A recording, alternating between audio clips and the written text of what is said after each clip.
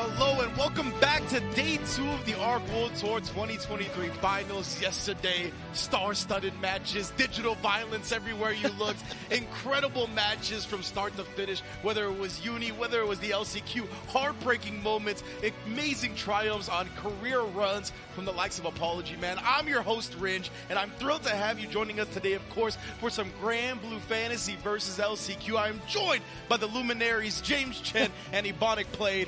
How y'all doing? I am so glad you called us Luminaries because that is actually thematic to Grand Blue Fantasy versus Rising lore.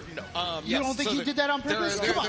Yeah. So, I mean, most people don't know. Most people don't know. I got to explain to them. I'm not explaining to you. But no, drop the lore. To you. Yeah. I want us to know. They're called the 7 Luminary Knights, right? So, we're the Follicle 5. So there's only 5 of us Luminary Knights. So, We'll hit the bat phone. We can get 2 more people with some nice hair from this community for sure. But thank you all once again for joining us. And we are going to be starting with that Grand Blue Fantasy versus LCQ. We also have the group stage, for Guilty Gear Strive going on later today as well. But yeah, man, the day 1 was just so cool.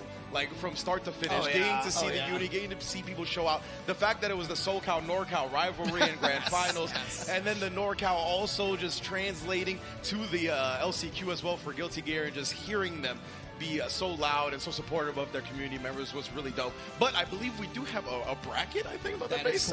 Let me see some brackets for this Grand Blue, huh? Ooh, we are already into that top 8. So, Ebonic Play, take me down the list. Yes, okay, so I'm actually looking at this, and this is a huge surprise in some of these areas for me. But, so we're going to have Koji Coco versus Shuabu at the very beginning, so it's most likely going to be Nier versus either Six or maybe even Anre, just throwing that out there. And then we're going to have Deva versus Dadpool after that, right? And then this is where a lot of people's, I think, fantasy brackets have exploded. Because in Losers Round 1, it is Kinari versus Arandamak. Kinari and Arandamak were 2 of people's picks to be the victors, right? So, and then on top of that, Gobu. A lot of you people know Gobu from Guilty Gear. Yeah. Well, all right, I'm gonna drop the Grand Blue lore for you a little bit later, and then Nitro is gonna be going up against Gobu as well. Oh man, again, it's just been really cool to see, all these players making it out here. I've been seeing players from all over the country coming out here for this last chance qualifier here. And that is to get to the finals. In fact, that will be playing out all day tomorrow. Yes. And I mean, just because I got to call it out, it is the fault of both Ringe and Sajam that these LCQ winners will be fighting each other the second they get in there. Yeah. And interestingly enough, I mean, we kind of we've all talked about it. We made the agreement. We're actually not even going to play the grand finals out because they have to play each other. They want to save that for tomorrow. Indeed, but now there's no more time to save for the violence. We got to get straight to it. Let's go to the stage and kick off the top 8. Yes, and we are looking at it. There it is. Thank you, everybody in the crowd. Let's go. Koji Coco, Shuabu. Now, Shuabu, I'm just going to say it for him.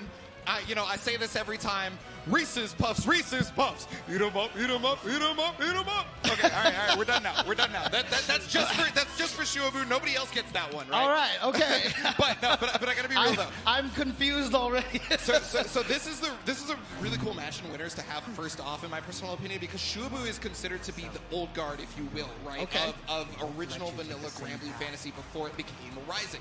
One of our best players in North America for sure. I don't even think we can question that, right? One of West Coast finest in general, even in Rising as well, right? And so we have more of a newer guard, right? With Nier as well. So we get to see that whole dynamic.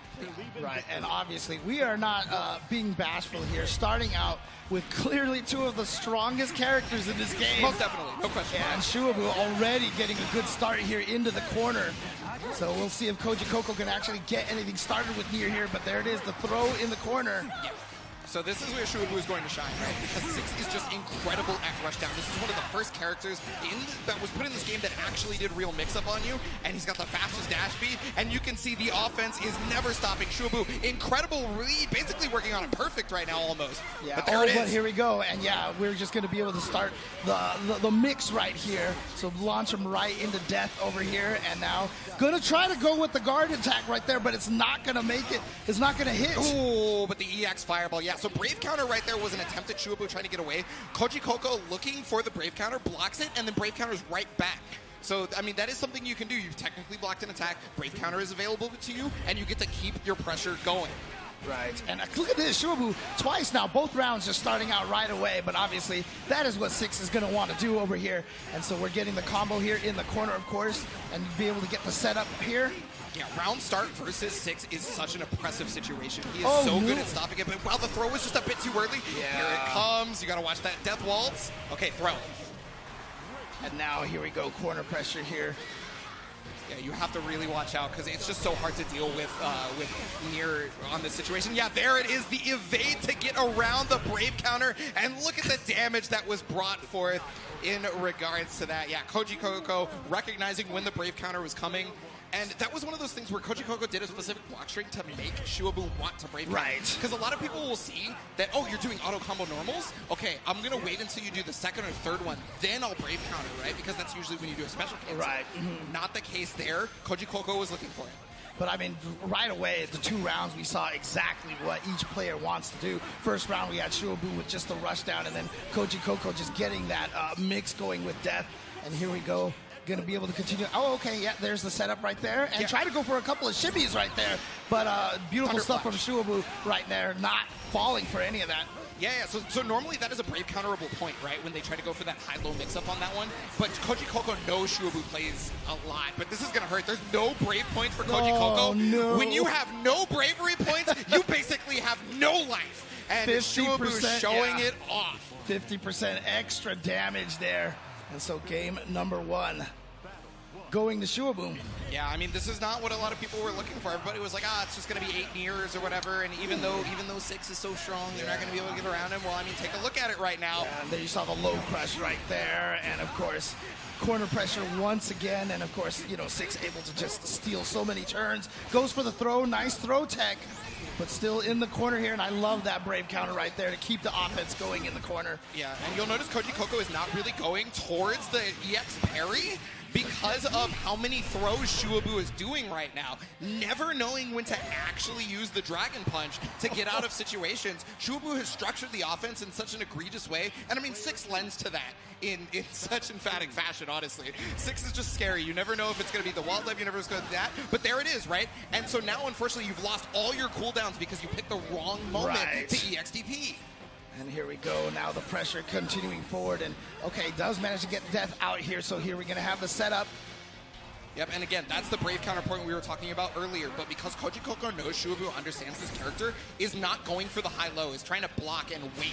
But I mean, I feel like we just had like almost kind of a mirror of, dude, we just had back-to-back perfects here. But again, just like in game number 1, it was first round Shuabu, second round Koji Coco, but now Koji has to find a way to shake this here and find a way to break this pattern of back and forth. No, this is exactly how I expect this matchup to go, quite frankly. Okay. Both characters have just incredible offense versus the other character, right? Like, they both have defensive options, but they're both the same technical defensive option, right? Now, where Nier has the edge is she can, pressure you from here, or she can do mad damage.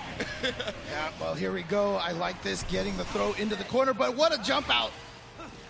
But still trapped here right now. Did not quite make it out of the corner here. So got to figure something out here. But you can see right there, Koji Coco getting low on death count over there. Yeah, got about 3 counts though. So it's only going to, oh nice, again with the evade to catch the Brave counter. Koji Coco.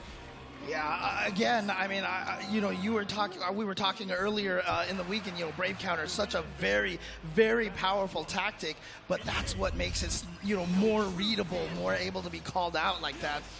Yeah, a lot of people are looking for Brave counter because I mean, the evade right there got the slowdown. You get whatever punish you want, big dog. Okay, here it is, high-low. No, who's looking for Thunder Flash? So that's what we're talking about, right? So versus 6 as well, you don't have to Brave counter. You can use Thunder Flash as well, which is the counter. And so you have to look for both of those options if you're Koji Coco. And I mean, good Lord, has Koji Coco been looking for every single defensive option possible. Yeah, turn it around. So Koji Coco not only breaking the pattern in the last game here, but now is the first player at match point now. Yeah, there's Fireball, EX Fireball. Okay, because EX Fireball is gone, I completely agree that Koji Koko needed to bust out the counter right there, right? Because EX Fireball being gone means Shuabu pretty much only has access to Wall Dive, and that's going to put him away. Okay, the parry actually works this time here, but again, that Brave counter just to keep the offense going and get the plus frames on that air Fireball from Shuabu. Attempted a frame trap right there, but there's the EX Wall Dive, could not get around. So if that was not ultimate skill, that would not have caught on the Wall Dive, right. But it specifically was ultimate skill.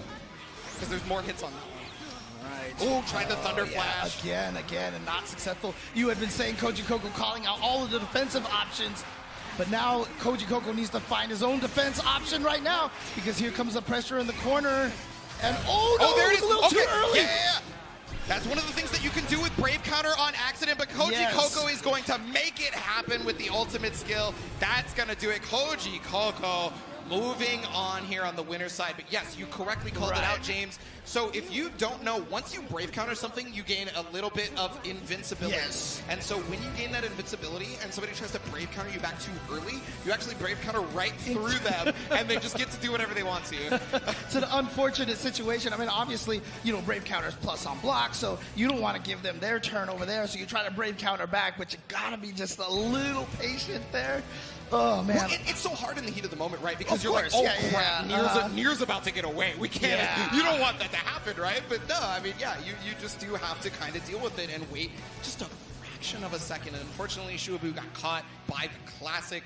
Koji Koko is going to be moving on. Shuabu still does have the loser's bracket there, and we do still have more winner's bracket action. Oh, yeah, absolutely. Again, we're going to be playing through this. This is just the LCQ to get into the finals, which will play out tomorrow morning as well, so you definitely don't want to miss that, but that's where we're going to get a lot more of the players from around the world. So, but for this one, I mean, we still do have 2 Japanese players in this tournament here. Yes. We'll see them in the loser side of the bracket, but as you can see in the winner side, the next match we're going to have is going to be D.Va and Dadpool. Yes, D.Va and Dadpool, so that's going to be coming up next. And I mean, it's very surprising that it's an American affair when we expected a lot of like Kanari to be doing stuff. Kanari got like 3rd at Frosty Faustings to unfortunately just be shy of qualification for this event. And Aaron Zamack was one of the people that everybody was looking at just to be able to take the whole thing, right? Koji Koko was also at Frosty Faustings and was also just shy of qualifying, just like Kinari, right? So Koji Koko is basically saying, no, this time it's happening, right? I mean, that's always one of the toughest things, heading out to all these qualification events, just coming just shy, coming to the last chance qualifier. It just happened actually recently, at another tournament where a player who had been getting like just shy of qualifying gets to the last chance qualifier and missed it by 1 spot. It is one of the most brutal things out there. It's one of these things that these world tours could definitely crush your heart, but you know what? What doesn't kill you makes you stronger, right? Keep your head up, Adventure. Keep your head up, please. Because I feel like that was a little pointed, James. I don't know if that was like specifically. Oh no, that wasn't actually at Adventure. I was actually referring to someone else. But okay. My bad. Honestly, again, that's the story. I've seen it so many times where players just, they travel everywhere. They go to play in every tournament and they just fall short. And it is a tough thing to deal with. But like I said, again, that just means that next year you'll just come back with more resolve and hopefully be able to make it. But I'm not trying to wish that on anybody here in this tournament, so I'm gonna stop commentators cursing everybody and shut up here. So well, one of the coolest stories for me is when somebody wins from the LCQ, to be quite frank. So they go through the whole LCQ, they couldn't make it at another time, right? Maybe it just wasn't their day at a different tournament. They go through the LCQ, they make it all the way through, I don't know, winners or losers, doesn't matter, of the final top 8, and it's just like, yes, I am that person. That is me. I'm nice. Yeah, it definitely happens. And honestly, at a lot of these events, the LCQ oftentimes turns out to be one of the hardest tournaments to win. And so when you do win, not only are you coming into the finals hot because you're just like, yes, I took the LCQ. But I mean, obviously you proved yourself because you took out so many other strong competitors. I always feel like the LCQ winners are some of the most dangerous people to go up against. Yes, no, I 100% agree, because they had the mental fortitude to make it through however many people were in the LCQ all the way, right? And then they were prepared. They knew who their opponents could possibly be well before they knew you were going to be their opponent. Yes. So you do have a lot of that. But thank you so much, everybody in-house, for joining us for the ARC World Tour 2023. I know a lot of you are getting those casuals in right now because you can never get enough of Guilty Gear Strive, Under Night in Birth, and Granblue Fantasy versus Rising.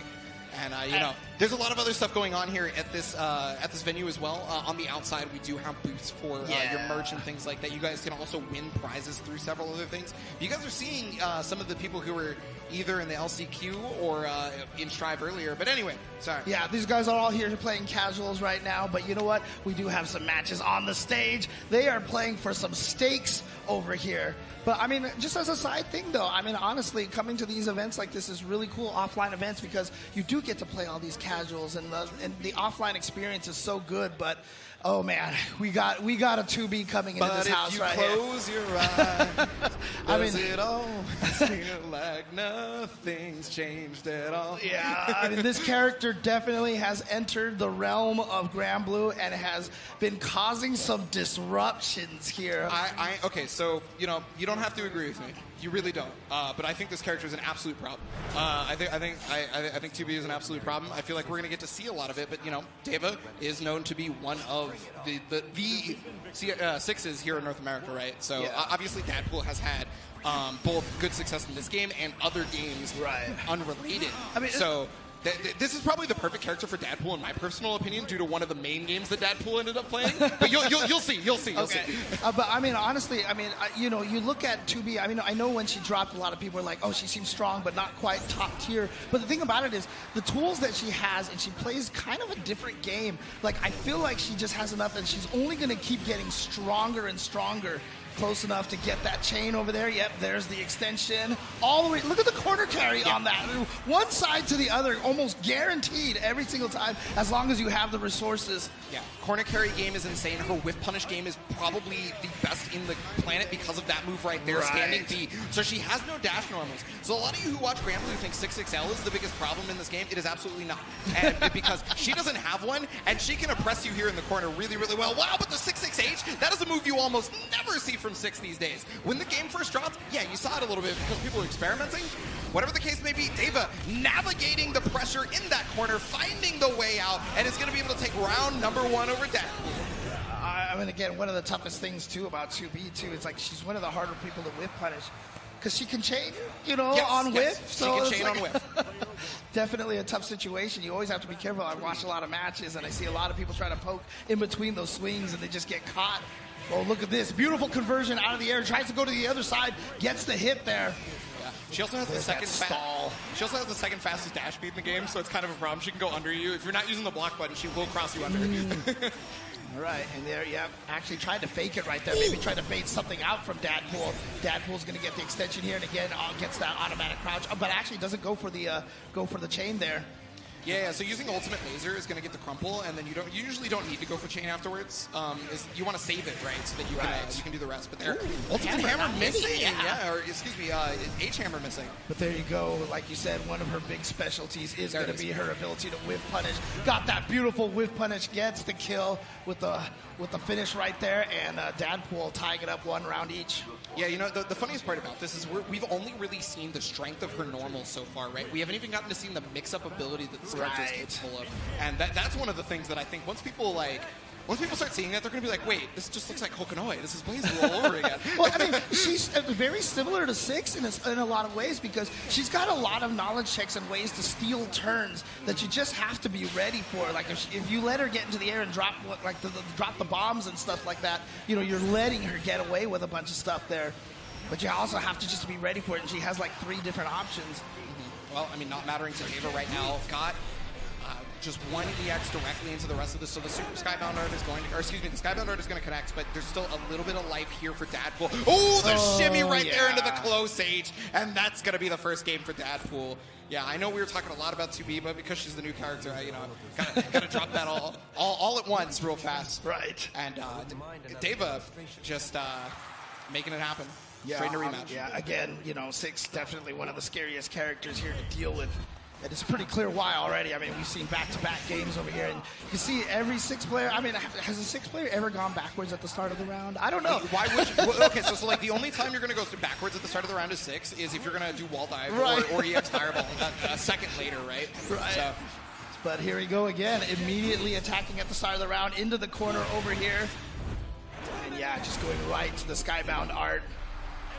Good damage on this. It just needs one more mix-up. There it is, right there. And Deva definitely going to get that with a perfect as well. Yeah, EX Fireball doing such a strong job of catching people trying to tech throws or to OS the 2Ls, right? So a lot of people try to do the 2L Raging Strike, right? But it's nice to have a plus move that also low crushes as well. Yeah, most definitely. Especially for a character with this mix-up ability.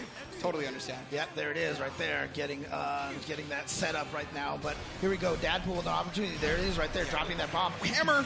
Definitely check that, but, you know, hard. Oh, wow, nice whip punish here from Deva. And gonna go right into the Skybound Art again. And so Dadpool actually gonna just drop down 1 break point. Not too bad right now. Oh, caught the shimmy! Called out the shimmy with the low. Yeah, the low right there, just not wanting to deal with the shimmies anymore because that was basically a check situation, right? David could have won off of that 1 hit. There's the float, and now the Brave counter is required to be able to get out. Same right back for Dadpool, the Thunder Flash. We are fighting for control as the Mirage comes out as well. Yeah, Hold on, the overhead! There's the stagger, there's the delay right there off of the float. And so here we go. What's the setup here? Gonna go for the safe jump? No, actually gonna just drop the bombs. Okay, yeah, you had some Brave counter right there. I don't think you're reacting to the mix-up. Oh, look at this! Oh my God, just stay away from that fireball! Yeah, the problem is you can get chipped out on this one. Either player, neither of them have chip guns. Wow! There it is! The wire call on Pod A! Oh my goodness! Dadpool staying alive here. Still in this with the snipe from downtown, and here we go. God, man. Because the thing was, Deva actually had Dadpool in chip range. Yes. But then Dadpool, 1 Brave counter and a Dream got out of there. He's going to be able to get out with Jump H. That might be the best air normal in the entire game, by the way. I just wanted that air normal messed up. Oh, man. But here we go. Now, all of a sudden, Deva here with the offense. But again, only wake-up option. They're going to use it. Yeah, Ultimate Mirage, it's very, very punishable, and it's not as strong as some other Dragon Punches, but, I mean, it's a thing, right? You can use it, and there it is again! Nice. So we talked about this before. Yeah, so the 2 fastest characters in the game are on screen right now. 6 has the fastest dash speed, and then 2B has the 2nd fastest. The problem, though, is Dadpool can expend skill gauge to cancel a normal into dash and do cross. But what a great conversion. Out of the air. Didn't have enough meter there for a Skybound Art, so just going to go for the mix-up with the double jump. Nice throw tech, still alive, and just gets out of that range. That 2H hits so far, too. Yeah, was still able to get out of it thanks to the ultimate claw. And there's wall dive right now, jumps away from it because does not want to deal with the plus frames. The Brave counter comes out. You're in chip range. You're in chip damage range. Is such a danger here. Got to watch out. Oh, actually. The 5L. Yeah, wow. And Dadpool going to tie it up here 1-1. Again, I mean, look, if you guys are new to Granblue, obviously one of the things about 2B that you're going to notice, she doesn't have like the cooldown system like everybody else does. She's got her own meter system, basically. So all of her special moves just use up different amounts of that meter up there. So they all kind of share one resource. Yes, yeah. So I mean, if you're looking for her to not have like a thing like a Dragon Punch or something like that, maybe you're looking for a specific setup to not be available to her. Look at her skill gauge. She might not have the bar to use it.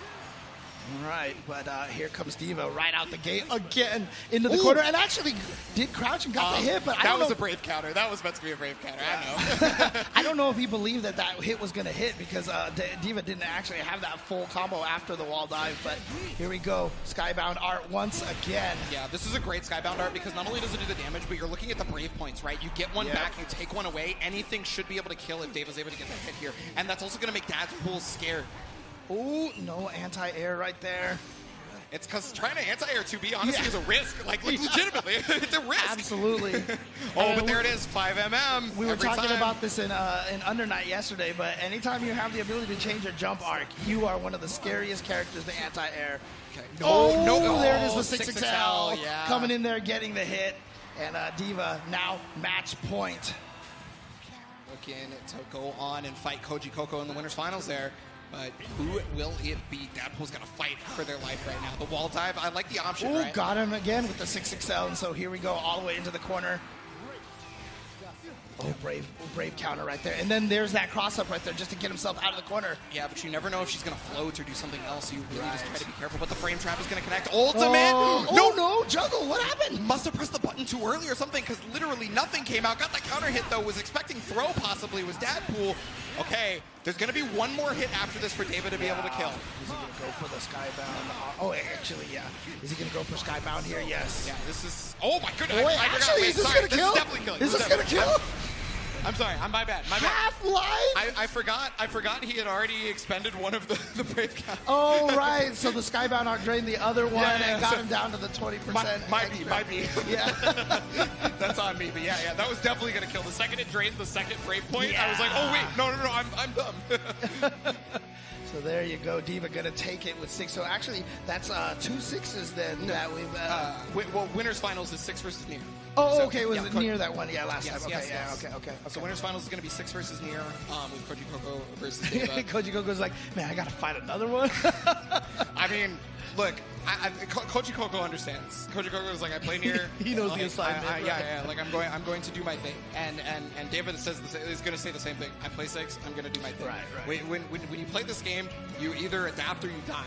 If you're unwilling to adapt to the strong, then they will eat you. I'm sorry. There's no choice. Dude, the FGC just needs to print that on a T-shirt. You have to adapt or die. I mean, that's just basically the whole idea over here. I mean, again, that's what fighting games are all about, right? Is figuring out what your opponent does, adapt to it. And honestly, you could be a low-tier hero if you want, but you can also win a little bit more off the character select screen as well. So. Yeah, well, there is one low-tier hero I want to talk about if we go to the bracket here. And one low-tier hero that we may see just a little bit later is that Gobu versus Nitro match. I don't actually want to call Ladiva low-tier, but like if you look at like Nier, Siegfried and 6, like you're probably not really looking at her. But up next, we're actually most likely going to have Kinari versus Aaron DeMac. So Kinari, a lot of you may have remembered Kinari from the previous game going under their actual name. Okay. But they go under Kinari now, so obviously we're respecting that. And so they used to play Percival. That is no longer the case. As most of you who have played Percival may be aware. Yeah. Is there anybody left who plays Percival? Oh, yeah, absolutely. No, there is. Actually. So the next match will be Gobu versus Nitro instead. But, which is great because Kinari versus Aaron DeMac is going to be a barn burner anyway. Yeah. So Gobu versus Nitro, I'm glad we get to talk about this because I did get to go ask the Japanese players a couple of questions. Gobu is always a threat in any game, right? So I had him in the back of my mind as somebody who could make it far in the LCQ, and he did. Now... So that Gobu is up here. One of the things I asked is like, okay, so I know Gobu is a Ladiva player in this game. Mm-hmm. So when I went up to them, I asked, does Gobu have a secondary, right? Or is it only Festiva? Because she's called Festiva in Japanese. In Japan, right? Yeah, so is it only Festiva? And they go, I can't remember which one of them got up and said this. They look me dead in the eye and they go, no, crazy man. Ladiva only. And I'm like, really? No secondary? And they go, Nier? No. 2B? No. Ladiva only. Crazy man. And I was just like, wow. Which event? It was a previous Arc Revo tournament in Japan. No, actually it was I can't remember which event it was, but we've seen the faces that Gobo makes. I mean, we know he's a crazy man. We've seen that Goldless. We've seen the Asuka before. I mean, this guy is crazy. Obviously in Guilty Gear, those two characters there, so... So I also asked them like about like if he's a troll or not, and they're like, yes. Dude, you just look at him and you're just like, troll. Yeah. Well, we're gonna see some of that trolling here in a second because I do believe we have the game ready, and we are gonna see how this plays out. Now, Nitro playing Nier. Nitro we have seen in several American tournaments representing FlyQuest. And so, we got our other Niers. So, I mean, it's interesting, too, because, obviously, I've been a grappler player at heart. Okay. And, I was talking to my stream, and I was like, oh, I should play Ladiva. And they were like, no, don't play Ladiva, But, I mean, but Gobo obviously is a person who could make all these kind of, lower-tier characters work out pretty well. Yeah, I'm a bit remiss to call her lower tier. I'm not going to say she's, very strong or anything. Don't get me wrong. But, I think we need a little bit more time, and I think really the only problem child personally is Nier, but that's just me. I mean, you bring up a good point too, because we also have to remember that this game is still very young. Yes. Very, very young. So a lot of things can still develop as time moves on. But Nitro is rocking that Nier again, and so we're definitely going to be all experiencing some near death right now. Yeah, near death experience for sure. As the command grab comes out, Gobu has already started the train, and has to fight their way out. Nitro definitely needs to go away. And here we go, going to have the setup here against Ladiva. Yep, just blocking there and goes for the side switch. Obviously wants to get the corner, so the Brave counter right away from Gobo. Going to get the crouch off of that, the EX headbutt. You're right into the Skybound art as well. Full corner carry there for Gobu, knowing the regular routing. That has been a combo since the dawn of time, basically, for her. But there it is, checking the reactions. So that's great for Gobu because there's no Brave points left. Yeah. Remember, you get hit by one Raging Strike, you lose a Brave point. If you want to Brave counter out of it, it's another one gone, and you've already Brave countered once. You now have to deal with everything Ladiva can extra bring. damage, yeah. I mean, it's interesting because I don't see as many people just go for raw, Raging Strikes that often. So normally it's thought of to be very reactable, right? And technically it is. You can spot dodge but the thing, if you try to evade, you're good to go. You get any punish you want. But the thing is you have to check your opponent sometimes. And Gobu, we talked about him earlier. He's the troll, right? So he is going to make you mad. He is going to Raging Strike you, and then he is going to run the gameplay. Did you see that? Interesting. I mean, he just went for the Brave counter right away so he can dash, knowing that Niers like to jump in that situation there. Yep. And I mean, there's enough Nier players in Japan that Gobu has to have run into at least 3 of them a day. So, super Skybound art on the wake up right here. Well, the flip out, I should say. But what? 1, 2. Wait, is it gonna Is it gonna kill? The Nier, no, the kick out. Oh man! It doesn't matter how much life the opponent is. I will play. I will pretend. I will pretend. for sure. Have to. But there it is, the counter right there, and that is one of the reasons why it is so hard to deal with Nier on defense. Is that counter?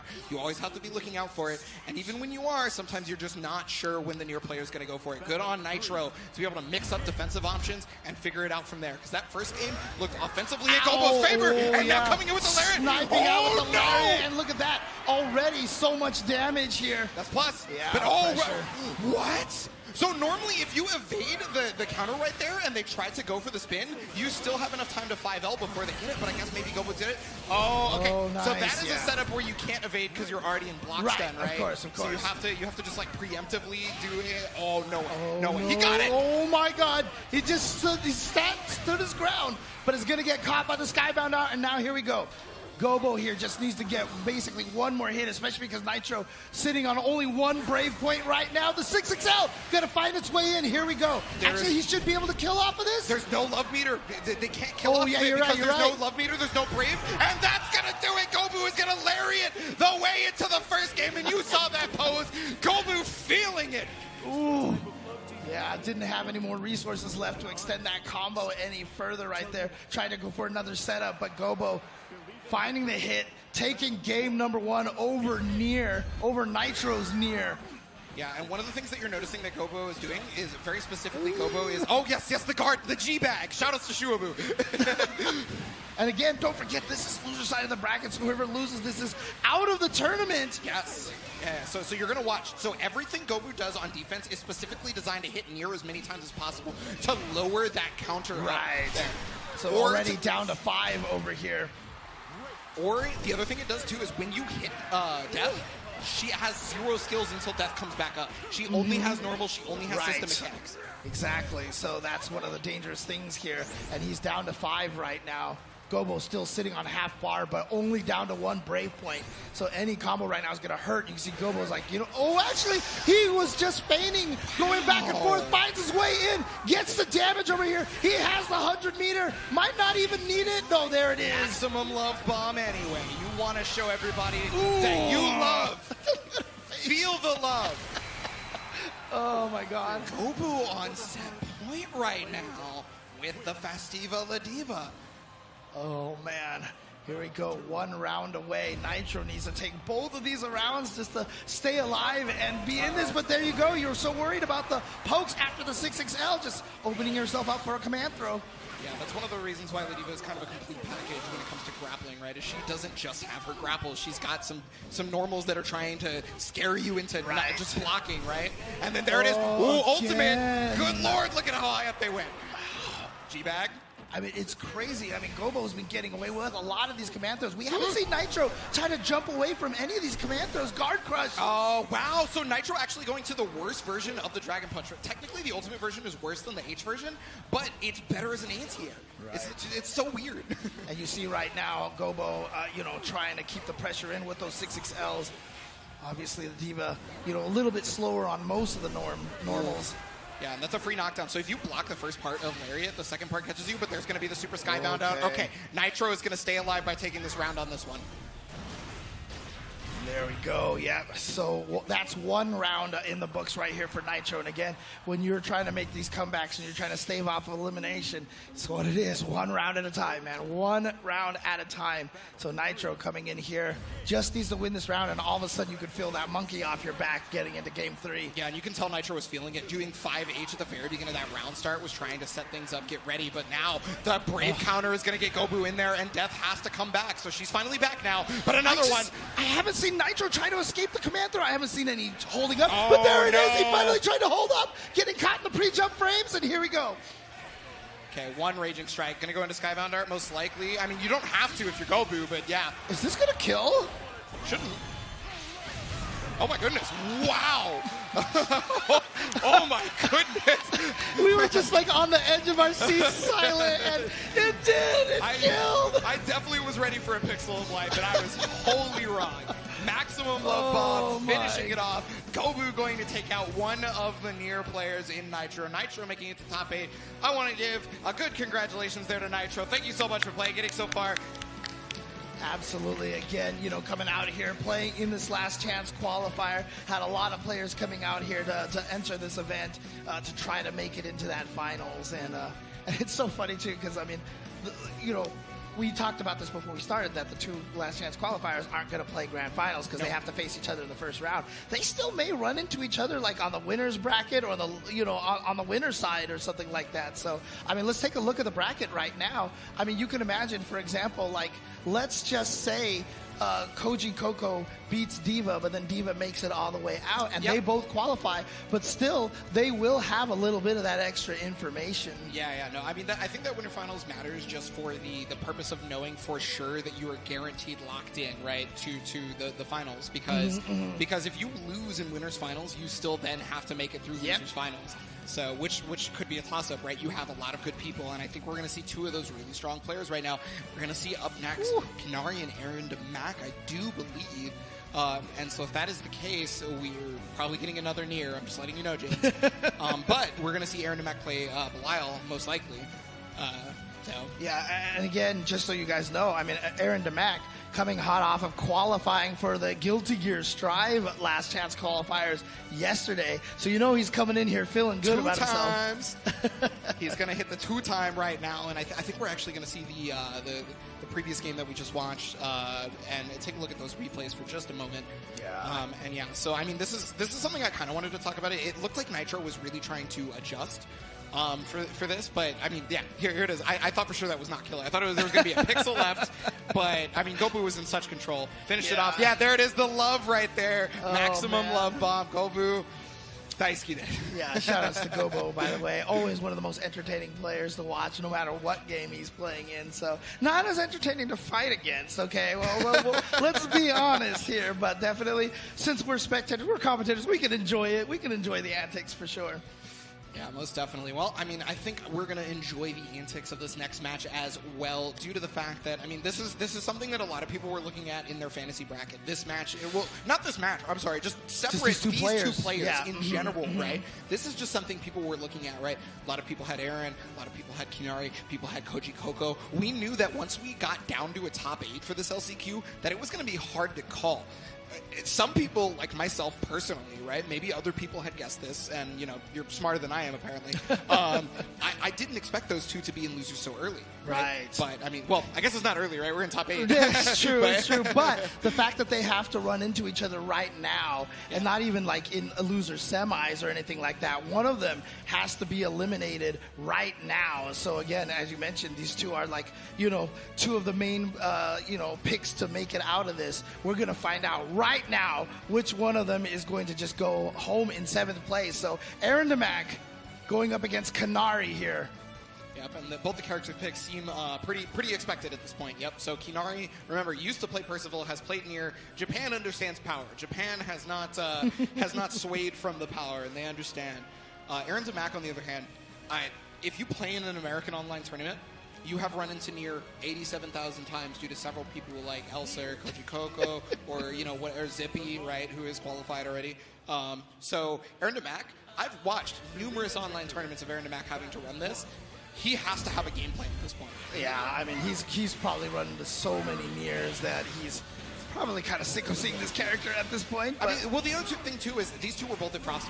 Oh, and I cannot remember if okay. this was a run back or not. Okay, unfortunately. okay. I'll check later, but yeah. Oh, beautiful back throw into the corner. Just going to wake up right away. Yeah, the ultimate. Dragon Punch to be able to get out right there. And there it is, yep, hitting kicking, death yep. so that there's no skills available. So now Aaron DeMac could try to fight back, but great job by Kinari just fighting normal with normal guy pressure, right? But there's that counter 2M right there going right into the 6XL. Oh, already preemptively used evade after the far 5H and counter hit, and then that allowed Kinari to press buttons even though it was technically Aaron DeMac's turn. Good recognition by Kinari to recognize that Aaron DeMac had messed up there.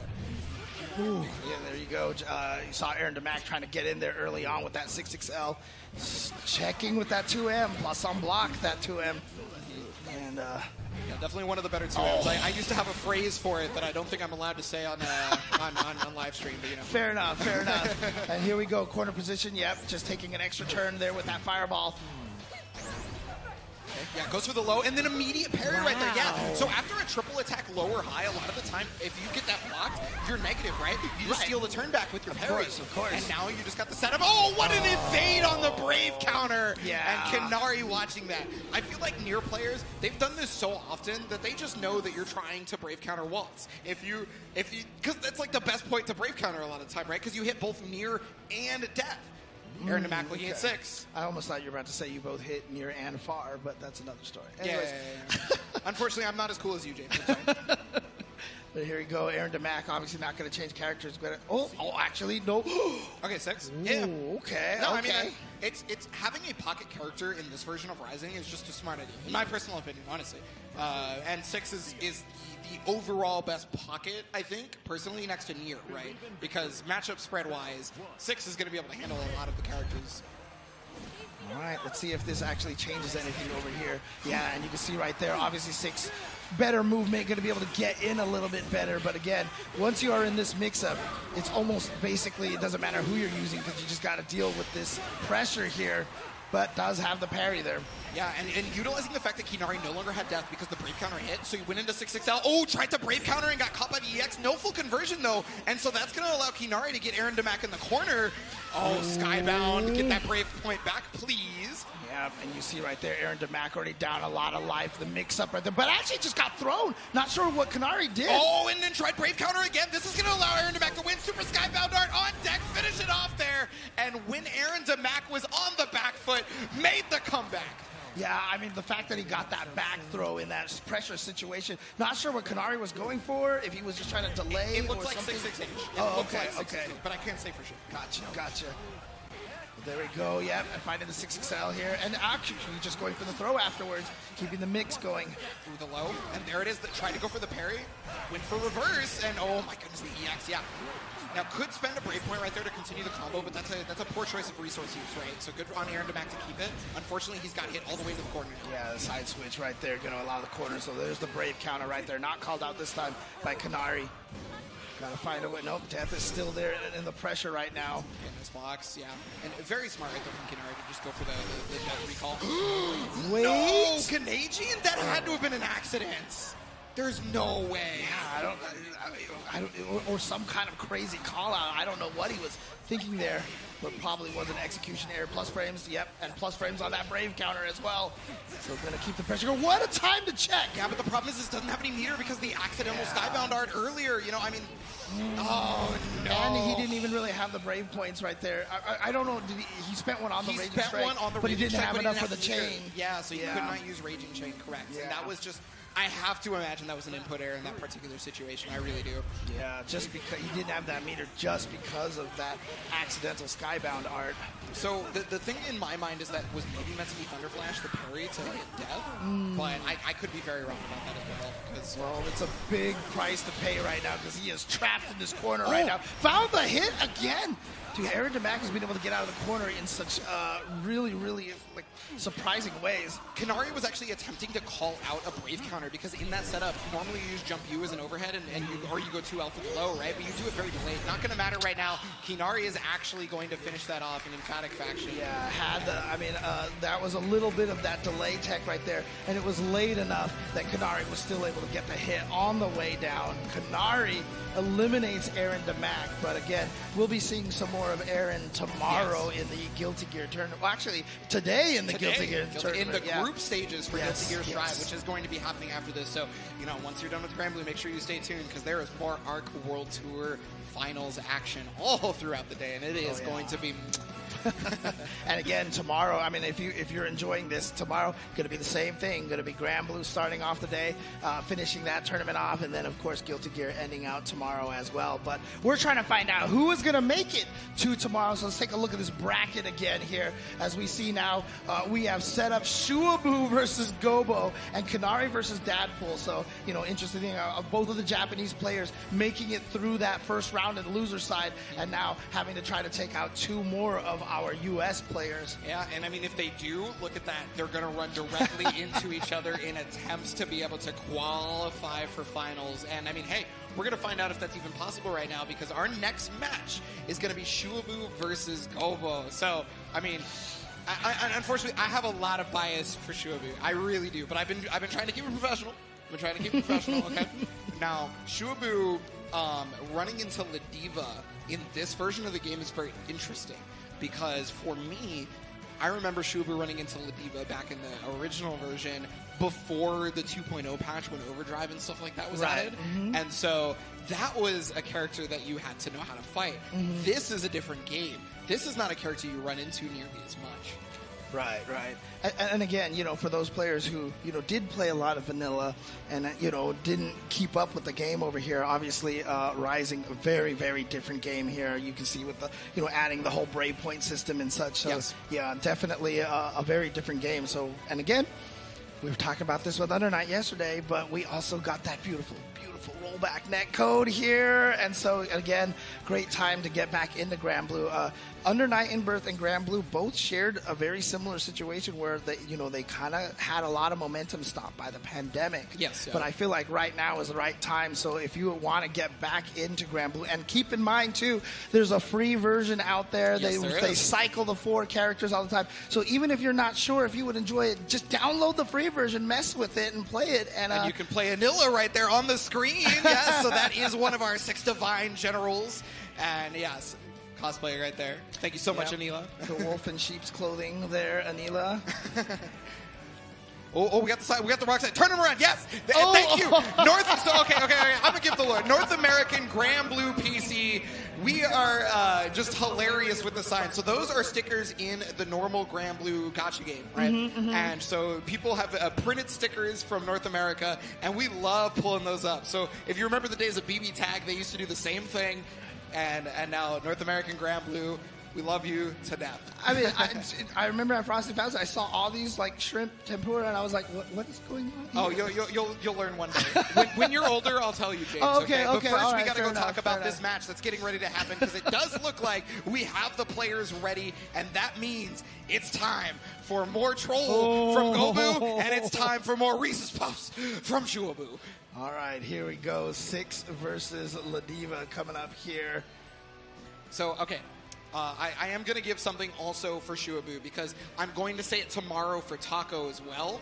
Shuabu and Taco have a very similar aspect of one of the reasons why they try to do well in tournament. Shuabu wants Fukuhara-san to buff Uesus in the Mobage, all right? Taco wants him to put Vicala in Granblue Fantasy Versus, so I'm just saying. Just throwing that out there real quick. That's my favorite of Shuabu. Well, there you see right there the Brave counter right away to try to prevent the mix-ups from 6, but Shuabu getting right back in there.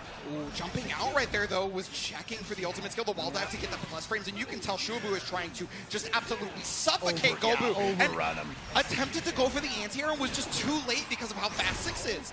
Yep, in the corner situation, yep, you're going to get that turn right there with that fireball. So Gobo trapped in the corner here.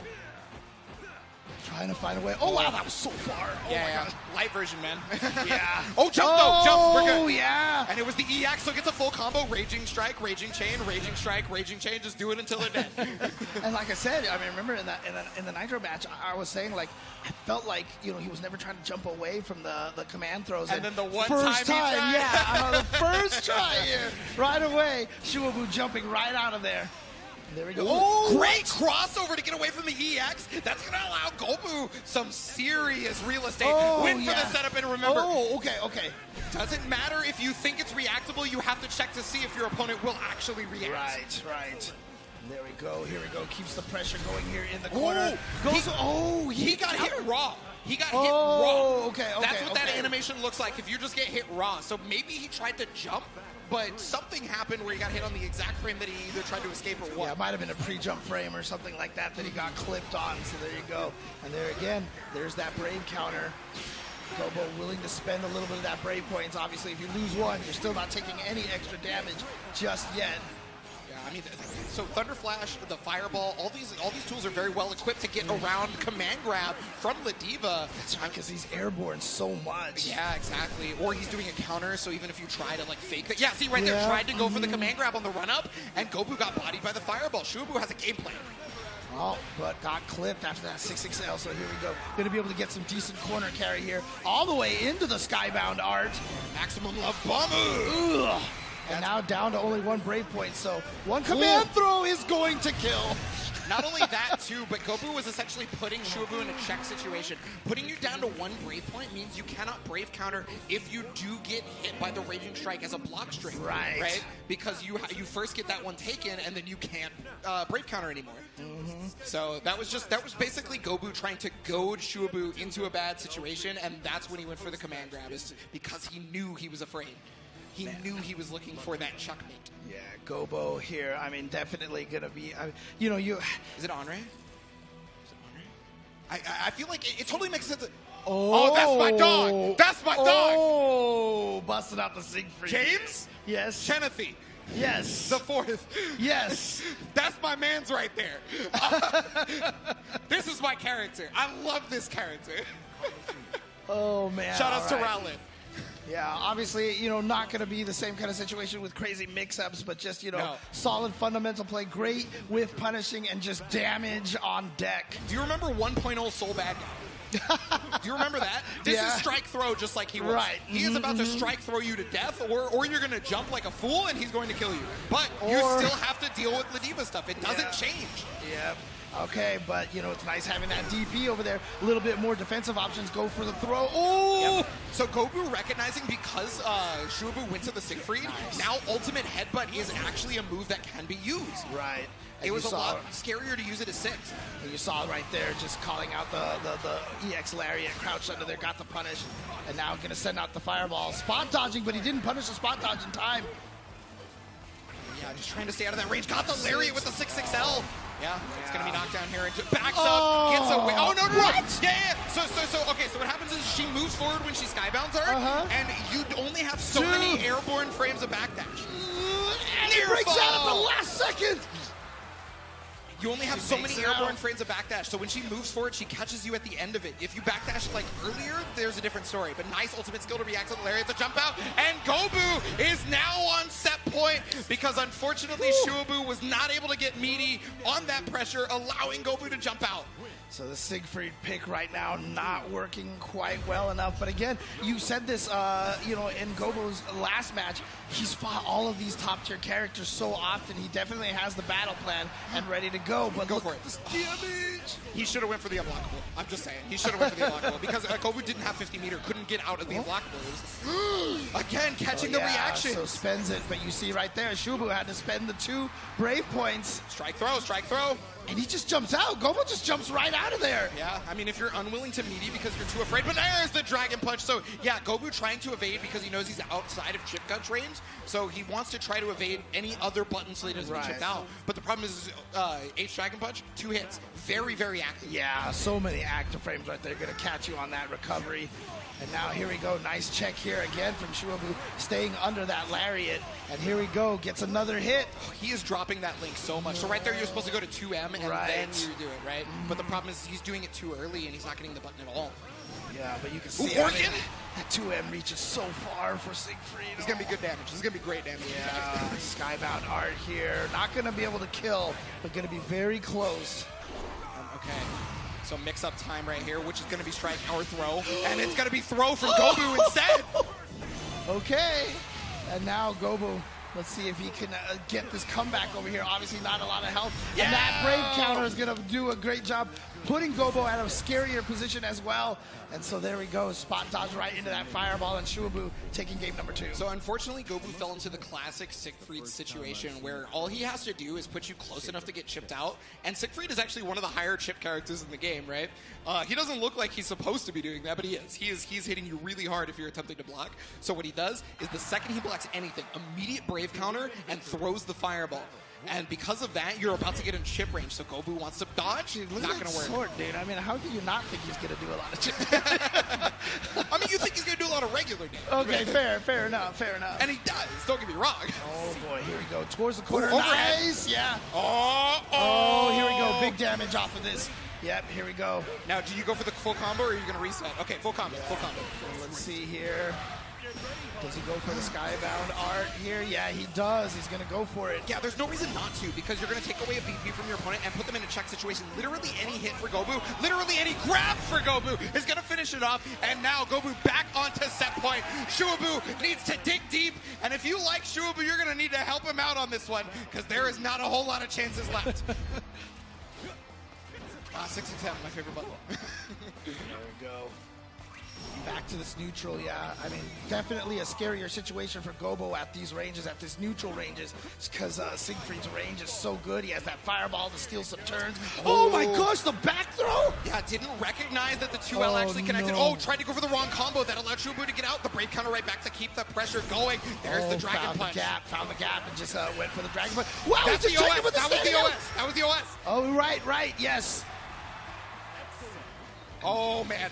Yeah, that situation could be pretty hard to deal with. But okay, got the hit right here. It's going to go. But the problem is here's the last Brave counter. Brave point, excuse me. So next hit. I mean, even one command throw right now might even be able to get what a shimmy. He gets the shimmy, tries to go for another one, and that's going to be enough to reach. All right, I need the countdown. Get the ref in here we go. His shoulders are down. 1, 2, 3.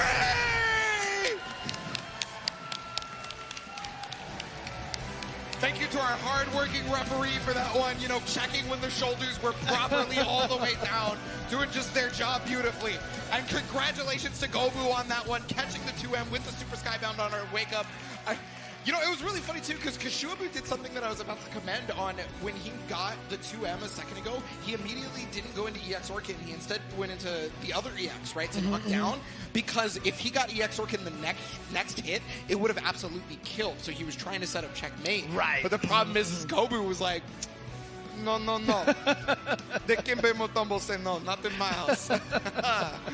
Oh, man. And so, yeah, Gobo going to continue to move on here on the loser's side, trying to set up perhaps that Japan match coming up. Hey, look, that's a possibility. And I mean, we can see that's a possibility because we do have the bracket here. And so, because of this, Dadpool will have to stop Kinari. Otherwise, it will be Japan in that loser semifinals, and they're going to have to take each other out of the equation. But we're not there yet.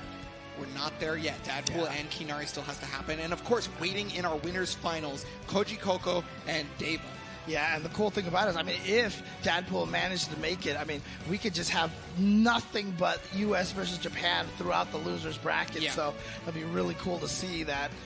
But of course, if we want to maintain that, that means Dadpool would have to win and then Gobo would have to win. So Correct, obviously, we're going to try to. The U.S. players here are trying their best right now to put a stop to that. But you got to start here with Kanari first. Yes. So Dadpool is going to have to defeat Kanari here, or Kanari is going to have to defeat Dadpool for their, whatever. I don't really. I'm not like huge on saying that American has to win. I don't need to. If you adapt or die, all right? You adapt or die. It's best player wins, okay? Adapt or die. Yeah. But I mean, look, let's take a look a little bit at some highlights of that Gobo match that we just saw here. Again, the Siegfried pick worked out, but just catching the backdash worked out for one game. But then the second game over here, Gobo with the call out, and that was the same situation actually as the Skybound art that had happened prior in the other game. Was he tried to go for the backdash, got caught because of the move forward on the maneuver, and well, I mean, okay, that time it was because he stuck his 2M into the button, but still. I mean, in that case, I mean, it almost feels like maybe it's safer to try to jump away from, Ladiva. But I mean, he does have a pretty funny EX fireball that's quite good. But it's one of those things where it's hindsight, right? Right. Hindsight's 20/20. Yeah, you're in the middle of the game. You think, okay, if I hit this 2L, I literally win the game. That was Right. what was going through in Shubu's head because he goes 2L, EX Orkin, finish it off. There's just nothing left, right? Because he has Skybound art available, or Super Skybound art at that point, actually. And you even mentioned too, the start of the backdash is airborne, so it can escape that command throw. So actually, Gobo might have just, with a call out a little bit there, doing a kind of a delayed command grab to make sure to grab that backdash. Yeah, no, maybe that could very well be the point, but that is not the match we have now. What we do now have is Dadpool and Kinari, so we are going to get that 2B back. You know what's funny? Dadpool actually used to play Ladiva in the previous game. Oh, yeah. Okay. Okay. But yeah, so instead of that, we're going to go ahead and see the 2B versus Nier, most likely. At least that's what I would personally want to pick versus Nier, because 2B actually has the ability to get around death. So that's like, I don't know. To me, just 2B's entire kit just screams like, this is actually something she can deal with. But, obviously we haven't yet seen that in paper. She's the newest character in the game, and already at round start jumping around Hammer, that's going to be a guard crush. Got caught in the reverse. I'm not sure what he was trying to do over there. It just looked like he pressed a button or something at the last second. Actually, I don't even think it was a counter hit. Just got caught maybe during some movement. Oh, got caught by the delay. That's a big trick that a lot of people get hit for, but it's also one of the best starters that Nier has, so you really have to be careful about that. It looks like an attack, so you block, and then you go, There's wait. The OS right there, and going to be able to kill off of that Raging Chain. Yeah. Super good from Kinari there. Very, very strong start. Dadpool looks like having a game plan at the very beginning, and I mean, it can be so hard to anti-air 2B that, like, jumping is actually just kind of easy for a 2B player a lot of the time, but, I mean, there it is. See, yeah, I'm telling you, that is the best jump normal in the game. I'm trying to explain. Here we go. Pressure here. Yep, there you go. Trying to steal a turn with that air bomb. But then got caught, and now the side switch, of course. And now you're going to be in the corner here. Ooh, but there it is. Brave counter immensely late. That's really good because a lot of people are looking for it in the middle of the move. Oh, again, the option select coming to work here again. Overhead. Yep. It's overhead or low, man. You either brave counter or you just figure out where they're going. That's the unfortunate part. It's a really, really strong tool right there because she comes down at the same time you're about to land while you're forced to block the walls. Right. So you're either doing the brave counter to hit them, or you have to deal with the overhead and low. These are just kind of the options on this one, unfortunately. Kind of have to almost pseudo fuzzy it, but again, that window is very small. I don't think you can fuzzy it. I'm sorry. Really? Yeah, I don't think you can fuzzy it. Okay, fair enough. There you go. Yeah, that 5H connecting, but no ultimate skill laser to get the crumple. And yes, immediately hitting death, but Kinari recognized it. Wow, super good from Kinari. Was like, wait, this is a situation where they can hit death. I'm going to go in 6XL. Yeah, but obviously was able to extend the combo much further after that, but doesn't matter because got the corner push. And look at this, just huge damage right into the sky. Huge damage, yeah. That's just going to finish it off, yeah. That is one of the things about this character is she does not look like she should be doing as much damage as she is, but she does. But she does.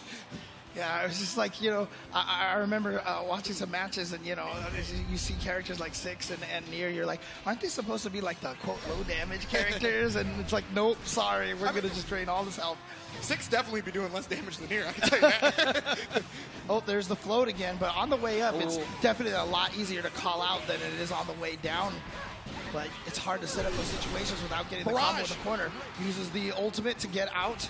Yeah, Mirage, so that's the thing about that setup right there that Kinnari did, was it actually was DPable, and I guess Kinnari was expecting not to deal with it, but the Skybound Art, we're in check situation now, James. Yeah, what's the, okay, actually, just goes for the, calls out the float! Didn't have enough for Raging Chain, though. That's going to keep Dadpool alive. Got another chance at it, but there it is, the spin, and Kinnari is going to take this one. Yeah, you saw right there with that really nice Brave counter there. Got the hit there, basically kind of created a checkmate situation. Just put him right into chip situation.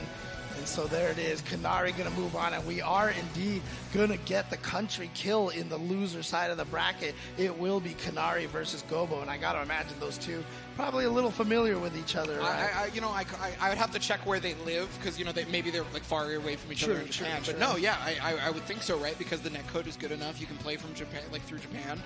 They probably played each other online at least once if they haven't played in another tournament, right? So yes, no. So but here is the bracket, just like James was talking about there in the loser side. We have Japan versus Japan, Kinnari versus Gobu. But up in the winners finals, we have America versus America, Koji Coco and Deva.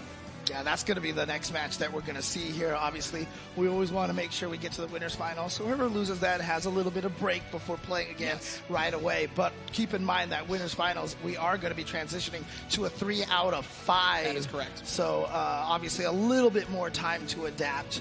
Yes, and I mean, this is one of those moments, too. This isn't just about the 3 out of 5, James. This isn't just your normals winners finals. That's right. The people in winners finals that are about to play are looking to qualify for the Arc World finals, for the end of this.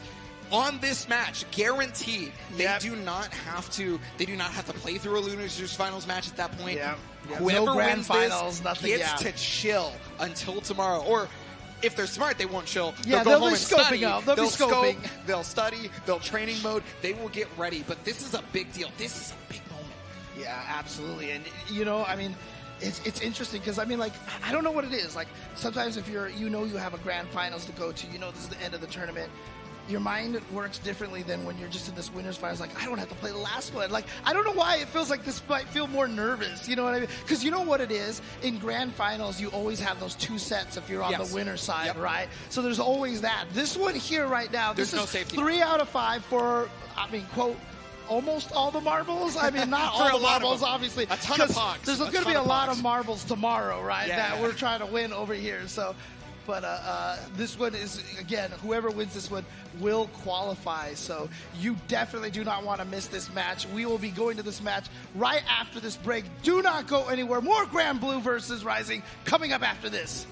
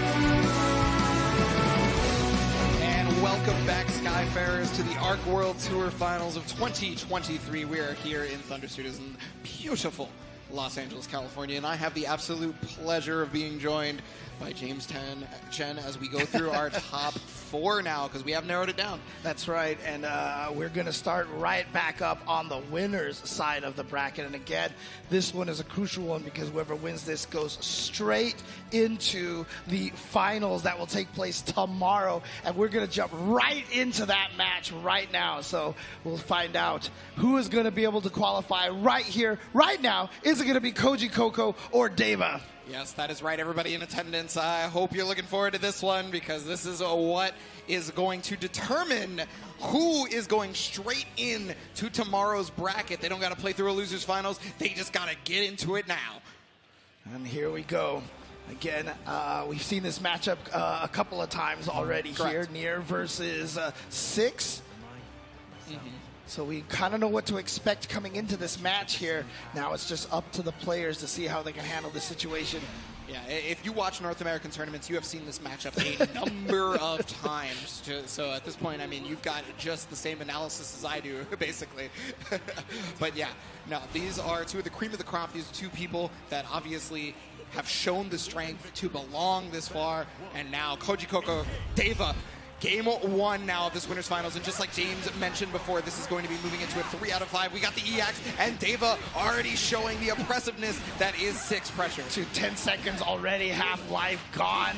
Goes for the throw here. Just going to keep this going. Are we going to get a perfect? Already has the Skybound built all the way up. But doesn't even need it. And look at that. 20 seconds.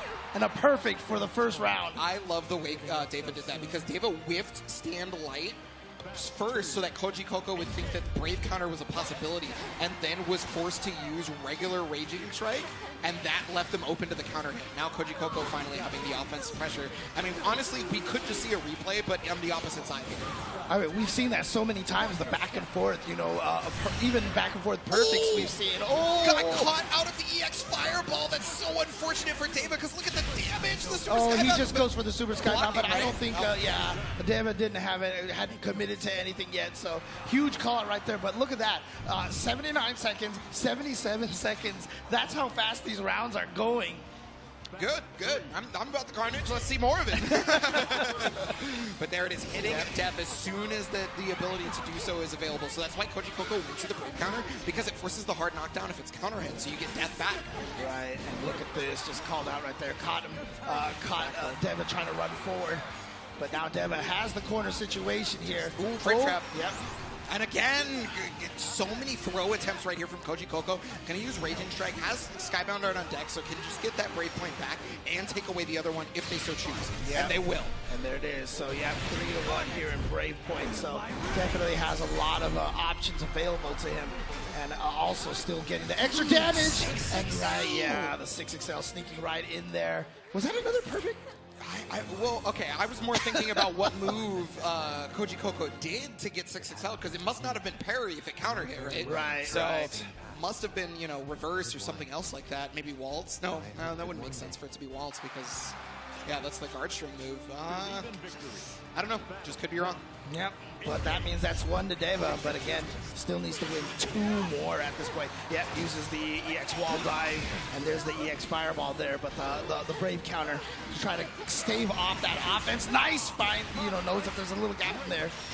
That's one of the biggest counter plays right there, is you know that you can block and then try something else after the parry because of that gap. So Deva recognizing it is basically just using all the best possible tools to fight this. And again, right into the Skybound Art. I mean, going to be so close to killing. It's just going to be one little mix-up right there. Tried to go for a little bit of a delay throw, but then just comes with the OD claws. So unfortunately, Koji Coco got delay throw attack because they were trying to press a button, which automatically throw attacks for you. But you always get delay throw attack when that happens. So you lose a little bit of life and you lose a lot of frame advantage. So Koji Coco got into chip break, and that's what happened right there. Oh, the counter hit. Dude, everything is going Deva's way right now. Well, I mean, there's finally a drop right now that's going to give Koji Coco a chance. And, hey, once you get knocked down by Nier, you're any character. It doesn't matter who you are anymore. Yep. Overhead. Okay. Yeah, but using a lot of stocks trying to do this. Yeah, Skybound Arts and bring it up on the come up. Oh, wait, wow. that's sweet! Wow. Callisto special without the Super Skybound Dart. It's going to go one Raging Strike, Raging Chain, second Raging Strike, Raging Chain, but I just don't think you can kill. Yeah, not going to quite kill just yet, but very close. Using that fireball to get overhead. in. Crouched a little too early right there. Yeah. Just got caught. Well, so the exclamation points didn't come up, so that may have been an attempt at something else. Yeah, that's right. Didn't get hit by the overhead traditionally, technically. But yeah, no, I mean, it's 2-0 David now. This is quick. Yeah, very, very fast here. Koji Coco needs a tourniquet to stop this bleeding right now. And there's the 6XL. Okay, we're slowing it down. The antibiotics. Yep. He's going to set up the mix-up over here. He's gone for overhead a ton, but finally the Thunder Flash, right? And so far for Koji Coco, oh, throw. Yeah, throw is the fastest option off of up-close clashes. Always remember that because your throw is 4 frames. Right. Everything else is more than that. Right, 5 frames is usually the fastest for most characters out there. And here we go, corner combo now. Oh, Koji Coco gets a little bit of a hit, didn't confirm, but then there it is again, the classic. I have to say, Koji Coco is getting caught with these throw attacks, and Deva knows it. This is a lot of damage because there's no Brave points. And I mean, this could very well just be checkmate, depending. Oh, the cross up, no conversion though! Didn't believe that was gonna be a block. Didn't have the confirm ready to go. But look at this pressure right now. Can Koji Coco find a way out? The ultimate skill reverse on that one, and that's gonna connect. Koji Coco has to be breathing a little bit of a sigh of release and has found that tourniquet to slow the bleeding. Yeah, got one round on the board. Was that no? Koji Coco had that other round earlier that was almost close to a perfect, that 77-second round there. Yeah. But outside of that, it has almost been all Deva. And there we go, 6XL pressure here in the corner, trying to do something and got caught by Death. Koji Coco has to be saving the low option for a rainy day because he's got overhead every time. The Thunder Flash again coming out. That has been used so sparingly. I don't think. Oh, nice. Use it all. Use it all. Don't leave anything on the table. Absolutely. So there you go. Koji Coco on the board now. So let's see if this is the first step, feeling like, okay, I got this. Let's turn this around now. Yeah, and I think that's the perfect hit for confirm for like a nervous situation too, because all you have to do is Brave Strike, Raging Strike, Raging Chain, right, over and over again. And that's, so like a lot of people, they want to do their like full B&B or whatever, but sometimes just spend all of your resources on Raging Strike, Raging Chain, and you will get the same amount of damage for a lot less work. Your nerves won't make you drop that. Just don't drop it, because if you do, you'll be in a very sad position. Yeah, absolutely. Oh, there we go. Catches the low. I read the shimmy, it looked like they're catching Deva trying to walk backwards, and yeah, all of a sudden this feels like a turnaround over here because Koji. Oh, look at this. Yeah, pressure in the corner. Just got clipped by the fireball. Actually jumped and got hit, so wasn't going to be able to get a full combo off of that. Yeah, and I mean, David not ready for the OS to be the option that Koji Coco went to, and actually ended up being forced to Brave counter, then getting caught by ultimate spin. It's starting to turn around real fast, James. Oh boy. Yeah, this is a dangerous situation here. This is where I like to talk about the mental game here, because if you're Deva, you could kind of feel this maybe slipping away at this point, and you have to put that thought out of your mind. But Koji Coco finding this hit into the corner already. Bates, oh no, actually did get hit. Okay. Yeah, the Thunder Flash, unfortunately, for Koji Coco, but not going to matter because using a Thunder Flash of his own, technically, or their own, excuse me. What did they try right there? They just landed into the Death's attack and just got hit. Yeah. I mean, they could have tried a Brave counter too early, right? Oh, okay. That sometimes happens. So. But man, everything is going Koji Coco's way. This is a complete so 180. Quickly. Yeah, all of a sudden. I mean, I blinked and that game number 4 is over already. And so we're already here in game number 5 and everything is going Koji Coco's way. But, I'll say I've seen this situation a lot. The player who was doing well at the beginning all of a sudden refines that momentum. We saw that in a different LCQ, in fact. Yes. Okay, but Koji Coco says, no, I'm not going to let that happen here. Here we go. Block time. What's the setup? Oh, just tried to reach for the low, but was a little too far away. I reach, you teach. I teach, you reach. So. Okay. He's got the meter right now. Does he choose a Skybound Dart? Yes, put it down. Put Koji Coco down to 1 Brave point now, so everything will do a little bit extra damage. And also remember that Raging Strike is a problem. Oh, again, so Deva's still trying to go towards regular attacks. Tried to Brave counter while Koji Coco was at the top of the screen. That's almost the equivalent of a Domi burst. I haven't had to use that term in forever, but that was basically a Domi burst, so that's incredible. Oh, man. You can't burst in this game, but that's the closest thing. Yeah, and just like that, Koji Coco suddenly is on match. We're on LCQ point here. Yes. Looking to qualify right now. David with a hot start, though. He's going to be able to go for the meaty. Yep. The throw gets teched on this one. Yeah. You know, I think David was thinking, like, I've gone to throw bait every single time. You got to not be looking for throw finally, right? But I think Koji Coco is just sticking to the guns. That was the true throw tech as well, too. Yeah. Yeah. And there it is again. Yeah. They're both looking for it. They're both really antsy on this one because that's oh, why. You just got clipped. Reading the back and forth timing. He was kind of walking back and forth at a little bit too consistent of a timing. 6-6 now. That's going to finish it off. Koji Coco has qualified there through the LCQ. Started out 0-2 here and then went all the way back 3 games straight. Dude, what a turnaround. I mean, those first 2 games was just, I mean, Koji Coco almost looked like he couldn't do anything. Was just getting rushed down, and then, I don't know, something clicked. Something clicked, and Koji Coco just practically almost took 6 rounds straight in the end. Yeah, I mean, if you take a look at what those rounds changed into, at the very beginning, it devolved immediately into a non-factor of 6 pressure, right? Because remember, the first 2 games, 6 pressure, first 10 seconds, right? Next 2 games, not the same deal. And even if they were, the defensive decisions were much, much stronger at that point, right? But now we're going to check out the bracket because we have solidified the final 3. We are going to see one of these 3 people go straight through everyone else and try to qualify for tomorrow. So now we have Kinari and Gobu, and a winner of that gives the absolute privilege of fighting Deva. So Kinari, Gobu, Japanese team kill. Yep. But I think we know what we're going to see out of this. Yeah, exactly. But Gobo right now, I mean, he has been doing some damage with that Ladiva, with the Festiva here.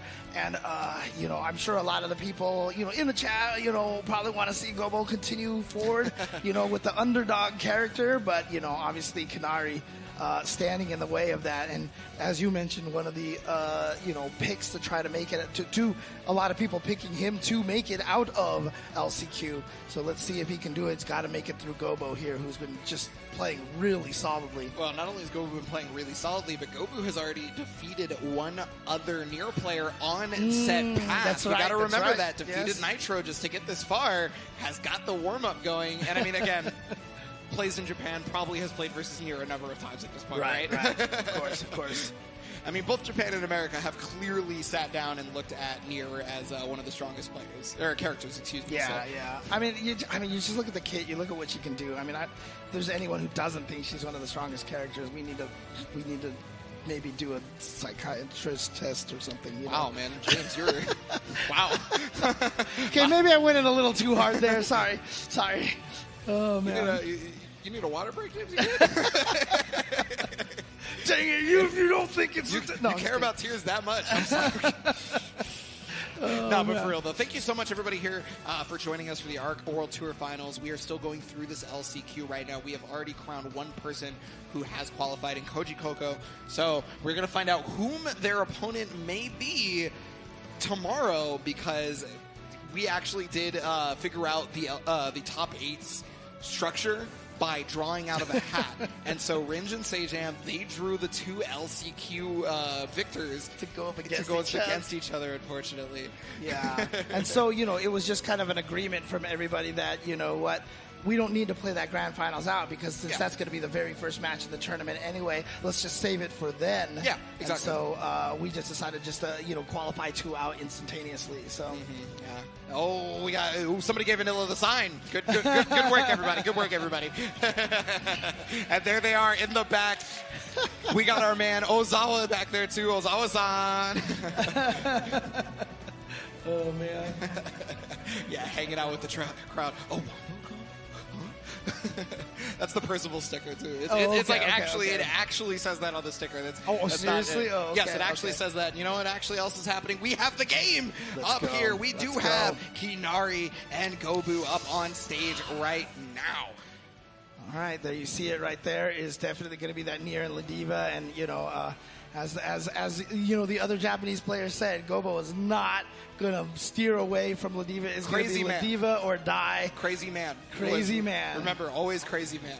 Always crazy. Keep that in your mind. Gobu parentheses crazy man.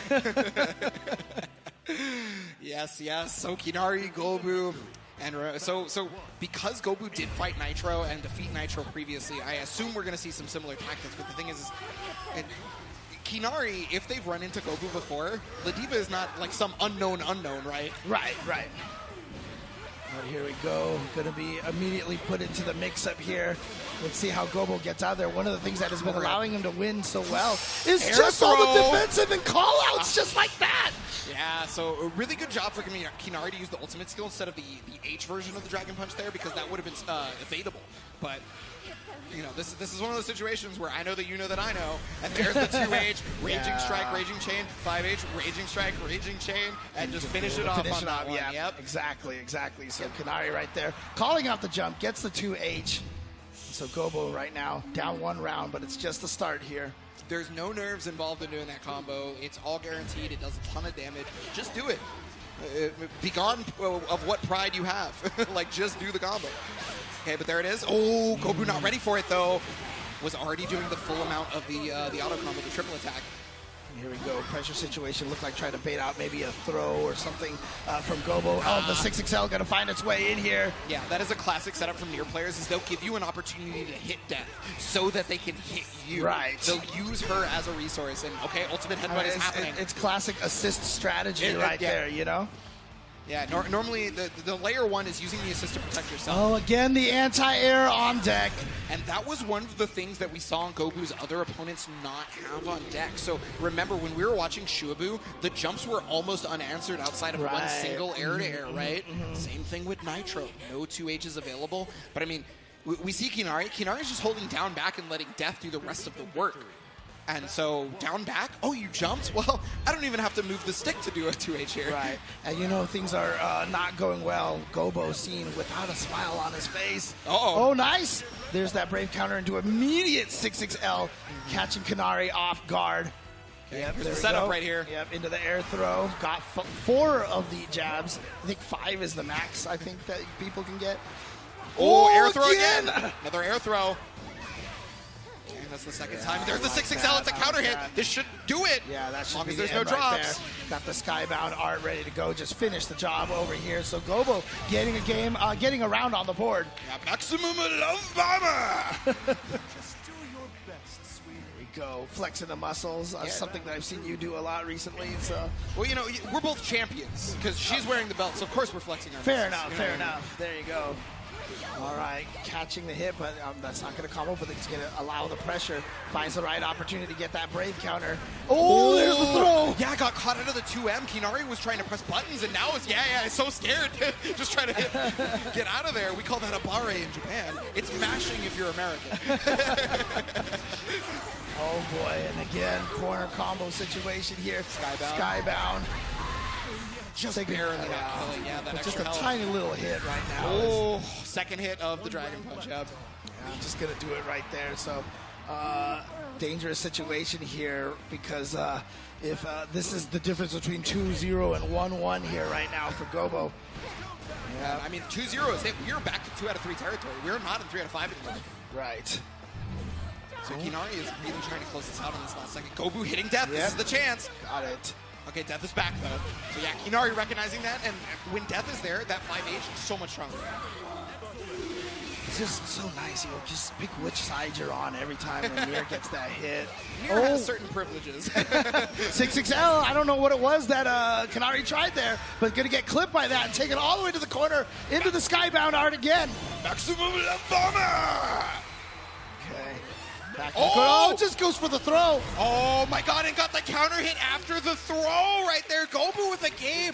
So I think Kinari probably thought it was a command grab. And you know how a lot of people during like intermission times of matches, they start pressing buttons? Yes, right? yeah. I think Kinari got caught thinking it was command grab and was pressing buttons in the middle of it. And that's why they got counter hit. I could be wrong. Oh, what is Gobo? You see him almost looks like he's talking to himself there. Gotta talk himself up. Gotta get ready. Gotta give. The 2U to whip punish the 5H. Just start the round with that. He's beginning to evolve. He's beginning to believe. Oh no! Oh no! Actually, that was the setup right there. That is a setup. Yep. Looks like a drop, but turns into a setup, actually. So in theory, every character can kind of do that, but it's like it's one of those things that you don't see very often. So you kind of have to really be paying attention. And I mean, it's really good for Gobu because it takes away all the Brave points. And Death has gone down too. Oh, that's a ton of damage. You might be dead. That is a ton of damage. Good gosh, okay, not quite. Not quite, but there it is. Finish it up. There it is. And now Gobu is on set point versus Kinari. Wow. Gobu already... Is Gobu already qualified for Strive? Yeah, we're back to 2 out of 3 over here again, just so you guys aren't sure, because this is loser semi. So yeah, Gobu just needs to win this one round, but here comes Kinari here with a good start. But the timings that he uses for that Brave counter, and then 6XL. Oh my goodness. Oh no, you're in the blender. You're in the blender. Kinari not fighting the way out. The 6XL happens. A Brave counter comes out. Kinari fighting for their life out here. Oh my goodness. Almost said a bad word, James. Oh! Maximum love bomber on reaction to the ultimate spin. And now you're back in the corner. Jumps in. That's going to do it. Kinari attempting the Brave counter, getting called out by Gobu. And Gobu is going to do it over Kinari. The reads at the end there, he had everything called out exactly as he expected. Gobu is just barreling his way through this loser side of the bracket, and now he just has one more match to be able to make it out, but he's got one person in his way. Yes, that is right. The American Deva is just the final wall to make it through LCQ. But I mean, hey, Deva managed to make it too. Also, I gotta call out that you said just barreling. You don't realize that that's actually a reference to old anime FGC stuff. Oh, really? Yes, there used to be an old Potemkin and Tager player named Barrel. Oh, okay, so also played grapplers. So, nice. So okay. Just throw that one out there. You didn't know what you were doing, but you got it. It's just, you know what? Sometimes the universe just manifests itself in that way. So there you go. You are the catalyst, James. Exactly. Thank you so much. Yes. And how these players are the catalyst of our hype because we have had such a strong bracket. Let's go and take a look at that. I have just been loving this LCQ. Yeah, and of course, now that we're back into losers finals, it will be 3 out of 5 again. But again, I mean, obviously we've been saying this a lot, but Koji Coco already qualified.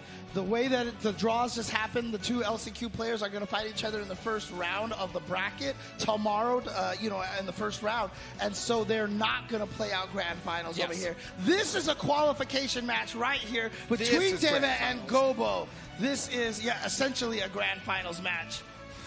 Yeah, this is where you got to wash away those nerves. You got to be able to be ready. Take your breaths and feel the energy of the skies, everyone, as we are going to be getting into this Grand Blue Fantasy versus Rising Losers Finals, finding out who is going to qualify through LCQ on the losers side and who is going to fight Koji Coco tomorrow. I know, right? Exactly.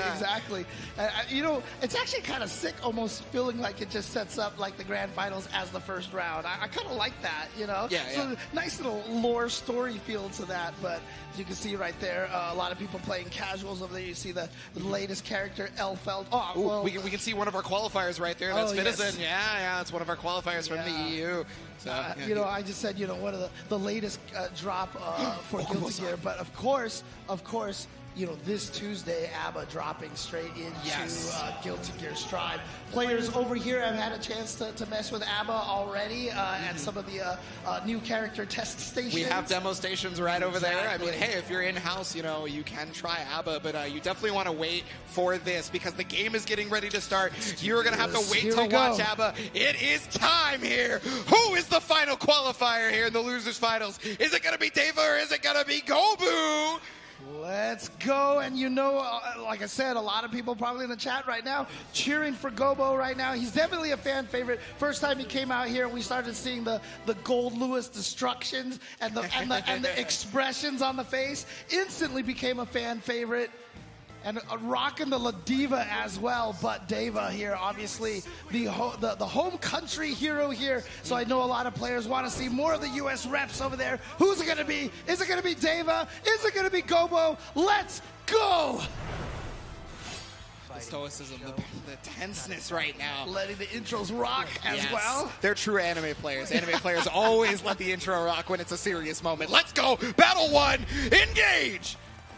Right, and immediately Gobo just sticking with the neutral, hasn't tried to engage too much just yet. Oh, yeah, tried to use the headbutt to nullify, but unfortunately Deva was nowhere near. He's going to be able to get the hit. Was able to punish the headbutt. And there we go, there's that brave counter. Got the hit out of the air. Oh, no, just it's just a bit little too too far far. away. Yeah, Tried the just anti-air grab. barely missed that anti-air grab. So here we go now, back into the corner you go, Gobo. Oh my god. Oh, Yeah, I got would have got hit got too. cut I low. would have got hit too. All right, now back into this pressure over again. Gonna go with the Skybound art. Put Gobo at only one bravery point right now. And look at this. Can he survive this last mix-up over here? Yeah, Deva not afraid of any of the command grows, but yeah, just calling out the EX Fireball with the jab because, you know, Ladiva, she is a tall individual. She can jab you from a height. Oh, yeah, guard break lariat, you're forced to brave counter unless you want to get hard knockdown. If you're not crouching, yeah, you're going to be in trouble in that situation. Ooh. And there we go, the 6XL going to find the hit. Gets the link afterwards. Deva going to take round number 1. Yeah, you want to evade the ultimate lariat always because otherwise you are going to get stuck with a hard knockdown. So, I mean, you know, if you can make it happen. Oh, that was meant to be a throw attack, but it was just a bit too early. Okay, there we go. Yeah, using that brave counter to keep the pressure going into the corner. The air throw! Back air throw, okay. Yeah, we've seen so many of these call-outs from Gobo. He's got to do it just for one last set here. Deva, though, getting in there. There's the 6XL, and yeah, the classic right there. The EX Fireball, and now all the way into the corner over here. Not going to... Oh, yeah, super headbutt. So ultimate headbutt does have the armor on it, and it's basically, essentially just her reversal, right? Yeah. So. Oh, what a call out. again. Yeah, that was definite bait right there. Gobu, hook, line, and sinker on this one. Big damage, not going to kill. Gobu has another chance, jumps out. Hold on. This is full combo straight into Oh, Super Sky Belt. There's no okay. brave points. I'm almost certain this is dead. Oh, yeah, here we go. It Real. is Ball this shoulder down. going to pin. 3! Incredible. Incredible, and Gobo, yeah, gets around on the board here. So we're not quite at the first game just yet. Yeah, no, this is going to be, I think this one's going down to the wire. The way this first game is starting out. 6XL finding a hit. Going to be able to get almost all the way to the corner over here. It's definitely to the corner. All the way to the corner. Yeah, there you go. She gets 2 6XLs. Oh, okay. So right there, Deva hit the classic. So one of the things that a lot of people have been doing is they try to they try to hit Raging Strike by doing Raging Strike instead of evade on accident. Yeah, they're just like, oh no, I need to tech it like a throw. Oh no, dude, Gobo. Everything's going. I mean, again, that last match, the way he closed it out with the most ridiculous reads. I mean, you could tell that's the kind of player he is right now, calling out so many things. And there it is, the first game going to Gobo. Deva right there, making sure he hydrates over here and getting ready for the second game. Yeah, and Gobo to beat a 6 earlier in the tournament as well, right? Yeah. Yeah, no, I love that from Deva personally, though, because like you look at them on camera, they just go for water, they chill for a second, they don't look too pensive, they're good to go, they understand what this situation means. Looked like Gobo tried to hold up or something. Frame trap. Ow! Chopped in the head. Here we go. Yep. So with the ground bounce, going to get full corner carry again. So it was a lot of resources expended, but it's well worth it because now 6 is not going to be able to get away. Hold on, big damage. And I mean, honestly, one more is going to do it. 3 hits.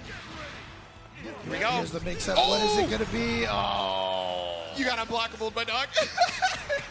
Saw the exclamation marks there. Yep.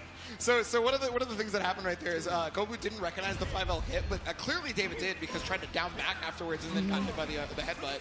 Here's the command grab, and now we are starting the Gobu game again. Yeah, you've got to find your way out. Yeah, wake up buttons, and there it is again, just coming right in there with that. I mean, again, we were talking about how 6, has so many airborne moves that gets away from the throws and the lows, but Gobo is just calling things out like that. Yeah, but that's the thing is, you know how the character works, right? So you start to go for the things that call out the call out. Exactly. You cannot just be tied to one layer of your offense or defense. Right. Ooh, you saw the 6XL right there, trying to chase him down on that backward movement. Gonna get the brave counter. Dashes under. Hold on. That was so sick. Yeah, the crossover that was trying to get out, but Govu is actually going to get caught with the 5L, maybe trying to jump out or something. Yeah, here's the plus rate. Oh, did he get him? Got him. Maximum love bomber. Okay, only 1 brave point available for Deva. Yeah, tying up a health basically. Oh God, that's death. Yeah, it is. Yeah, it is. That's 2-0 right now. Wow. Gobu still needs another, though, before qualification happens. Gobu cannot finish it off. Yeah, Gobu's like, yeah, I'm feeling it. He can taste it right now. He can taste it. But remember what we saw with Deva against Koji Coco. Deva with that crazy 2-0 start and Koji Coco coming back. So Deva, of anybody, knows he has this ability to make this comeback. He just needs to get the momentum here against Gobo. Well, I mean, Deva, the thing about that winner set was he was the one doing 2-0 first, and then Koji Coco made the comeback. So this could be difficult. 4 or 5 jabs. There it is. There it is. Yep. You get as much damage and meter build as humanly possible. Of course. Oh, that was sneaky. Fake the headbutt. Yeah. Fake the headbutt. So you thought you had to block the plus frames. Got hit again. Gobu is running it right now. Could very well be death as long as you don't drop the Skybound here. There, it doesn't even need it. Good the double arm chop. Gobo at match point with a perfect. He's feeling it. Deva with his back as far against the wall as possible. Oh my! Point. There we go. You tried to 5U at round start, brother.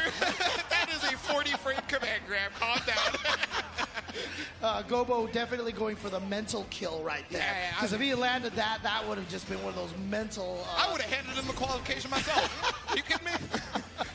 All right, here we go. In the corner now for Deva. Good pressure situation. This is what you want to get with 6. Going to be able to get the Skybound art and keep the pressure going over here. I mean, Gobu now in a precarious position. We haven't seen this in several rounds, but just fighting back normally, yeah. I like that brave counter right there. Doesn't even seem urgent either. Is just chilling. Oh, yeah. That is almost a universal call-out for the dashes, right? Right. As the ultimate skill. Okay, but here we go. We're going to get that corner carry that we've seen plenty of times here. And now, dangerous situation. Has the Skybound art. Only 1 brave point. This is going to drain it to 0 brave points. Is this going to I need everybody to count with me. 1, 2, 3! And that's going to do it. Gobu is your second qualifier on the last chance qualifier. That is going to do it. I mean, look, as I said, that's the second 6 that he was able to defeat over there to hand a loss to, so dishing out a different kind of 6-6L, right? I mean, nicely done to Gobo. That was incredible. That was so good. Gobu just bringing up a totally different level of gameplay on this one. Right. It looked like he was ready to inflict more violence. Like, he didn't even know he hit the set. Exactly. He was like, I'm ready to sit here and dish out more command grabs and more foots and more butts. But you know what? We're actually going to get to see more of that tomorrow because he is in the finals officially here. Gobo with the La Diva. Yes, and that means Koji Coco also knows their opponent, and you are going to know the opponent because we do have a bracket here, and so this is what it is. Koji Coco and Gobo are getting ready to fight each other because of that LCQ spot, right? Don't look at me like that, Here James. is today's bracket. This is what everybody had to go through for this top 8. We had almost a loser's bracket of just all America versus Japan, but eventually Japan was prevailing. They finally did it, and so we now have 1 American qualifier and 1 Japanese qualifier here. Yeah, amazing. It's going to be such a good match over there, Koji Coco versus Gobo. And like I said, we're not playing that out today. They're just qualified, and they'll be fighting tomorrow, thanks to Sajam. Oh, here it is. We actually get to see it.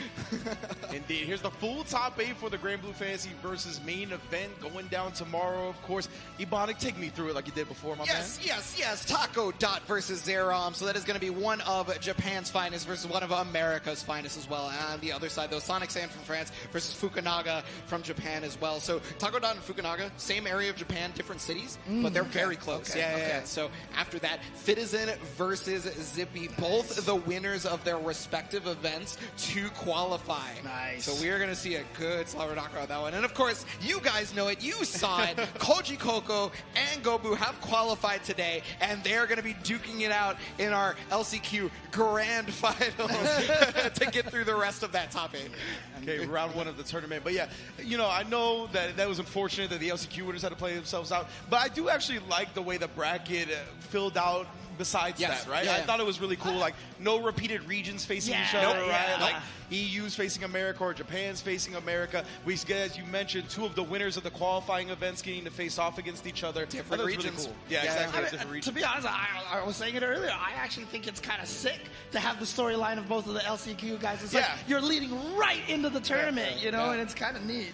Yeah, no, I mean, I gotta call out that regional stuff though, because we have not had very many offlines for Rising that were international competition, right? So we are not only getting international competition this time, we are getting all of it, brother. Yeah. Exactly, like that whole round one of matches. Every single match you're gonna see to start the bracket tomorrow is going to be international competition. That's right. Which is what we feed off of in the fighting game community, right? This is what makes offline events so special, is that we get to see those styles of different regions clash against each other. Yeah, and again, like you said, I mean, obviously this game is brand new. We haven't had a lot of offline tournaments. So again, I mean, at this point in time, I'm sure there's still a lot of people who can argue which region is the strongest right now, right? Yeah, well, okay, so before it was emphatically Japan. Right. Before in GB Versus, it was emphatically Japan. There was no question about it. It then became who had the second place prize between America and EU, like legitimately.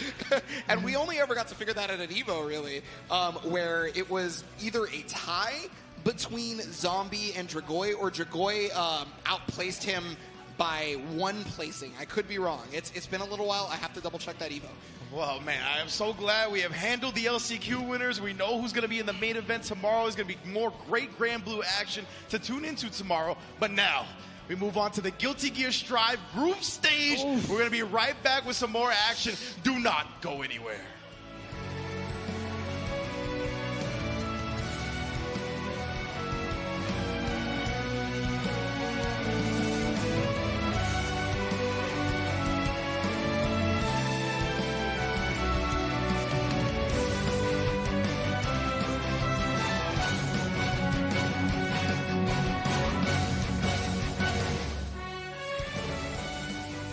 何が突っかかってきても私たちの愛は不変。あなた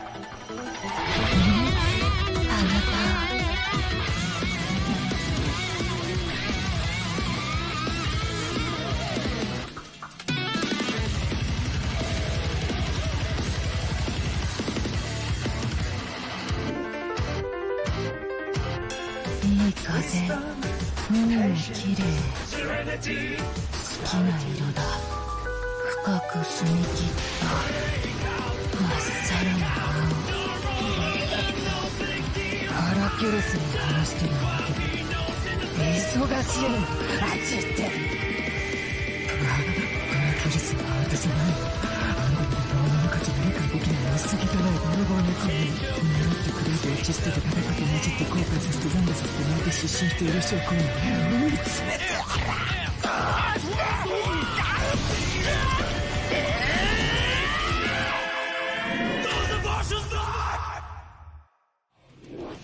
Bullshit blazing, still my heart is blazing.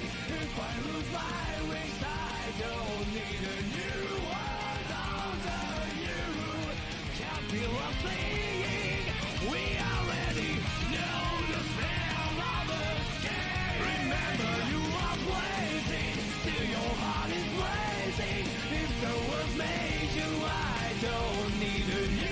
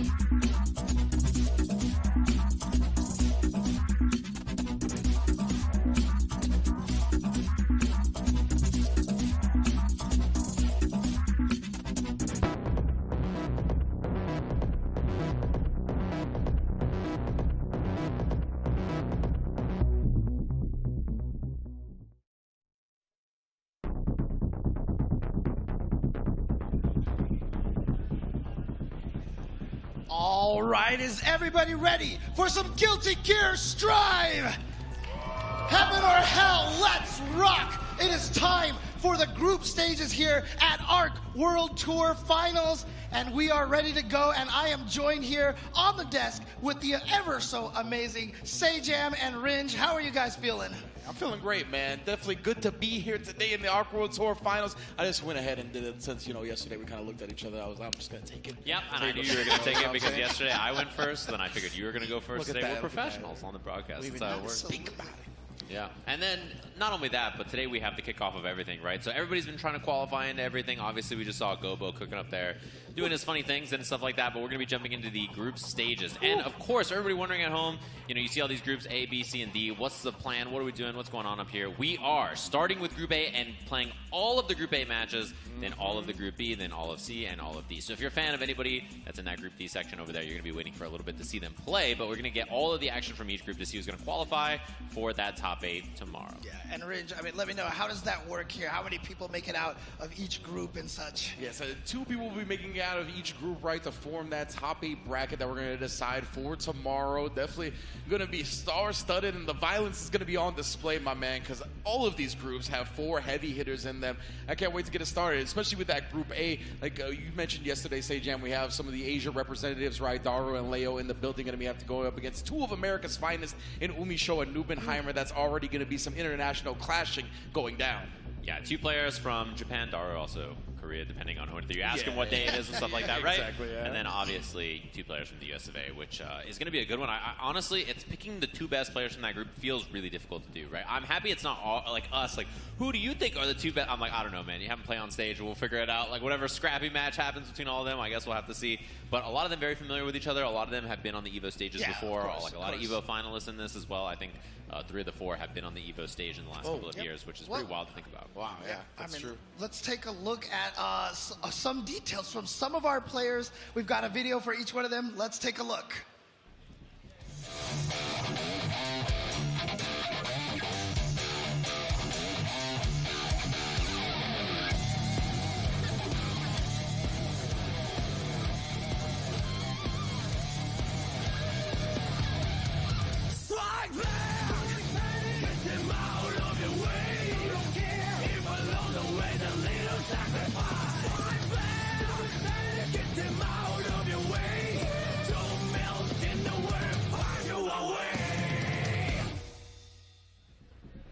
Bro, I am not used to seeing Faust players so put together. I was just going to say, right? That was way too cool for a Faust player. That was way Really? too cool for a Faust. All Faust players, I assume, are wearing, like, yesterday's pajamas. Yeah, and, like, exactly, They just show bro, up just like- all goofy and stuff. Like, I feel like he's trying to fight the stereotype by, like, Exactly. showing up so sharply Bro, dressed. you've seen Nage 72 hours at Mikado in training mode over and over and over again. This man sharply dressed, the hair's out. I like it, man. I'm feeling the vibes. I'm looking for Beneath in the audience right now. I just want to see if he's just this incredulous look on his face or not. So. Beneath knows he doesn't look put together all the time. No, he literally, when he walked in the player room, Beneath says, I'm here wearing this Pikachu peekaboo shirt, and he's wearing a suit. I feel so stupid. He literally said that in the player room when he walked in the room. So, yeah, I mean, like, obviously, I think he's trying to break the stereotype. I would describe all Faust players as goobers, and this is the exception to the rule. For sure. Yeah, it's exciting to see. I like it. You know what I mean? Leo, and he's got great results, honestly. Like, he's beating some of the top players in Japan. Like, he's taking W's on Mochi and a couple of other players that you'd be like, oh, if I didn't know, you're going to find out today. Right. Yeah, you saw him qualifying from Battle Arena Melbourne, of course. But let's take a look at our next player coming up.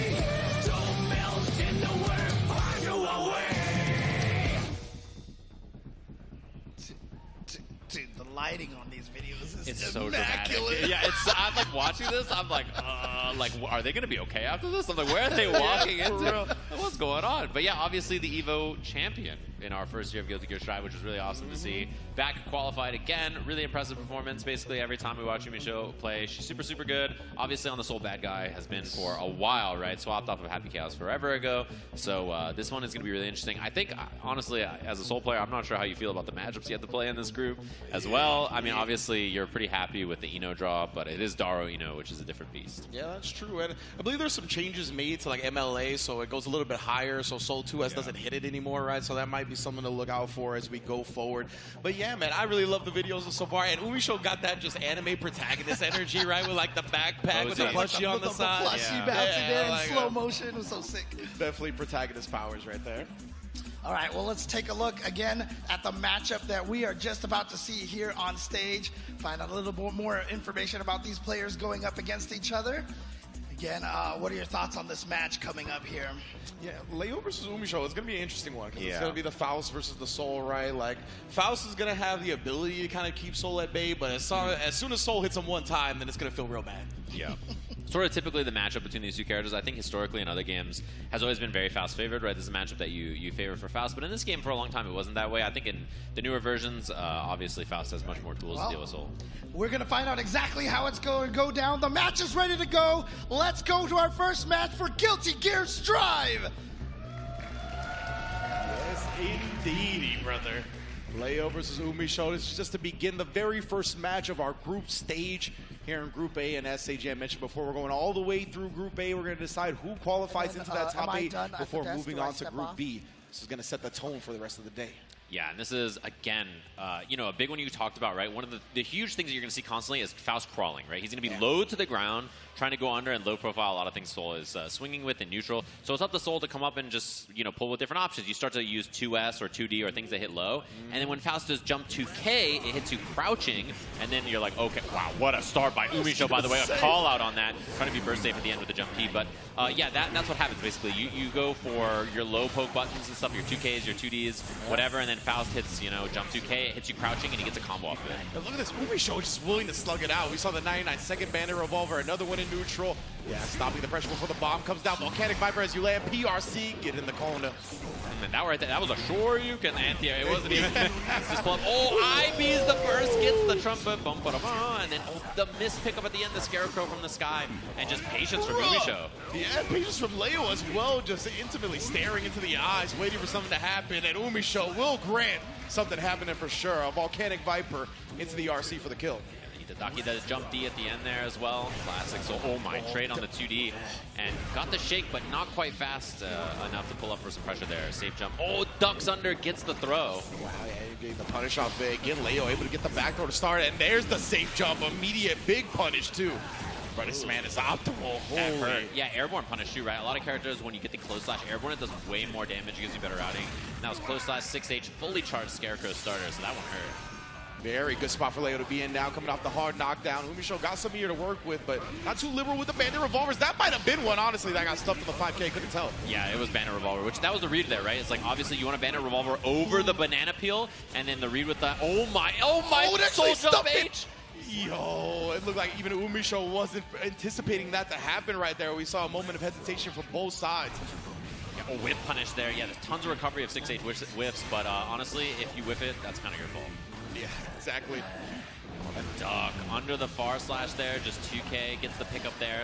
OTG, oh, went for the sneaky command grab, and Umisho ready with the jump back. Yeah, impressive from Umisho already being ready for the command grab. Leo hasn't shown that hand much as well, but she has been showing a lot of those Bandit Revolvers into the bomb. OTG'd, actually. Yeah, a little bit of extra damage. Mini Faust plus Trumpet means, yeah, Umisho kind of forced into the air there. The whole Goon Squad on the block. Walk, cross up. The Bringer made the anti-air whiff. Mix up here. Mini Faust pulling up for some kind of help. Umisho just evades completely. Legitimately not interested in working the day, apparently.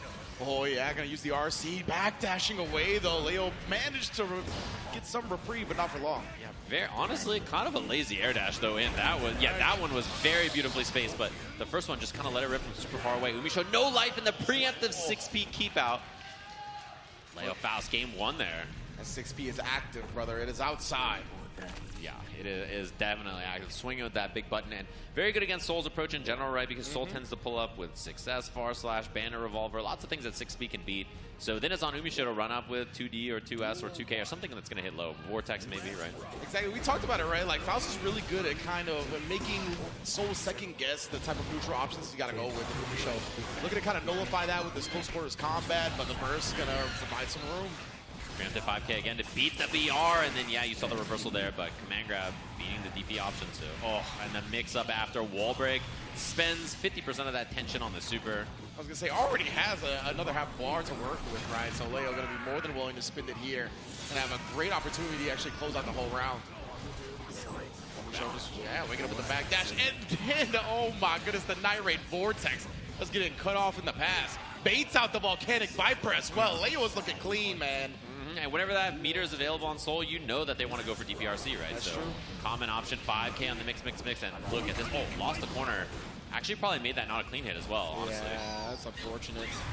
Yeah, good damage, good knockdown as well. The mini Faust there to cover the command grab with. Extremely patient and solid from Umisho. They did not attack, right? Just super like, okay, I'm going to wait. I'm going to let you do all this. And then, yeah, Leo taking great advantage, just dashes in, takes the command grab, makes up time, and goes for another. See if there's Scarecrow mix here at the end. Leo really catching on to Umisho's defensive tendencies right now, and then even catching the jump out, it looked like. Oh, so the backdash trying to run all the way into the DMs. Chill out, fam. Yeah, you good, bro? That was, oh, and the jump back scouted there on the 6B, had the PRC recovery for the throw whip. Mini Faust stomping it out, and then the reset into the command grab as well. Leo just being so chaotic right now, it's hard to get a hold of him. Umisho can't find her footing. Yeah, and that hammer there was brutal too. Umisho had a moment, and then the hammer from off screen just coming up. Or you can going above the afro, finally loses it. Oh man, Trumpet's out too, and gets advantage of it. So bomb, yeah, the bomb even got hit by them, so Umisho couldn't even hit the bomb away. And oh my god, again, same way we closed the set out. Yeah. That preemptive 6P again to catch the run in, and Umisho just trying to, like, there's so many things to dodge and weave when you're fighting against this character.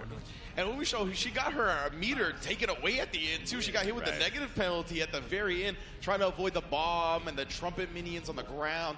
So tough, but the pace that Leo is really forcing in the neutral right now, I can't blame her for being so lost. Yeah, I mean, you kind of can approach that, right? You're like, okay, I gotta run away from this, I gotta watch out for this, I gotta get not low profile by that, like looking for all kinds of different things. So back to character select. Obviously, you know, Happy Chaos is an option, but we'll see if that's the swap. Umisho, I think, occasionally does swap back. You don't see it super often. There's some matchups, but hasn't gone over there on the character select screen yet. You know, wondering, I feel like Happy Chaos doesn't do too bad in this matchup, but obviously her soul has been so lethal, and the way she's kind of structured her offense, the mix-ups, being able to really one-turn a lot of opponents when she gets that first knockdown. But Leo's defense has been solid, and in general, he just hasn't let her get that good opportunity in neutral, right? We haven't seen a lot of clean hits. There was one where she had an opportunity, but it went funky, and the clean hit Volcanic Viper wasn't there anymore. So very, very interesting. She is going to stick with the soul bad guy for now. See if she can run it back 3 straight here to start our group. Yeah, it's going to be a long road. I mean, this is a tough ask, to say the least. Yeah, with the way Leo's been playing, he's been just so on point, making Umisho cycle through different things. And look at that, immediately taking advantage of the way he conditions her in the neutral. Yeah, also hasn't been afraid to just pull up and take risks, right? Stuff like the run-up command grab and stuff like that. Just saying, like, I don't care. Oh, yeah, throws Hammer, which gives space to throw another item, which gives Mini Faust. I was going to say, he's getting pretty decent RNG right now, too. And there's the Meteors. I was just going to say, we haven't seen a Meteors yet. Then the command grab as she lands. My goodness. Oh, my God. And Mini Faust was there as well. But I like the challenge. The Wake Up Far Slash just says, yeah, I know you're not going to challenge. I know you're going to swing. Super PRC, jump 2K, catch the backdash. And that should be the kill set point. Like, look how fast he just gets into your face and overwhelms you with the pressure. Really good at just capitalizing off of whatever item comes out. Oh, that is unfortunate on the whip. Oh, airborne hit. Yeah, thank you. So thank you, Daisuke, to making that possible. That airborne far slash gets the BR. Other side this time does not go for the command grab. Eats the peel. Like an old Billy goat. Not bad. A little nasty for you, but... Oh, nice backdash as well. Look at this defense from Leo, man. Really making clutch decisions to just get it back to the neutral where he's been ruling. Whoa. That was wild. I can't believe she ended up blocking that. It was so strange. Command grab either way. Backdash BRC. VV brings a new option out and blocks in time, but that's going to be big. Whereas the burst situation does not spend it. Leo, another command grab. So greedy for it. And Umisho just with the up back again. Exactly. It felt like he actually dropped that combo a bit prematurely just to try to reset with the command grab, but Umisho very ready. Yeah, I think conscious of the burst as well, so. Oh, that's a good point. I think Leo just trying to be safe and then say, okay, you don't want to burst? Fine, I'll go for command grab, thinking there'll be a DP. And there's the Wild Assault off the 5K run cancel. Yeah, he's got to take away Leo's ability to burst for a few seconds. Oh, and again, actually putting it on him and preventing him from getting it. He does have it now. That's why the BRC was there, but a good delay to actually get it out. Didn't matter, though. Comes through. Umisho puts a game on the board, and the crowd starts to get lively. Counter hits, 6S into the bringer for the kill, and a lot more active on offense and actually got to play the game a bit more, right? On the other games, it just felt all the defensive situations were so bad for Umisho that we really didn't get to see much happen. Like the way she's picking her spots a little bit more now. We don't see the Bandit Revolver just forcing in, heavily picking a little bit more carefully. Oh, the reset on hit into the new Fro. The explosion after, he just stood there. He was like, what up? Been persistent with that throw. Actually catches the backdash this time. Umisho, beautiful combo right there, the clean hit. Just waits for him, seeing. There's been a lot of super PRC, right? So definitely makes sense why she just pulled up and waited. Yeah, nice as well in the fast RC for the combo here. And there's the burst right at the end before the wall break. Oh, Trumpet. Wow. Actually does get the Trumpet, gets the 5K. The Trumpet for the extension into the corner. All started with a max height 2K. Oh my god. And the baits the burst! Yikes. Oh, actually with the dust is going to be another chance, but not for long. Umisho still alive here after the wall break. Back in the neutral. Oh, dodged it with the Scarecrow, blocking all of the 2K multi-hits. Oh, scary whiff on the 5K. Umisho running away. There is meter available, so that teleport PRC is very dangerous. The whiff! Umisho makes it in. One chance on the gas. And there it is. Umisho with the kill. 6S call out. That was fire right there. Delaying the 6S, just waiting for the super PRC to come out. Umisho definitely catching on to Leo's tendencies now. Oh, big whiff, and 5K does not get a big combo off that, actually. If you're doing a DP and it whiffs and all you eat is a 5K, that's totally fine. Absolutely. Umisho back in trouble already in the corner, though. Bomb on top of her as well. Late kick, too. Didn't quite make Faust block, but did force Leo in action. Another Meteors, yeah, she pulls up and just stops because of that, showing the respect. Oh, a little early on the 5K, and the reset command grab again. And he's so good with the Afro pressure, honestly. I understand why he does it so much. Tough guess there. Wow, what a backdash, too. Oh, and eats the meteor. Bro, wait, double meteor! Back to back? Oh my, RNG is looking so good. You eat a meteor, then throw a meteor, then throw another one because you just ate one. What? Leo. The RNG is on his side right now, but the 6S is there, obviously, with the Wild Assault extension. Again, being wary of the burst. There it is there. Yeah, what a whiff on a 6S Wild Assault. And Mini Faust is a factor here. Well, was. Now he's off the clock. Look at it, right over his head. Didn't see a thing. Oh, that is a terrible counter hit to eat. Huge damage starter. Other side BB. Wall break for the kill. It's not quite enough, but just a pixel of life. They're putting him on life support right there. And then the 2S is there as the PRC approach gets stuffed. Umisho, the set is all tied up now. 2-2. Just like that, off of the strength of just a lot of those interactions favoring Soul. And big hit again. Same thing. Burst now available. Jump D whiffs. Oh, actually spinning the Wild Assault again, and that's going to put Umisho in a tough spot after the back throw. Hammer time. Looking at FD and trying to jump out. No, I was just going to say no Magnetic Viper just yet, but a counter with the 6P. Well, then again, the delay to blow up that option, Umisho. Ooh, and this is a big scout off the wall with the jump D. Misses the VV. That's huge. That is a humongous drop. I love the routing to get the side swap and the pro. That's amazing. PRC, yeah, covering himself as well with the PRC backward. The 6P stuffing the bringer. Wow, made the pickup happen, but the hit was so weird that there wasn't enough gravity there. Oh my, runs in 5H, just swinging with these buttons here. Huge counter hit. That was a lot of examination trying to be done by Faust right there. Umisho, though, corner to corner. BRC back and gets the punish. Yo, ready for that wake up at every angle. The backdash BRC airborne and says Bondit pulls up afterwards. Now set point for Umisho after being all the way down. Oh man, Soul got that ski mask on right now. All the bandit moves. Now we raided Unite with the Vortex. Let's get it. Huge damage on this. Leo bursts at the very end, but that wall is hurt too. Yeah, a little too far on the whip with the trumpet pressure. He didn't realize. Oh no! Umisho ready for it too. The wall damage is super high as well. That's going to be a splat. A Wild Assault, one guess away. Is it time for the very first time we've seen a command grab the whole set? Oh, jumps out. I was thinking the same thing, Sajam. Oh, but instead the 6H puts the bomb away. Umisho popping off on the 3-game comeback. What a turnaround to start the group. Unbelievable. The composure, too, went all the way back to character select and had a think. Said, all right. Yeah. Things are not looking good. What are the adjustments I have to make? Really clutched up there time after time. And yeah, Leo was on set point. Yeah. Up around, up 2 games, on set point, and then just brings it all the way back. Very impressive play. There's times when people go to character select just to reset the momentum and they immediately do all their thing right and just go back into the match. No, that's not what we saw from Umisho. She sat there, thought about it, critically thought about it, and what adjustments were made. Yeah, very impressive. I mean, that matchup is like that a lot of times. Faust has control in the middle of the screen a lot of times, and on defense he can be a little tricky. So it's on Soul to like one-chance him a lot. And honestly, when you're down a lot like that, it's very easy to second-guess your own offense and be like, I got a hard commit, and then you overcommit. Faust just kills you, right? So very impressive of Umisho, and honestly very impressive of Leo. Even though he ends up losing the set there, he played super well. Like, he was very close to 3-0ing in that set. So, but the other half of this group obviously going to be on stage next. You just saw 2 of them. The other 2 are going to be setting up on stage, as you see right there. So we're going to check out our first player participating in this match.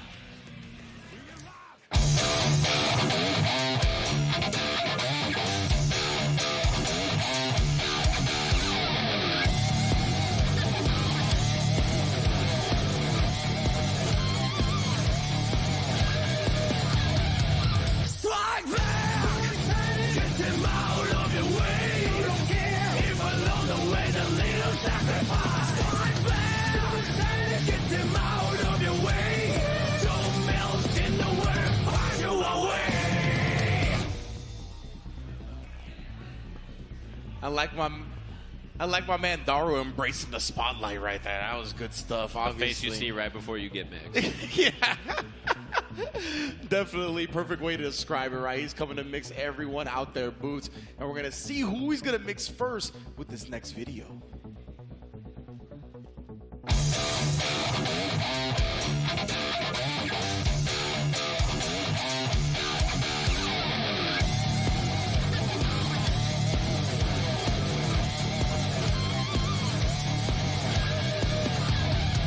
Strike back!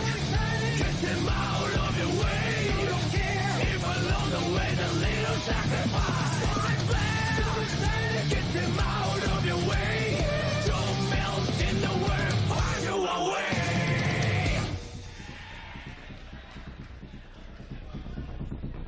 SoulCal's own Nubenheimer in the building here, rocking the Nagori Yuki with the Zato Windbreaker too. That's a very interesting dynamic here. But of course, he's definitely going to be rocking the Samurai. Thought to be one of the most aggressive Nagori Yukis in the world as well, which is funny because he plays Guile in Street Fighter. Doesn't make any sense. But besides that point, he is definitely going to be looking to swing nice and early. And I mean, up against a character like Ino, who also wants to be aggressive, could be very dangerous for Daru. There's a lot of preemptive swinging in this matchup in general, right? Like a lot of characters fight that way against, you know, you're hitting 2S or whatever on the ground to try to stuff some kind of approach there. You're swinging with 2H or 5H or some big button. So we're going to jump into this in a second here. This is the graphic, our match between Daru and Nubenheimer. Obviously, the other 2 players in this group alongside the match we just saw, and we're going to be jumping into game in a second here, ready to go up on stage. Daru Ino versus Nubenheimer, and this is a stat check kind of a match where Ino has unbelievably powerful mix-ups and access to just these nasty situations she can put you in, but Nago hits you twice and you explode. It's sort of the thing where he can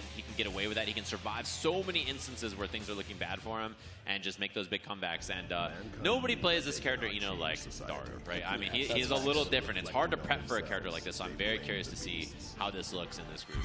Yeah, exactly. But it is one of those matchups, as you mentioned, where as Ino, you're obviously going to be trying to approach, and Nago's just going to be swinging with those giant normals. Whether it's the 2S, the 2H, these things can really ruin your day as Ino when you try to approach from certain areas and angles. So very much want to see how Daru plays this. If he's going to try to put out the node a little bit, some chemical love, just to try to mix it up before getting right in Nago's face.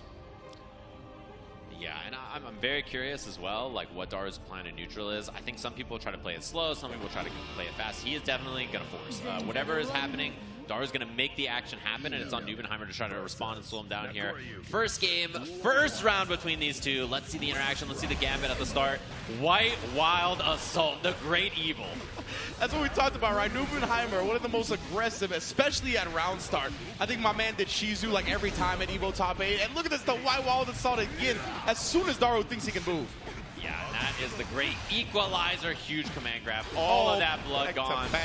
And now it's just mix-up time. He has all that resource to work with. 6K step on her boots. She was not smelling the game.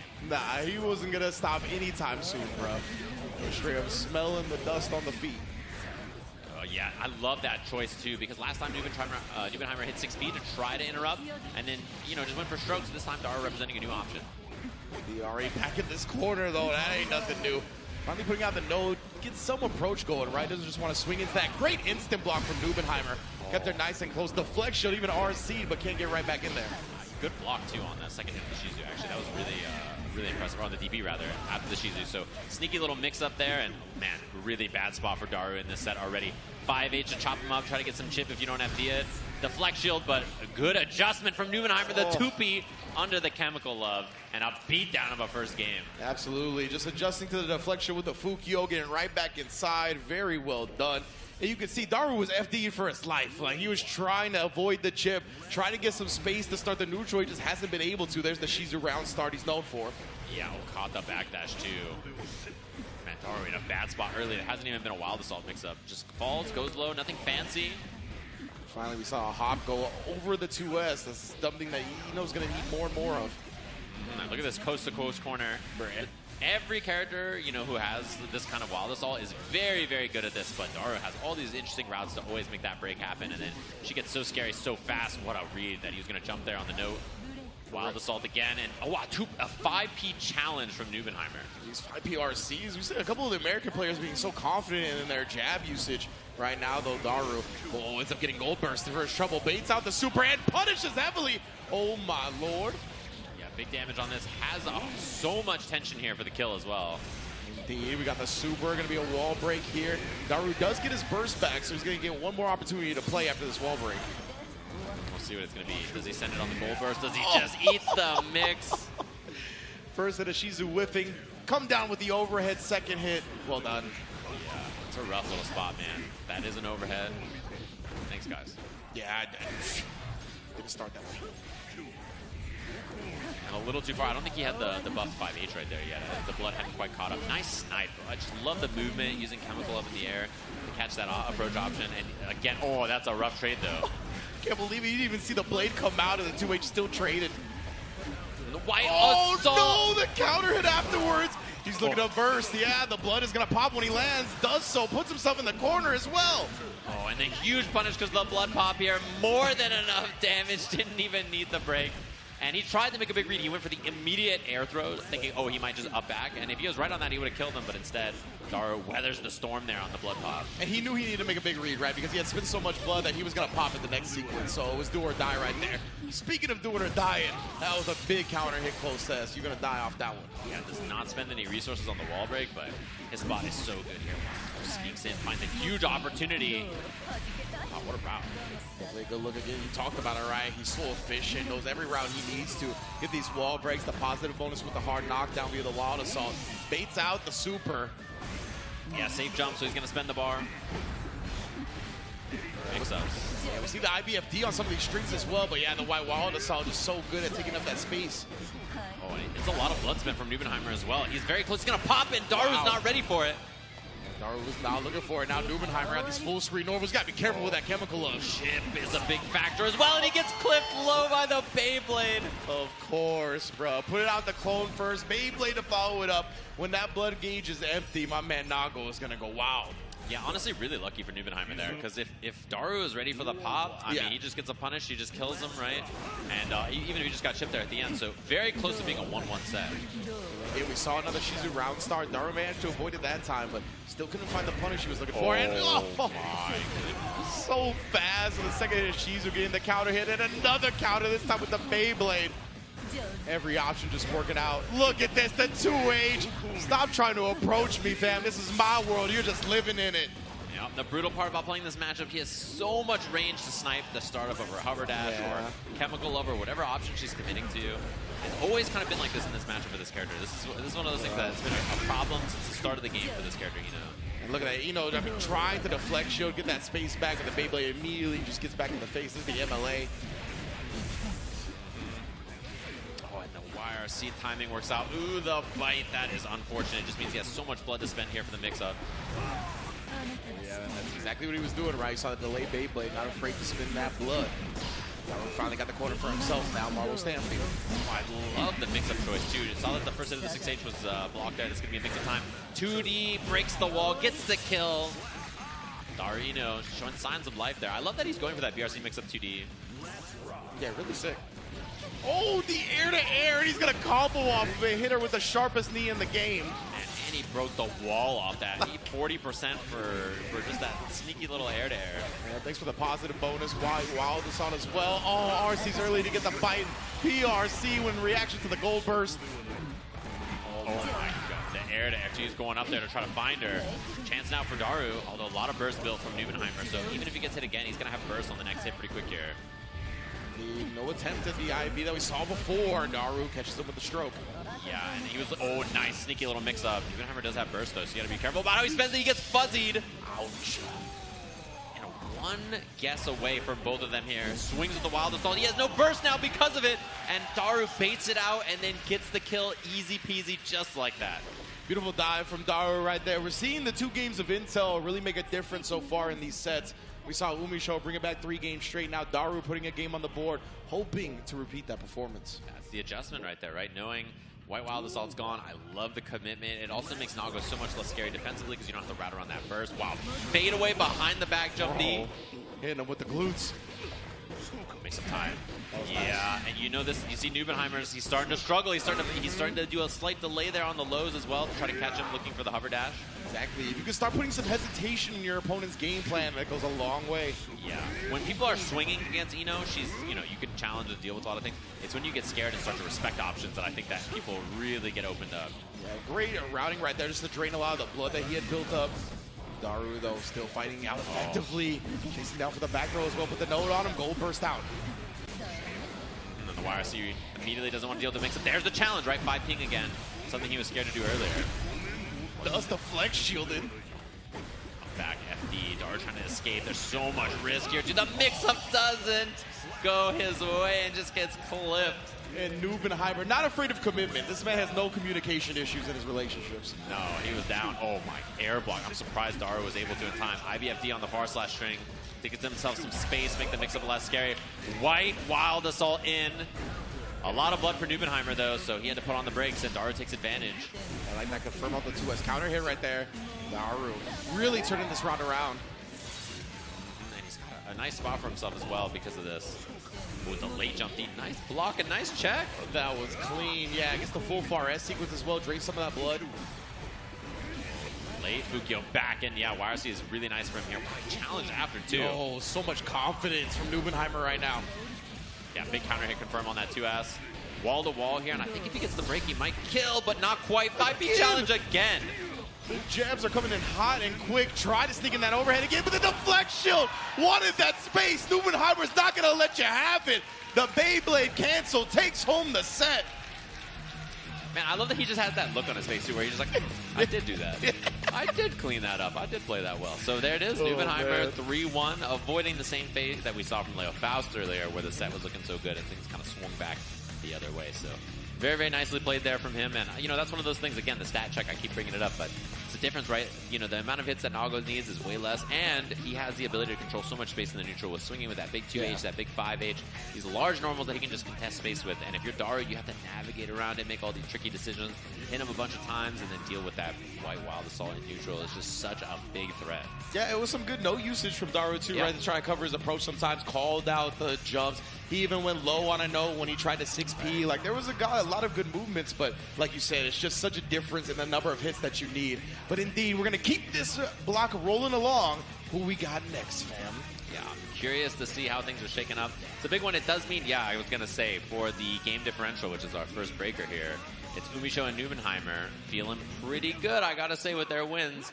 But obviously, that's the first matches between these two, and we still have all kinds of matches left in this set, right? I think it's about 5 sets or so per group. It should be something like that, because everybody's going to be playing everybody, so that's the way things are breaking down here, of course, in the beginning. And I'm curious about kind of the bounce back as well, because obviously both of those sets were pretty close. They were pretty scrappy, could have gone either way. Especially like Daru, if he had blocked the blood pop in the middle game there, we could have been looking at 2-2 and stuff like that. So those are pretty close sets regardless. And we'll have to see what the score shakes up after that. And that's one of the things that Guilty Gear really demands from you as a player, right? Just keeping track of so many different resources, whether it be your own, whether it be your opponent. There's so much to make sure you're aware of to really take advantage in the best way you can. So just slip through the crack right there. It's tough, especially when you're just starting to get some momentum as Daru was. But big ups to Numenheimer, able to clutch it out. Yeah, played super well. Looked very confident in a lot of those ranges, too. The amount of times he challenged on defense, he was just, I mean, he's just a big wall of HP. You know, he's got a lot of resources in terms of health to just sit there and say, I'm going to just put the brakes on you with the 5P, get in there. And it looks like our next game is about to be ready, so we're going to jump on over to that on the stage here. Our next two players, I didn't even see who snuck up there while we were talking. Yeah, I'm not sure either. I'm going to look at the runner show. Oh, Numenheimer stays sitting down to go up against Leo Faust, who had, honestly, a great showing up against Umisho in that beginning. It was close to running away with a 3-0. Yeah, and I mean, because of that, right, he has to stay on the stage to play immediately here, which means our next match will be Umisho versus Daru, right, in this, I'm assuming, as long as they're rotating through, so very interesting. Numenheimer, we'll see if he can stay in the hot seat, stay warm, play these sets back-to-back. And if you're Leo, you know, you're sitting back there knowing he's going to play him next. He's probably thinking about it, thinking to himself, all right, what am I going to do here? What is he representing on defense? What are the kind of options he's committing to? Yeah, indeed. I'm very interested in seeing this. Obviously, Numenheimer probably going to start aggressively, but Faust can kind of start or fight well at round startup against the character, but we see them actually not play much at the round start period. Gross little mix-up there. Had that side swap, gets the mix mix on the other side. Good spot, and early deflect shield as well. This is a matchup. Oh, man, he's just out of there. Just flies out. Waits out there, too, to try to get some space, but this is a matchup that's very annoying for Nago to deal with Faust when there's space and high blood, right? He doesn't have the mobility to get in, so stuff like this is very tricky. He gets a punish on that, actually. Bombad set up, double overhead, fuzzy stuff, same scenario. That's why Numenheimer jumped to avoid it. And Numenheimer, you see jabbing him out. Leo did so many command grabs. It looked like he was going for another one. He tried to anti the jump 2K, but looked like the 6P wasn't involved enough with the downwards hitbox on that dive kick. Yeah, and I love that he eats the trumpet just in case. He doesn't get to carry it over, but why not? Why not, indeed. Brass instruments are good for your stomach. Wall break on that right away off the round start interaction. Honestly, one of the things about Nago that's scariest to deal with is just that round start, and they were like, you know, he'd be scarier if he had an advancing move that cost half his burst. Oh, yeah, again, he tried to do some kind of anti-air there. Yeah, he's definitely looking for a lot of these right now, and we do get the command grab, which we saw Leo look for so much because of his jump D pressure, man. He's been able to light people up with that constantly. Oh, that did so much damage, too. It was a good starter, and obviously high blood for Nago, but man, that hurt. That did a ton of life. The vampire scream, bro. Even vampire shit's hurt. Yeah. Man, and he's got to walk him down. Oh, the banana. That actually saved him. He ate the mini Faust. That's not okay. That's his boy right there. Cannibalism. Oh, jump out was clean. I love that he hit no button there. 2H whip punish into the wild assault. And as long as he doesn't have any kind of drops here and it hits the wall, should be the kill. Very nicely done. First game to Leo Faust. Very nice, man. It was looking a little shaky at the beginning, but he was really able to establish. Numenheimer bet on some anti-airs that didn't end up working out. And he really, because of his aggressive nature on the Nago, as you mentioned, put himself at high blood early, and Leo was really able to take advantage of that range in the beginning and then get in his face and just mix him up so well, which he's done constantly. I love that on that player shot from Leo there, you can see Soul's belt in the background, so it just says free. You do not want to be on that side of the stage and lose. I'm just saying, like, look at that. It literally says free right over his shoulder. Like, you can't lose if you're on that part of the stage, man. Like, that is the meme template waiting to happen, bro. Yeah, that is not a good look. You got to win if you're on that side of the stage. If you're on that right side, 2P side, you know. He's starting well, even sending Numenheimer back to the character select to think about it for a second. We saw this pay huge dividends for Umisho. See if Numenheimer can quickly think of his own adjustments now.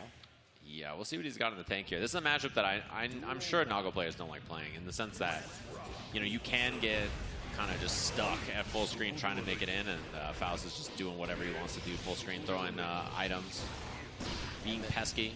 Hammer and Mini Faust available, by the way. Oh, it didn't even hit him. Oh boy, now Leo trapped in this corner again, but immediately fighting out, and the blood pop is there. He spits out the Mini Faust. Oh, I don't even know what happened. It looked like Numenheimer tried to mash throw after getting hit by the Mini Faust. That's how you know you're a real Guilty Gear player, when you're mashing throw, full screen away, while not being hot. He was like, I could throw Mini Faust, right? That's just something they patched in. Dude, imagine if you could pick him up and throw him like an item at him. Yeah. That'd be something. Looking forward to Season 3 changes. Oh, sneaky and very ready. He just gets the backdash. And Mini Faust covered the day there. Yeah, still a lot of damage he took, though, honestly. Oh, Scarecrow right in the front. Damn, that hurt, too. That's a rough one to get hit by. Nubenheimer looking pretty spooky here. I love the jump back in case there was White Wild Assault. So good. Playing around all those options, right? Maybe they finally find its home, though.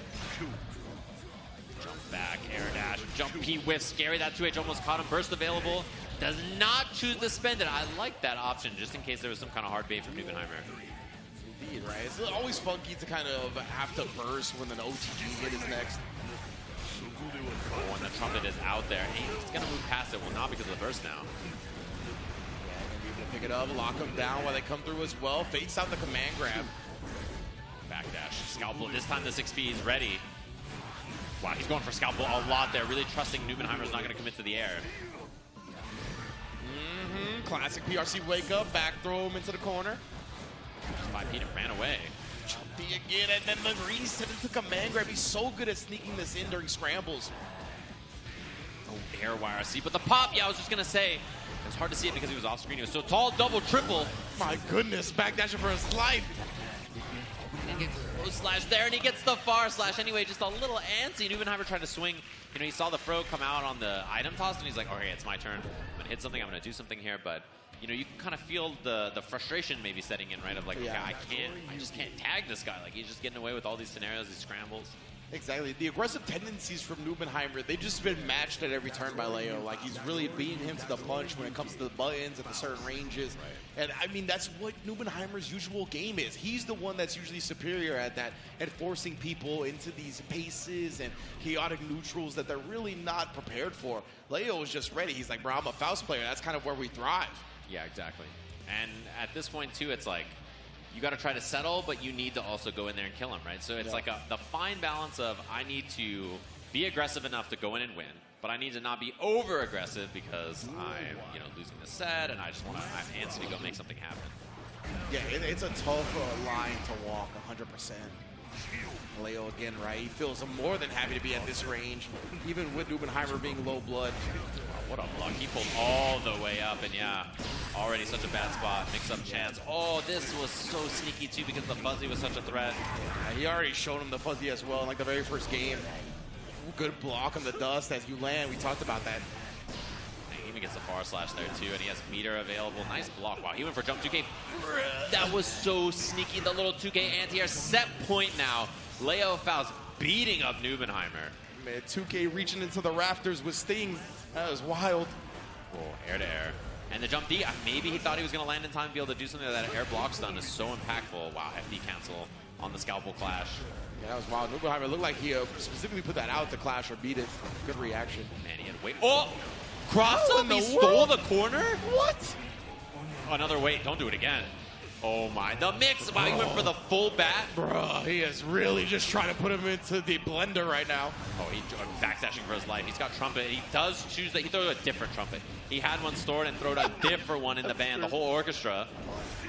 Still waiting in the wings right here. He can do it again. The Afro coming down, dodges it with a Fukio. Oh, delayed backdash, having so much time for Leo. Oh my. Leo showing no fear right there, just coming down with a jab. The RC, he's got burst. He blocks it and punishes. Leo, 3-0 sweep. Clean as ever. You saw that jump cancel, air FD the burst, 2H punish afterwards. That was impressive stuff in the scrambles. And, like, things were starting to look a little weird at the end there. It was like he was getting backdash clipped. Everything was looking like, oh, God, this might actually turn around the other way. But very impressive stuff there, I have to say, from Leo to just stay kind of scrambly, making the set a little weird, and then just clean up at the last second. Yeah, absolutely. Great stuff to be aware of that. We talked about that at the end of the last game, right, where we saw Daru not hone in on the blood pop here. Right. Knew exactly when the burst was going to come back. Knew when it was an opportune time to burst as well. Not when the immediate thing happens, but just a moment afterwards. So great stuff from Leo. Really ready for everything that Nubenheimer's going to throw at him. Yeah, that conscious routing around the burst, too, is so important for situations like that, right? You really have to have something in your back pocket of so many different hits and scenarios and scrambles to not only be burst safe potentially, but like give you a hit that's like, oh, look, I'm hitting you now, and then double jump cancel and block things and stuff, right? You got to make it look tricky enough that the opponent's going to be baited into bursting. Yeah, exactly. At this level, like, everybody knows the obvious, the layer 1 burst baits, right? So you really got to dig deep, and that's exactly what Leo did right there. What a way to bounce back after a heartbreaking loss to Umisho on the 3-0 comeback. To just respond like that, that is a champion right there. Man, and if this next match is so important, too, because if somehow Daru wins, our group's going to look all messed up. It's going to be real gross looking. Yeah. So that's what I'm curious about for the next match, and they're setting up on the stage as we speak. So it's going to be that Daru versus Umisho match. I mean, yeah, this one, historically not a good match for Ino, right? This is a character equipped well. Obviously, Soul 5K is a challenge that is really fast. It catches you in the air. You get a full combo. It can catch you on the ground. It's a really scary thing. And then the buff to Soul 2K being faster is also really nice for matchups like this. And yeah, I mean, in general, it could be a little spooky because, again, Soul, huge damage, good challenges. Scary for Ino to try to get in there and make stuff happen against this character. Yeah, it's kind of a little similar philosophy that Ino has to approach with that we saw in that first game that Daru played up against Nubenheimer, right? You're playing against a big damage character that's got these options that can swing into your approach naturally and then just delete your health bar if they get the right hit. Yeah, so here we are, locked in, ready to go. Two fan favorites, of course. Daru Ino locked in against Umisho Soul. And, you know, you can't go down 0-2 here if you're Daru, right? This is such an important part in the group. Cannot be losing this set. And so if you're Umisho here, you will be the lead in the group if you get the win here. After that win against Leo, and then obviously the win earlier. So we'll have to see how this goes. Yeah, Umisho could definitely establish herself right now to be at the top of the group. Have a nice chance of making it out. Obviously, the top 2 from each group are going to qualify into that top 8. Yeah, rough start there on that 2D hitting. 2D Bandit just clipping you in the corner is pretty brutal. 2S keep out. I was going to say, we're probably going to see a lot of 2S stuff to stroke. Oh, but that was an OS from Daru. Yeah. And Umisho blocked in the air, right? So she didn't really have the opportunity to punish after that first hit. It was too much block stun. Yeah, it was backdash BRC, and Daru was OSing super in case there was a backdash. That was wild. Oh, yeah, of course, the Bandit Revolver going right in there, trying to get in the grill. The close S is going to connect and clean it up. Umisho already off to the races. Yeah, just super comfortable there, confident in the offense, caught the hit, made Daru pay after losing the burst quite early. That guard break with the MLA. MLA format, man. Yeah, for real, that's what she's trying to put on him. But Soul, he is not going to abide by anything that you're trying to place. Baits out the deflect shield, counter hit recovery on that bad boy, too. Feel the Tyrant Rave. Oh, God, it does so much damage on that, too. And now pulls up for the mix-up as well. Air hit, burst coming back at the last second here. That's why we see the 5 PPP Gatling together to try to make it nice and safe. Umi Soul looking really strong in that first game. I love that. Didn't even get the burst, right? But she is so aware that it could potentially come back in that moment. So I love the jab Gatling. Yeah, her routing around burst is very conscious, right? It's something that she thinks about a lot. And you can tell there's a lot of effort put into routing in very safe ways around this. Yo, Wild Assault again, just staying in the grill of Daru. Has to burst to get some space, but the Bandit Bringer going over the node, finding a counter hit, fakes out the Gunflame. Still the pressure just mounting, bruh. Doesn't spend the meter. BRC mix up instead, goes low. Daru with the block correct, but this is a rough spot. Just back against the wall. Soul bad guy, 5H. So good. Really running amok right now. And again, just getting rid of the smothering, suffocating pressure. Daru's trying to find answers for it. That man in the denim, man. He just pulls up on you. Bad things happen. Air throw. That is a professional Guilty Gear player. Yeah, most def. Daru been doing that for years. No note. Just goes for the mix-up. Backdash not OS'd. Wild Assault again. We are going to impose our will. And mix-up time runs up low. Oh, that's nasty, too. I did hear that you can run 2 frames on the BR low mix-up and actually get the clean Volcanic Viper mid-screen. That was obviously the corner, but nonetheless, these souls are diabolical. Oh, whiffs the jump age, goes low. BRC hit. Oh, I was going to say there might be a combo. Umisho tried off that. Oh, man, big damage on this. Burst about to be built back, and I don't think she would have spent it anyway. Usually pretty safe about not giving away bad bursts like that, so tied up here, very even. Both of them same kind of burst gauge, nice 6 speed. That's been a round start we've seen a lot from Umisho. That was good stuff from Daru, right? Just whipping the first button, covering himself with the 6P afterwards. Now we got the Fafnirs. Let's get it popping. That first FD was able to get the 2S out of range to block. Ooh, that's a rough counter hit. Okay, so some burst spent from Umisho. That was a confirm in a Wild Assault.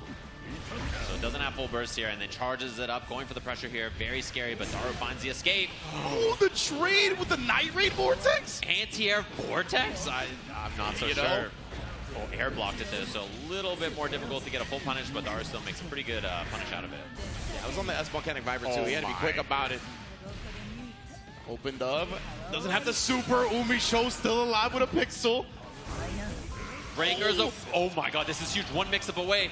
There is. Wow, what a block from Daru there.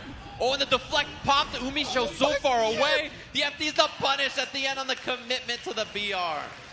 The discipline from Daru not to get caught flinching in that sequence right there. She dashed up all the way in his face and close to S. Simply FD it away. Yeah, that was incredible from Daru right there to survive on defense. And Umisho forcing 9 really tough scrambles, and there was just a big block, big moments right there. As you see the BR hit, take to the corner already. Oh my, charge dive, that was terrifying. Yeah, charged it there for a while. Umisho could have Volcanic Vipered that one to the heavens. On the low again, has super this time, gonna let it rip. Mostly for the setup here, and we'll see if that backdash BRC is an option again, obviously. Oh, what a bait from Daru there. Yeah, oh man, Daru making it completely whiff. No RC routing to be had when it whiffs like that. Yeah, easy peasy. You know that they're going to go for a while. What a 5K round start. And then right back at you, the 6B. Oh, in the corner, this is a huge starter. Volcanic Viper gets the wall splat as well. Take her straight through the Wild Assault. She's going to pull up for pressure here. Has meter as well. Wow, still. Can't believe Daru's not biting right there despite finding the hit. Umisho kills real quick. That's Soul Bandria right there. Pulls up, run in off the jump H whip, 2K, 2D. BR in the corner. This character is so terrifying for that. Has some of the most consistent confirms in the game in weird scenarios like that. Oh, 2S gets destroyed right there. That's what we talked about, right? That MLA going a little bit higher now. That 2S doesn't hit it as consistently as it once did. Oh, and the 6B ready. Oh, man, no for the mix-up. We'll see if there's burst safe routing. It was. Wow, the backdash OS this time hits.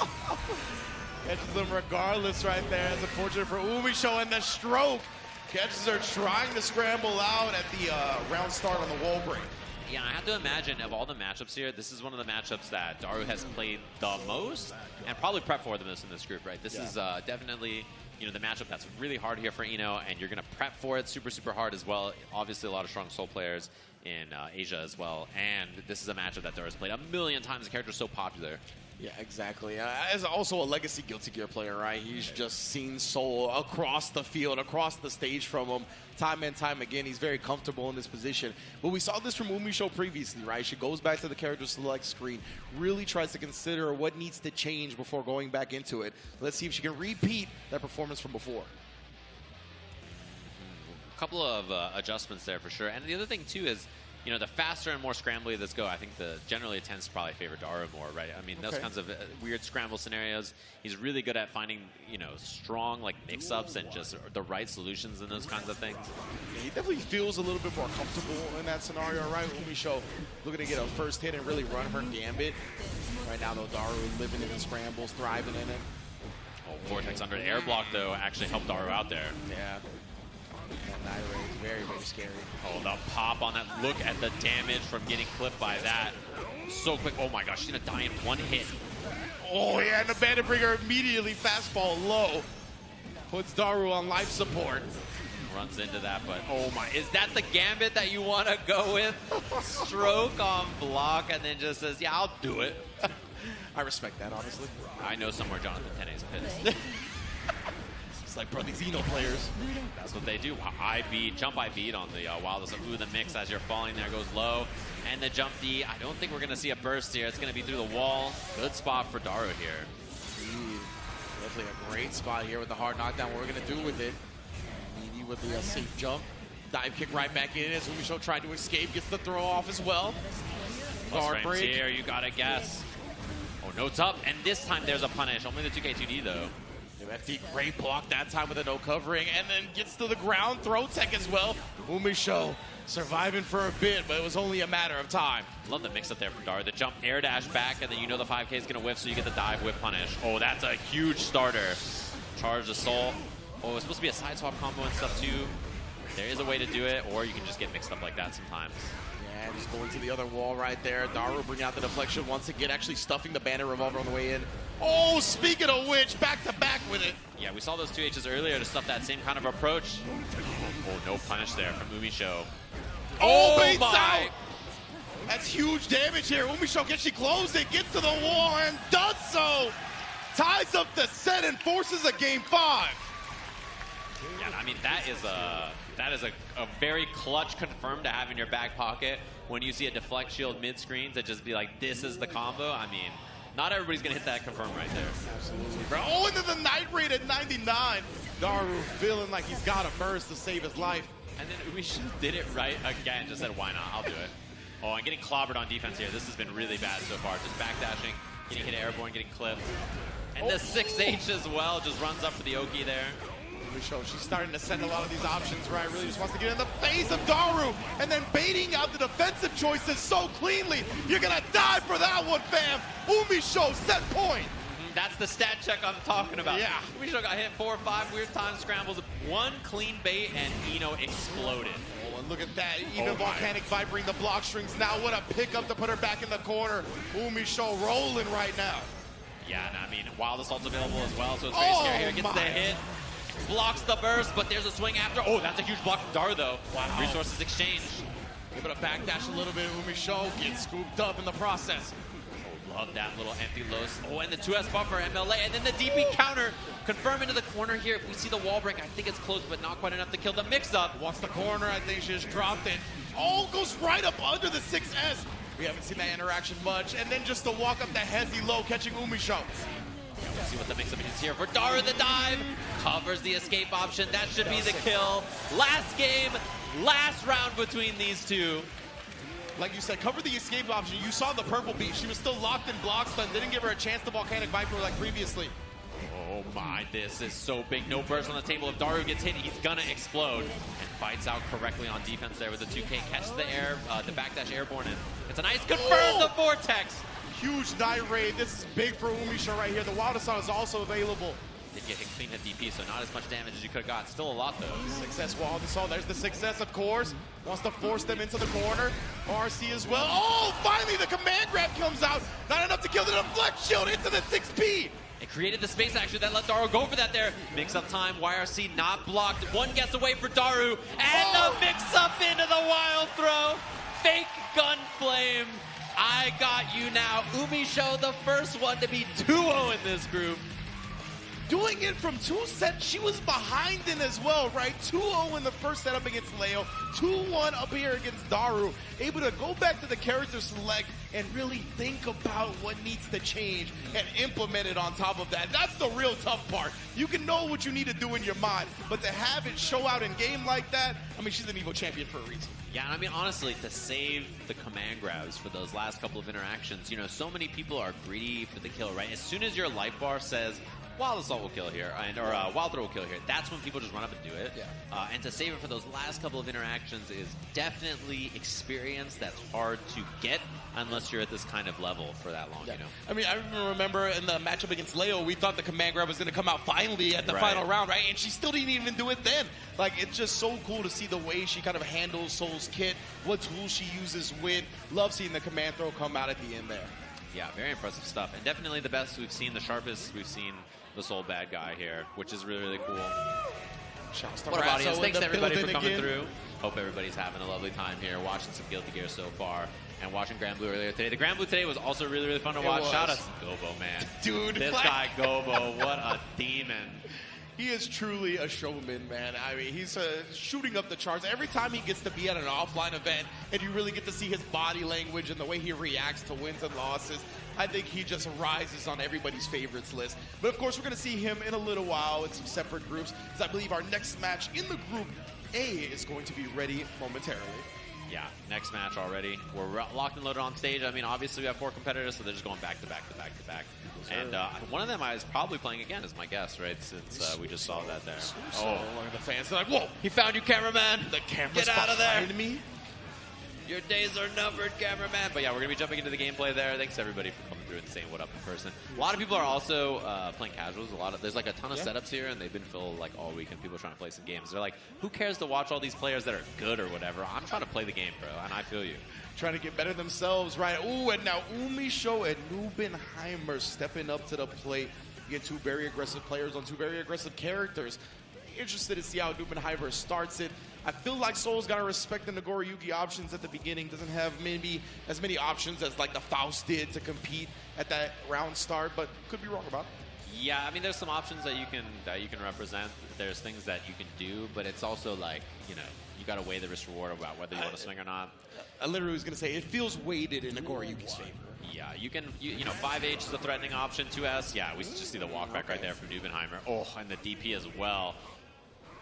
I mean, already in the corner here trying to apply that pressure. Oh, as soon as the gun flame comes out, great reactions from Nubenheimer, honestly. Yeah, we're going to see the mix. Oh, my. Oh, the backdash. And no, I'm surprised no super jump in, actually, from Nubenheimer there afterwards. Just takes the Fukyo. Yeah, now he's taking the far S sequence, doing a good job managing his blood. Double Fukyo into the bite, just speaking of which. Oh, and double BRC there. I like it. Saw the normal coming out. This 5K. Goes for the DP. Oh, my goodness. That was a scary spot to be. Corner. It doesn't quite make it to the corner with the 5H. Yeah. Finally caught Nubenheimer flinching, though. The Beyblade instant blocked. Yeah, it's going to be a much easier decision to go with the throw afterwards. Yeah, and it wasn't quite a throw to punish the Beyblade, but, you know, still, Nubenheimer, no tech. Oh, my, 6P, 6H. A lot of damage on that from an anti-air with not really a big extended confirm, just chunky couple of hits. The 6H OTG kill is forever one of the most disrespectful things in this game. Oh, sends it. That's a big one, too. Into the corner. Oh, didn't get the 2K, and yeah, just takes the throw pressure anyway. That boy, he got vibranium in that headband. He's like, I don't care if you got a helmet. Good little OS on the backdash there from Umisho as well, just ready for it. Oh, sneaky. I like it. We got to show him the command grab early, right? Start making him think about it. Definitely different from how she approached the last game, saving it for the final one. Yeah, I like that option. The whiff round start, playing it nice and slow. That Soul 2S is so scary. Very fast. His low checks a lot of things. Ooh, that air dash in felt very scary, but gets away with it. It's one of those things, right, where you hardly ever see anybody just neutral jump into a really late air dash, so it catches you off guard at this level. Man, and the ringer as well, just so scary. Wow, what a sneaky little air dash as well. But and just right away, too, routing around the burst. I like that. You mentioned it before, right? Umisho's so good about that. Always keeping her opponent's burst conscious. Oh, and then again, tried to escape, only to get wild thrown into the dirt. Umisho still rolling with this momentum. Yeah, and I mean, Nubenheimer there, like, man, you had so little spots to even find your defensive options, deflect shield or burst or backdash or whatever you want to do. Finally, we see the trade there. Yeah, it looked like the 5H that you mentioned before. Yeah, 5H round start. Pretty solid little soul option against Nago historically in this game. Oh, my. And while Saul Carter trying to escape, luckily for Umisho, nothing afterwards. Oh, thank you, Soul. Thank you, Daisuke, for 20 years or whatever of Soul Jump H being this way. Thank you so much. My goat. You sounded way too thankful, like genuinely thankful for that. I am, man. What would I do without it? Oh, I love that option to try to bait a throw based on kind of tech or whatever. Oh, man. Double up with the dap. Thanks for the jump P. That's a thank God for the machine. Thank you, thank you. Wow, what a call out. Jump. Just looking for it. Yo, the deflect shield, did that like lose the soul jump H? Thank you, Daisuke. I was gonna say, that's what I'm saying, bro. The first hit didn't get pushed away. It wasn't until the second hit connected. That was so strange. Yeah, the offensive choices from Umisho Soul has been really good so far, although that's a big call out. Finally a chance for Nubenheimer to get some damage. 6H check. Oh, and the 2P, that was good. Yeah, you can see her nod as well, right? She's like, all right, I tried to sneak in the Fafnir. Nubenheimer, he's very good. He's very active with the lights, right, on reversal and defensive situations, so hard to sneak it in on a gap like that. Yeah, Nago's lights are so good, too. Yeah, there's great cancel options, but they're also just really, really good in their class, right, for each of their buttons. They're very, very solid. Yeah, they go so far, man. Definitely some very strong lights. Try to cover that air approach option to escape. Oh, to be nothing there. Didn't have Beyblade because of the blood, but...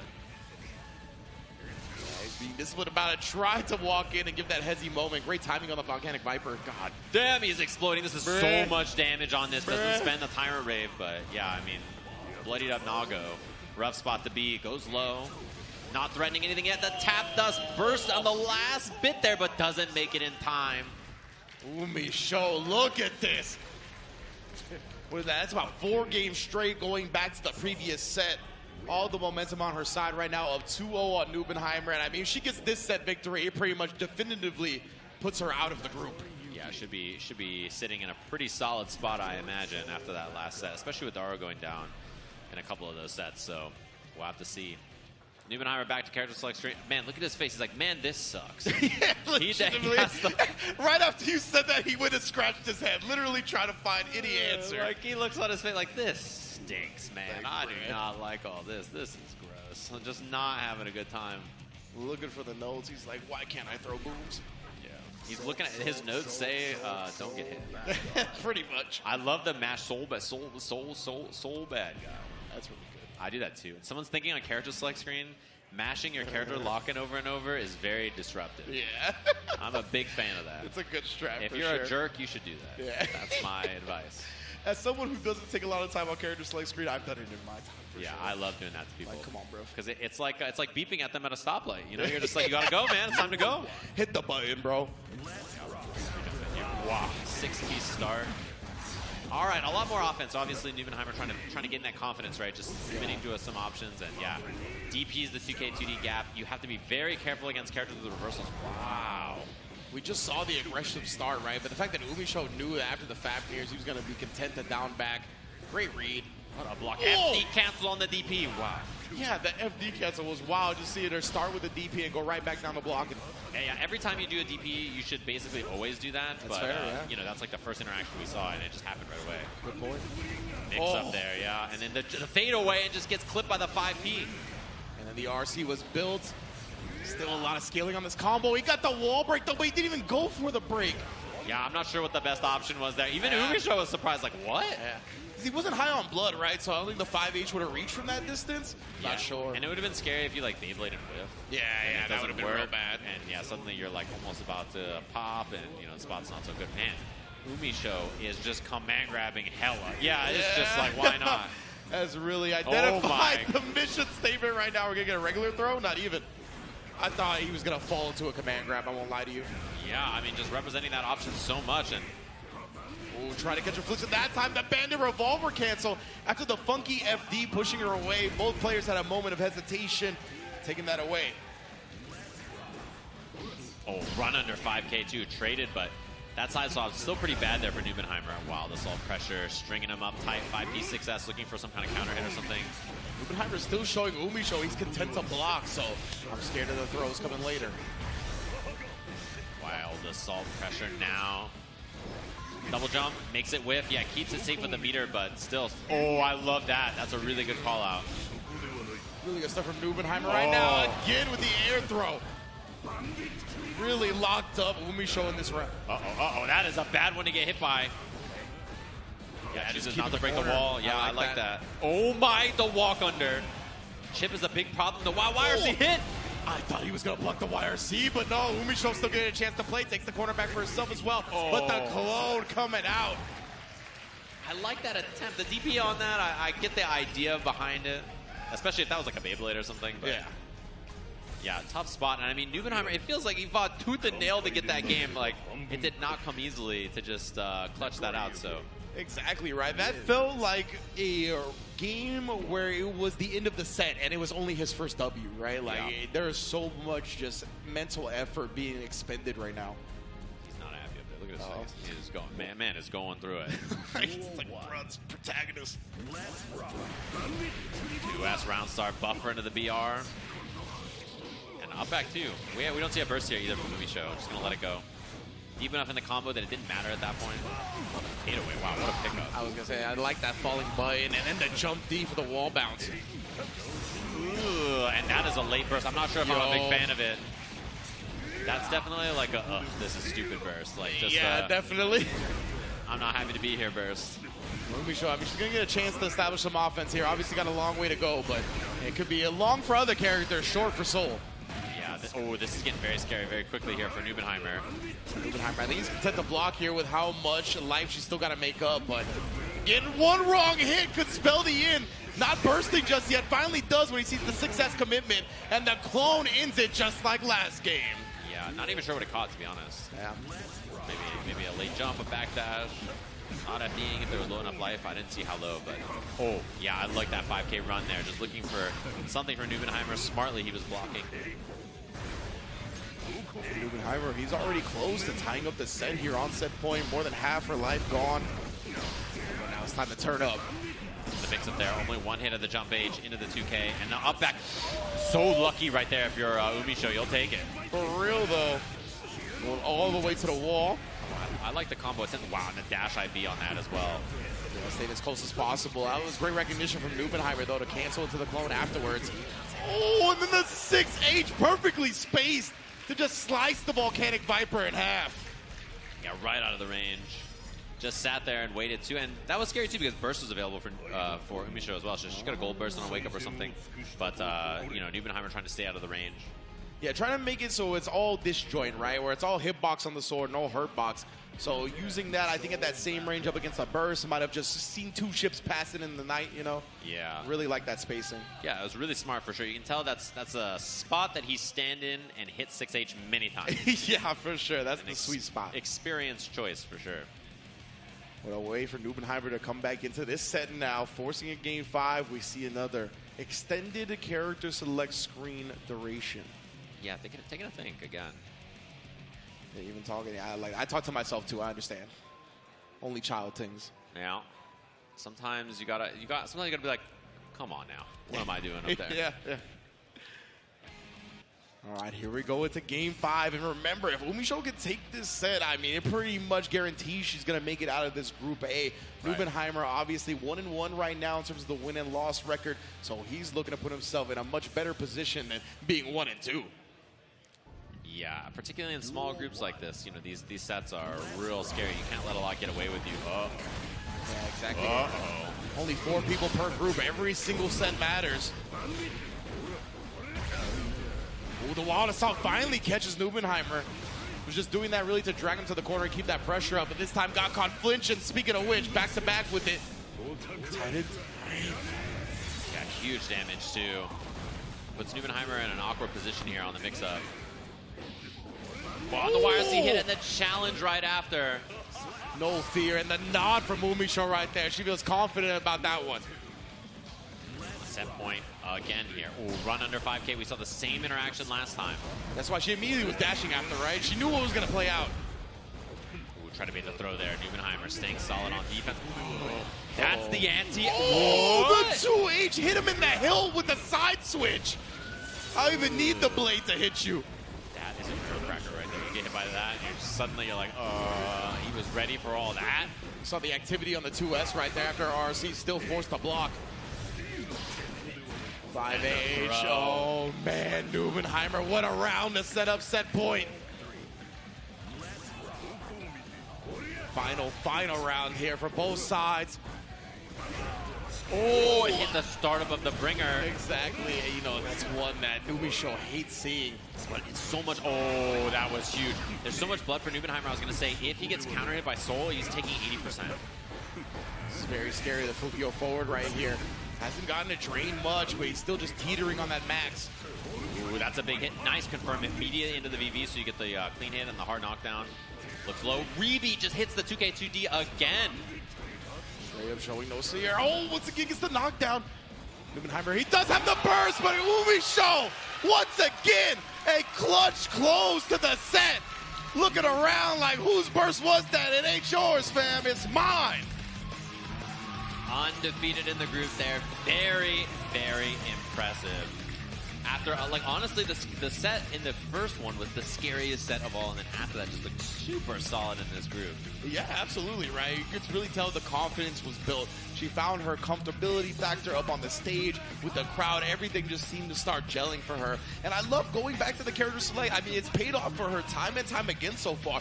Really showing that taking that time to figure out what's going on pays off huge. Yeah, whatever she's doing when she goes back, everybody should be doing that. Because a lot of times people go back to character select and it doesn't work out. But like in that case, like every time she went back to character select, waited it out, thought about it, had to think, and then came back. Whatever it was, worked out. So very impressive stuff.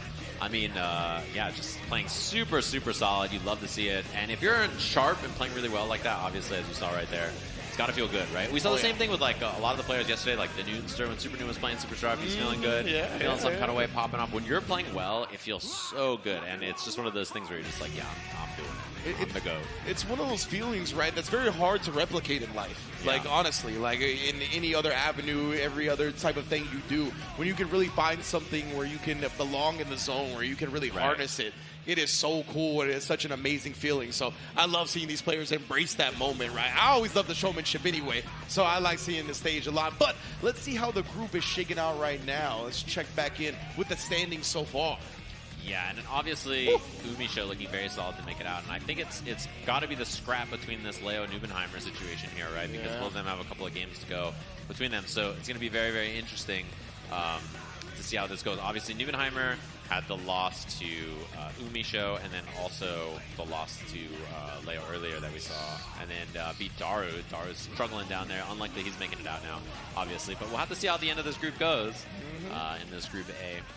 Yeah, Umisho, I think she's got one more set to play, if I'm not mistaken. That might have been all her matches, right? She played everybody in the group. Yeah, you're right. Yeah, she only needs to play three matches, 3 other opponents, and she smoked everybody. Well done. So she is definitively out of the group, and as you mentioned, it's going to come down to this next match, perhaps. I'm not sure who's going to be taking the stage, but we know it's between Leo and Nubenheimer for that second spot. Yeah, which is why it makes this set such a big one here. Leo versus Daru Ino. And it's whether Daru can play spoiler. I don't know what the tiebreak situation is, but if Daru wins here, and 3 of the people have 1 win, and then all losses to Umisho, and Umisho's just sitting at the top. We'll have to see what the breakdown of the group is going to be after that.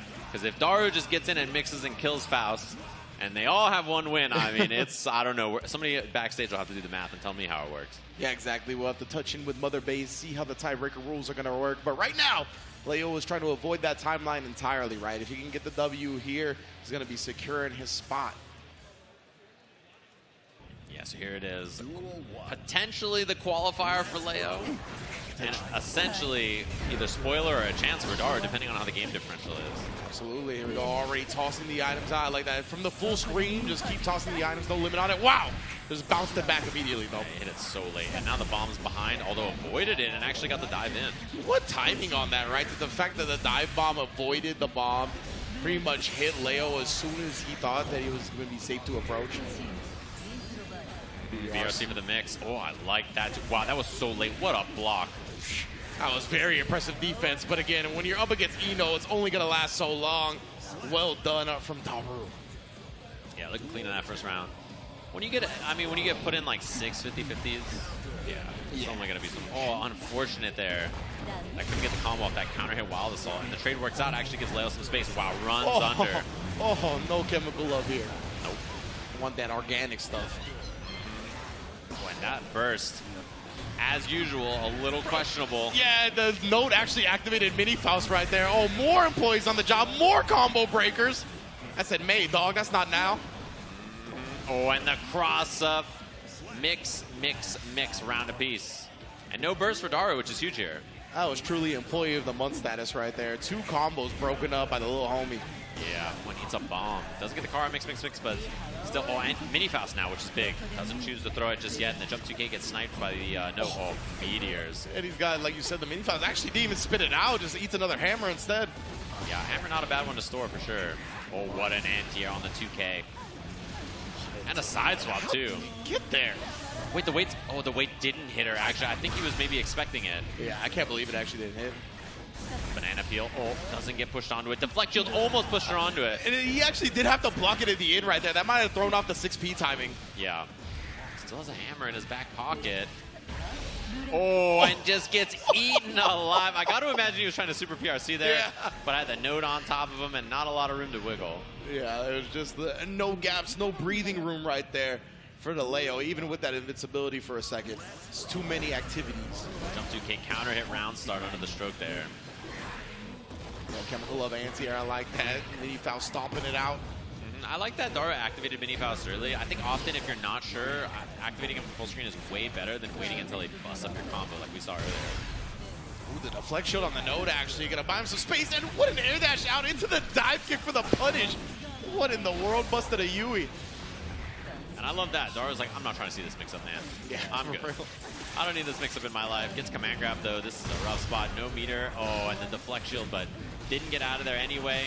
Another command grab. That'll do it there. Leo Faust, he's really insistent on that. He is for sure. That's been one of his primary tools of success, forcing his opponent to eat these command grabs time and time again. What a 5K2. That's one of those high damage anti-air starters in the game. If you get clipped by that, you're like, this is going to be bad times.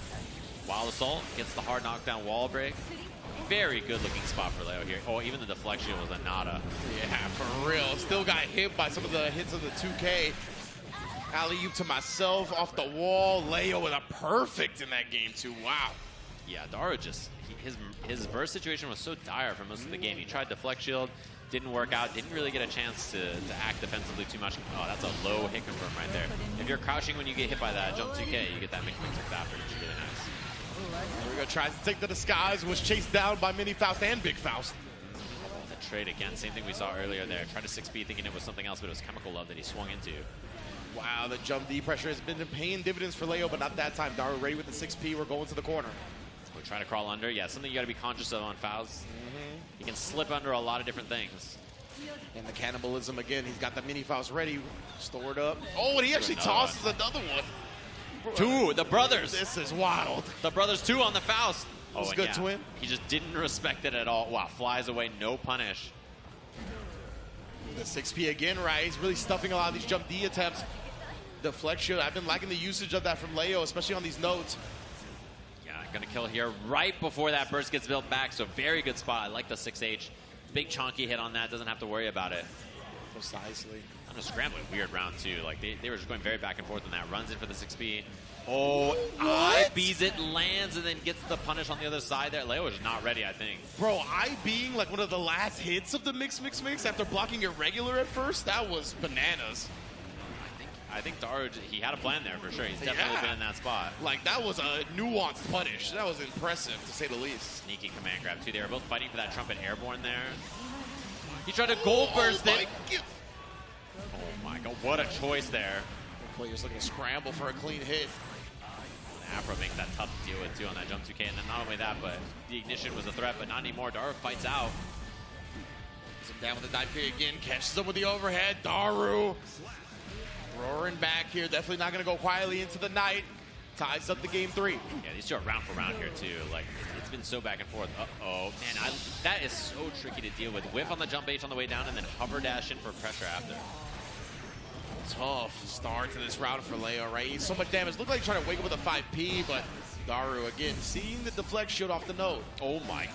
That was a weird spot. Leo just found the jump K. Command grab again. Oh, scalpel media, actually, that he was looking for. I wonder if he was trying to be careful of that. Doesn't kill, actually. Oh, no. Fast RC on the Scarecrow. Daru immediately choosing a burst. Yeah, oh. 6P off the cancel right there. Not getting bullied. Not letting him have any hits for free. Yeah, I mean, honestly, very smart, right? Because, you know, it's very likely people are going to commit to options like that. There is a gap there. Quite smart from Daru to know the matchup. Have that option ready. Leo, we ended up getting clipped by the Chemical Love because of the Afro. Usually you can crawl under that. Oh, back throw. He does have the Afro to throw the big bomb back if he wants it to. Doesn't go for it there. Yeah, actually going to bypass that entirely. My man is eating fire. Oh, I'm surprised he didn't. Oh, scary. Gets the throw there. This is a good spot now. Shoots the Mini Faust. Oh, got him. He's trying to close Cess with the meaty. Daru's defensive choice is working out so well. Finally, the jab from Leo this time, though, in response. Daru with the immediate burst out. Note's coming, but other side doesn't really matter. Jump D. Oh, he wanted close slash to get a combo there. Yeah. He's the bomb. The jump D again. It's such a great harassment tool with the way Leo uses it, but does get punished that time. Daru, set point. Yeah, he could really mess everything up here. I'm not sure what the group breakdown is going to be like if he wins. We'll have to see, but hopefully they get in our ear quick about it. Gets a trumpet as well, and that explosion's still a threat. Wound up, I think he backdashed the explosion right there. I'm pretty sure it just didn't hit him because of it. Punish here. Ooh, a 6H punish too. Leo, I mean, I've been liking the deflect shields. He's gotten some room to play after, but he just hasn't been able to take his turn. Yeah. Oh, I like the use of the meter right there. Pilots the note. Jump 2K. Doesn't spend any bar, and Daru is waiting for it. Yeah, exactly. You saw a little moment of hesitation. Caught Daru trying to take his turn late. RC off the mid-air hit. Leo staying alive himself now. Very well done here. Obviously 2-1 for Daru. trying to stay alive in this group. Wow, what a round start. You saw the little whiff on the button, and then he just immediately goes in. Cover dash pressure, although there is burst available for Leo here in a second. Oh, OS is the backdash 2D there, and yet deflect shield does a whole lot of nothing, which means that burst gauge is gone as well. Dara going to be able to break the wall if he wants here. Hard knockdown with the super. Leo one guess away. Super PRC is a threat, obviously, and he also has burst now, too. Oh, and he does get the gold burst off. Gives him the positive bonus off of it. Oh, and the jump D somehow finding its home. Beat the 6P, actually. Deflect shield. Chemical Love goes under, and he knows that he's going to be swinging with the 2P. Daru Eno getting a set on the board. I just noticed he's wearing a sweatshirt that says counter on it. It does say counter. On the back, it says a bunch of other stuff, too. It's like low profile, like whip fire. It's got a bunch of stuff on there, yeah. But, I mean, that's a really big one for Dara now. Obviously, the group is going to look a little messed up. They're going to have to do some arithmetic with their Abacus backstage to figure out how this group's going to break down after that. Obviously, we know Umisho looking good for that that winner slot, looking very, very solid. So she's looking great. But the rest of them, we'll have to figure out how that breakdown tiebreaker situation goes in our very first group here. Yes, indeed. All right, y'all. So while we get that figured out, we're going to take a quick break. Do not go anywhere right here on Arc System Works U.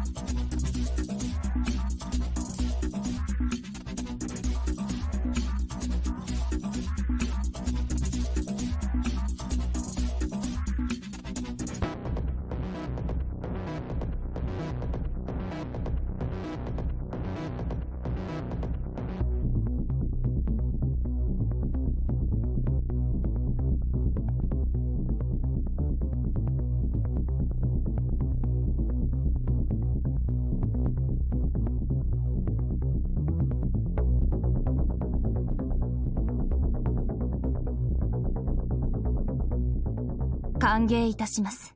ゲストのお方。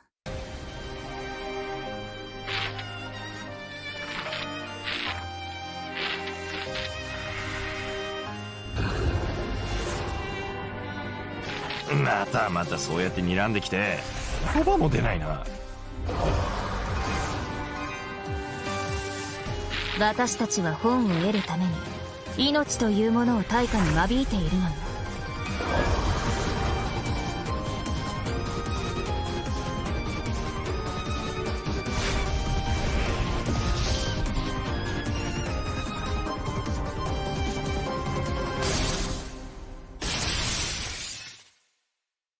それで俺は何をやればいいんだ？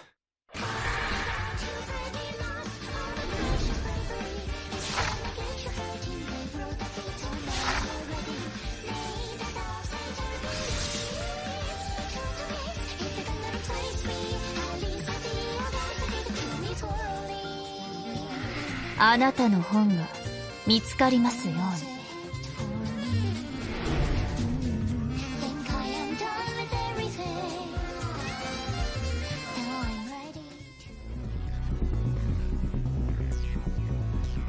What's good, everybody? Welcome back to the ARC World Tour Finals of 2023, right? Amazing stuff so far, right, for Group A. Umisho coming from behind in 2 out of the 3 sets to clutch out a sweep in the group stage. And then for the rest of the players, they are left to fend for themselves right there, each managing to scratch out 1 win. Not sure how that's going to advance into the finals, though. Yeah, I have no idea. We'll have to see who can do the arithmetic and figure that out for us. We do have our game on the stage, it looks like, up there. Everybody is gathered up and ready to play. Excited to see how that shakes out. Definitely want to see who's up on stage next to keep this group stage rocking along, right, for Guilty Gear Strive, of course. We got 4 groups if you're just joining us. 16 of the toughest players in this game's history going to be duking it out to try to claim an Arc World Tour finals. But yeah, man, actually, before we go to the match, we got a quick video to introduce. Let's get to it.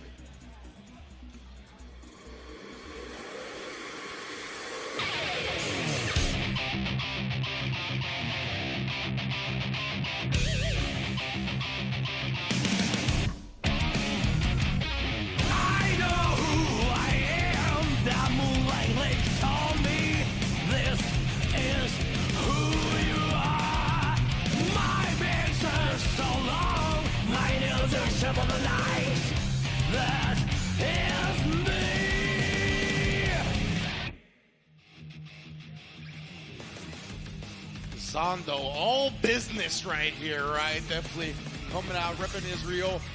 Usually repping Ram Lethal, but I know he's been putting a whole lot of work on that Asuka. We got some lore that we'll touch on it a little bit as well. But let's see who his first opponent will be.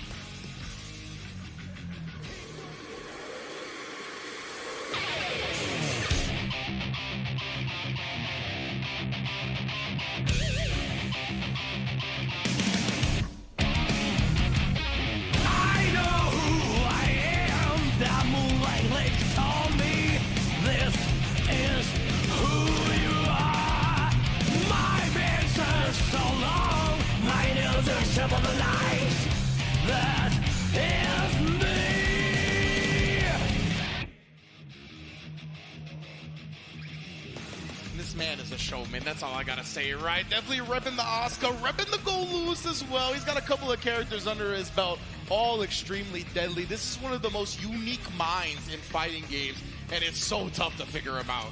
I truly describe him as the actual mad scientist. I can't think of anybody as a better description of the mad scientist. He does his own tech, his own setups, his own combos, everything that he does, he's like, yeah, I'm going to just wing it and do not the right stuff, but the Gobo stuff. And that's what makes him so unique, no matter what character he's playing.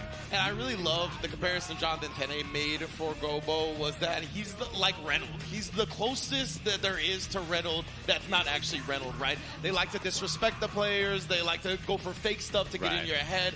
It's really interesting. But specifically with this matchup here, Zondo, I know, so when you pick Asuka on the character select screen, it's Asuka R and the little pound sign, right, the numbers. But if you press up, it goes to Oscar R. Cruz, right, his actual full name. Now, Gobo does that every time. Zondo also likes to do that every time. But I heard, he looks like he's doing it right now. He is going to. But I heard he wasn't going to do it until he defeated Gobo to take his rightful place as the main Asuka. Yeah, we got ourselves a match here. Oh, man, locked and loaded. Our first match of the group is Asuka versus Asuka. Ooh, the pop. The pop. People want the Cube Vision Productions. Y'all want to see Friday and next Friday? This is a TCG in the making, of course. This character, if anybody's not familiar, has multiple decks he can draw cards from, and those do all kinds of stuff. One of the biggest things is he shoots cubes. You're going to see a lot of cubes on the screen here. It's one of the biggest things. He has a mana gauge that he has to manage to try to throw that, so those spells cost mana. He can regen the mana by spending his life, getting it over time, or by using his meter, which is another thing that you're going to see on the screen pretty consistently with this character. Most common way to get it back is his life. So if you see his life bar going down when he's not being hit, that's what shows you. Exactly right. I think that gives you the most mana when you sacrifice your life for the quickest amount of time. So let's see how both these players get started, bro. Who's got the luck of the draw? Who's got the heart of the cards? Yeah. Oh, my brain cells shared. Holy. What a round start indeed, and staff out early, by the way, which is a big one here. That's good, that's good. Just camped on it, 6P. He's got 2 teleports as well for Gobo. Yeah, I like that he went for 6P there, and then he immediately just changed deck, right? Test case 3 is the big thing. You see in the bottom left and bottom right the numbers, the color they are, that tells you the test case that they're in. The test case is the deck that he's drawing from. Exactly right here, already putting out the big stuff. He's got the auto import going as well, so Zondo, he's got to be careful about his mana. It's getting now. Yeah, and he drew the mana card as well, which is pretty big for Zondo. Mix-up's going to be a big threat here. He's missing 2 slots. He gets teleport, which is really nice here as well. Yeah, 5D, combo into the 2H, knockdown. He has setup, he has mix-up. 6K just connects, and he gets the air dash combo into the corner for the break, and the cube super for the wall. Putting him on life support here. Gobo does have an opportunity, but it's real tough. He's so low on mana, too. Wow, what a block. Being at 5% on mana is almost worse than being at 0. At least on 0, it starts regenning by itself. But being that low, you gotta fight for a gap to regen yourself. Yeah, I love the air low into the PRC. Wow, he tried to start with the big orange. That one is a really good round start cube. You see it pretty often, and already both of them in test case 3. Wow, burst full screen to try to get that out. He has a lot of stuff to establish here, and you can see that's what Gobo's trying to do. He's getting the cubes out, and mix up as well on top of it. Super tricky. Had the guard break as well, so good for combos, keeping people in the air. First taste we've seen of him cycling the cards as well. The big cube out for mix up, the staff on for pressure as well. It's going to be bouncing up and down with the gravity. You could see how overwhelming this character gets, especially when he's got the auto import on and the cards are just coming. Nice reversal super is so fast. It's not even invincible, it's just so fast. Big cube gives him a chance to go for the mix-up there. 6H, his time to draw actually cycles by the mana card. He wasn't interested in it there. Instead, just going for the auto import. Oh, God. Indeed, and look at this, just locking him down with the staff projectiles here. Teleports behind for the throw. Zondo striking first blood in the set. Says nothing personal, kid.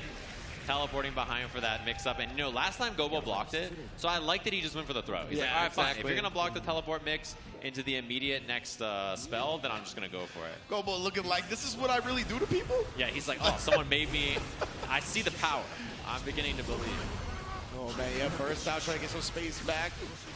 Very nice for him to hit the cube out of the way. Huge. Those cubes are really, really strong, but one thing about them is you can tag them with your normals. Yep. And so you saw Gobo just smack them out of the way and then threw his own cube right there. Caught Zondo off guard.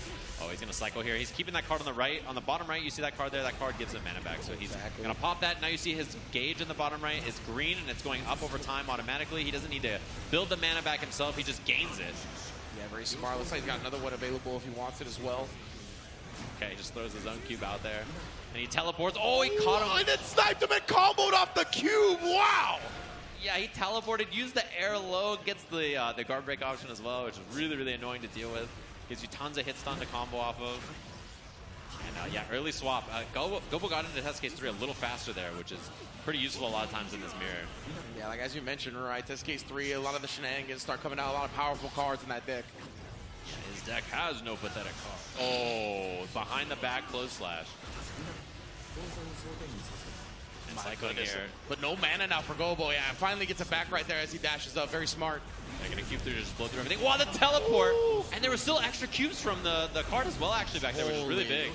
Gobo getting mana back. He had a draw, though, which means his Oki wasn't that good. Yeah, exactly. He took that moment to get some cards in his deck. The staff was so sick from Zondo. It actually pulled it up there and prevented it from being a factor. And he's just going to bounce off it all the way up there. The staff usage from Zondo right here, really just getting that onto the field, making the projectiles so chaotic.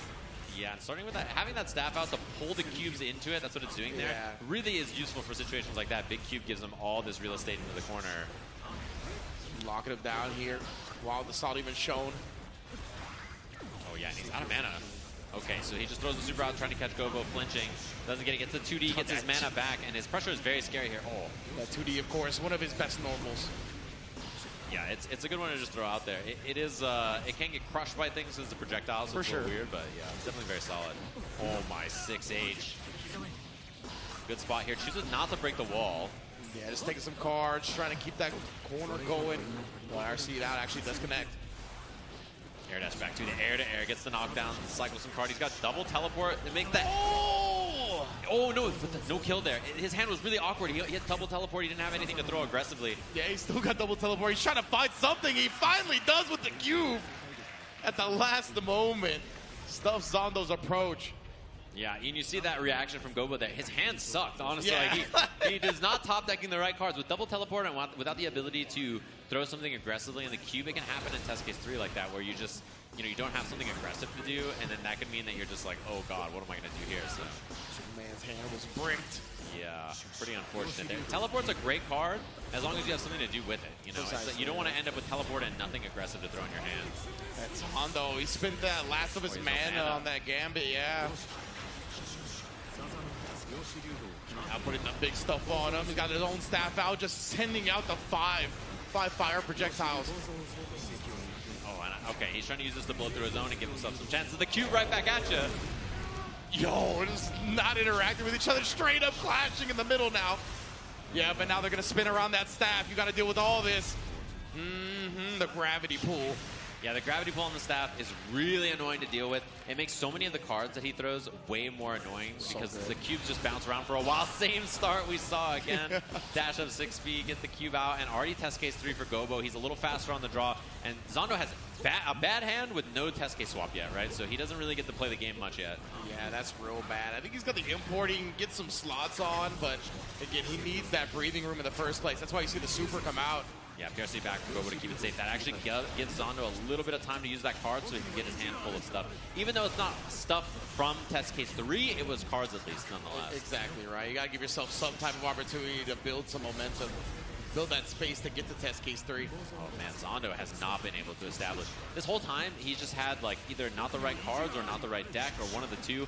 Finally, he's got a good card to draw, or he drew a good card. He has a good hand, but he has no mana and no time to establish here. So he needs to play both of those cards. He needs to refill his hand, and he's just not getting an opportunity here. Gobo got the cube in front. Help! Help me! What are you going to do? Just Help looking me. at the projectiles.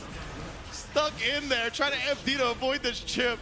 Does so precisely.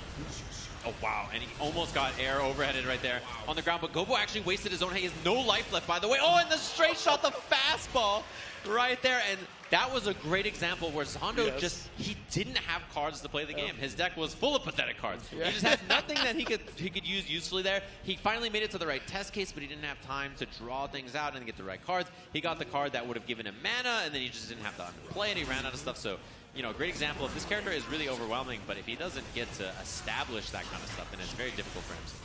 And it was classic Gobo confidence, right? He realized that Zondo wasn't pulling well. He didn't have anything ready, so he just kept sacrificing his life to keep the overwhelming pressure going. Yeah. A little wall break there. Zondo now established. He's in a good spot. Oh, and just cube supers right away. Not going to catch him, but he recovers so fast. The recovery is fast, and the move itself is quite fast. That's wild. Oh, here we go. Staff once again. Just plaguing Gobo. Yeah, he's going to be on the other side of the screen. He'll take some mana back. Yeah, the thing is that for Zondo, the staff was great because he's like, okay, cool, it doesn't aggressively kill you right now, but I have the lead. So he can just go to full screen and start digging, right? He can just dig through his deck to find whatever cards he wants, and if you're Gobo, you kind of don't have the luxury to do that. Exactly. You just kind of have to sit there yourself. Oh, good hand from Gobo here. He's got so much stuff. He has teleport, auto import. Yeah, he's got all kinds of stuff. This is a really rough start. He went to test case 3 and immediately found the nuts. Like, he just drew the perfect hand. Oh, God, this is not good. He cycles. He's got the big cubes for mix-up now. He's got a staff here as well. He's going to establish the staff.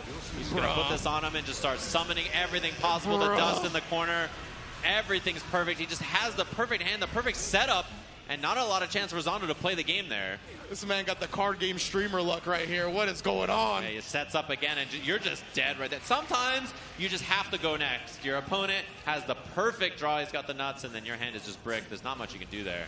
Oh, no, my man was looking like Dexter right there. Holy smokes. Auto imported from test case 3 too, so he got to pull some good stuff. And Gobo low on mana, but he has a lot of good stuff to throw. Oh man, huge snipe from Zondo here. Indeed, Zondo's the one that's looking really good, really strong already here. He's got to build some mana back up, but he's got such a lead that he might not even be concerned with that. He also has the overhead as well, so he can just, good block from Gobo. Very aware. He had time to see his hand in the mix-up there. Exactly. Cube super, but Gobo has no health, so getting mana back is a little annoying here. Oh my God, his hand is so good though. Oh my, you're right. If he gets a chance here, I don't know if he'll get to, but his hand, that was so scary. Yeah, I don't really know how to describe it. When you see the card with like the 5 cubes and it's got the little number in the top left next to it, that's one of the best cards you can get. So he had like 3 of them in his hand. What'd you call it? Yeah, the machine gun. That's the what machine I gun. Not the real name, but it's like the machine gun. It basically is. He had auto mana, which he really needed because he didn't have health to get the mana back himself, and then the machine gun. So, like, having 3 of those like that is pretty nice. Also, his hand started here with the importer, which is really good. The import card that's in the first test case is really nice because what you do is you go to test case 3, and then you dump your hand and you auto import. So you fill your hands with the entire new deck's cards, which is really nice to have at round start. Yeah, we talked about that test case 3 got a lot of powerful cards in that deck. Yeah. Oh man, this is a good spot for Gobo if he can establish, honestly. Yeah, we might see Cube Violence here. He's got to block it, and then Gobo's going to run up and try to force. Honestly, though, Zondo has a really nice hand, too, if he can get some space, but I don't know if he's going to get a chance here. Yeah, just again, being suffocated in the corner right now, smothered. Oh, really good for Gobo. He got the mana card. Oh, my God, 4 teleports. His hand's... What in the world? He's got to get rid of him. He unloads one, but honestly, this is giving Zondo a chance here, although he gets smoked by the cube. If you're Gobo, you can't even really take Oki. I think you kind of have to recycle your hand a bit. Yeah, exactly. Man, terrible hand. 4 teleports is not what you're looking for there. And honestly, that gives Zondo a chance in this round. Yeah, that's what he was looking for. Finally gets the big one come out. Yeah, had to use his teleport, shuffle out 3 of them. Machine gun. He's got Exodia. He's out of cards. So Zondo gets space here. Yeah, this is huge. There's no cards in Gobo's hand. Yeah, he doesn't have the super either that can get the cards in his hand. Does have it now, but he spins it on a YRC and just scrambles to victory at the end. I guess going down to the wire between these two. Oh, this is a good start for both of them. They both have strong offensive things to do, and then they have the import. So you just go to test case 3, dump your hand, and then play the import. Yeah, there it is. Now Gobo's set up in a really good spot. The staff. And look he at has that. not hit the ground. He hasn't done anything in 10 seconds. And he refilled his mana while he was off screen. Yeah, and just immediately supers to take back space as well. And because of that staff right there, it gets dragged to it. It pulls him up in the air a little bit. Zondo, I mean, not in a good spot. Oh, he teleports through knowing it's going to hit him. He establishes drawing his new cards. He still has teleport, by the way, for the mix-up. There it is, immediately teleports. He can actually kill him off this. Easy peasy, I would say, but my poor brain got beat up watching that set. Tell you what. As Gobo gets the job done in probably the most complicated fighting game set I've ever seen. That's one of those that really...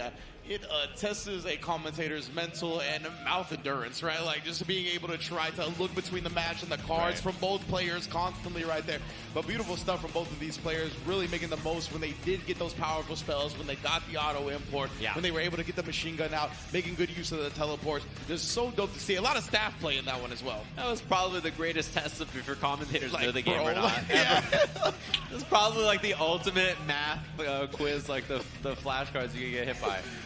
But yeah, very, very impressive stuff. That was a 6 set. Honestly, like, what other game are you going to see that in your life? You'll never see a match like that in another game. Like, just, that was so cool. People are going to watch that one for a while, I think. But very, very 6 set between the two of them. Playing that character at that level is very rare, so the fact that they're in the same group and we got to watch it as the first match was really honestly a treat. But let's see how Group A has gone. Obviously, we established the results from that. Let's see who has made it out. Umi, Sho, and Leo making it out of Group A. So we got some more fouls on our behind. Yeah, so that Daro set at the end there really was potentially an impact, right? So that was very, very interesting to watch that there. He had a chance to make it back in there. But yeah, Leo Faust making it in. So one of the Fausts in the top 8 for this bracket. We'll have to see again later on, by the way, for those of you wondering, see some more Faust play from our plan from yesterday from Apology Man, right? So it's going to be interesting to see as well. But yeah, that was really cool. I hope everybody in the audience enjoyed that set. Even if you didn't know what's happening, yeah, I'm right there with you. Yeah, what a character. Yeah, even got the eye. Oh my goodness, the passion. That's what I'm talking about. That's what I'm saying. That set was sick. That was, I don't know if I've ever seen a cooler set in a fighting game. Yeah, that was absolutely. Yeah, I think that's something that has always appealed about the Guilty Gear franchise, right? Is the unique characters, like the way they're put together is just like unlike any other fighting game. And they continued that with Strive, especially with Asuka. Beautiful display to start the group. Now, let's see who's next up in our contest.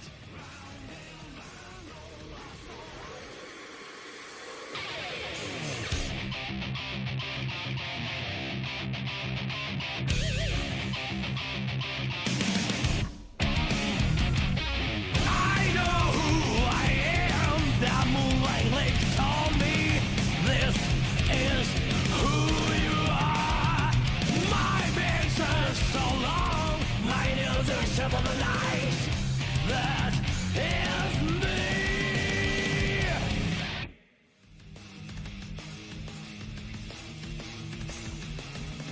Tempest NYC in the building. The man that you talked about ruined the draws because of taking 2 tournaments right.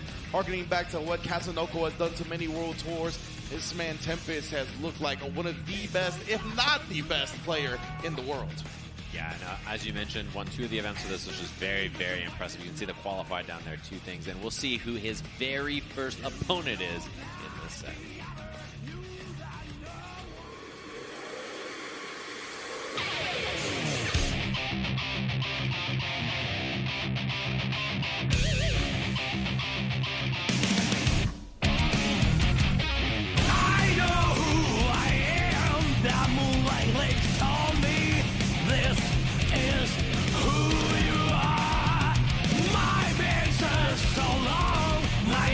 Simple the light that is me.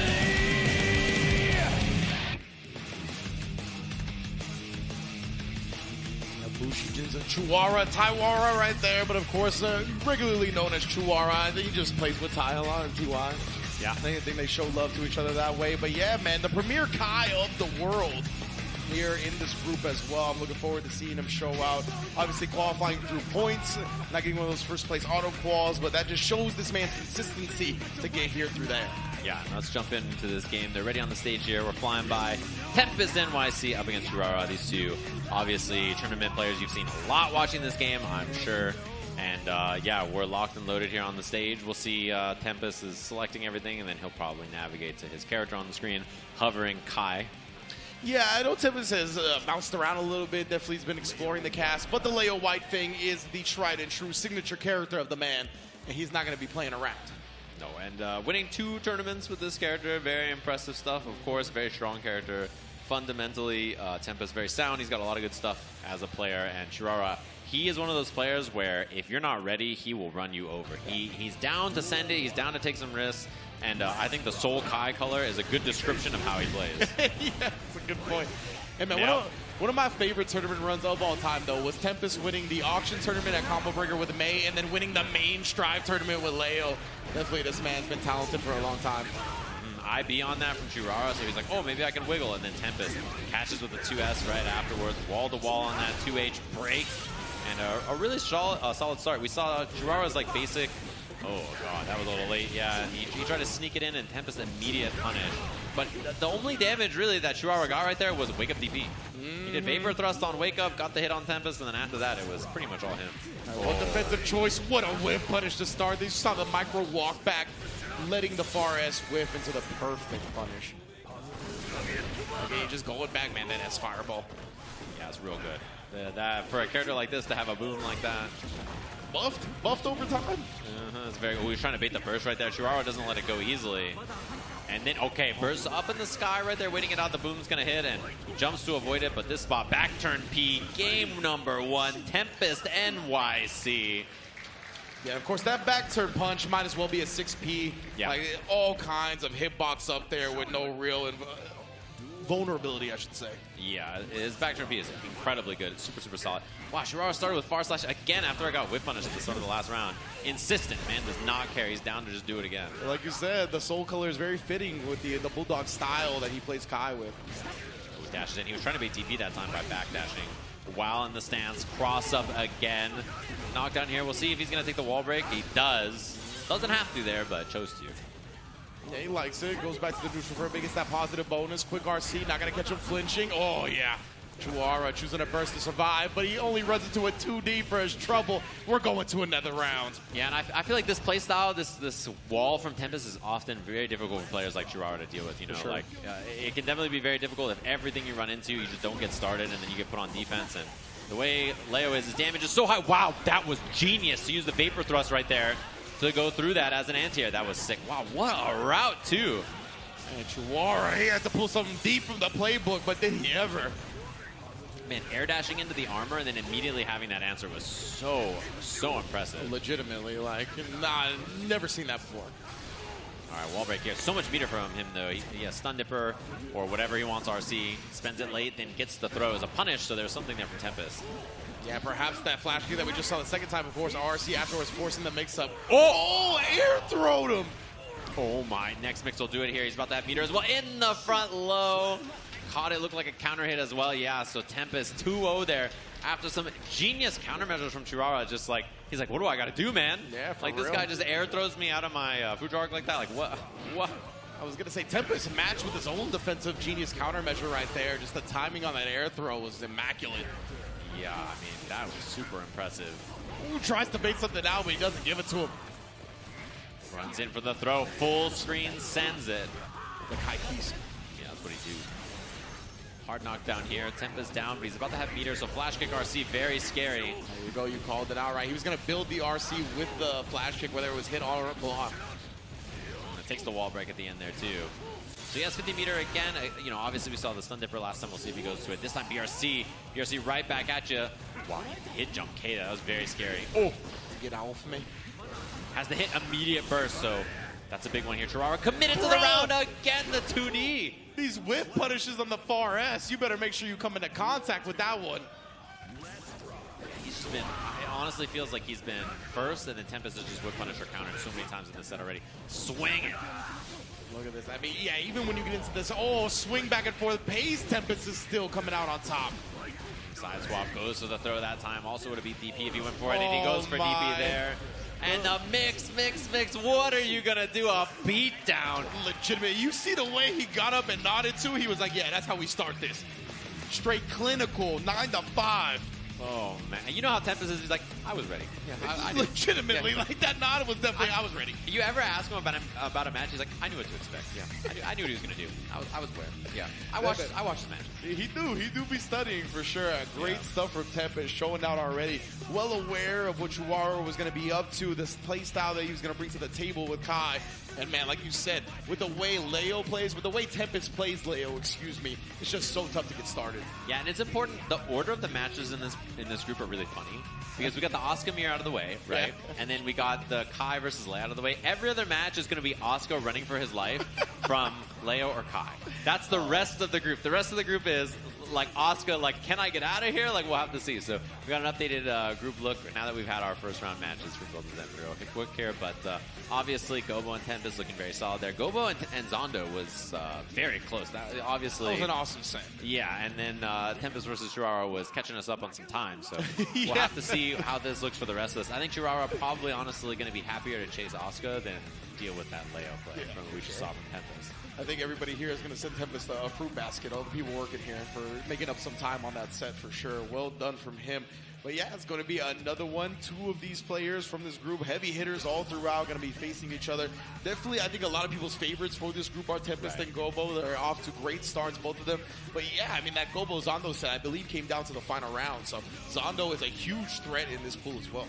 Yeah, and Tempest is definitely the favorite, I think, in this group from most people's minds, as you mentioned. But I think he's also one of the favorites for the tournament, right? So definitely somebody, people are keeping an eye on, and that performance against Churara probably convinced you, if you weren't already a believer, that he's super solid. Not surprised he did super well in that set, and we'll have to see what our next match is. It looks like Churara's back up on the stage, if I saw his jacket correctly. I was going to say, that's how we flowed with the first group, right? I think after the second match, one of the players did stay on for the third match.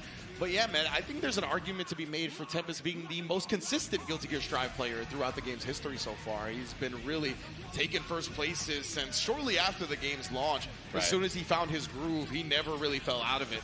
Yeah, that wild set with Umisho, Happy Chaos forever ago, and has had really consistent performances basically every big offline tournament that you can imagine that Tempest has been through. Has been playing really well, placing really well.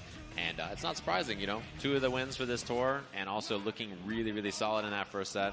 I think a lot of people expect Tempest to be one of the big threats for tomorrow and honestly today as well as we watch this group. So this is Group B action, 2 matches in.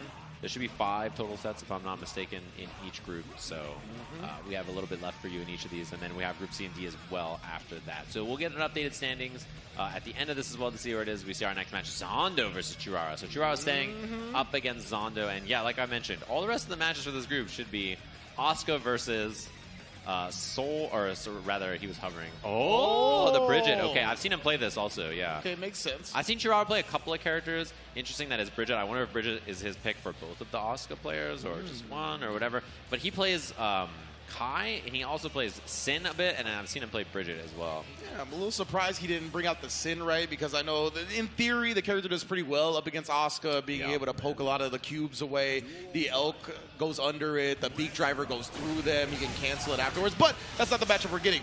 Let's get it popping. Zando on the Asuka, Chuara on the Bridget, and definitely going to be making use of that big range she has.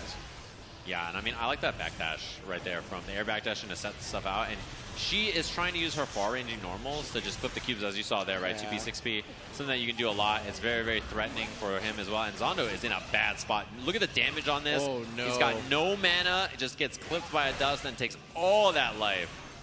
Yeah, the mana slowly but surely coming back, but he's going to be locked out for a second here. Big Drops drop. it. That was a chance to get his mana back and then get some Oki. That really was credible. What a reaction throw on that. But he's so tanky because of the mana here. Not tanky enough, though. Yeah, definitely fortunate for a second. Chuara, though, still able to close that one out. On the bridge, very interesting seeing this. Yeah, similar concept as you mentioned, right? These long-range options. You got to smother here if you're Chuara. His hand situation is real good. He got the mana card that he popped earlier, and then now you just dump his hand, do the import at the end. Yeah, nice chase down right there. Okay, he does import, but there's been no time. Like, he can't get any space. Chuara, yeah, just challenging consistently. These yo-yos got counterspell built into them, fam. That's third-level slots, and he just keeps using it. Legit, bruh. No long rest limit for Zando. We'll have to see. Oh, wow, the Assault Dust. Nice block Dust again.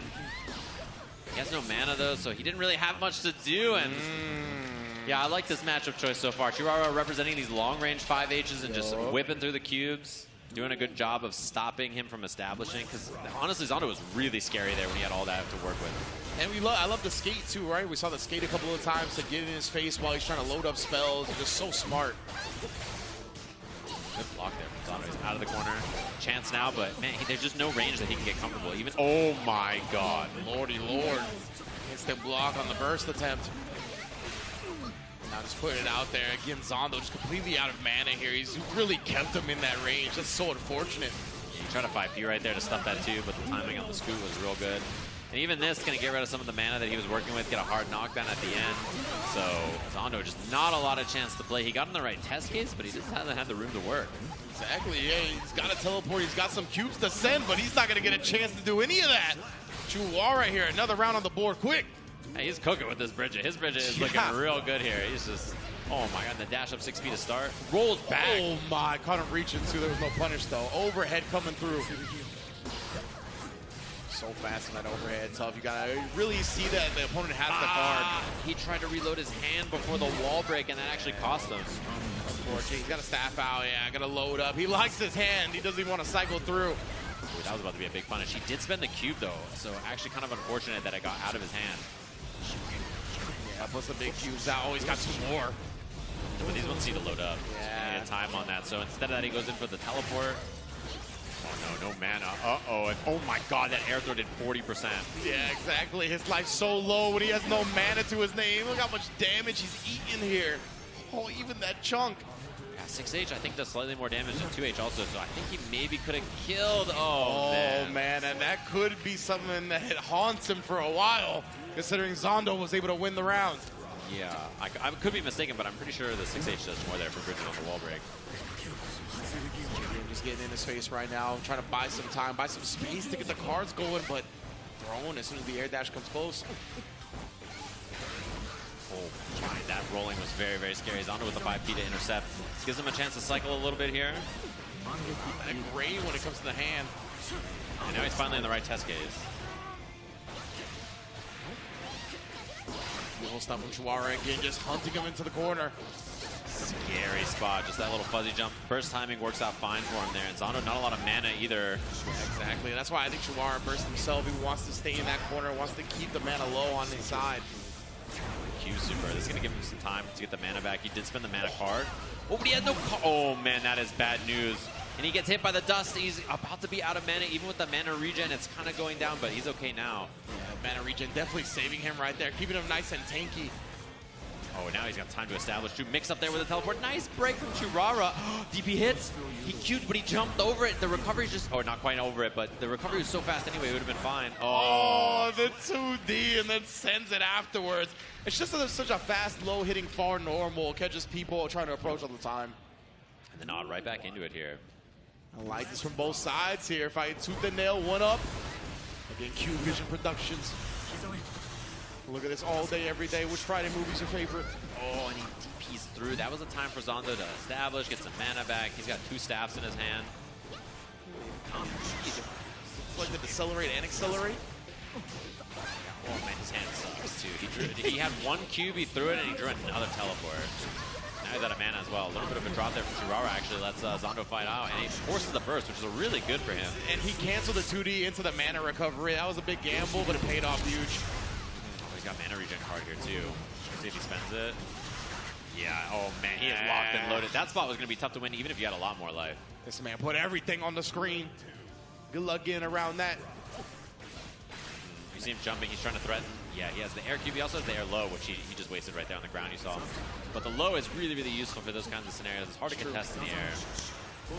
It's just something you don't expect, right? A low hit from an airborne opponent. Yeah, it's huge also. It's just a big hitbox. Oh, that trade is very important. He got his mana back. That's big. Oh boy, he is established. Oh, that was cheap. Man just jumped over, and while the projectiles were coming, which way is it going to hit you? And now, oh, he put the staff behind too. Oh my, this is going to be a clash? Oh, they both hit each other. Oh, just ignored. Q's out again. Yeah, with the guard break right there. It catches them, reaching off that. Yeah, that guard break gives you so much blocks to work with. Great recognition from Zondo. And he dashed in. I like the punish. He had no Q, so he just did 5k 2D OTG. Yeah. Oh, and 5H again to beat the cube there. Biggest thing, if you're struggling against this character Asuka, you gotta hit the cubes. That really changes the matchup if you're hitting them consistently versus just you know, letting him get away with it. That was big. Teleport and then blaster with the big red. Yeah, like if you play this character as like not being able to hit his cubes, it's impossible to beat him. Yeah. Oh, that was tricky. Now no mana. Boy, 6P is he trying to press something, landing. Churara looking to smother. Zondo about to get his mana back, finally does. Oh, beats the 5P there as well. Mana back though does help a lot. Oh, this is big for Zondo. He can load up. He has overhead mix, yeah, and he does not see the card in time. Drops it as soon as he draws it. Very smart. Yeah, it's a lot easier as a spectator to see that than, oh, nice. Yeah. Like a little 2-piece right away. I love that. Yeah, exactly, right? Fighting against Asuka, having to constantly like look in the corners to see the cards, I mean, it just disrupts your mental game so much. Yeah. It's such a hard thing to keep track of.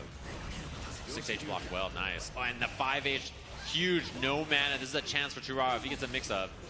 Yeah, he's got a huge opportunity right now to do a lot of damage. Yeah, but Zondo's, honestly, his defense has been really good so far for the most part. God, the chunk that throw does when he's got no mana is crazy. Look at this, back and forth with it. Taps the dust on him. Immediate wall splat, gonna lock him out of the burst. Super has one to follow. He's a tanky boy. But I think the yo-yo actually busted that up there. Yeah, okay, worked out fine. Churara finds the counter hit 5H. Chance to tie the setup to a piece. Here we go, all right. Zondo on set point. Churara looking to force a game 5. Burst is nice and early. I forgot burst goes full screen. Yeah. Oh, speaking of which, Zondo gives one away, and Churara not ready. Honestly, not the best punish, though, so it worked out fine. Oh, I don't know if that 6P was even on purpose. I wonder if he was trying to throw something and then or teleport. Yeah, because you can press the forward after certain actions, right? But maybe just a little bit too late and getting 6P instead. That hurts. No mana now for Zondo either. Dash in 6P, got some mana back, but it cost him some of his life. That was brave. FDing as well. Oh, and a huge backdash here. Cubes up. He's going to get that mana back, and yeah, now he has a chance to establish. Ooh, big cubes out. He breaks it with the far slash. Smart. Oh, and he meets him in the air and converts. Carries him to the corner. The FDE wants that space. That's why he wild assaults. Gets rid of that. The deflection as well. Couldn't anti-air in time. Gets the knockdown and the teleport mix. My goodness. Zondo taking it 3-1. Man, I have to say, the presence of mind to not burst there and deflect shield, immediately get the counter option ready. I mean, very clean stuff for Zondo, and that is a rough one because Churara now down 0-2. You know, his chances in this group are looking really tough now. This man, Zondo, he kept such composure while trying to create that space, right? Like, we saw the FDs consistently pushing him out while the assault gets right back in his face. Then the deflect shield comes out, as you said. And then he had the teleport ready. He had the projectile to set up the teleport. Beautiful stuff. I mean, this game is already so tough to keep track of everything. The fact that you play Asuka and have to keep track of all the spells and what you're holding in your hand at the time. Zondo's mental awareness just on another level. Yeah, it's very difficult. This character is tough to pilot for sure in moments like that. Like, sometimes he is just haha me throw cube. Yeah. But, you know, that's not always the case. And managing all the resources can be very difficult. So let's look at an updated look at our Group B standings so far to see where we are here. Because after that one, Zondo obviously lost earlier to Gobo, and then looks pretty good there, gets the job done against Shirara. Shirara loses both of his matches. We'll have to see the next one here, which is going to be Gobo versus Tempest. I think two of the players that people are expecting to be the favorites in this group, and whoever wins here will go ahead 2-0 in the group, which means they're very likely to be making it out. Exactly right. But Zondo, like we said, he fought tooth and nail against Gobo. Going to the final round, he definitely is looking to make it out of this group, even despite that first loss. And, I mean, he's going to have to really do it on the back of this next match, because, as you mentioned, one of the two that have already established themselves as 1-0 is going to fall to 1-1 and find themselves within striking distance of Zondo. Yeah, 2-0 here pretty much locks you in. You're in a pretty good spot at that point. And, again, we were talking earlier, these are the two favorites, I think, for this group for a lot of people's mind. Absolutely. Although Zondo is, I think he's playing well enough that he can make it happen, you know? Yeah, for sure. Like, I mean, he is nothing to sneeze at for 100%. But right now, Gobo versus Tempest, two of the favorites, I think, honestly, as you said, not only in the group, but in the entire tournament. Fan favorites as well. I can't wait to see how they go up against each other. It's also a pretty difficult character matchup to get experience in. The Asuka matchup, true. There's not that many high-level Asuka players, you know, and like their experience is more valuable to them than the reverse a lot of times, right? Because it's not a matchup you play that much. But I'm sure Tempest has done his homework as he usually tends to do. So we'll have to see. And we had our player card there for Tempest versus Gobo for a second, and now it's us. We're the player card. Sajam versus Ringe in a match. So yeah, you see it here. Tempest versus Gobo is going to be our next one. I think two favorites again for the group and for the tournament so far. Man, Tempest is just, he's just vibing. He is. He's just throwing the peace sign up. Gobo good. looks like he's trying to kill him. With his mind. The crazy guys, yeah, literally telekinetic murder is on his grill right there. Tempest just like, I'm happy to be here. You know, thanks for having me. Yeah. I'll do my best. But, yeah, excited to see this. Especially, I mean, you know, the funny thing is Gobo makes it. He's playing 2 games tomorrow. That's right, yeah. I forgot he did qualify for the Grand Blue Fantasy versus Top 8. That is going to be going down tomorrow, along with the Guilty Gear Strive Top 8. Man, oh, man. And Aaron the Mac almost did that too, right? He got top 8 of the LCQ of the Grand Blue. Yeah. Obviously won the LCQ for Guilty Gear Strive. So big ups to all these talented players here today. I was wondering, I was going to say, is Tempest going to go with the Leo? I know he plays some Elfeld. I think he plays a little bit of Sin. Obviously, we talked about Sin being good in this matchup. But no, the signature is coming back out once more. Yeah, the layaway thing. He did pick Sin for a game in the set against somebody. I don't remember recently. I saw him play some Sin, but it's been a while since I've seen him play that character seriously. I think that this is the primary one we'll have to see here. So, makes sense. 2 favorites in the group, Tempest NYC versus Gobo, and the round start gambit. Man, we've seen a lot of dash up 6P round starts today. It's true. Definitely people are looking for that, right? Kind of trying to counter the mid or high pokes that a lot of people start with at the round. And drop the book on him right away. Just immediate 6H. My goodness gracious. You got books? You don't know about books till you fight Leo, bro. He sits in the chair and reads. He's got the journal. Legitimately writes them himself. Yeah, and this matchup, this matchup sucks when you get knocked down with this character. He has no defensive options that are super credible. He loses mana every time he gets hit. He gets mixed up a bunch of times, and then he just finds himself on his back and dies. It's very easy for Leo to cover space, too, as well. So you just see him 5 pieces of the cube or 6 pieces of the cube, Berserker, or whatever he wants to hit afterwards, cancels into Boom. It can be very scary very quickly in the neutral here, although Gobo has a really nice setup for himself here. Going to reload the hand, all 3 slots, and then throw some more, and now he's going to cycle through. He's got the mana card and the import. That is a really good sign. He's going to throw the cubes. Yeah, look at that. The mana into the auto import. Just nuts. Yeah, it's such a small... Oh, but this is what happens. Look, like this character, Asuka, he tried to beat the burst there. Gobo with the delay. This character, Asuka, can get to cook, and then all of a sudden just be dead in seconds. It's just how it goes for this guy. Exactly. YRC put him out there. Oh, tries to teleport to the other side. Flash kick still connects. Shouts to the down-up motion. Doesn't have to worry about it. And a really good hand for Gobo here, but Losing that mana slowly but surely. He's so tanky, but each hit taking a little bit off in the throw to get the job done. Gobo was just gaming, looking great all of a sudden, and then Tempest just hits him twice, 3 times, 4 times, dead. And this was going to be the tale of the set, right? Like you mentioned, as soon as we got rid of the Oscar mirror, it was going to be Oscar running for his life up against these characters that are looking to smother him, and that's exactly what Tempest is bringing to the table. Yeah, it's like, you know, when he gets going and he's cooking, like, I'm like, let him cook, because when he gets hit, yeah, he's just a dweeb, man. Like, he just gets beat up. Legitimately getting stuffed in lockers as soon as he gets knocked down. Yeah, he's got all these machinations, and then all of a sudden it's just like, he's dead. Especially right here. I mean, Liger Bomb. Man, everybody was joking earlier that if Gobo played Leo, he would just do the command grab constantly. So I feel like Tempest was like, why not? Oh my, double dash overhead. Look at that. Tempest is feeling himself right now. Rocking offensively, not giving Gobo chances to play. Yeah, I mean, that's how this goes. All right, mana card again. He's got a staff. He's got another mana card. Establish is a good auto import as well. He's just going to be rocking the spells left and right. And another one. A lot of chip, too, although he finally gets tagged by the dust. Oh, they came around back, but they didn't actually connect right there, and it kind of messed them up. Get the flex shield afterwards. Oh, and he's able to just flash kick right through the cubes. I like this. The teleport out of the corner is a threat here, too. Oh, he teleports in place. Tempest blocked the cross. That's only good if your opponent's good. Yeah, that you have to do that. Incredible. The fact that it worked against Tempest just shows how strong of a player he is. Mana back, cube out as well. He tried to cover that distance with the Berserker, but not quite in time as Gobo puts a round on the board. The crowd a fan. Oh, he's got DP also, which is, yeah, he just round start, jump DP. What you know about it? Air DP, why not? I'm so bad guy. Exactly. You know Leo's going to try to get in your face. Yeah, he's digging in the deck here, too. He needs the mana card soon. Or he needs the cycle using the superhero, which is what he's doing. Yeah, he has the mana card now.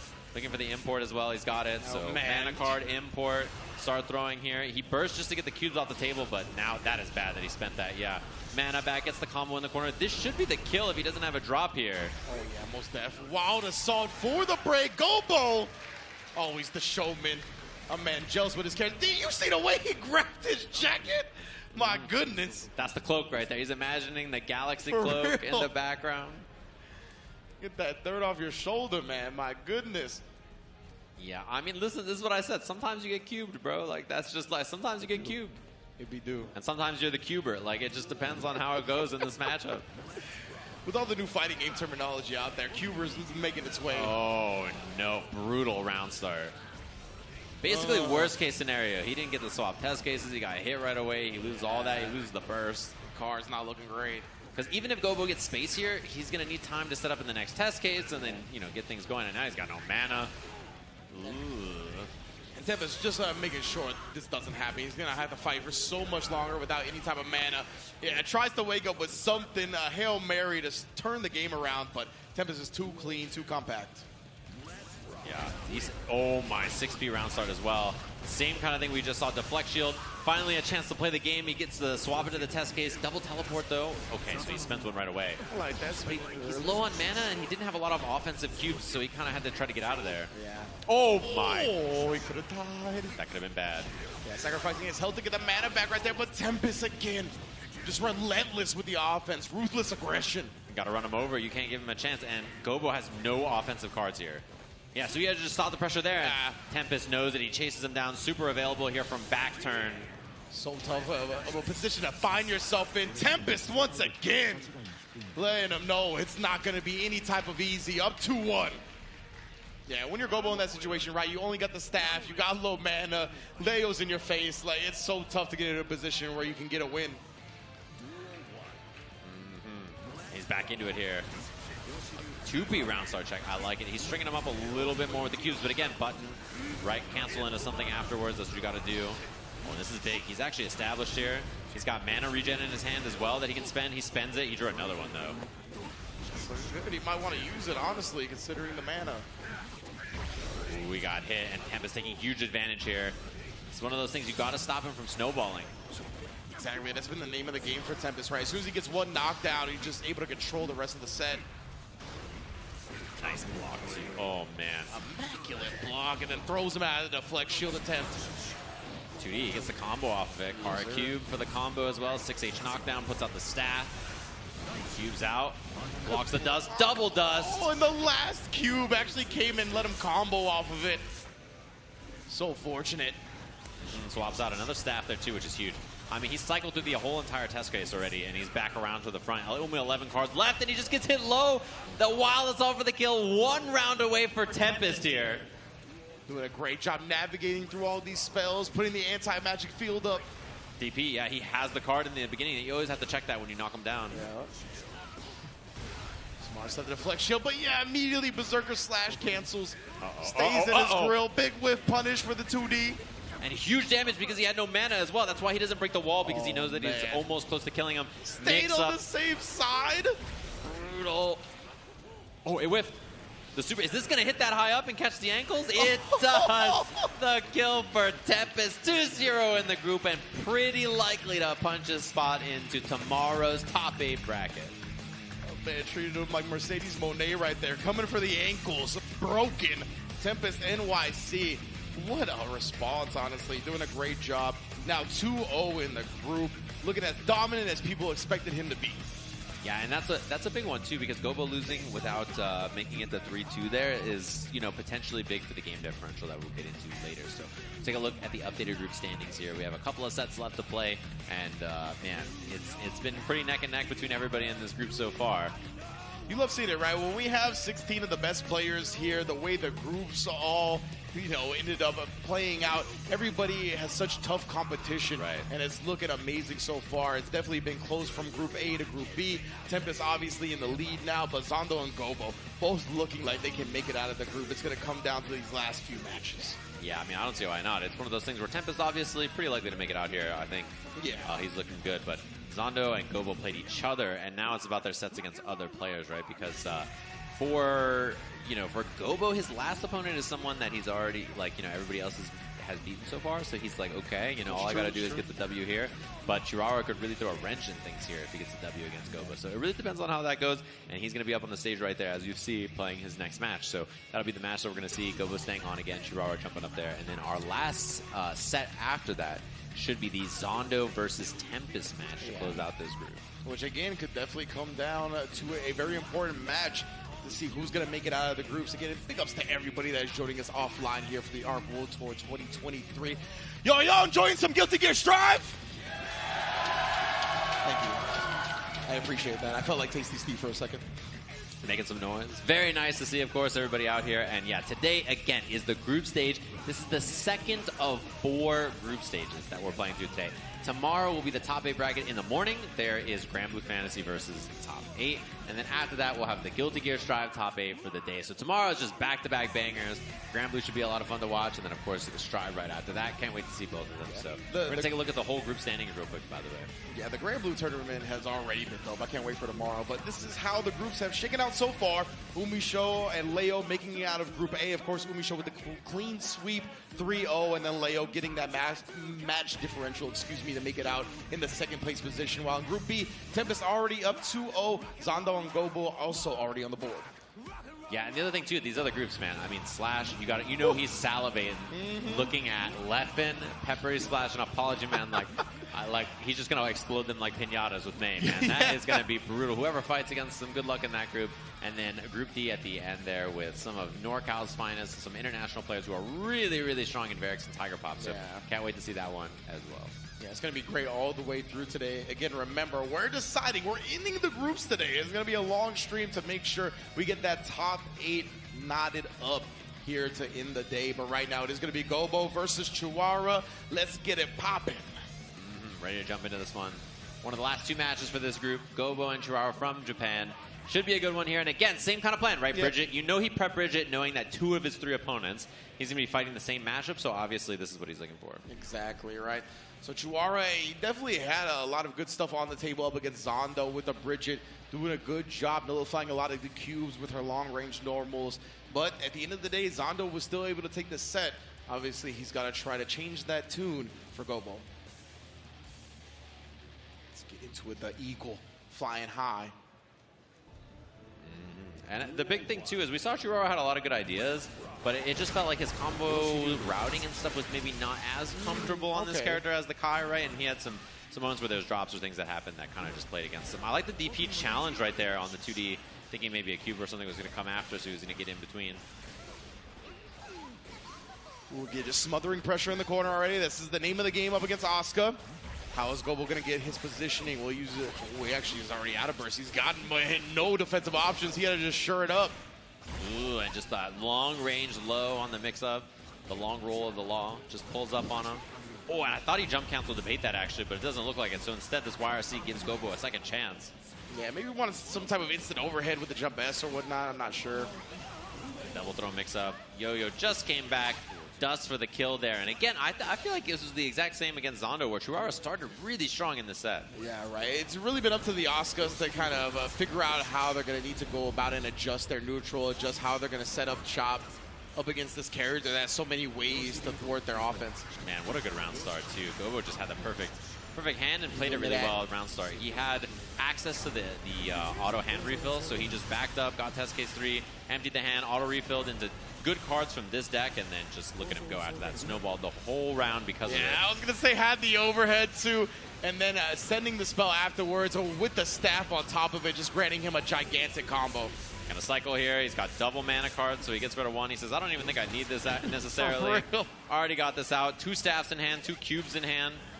Needs to create some space. Uh-oh, but this can turn around so quick. Okay, 2K2D fights out, staffs up. So reload the hand as well, and yeah, he was gonna start blasting again. Same thing we saw earlier. He had tons of mana and cards and space to work with. Super play from Gobo, man. I love seeing the way he sets up shop. Already changing the decks. Yeah, he burst immediately from full screen, by the way, just to try to get on Gobo so that he doesn't establish and gives him time. I mean, look, Gobo's hand here is not great. He just has 1 card. Yeah, exactly right. That's precisely what Churara was looking for. Lock him out of his options, make him deal with this defensively, or he could just set up shop, catches him trying to poke low. Ooh, and he's manaless. Oh, my man. Not just a single mana in sight. But he doesn't quite build super. It doesn't matter anyway. The huge damage on no mana Asuka. This character is super tanky with mana, and then without, he just explodes. Man goes barbarian mode, but not in the tank sense, just in the no magic sense. Yeah, he's out of it. He's got nothing left. Oh, this is actually a decent hand start too. He can dump the hand exactly. The same strategies that he always does. It's dump the hand, and then when you're in test case 3, you auto pull everything from this new deck that has much better options that you're looking for. Yeah, gets his mana back. He's got the mana card now as well. So he's going to be able to string him up here. BRC's away just in case there was some kind of DP. Oh, and this is going to be... He double teleports for fun? Triple teleport for fun? My.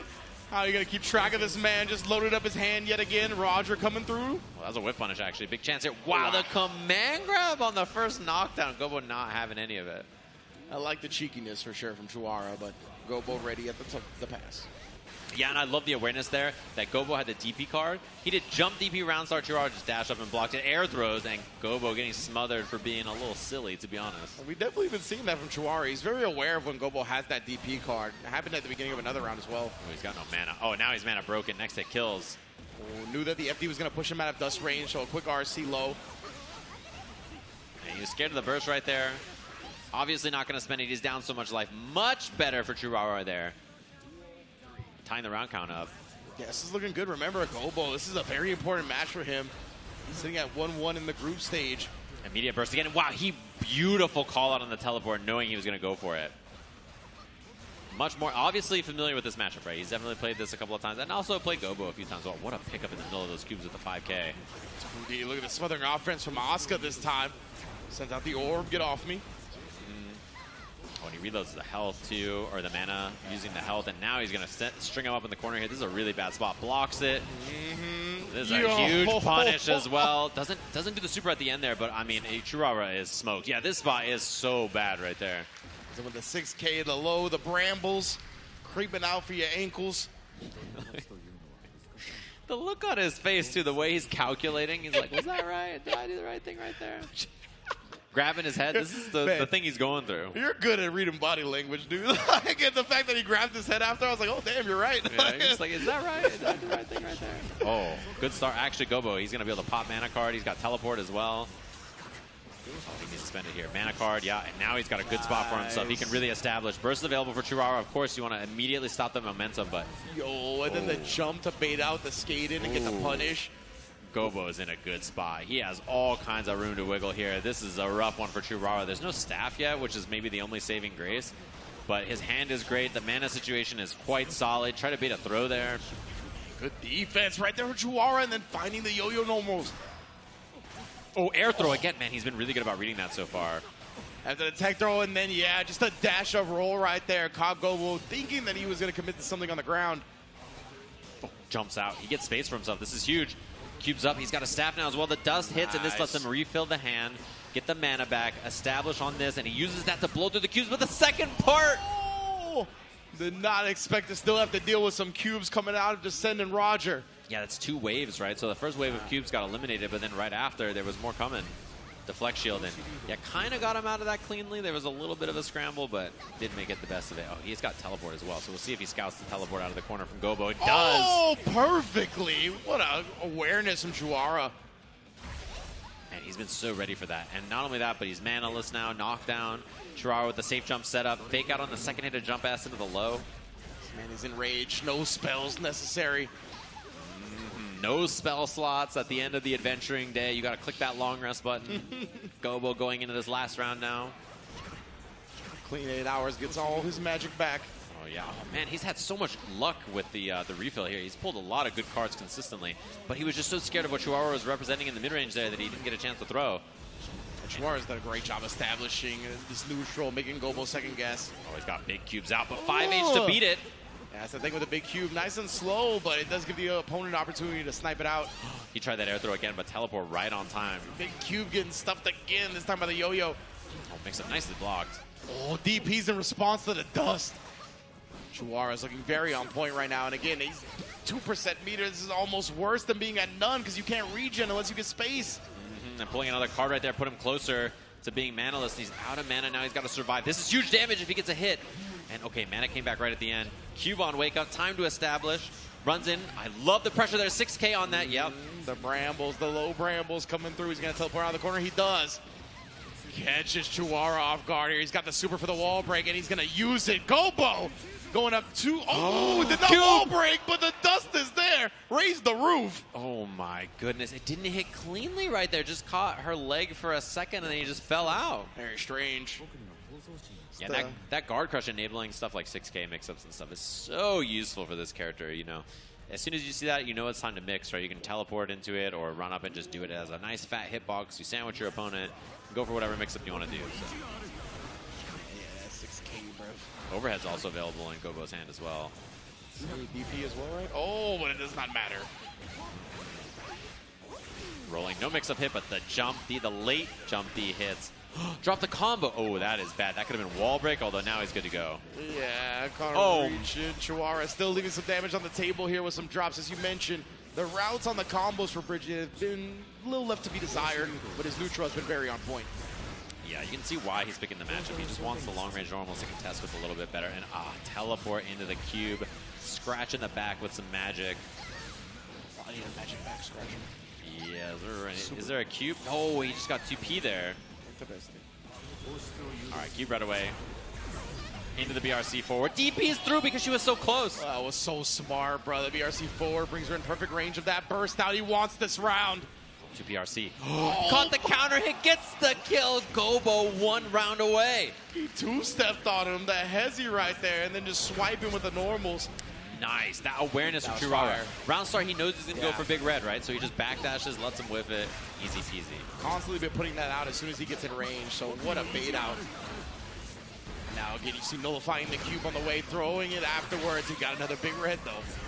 Yeah, his starting hand, he had 2, so he was like, all right, cool. Bam! It's just like a shotgun blast. That's what it's used for up close.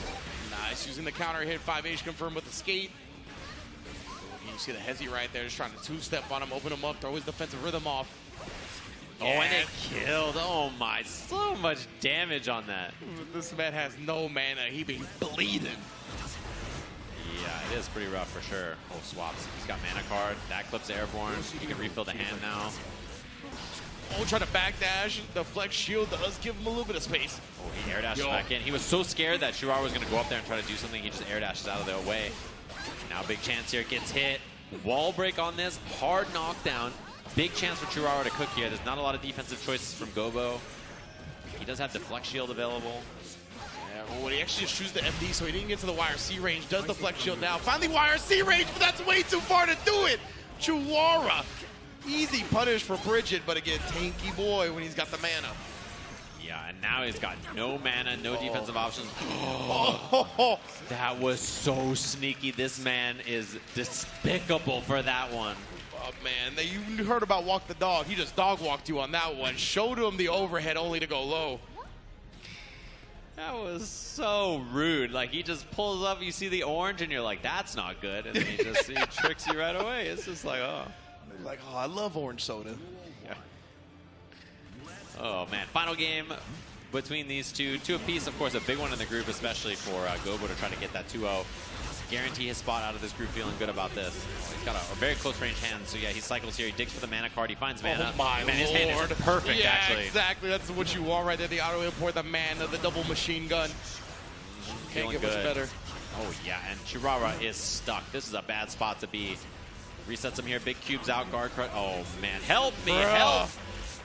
This man is just drawing cards on me. Oh, it's so good again. The machine gun, the import, the mana. He's got 2 more, bro. Oh, you're never escaping this round. Gobo puts himself on set point. Everything just was so perfect right there.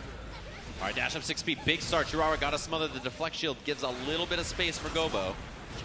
Oh, falling big red there actually saved the day. Yeah.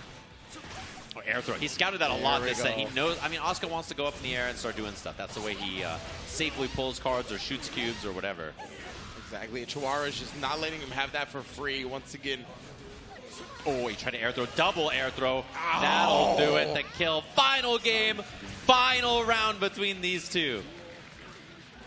All right, here we go. He's got the overhead at the start as well. Oh, and he skated right past it. Uh-oh, this is really bad. Scouts the jump out again. Gobo in trouble, so he starts to sit still. Refills the hand. Scouted with the yo-yo. This is big. Jump D falling, catches the mix. Yo-yo just not letting Gobo get established right now. Puts the glutes on him, and we're going to get a wall break. Oh, but no hard knockdown. Second time in a row that's happened. Trying to 5K burst available. When does he spend it? He doesn't get a chance to because of that huge damage. A pixel of life. So smart for Churara to lock out the burst right there with the super. Actually gets caught backdashing the and wakes up with the DP. Churara on the board. One important win in this group. Really well played. And we'll have to see what that final score is now as we come to this final set of the group after this. Man. Churara getting that win is very important. We might have the same kind of thing last set where there's 3 people with 1 win, and it comes down to game differential if Tempest can sweep the group.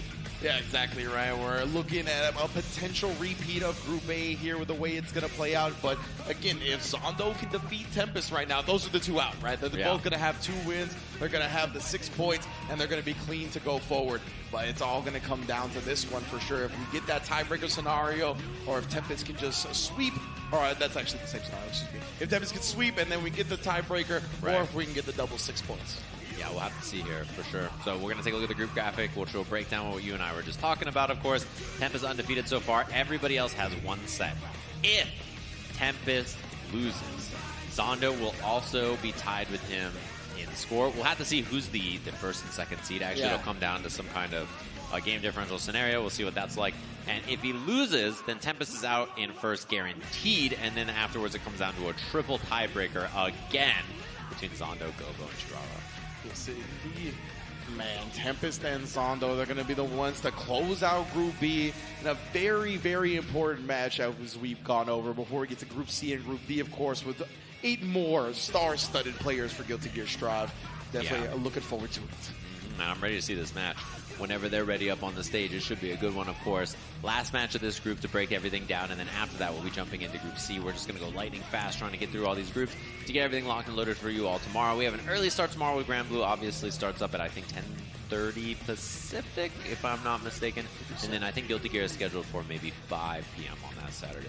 Got you. So yeah, we got a full day of fighting game action as we've had yesterday, as we've had today. Right. We only are done with 2 group stages after this match. We got 2 more to go, of course, to establish that top 8.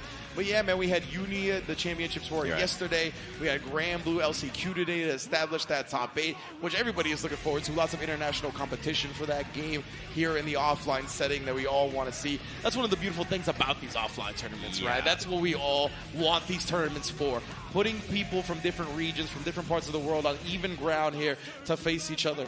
Yeah, and it was fun to watch, too. I mean, like, the Grand Blue bracket we were watching, obviously Gobo, very silly, very fun to watch because of the Ladiva play, which was really cool, but a lot of his opponents, it was awesome to see them out here, too. We saw a little bit of 2B from Dadpool, which I thought was cool. It was fun to see that. For sure. New character, obviously, very strong, very scary in that game, and we saw some other cool competition in that as well.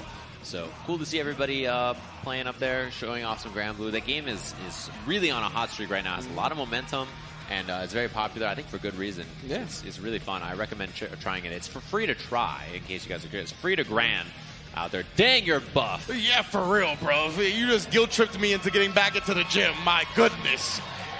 Average Guilty Gear fan, is that just what they all look like? Just For buff real, as hell?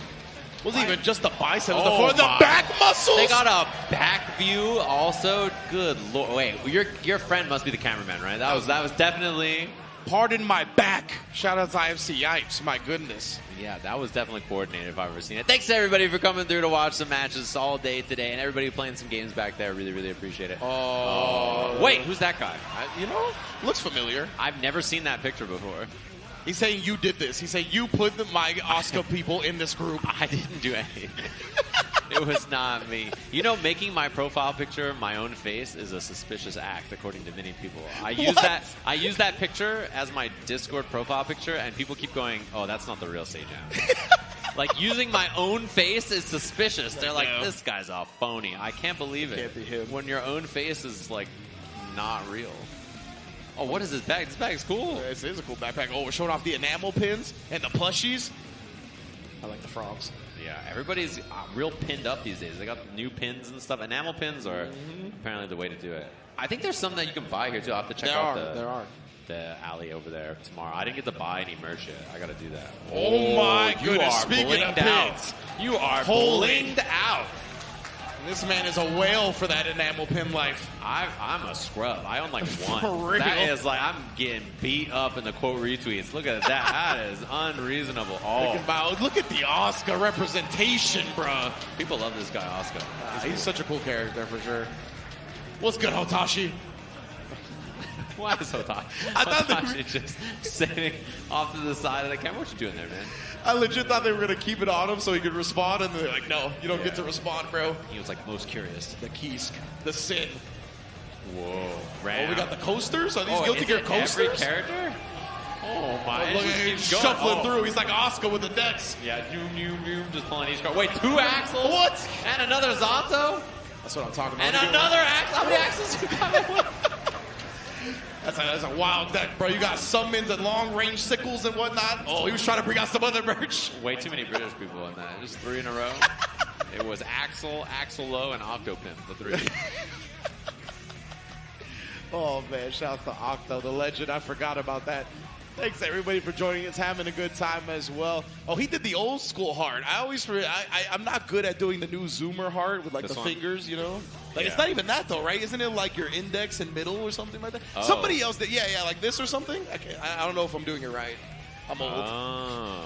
But that's definitely Okay. seems right. Yeah, we got a thumbs up. Yeah. Production in our air set. Thanks, seems production. right. Yeah, I love that. Production's a homie on that. They gave you the looks good. Yeah. I like that. That was very kind of them. All right, we're jumping into game here. Tempest versus Zondo. Everything all settled and sorted on stage. We're ready to get into this match. It should be a good one. Of course, this is the matchup we expect to see. As we mentioned, Oscar running for his life. And Tempest just pulling up on somebody. And again, this is a very, very important match here. Tempest can either win, sweep the group, and force a 3-way tie that we're going to have to do some mathematician stuff about. Or Zondo can win now, tie for first place with Tempest, and then we're going to have to decide who gets first and second. But we will know these two are the ones that are out of the group. Yeah, and looking at these next groups too, they are so brutal. Like it's going to be a really tough one for everybody out there. Group C and Group D will have back-to-back after this. So last match of Group B here. We'll see how this one shakes out. Cross up early for Zondo. Back throw into the corner. He's already in test case 3 as well. So in a pretty good spot, has spent no mana. My man is striking and throwing. He's not doing anything fancy. Straight up, right? Just establishing what he needs to for the damage early. That's important as Asuka, honestly. If you can get this easy damage, maybe sometimes... Oh, no! That's easy damage for Tempest. I'll get back to my point later. Yeah, trying to mana up. Oh, and that's the thing. Any character who's like this, you talked about this earlier with Sin, right? But it's the same kind of thing with Leo. Yeah. Having a forward advancing special to blow through the cubes is so nice, and having big normals as well, baited, blocked and punished and killed. Bruh, that first hit took away his mana, so the rest of the combo just deleted his life. Yeah, it's like the mana is like the risk gauge in reverse. Like it goes down and you die, and it's like, oh no. Straight up right now, and Tempest again looking for this pressure, this ruthless aggression that we talked about before. Nice poke out. Overhead, of course. A little fumble there, but yeah, gets his mana back now. Hasn't reloaded his hand yet. Jump, teleport, cross-up, mix-up. Yeah, because of the second wave of the machine gun, like the teleport in conjunction with that is so powerful. 6K teleports away in case there was something in Zondo. Oh my god, Zondo just gets clipped by the check and then hit by the overhead. Oh, he still reached. He didn't care if he teleported away. The Quincy throw. Oh, and it gets the hit. Yeah, we're not going to see any bursts here, and there wasn't going to be one anyway because of the super. Very nice from Zondo to clean that up. Very nice stuff here from Zondo. The Asuka contingent. I hear the claps. Oh my goodness. Help. I don't know how that was on the same side. It's the block that Maggie just wild assaulted in his face anyway. Help. Look at this. Zondo trying to establish something. He just RCs the flash kick, continues to bulldog him down. What a block again. Help. I am not playing the video game. Mom, plug my controller in. This is not looking good so far. Okay, Zondo finally a chance to play. Leo Whitefang, campaign gamer, variety streamer. Oh my. Dust hits. This is huge. Chance for resources to refill the cards, to get the mana back as well. This is really big for Zondo here. Finally. Oh no! The big cube with the wrong way just dashes up and throws him, maybe expecting a flash kick to come out, and then baits that one! Definitely had the flash kick on the forefront of his mind there. The cue for the wall break. Yes, sir. And yeah, 6H super for the kill. Very nice there from Zondo. Love the dash up, teleport back for the bait out. Yeah, you know, anytime someone has 50 meter, that's like such a common response, right? So anything that just gets you away from your opponent is very good. There's the throw. Finally, we see a response there. Chance to swap test case, and then he just goes for the air dash back mix into the air cube toss as well. Missing 2 slots, but Big Red, he's spaced out here to try to be away from DP, right? So he's trying to stay right outside of the range where Tempest can challenge with that. Wow, nice block on the 6H. And from that same range, Tempest would have to commit to try to hit a cube, right? Like, he can't really react to the cubes from that range. Yeah, it's very difficult. You have to preemptively swing, and then if you're wrong, you just get hit. And didn't get a chance to get out of the corner there, and this round looks bad. Yeah, everything just not looking so good. Oh, not dying on the wall break is big, and Zondo's hand, he only has 1 offensive spell. Oh boy, bro. This is a big chance for Tempest. Goes with the guard break for some plus frames. Great block on the overhead. Trying to poke back, but he recovered in time. RC with the low. Zondo, he don't want to risk any more health. Bursts away. Puts the cube out for the round. Yeah, and if you're Tempest, getting the burst there is huge. Like, the fact that that's off the table means that when you hit him here, this dweeb is just going to bleed. He does not have defensive options to deal with this. There's no meter available as well. Hard knockdown from the Wild Assault too, so now Zondo in a rough spot. Not having that burst, the difference maker here for sure. He's like, good luck, brother. Oh, and yeah, you saw the FD always does stuff like that, right? Where it creates a funky situation where it whiffs and then a hesitation from both sides often results in a counter hit some way. Yeah, and a character like Leo going to take great advantage of it. And look at that. Finally built back the... Oh, that's how you feel, bro? Nice combo. Man, just waited for him. He was like, you're going to burst eventually. Just OTGs, kills him afterwards. Oh, punish, yeah. Knockdown, test case swap as well. Double whip on the throw. Dap up real quick. 6K, no cancel right there. Big Red gets a hit, that's huge. He's got another one up close too. 6P whiff the wrong way. Very scary, but... No. Oh, I love that counter, knowing that the cube was going to be the response. Yeah, I'm surprised he didn't go with the explosion. There it is. Yeah, and that gives him a little bit of space. IBFD gives Zondo some space as well, but chase down. He doesn't have an offensive card, so Tempest knowing that he can just bully in this mid-range and there's no threat from Asuka right now. And now he can't even teleport, doesn't have enough mana for it. Does get the mana back there, sacrificing some of his life for it. Double instant block for the punish, though. Now he's got a cube. Now he just chooses the cycle. I like this. Yeah, he's got two most important cards. 1 cube, and now he can do this as well. Refill the hand very easily here. Oh, but he just fights through the cubes as well. He says, no, I'm just going to hit a button right through. Tempest, he's committing right now, but he's doing so at the perfect moments. Berserker Slash doesn't get thrown that time. Deflection gets him away. Tries to load up some cards afterwards, but this boy Leo gets in your face way too quick. It's very difficult. Run up, like dash up 6p to clear the cubes into 2-3-6S or Berserker is so consistently good at getting him in. You see it again right there. He tried it. Good stuff from Zondo. Able to kind of thwart that approach. I like the teleport. Oh my god, the cube's the other way. Not going to be a big factor, but at least got him out of the air for a second. All right, mana regen card as well. And now this is tough for Tempest. Yeah, just gets guard break. Wow, nice block. You try to hit him low with the 6K, didn't get caught sleeping. Chance here. Nice. Man, Zondo's defense overall has been pretty good. I mean, he still gets hit by stuff because he's only human, but he does such a good job of navigating so many of those scenarios. Yeah, a lot of the left-rights that I did not expect Leo to come out on top of, like Tempest has been able to block so cleanly. He's got to cover the gap here, though. PRC forward and just takes the throw. OTG doesn't go for it, goes for the mix, and finally a left-right mix-up hits. For real, man. It took a while. I can't believe all those like fake dash through back turn S's that were blocked by Zondo. Yeah, so many of them were like back in the front, right? You're talking about? Yeah, I cannot believe it. I think all of those would have hit. Definitely would have hit me. Yeah. Nice job establishing the fireballs. Zondo, yeah, he was trying to get some mana back, it looked like.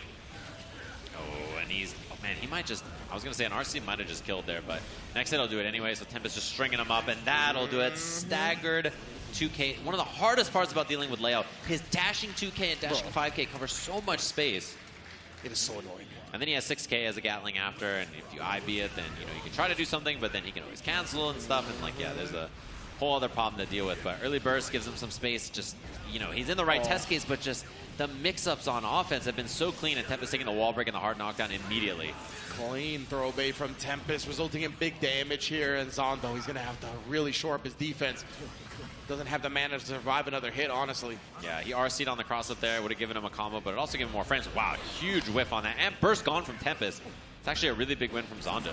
Instant block right down the 6K, actually picking the right option afterwards, but that 2-3-6S moves him out of overhead. Oh, threw the wrong card. Okay, he's going to reload here. On the side, cube up close. He was scared of the DP, and Tempest just hits 2D instead, catches a counter hit. Indeed, as he tries to escape, he tried to establish some space. Oh, he fell in the front. Wow, that was tricky. 6H knockdown gives him a chance to refill. And yeah, teleport for the side swap. Juggle him in the air. Cube for the kill here to crush the guts. Very nicely done. Zondo here, definitely not going quietly into the night. And good, remember, if Zondo takes this dub, he's going to qualify out of the group along with Tempest. Yeah, Tempest trying to lock up first place. I don't know that he'll even lose first place if he loses this, but obviously he's trying to win just to guarantee it so that he doesn't have to go out in a worse spot. Oh, wow, the tail end of the boom. Almost gave him the combo there. Oh, the big IBFD pushing him away for a second. That's huge for Asuka. He's got teleport available too here, so we'll have to see if it's a threat. Oh, swaps. He just does not want it. Yeah. Instead, looking to refill his hand here. Double cube's a threat. He's got the staff. He's got mana. So that's why Tempest has to force there and cover the distance. Super smart. Tempest picking his spots perfectly once again. Oh, the dash looked like I can't tell. Yeah, backdash on that. And then, of course, he went for the counter after. Didn't work out. Burst there. Not a lot of mana for Zondo. Yeah, so he's got to run instead, try to refill. He gets the 2D into the refill. It's just huge here. That 2D, man, comes through clutch for him so many times, but just blocking it out. Good block again. That was an instant block on the cross-up. How is the defense so strong right now? Cube, super cube to get the job done. Tying things up 2 apiece here, so Zondo 1 game from guaranteeing the qualifier. And I think Zondo has been practicing with one of the representatives of EMEA. I think he's a former pop player. His name's escaping me right now, but he's been playing a lot of Leo. And it looks like we're getting a quick break here. Oh, but something's going on, yeah. Yeah, I bring that up because usually the rest of the world doesn't have that much Leo practice, right? Like, Leo is very much a North American character. That's where we really rock him. So a lot of the time, these players from other regions aren't just as prepared as a lot of the North Americans. But the way Zondo has been blocking these mix-ups, he looks so comfortable in the matchup. Yeah, and Leo, you know, he's a really strong character, obviously, but he's not a character, as you mentioned, you see in a high level in other places as much. I don't think he's as widely regarded to be strong. It's kind of the same thing with, like, Ram is, you know, here, historically, has always been considered very, very strong. But I think, you know, especially in, like, Japan, they're just like, why do you think this character is good? Like, and we're just like, everything? So like, do you play the video game? Yeah. You ever been hit by a 5H? And they're like, huh? So, depends on who you ask, right? The character tier list and where people think is the power of certain characters is all over the place. So, final game between these two. This is guaranteeing somebody out, right? Obviously, Zondo trying to do it anyway, but if he gets the win here, he guarantees himself out. If Tempest does it, he guarantees himself out in first place in this group. Exactly right. If you're Tempest, you want the momentum, you want the higher seeding as well, going into the top 8. Definitely going to be a good look if he can get the dub here. And just the Hezio, the 5K. Nice job cutting him off, right? We've seen that so many times where he 6Ps into a cancel. And huge. He's got the mana card out. Oh, man, that is a huge trade for Zondo. Give him so much space as well.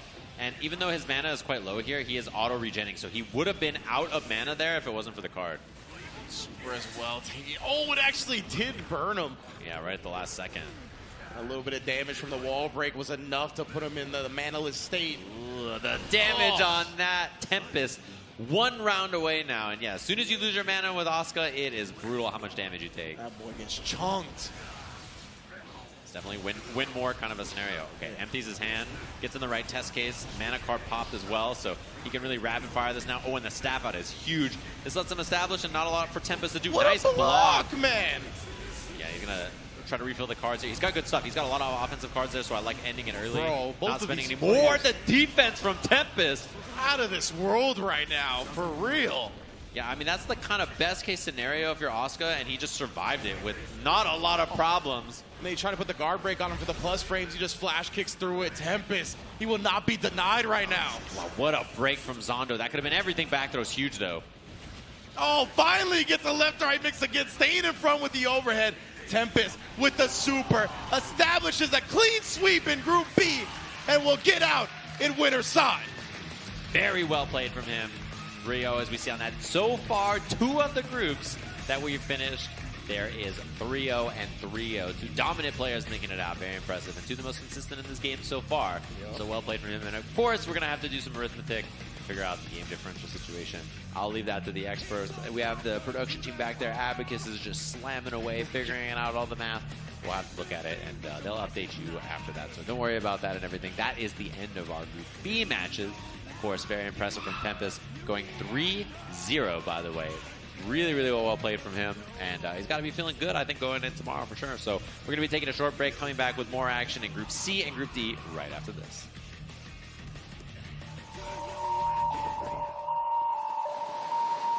We're renegades, we're broken. Sometimes it feels like we're alone, but we all come together. And when we do, it feels like home. Pause out, you feel the sunset. The lights come up, here comes the sound. Let's go, the curtain's falling. It's time for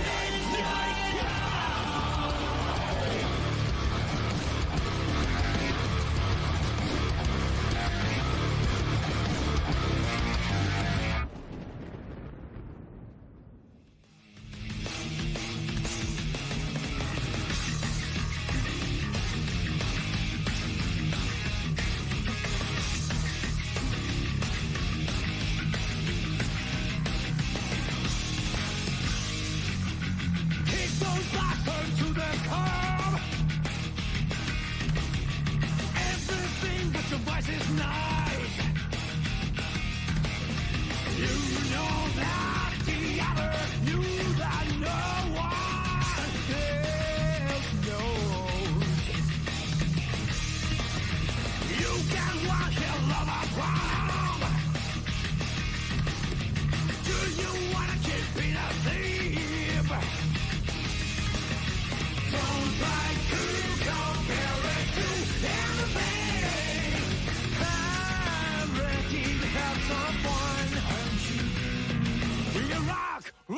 Rock and roll, rock hard, maniac.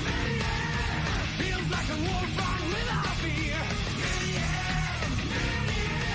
Don't miss the best time. Rock and roll, rock hard, maniac.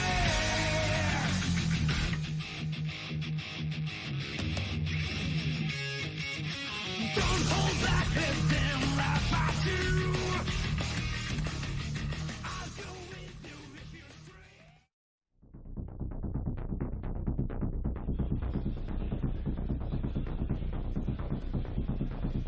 And welcome back to the Arc World Tour Finals. We have finished Group A, we have finished Group B, and we are about to begin Group C of the group stage here at Guilty Gear Strive.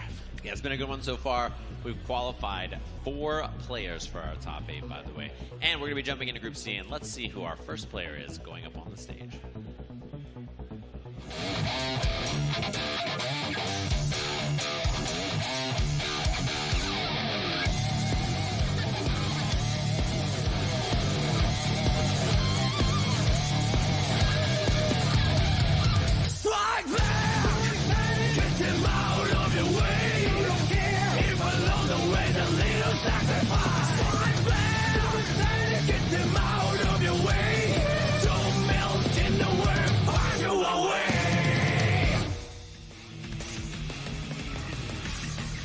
The Peppery one, brother, splashing onto the scene, coming out 8 years of competing, 8 years of incredible Guilty Gear play as well.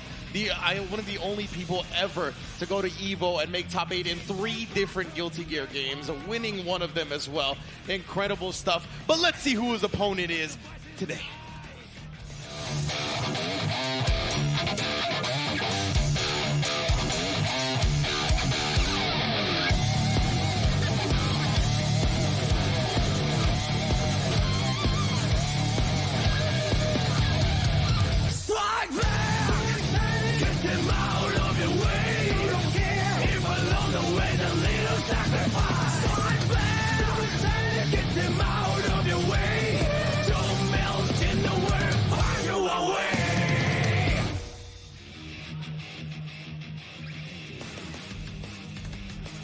And Slash has easily been the happiest person since the group draws have happened.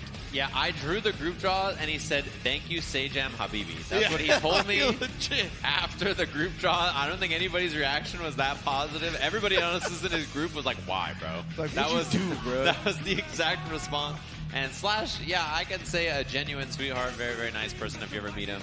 Super, super nice, super, super friendly. And then you play May, and he just TODs you, and then it's a bad time. You know, that's just what happens. It's the Fighting Gamer Classic, you know what I mean? The nicer you are in real life, the more of a scumbag you are in the game. That's just how Slash goes, you know what I'm saying? Peppery spot. Look at the pose on Pep, by the way. That's what I'm talking about, brother. Yeah, looking ready. Up there on the stage. I gotta say, I do feel bad for Pep because historically in this game, he's played Venom, who's not in this game. He played Johnny, who's in this game now and is not very strong. And then he's on the Zato, who is not very good. So basically, like, Peppery's character choices, like, a lot of the characters he loves were not very good. So he's on the Asuka now, which makes a lot of sense, I think, because, you know, he's just a better character, right? It just makes a lot of sense for him to be good, and I think he likes to typically play technical characters, despite what Josh says about him mashing constantly anytime you ask him. Shout out to Zidane, but you know, this is just the kind of character that I think makes sense for him. Exactly right. He definitely wants to push himself when it comes to playing a character, give himself a lot of tools and things to lab and play with. This is up your alley because of that, right? But as you mentioned, Johnny, not that great. Definitely gets duffed up by May. Zato, same story. So Asuka's not the much better he's made, but you know, this is the best shot he's got. Yeah, and Slash, you know, he lives in a region where this character's popular too, right? Yeah. Obviously, a lot of really good Asuka players out where he lives. So, you know, he's going to have matchup experience, and even if he doesn't, he hits a button, and then he dolphins, and then that goes through the cubes, and then you die. Yeah. So very, very scary, and that's a lot of the matchups Slash is going to be playing in this group. The other 2 opponents will be playing after this, same kind of deal with their characters. So let's see how this goes. Peppery establishing early here, draw some new cards. And chilling, honestly, the least active Asuka we've seen so far, and he's still pretty active. Yeah, 100%. And I wonder if that's a part of his play style, if he's still getting used to the character. Maybe it's a bit of a hybrid of both. But yeah, I kind of like this because I think it's easy to tunnel vision as Asuka and kind of try to make sure you get the God hand early. Yeah, you don't have to just be Cuban like 24/7. Yeah, you can take it a little easy, you know. Yeah, you definitely can play some standard Guilty Gear neutral a little bit, try to establish. Right now, of course, the IBFD on the save jump gives him a little bit of space, but not much as we're already back in the corner. PRC, great block, though. Check on the hop there. Was a little ready. This is a chance, too. So, slow and steady. He gets to establish, pull some cards here. Nice. And May, you know, doesn't have a DP for you to respect as well, which is very important for Asuka in this matchup. Characters with DPs are much scarier in this kind of a range. You can't be this close to them. Wow, amazing blocks on the double dust, though, right? He was trying to combo it with the machine gun, but Slash was just defensively so good. Yeah, I think, that was tricky. The overhead kiss at the end there, and that should be the kill on the wall. Slash, the thing about him, right?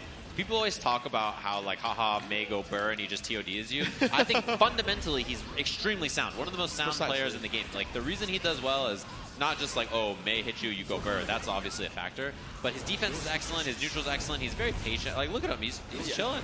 I mean, somebody could be escaping my mind, but nobody has been playing May like him throughout this game's lifespan. Yeah, no one has been even close to the success that he's had on this character, and it's because I think fundamentally he's real solid. The guy's just good. You got to give him his flowers. Yeah, exactly, man. When you combine somebody that's very solid at fighting game fundamentals with a character that can go burr, that's when you see success.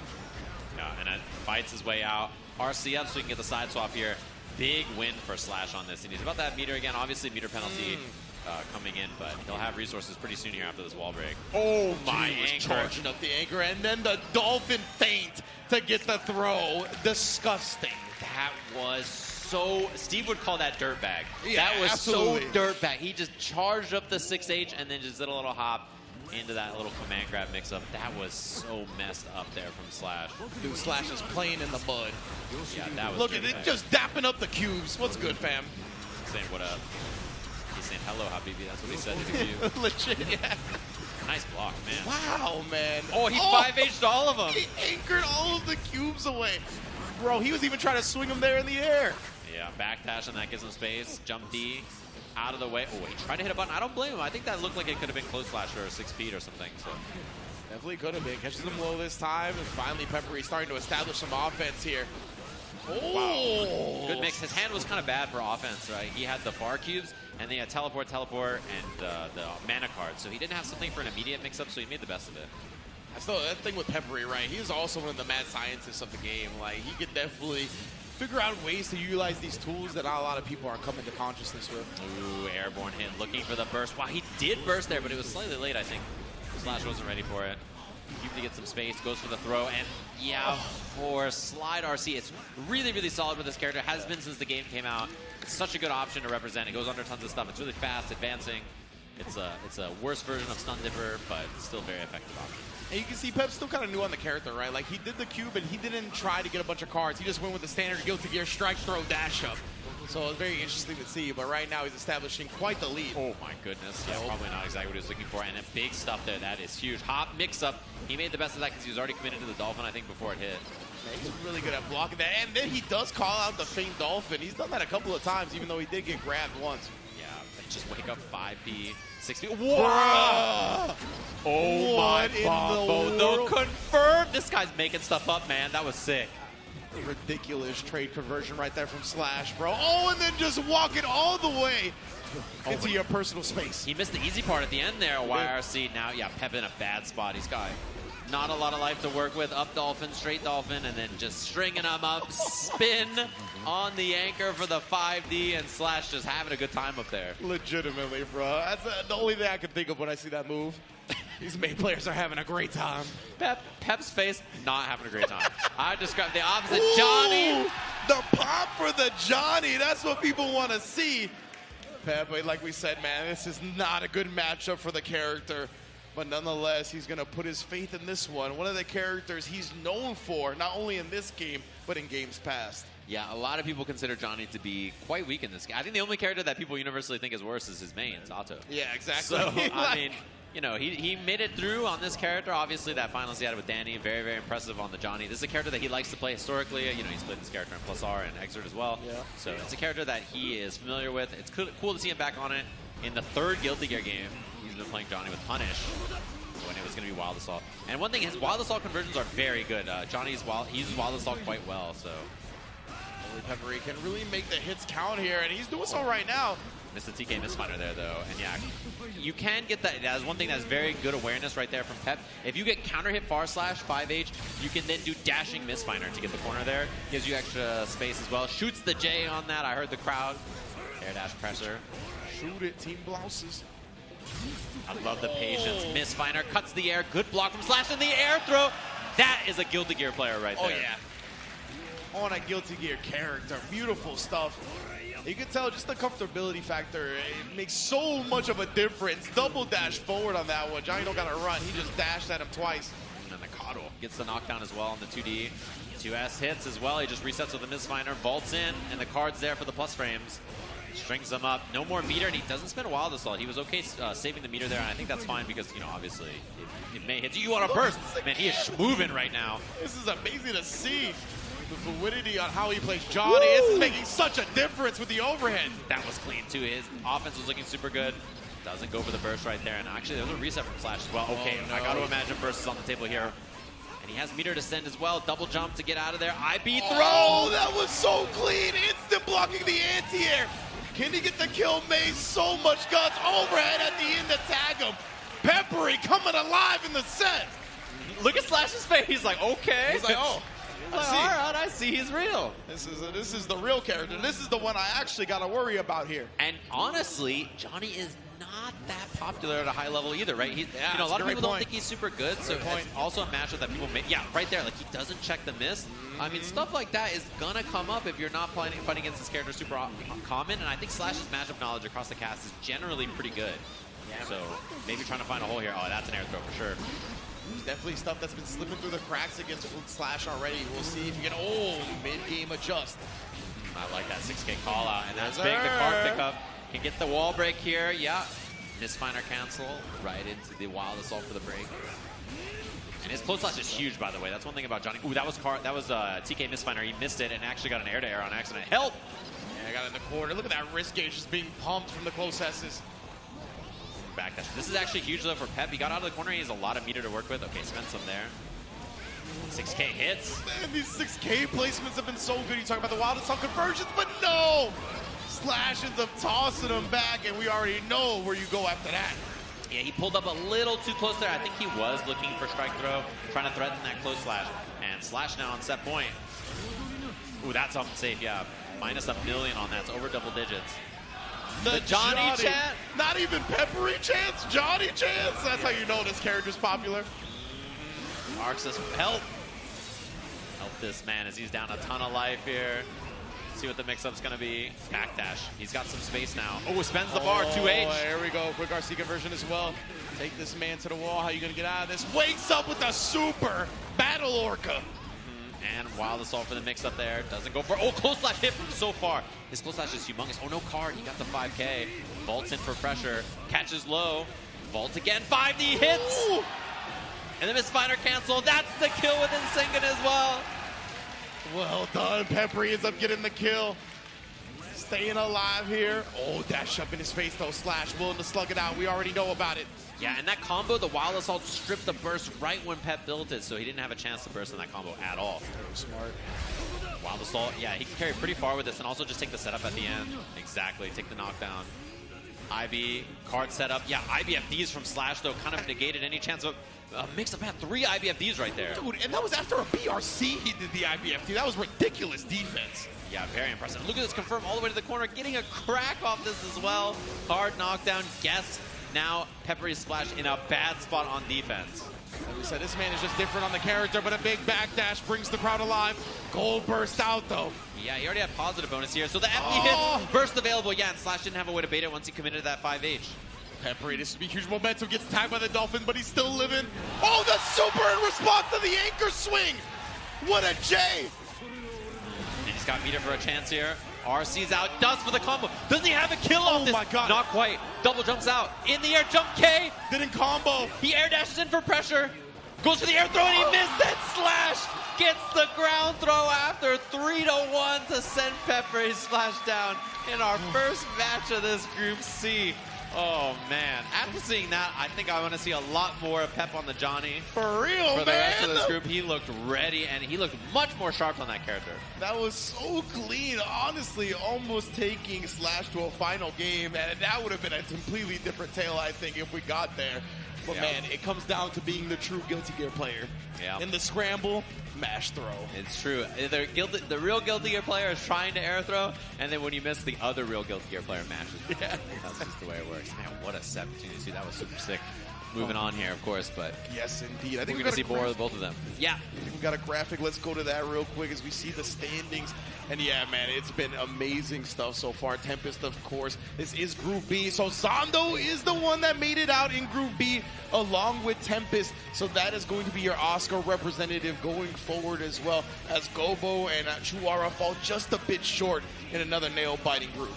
Yeah, and I mean, that's the scary thing, right? When it comes down to that tiebreaker, that three-way tiebreaker, and how you did in the group and all that kind of stuff, it's definitely a brutal one there. So Slash gets the win here for Group C, and obviously that sets up our next two opponents here that are going to be on the stage. I was talking a lot about earlier about Slash being happy with his group, Leffen, someone who, you know, you probably heard him talk about the Mei character and what he thinks about that character and how smart Mei players are and stuff like that. And Apology Man, who's on the Faust as well, which is another character that just gets popped by this character as well. So we have a video for you guys to see who these players are that are going to be heading up to the stage. So let's take a look at our first one.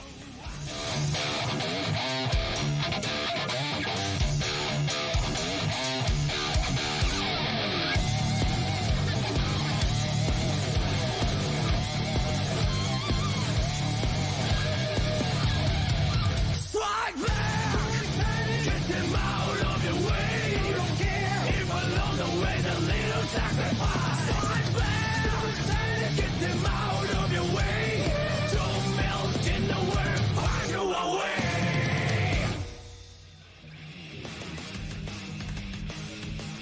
The reigning, defending EVO champion, TSM Leffen, rocking the Happy Chaos glasses. He's here to put bodies in bags. The sizable Swede himself, Wumbo Willie. He's up there on the stage, ready to play, of course. The Demon. You got to put some respect on his name as the EVO champ. Obviously, everybody was roaring in the crowd when he won. Very excited to see him there, of course. So we're going to see the next player who's going to be up against him in his first round match. Of course, qualified from last night, by the way. So he's a little less fancy. He's not in the dark. He's just walking around. He's got a bag and a banana peel. The banana peel. The crowd comes alive for the pop. An Apology Man. Somehow goofier, but also cooler than I expected. Honestly, Absolutely. Look at him on the Faust. And earlier today, he was saying, "Man, I'm here in this stupid Pikachu shirt," while this guy's in a suit. Leo Faust was in a suit earlier. He's like, "I'm here in this stupid shirt," but he did a good job of showing up and playing to the crowd anyway. Absolutely, man. Apology Man, for a while now, has really brought out the showmanship aspect of his gameplay, right? Some incredible CEO entrances for the various games he's qualified top 8 in. But today, a hell of a career run in that LCQ, having to overcome bad matchup after bad matchup and just being put into a corner and coming out victorious. Yeah, and somebody I've been watching compete in fighting games for so long now, right? He's been a player that people have known about and has been notable in so many different fighting games for well over a decade now. He's a really, really strong player in a bunch of different games. He's adaptable to everything he plays. And he always plays something a little different. Like, he never picks the traditionally strong stuff, right? He's always playing something that's like theory or like a little odd or like something that's slightly different than the rest of the cast, and I think that gives him an advantage. Well, remember, he just copies Hook Getting God's character. Oh, yeah, so true. it's real simple when we put it that way. Yeah. But no, you're right, though. He definitely always tries to be a bit unorthodox and a little bit different for sure. And that suits him, as you said, especially because I don't think he's a very risky player. No. So, you know, he's very good at kind of concocting these situations where he's going to make the other person uncomfortable while still staying very safe.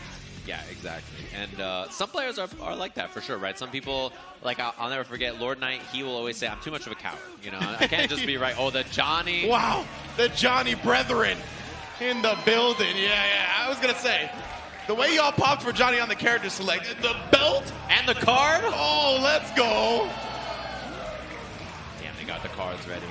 Toss it, Anna. That's what I'm talking about. The cosplay here has been phenomenal. You're damn right. You're damn right! Yeah. What the hell's going on, man? Gotta say, big fan of the way Zato sucks. I speak for everyone who doesn't play Zato when I say big fan. Oh, the Apology Man, the classic apologyman.png. Indeed. Please don't be cracked. And then you get Apology Man. Yeah, please don't. I want to play anybody in the LCQ as long as they're not cracked. And then it's Apology Man. Like, not like this. Wait, who's that on the card? It's not facing the camera. I can't tell because of the glare. I can't tell either, but all kinds of cool merch here. All the rock eyebrow, the Dwayne. I like that, raising it up a little bit. Well done. And we saw the stealthy Asuka earlier. A bunch of Asuka cosplay in the chat. Yeah, shout out to Jake. He was like, bro, that was stealthy in disguise. I was like, oh yeah, I forgot. He'd be getting down with it. Yeah. Oh, he tweeted that to us? He tweeted that to us, yeah. Calm down, Jake. That's fine. Yeah. So we got our match. Leffen versus Apology Man, of course.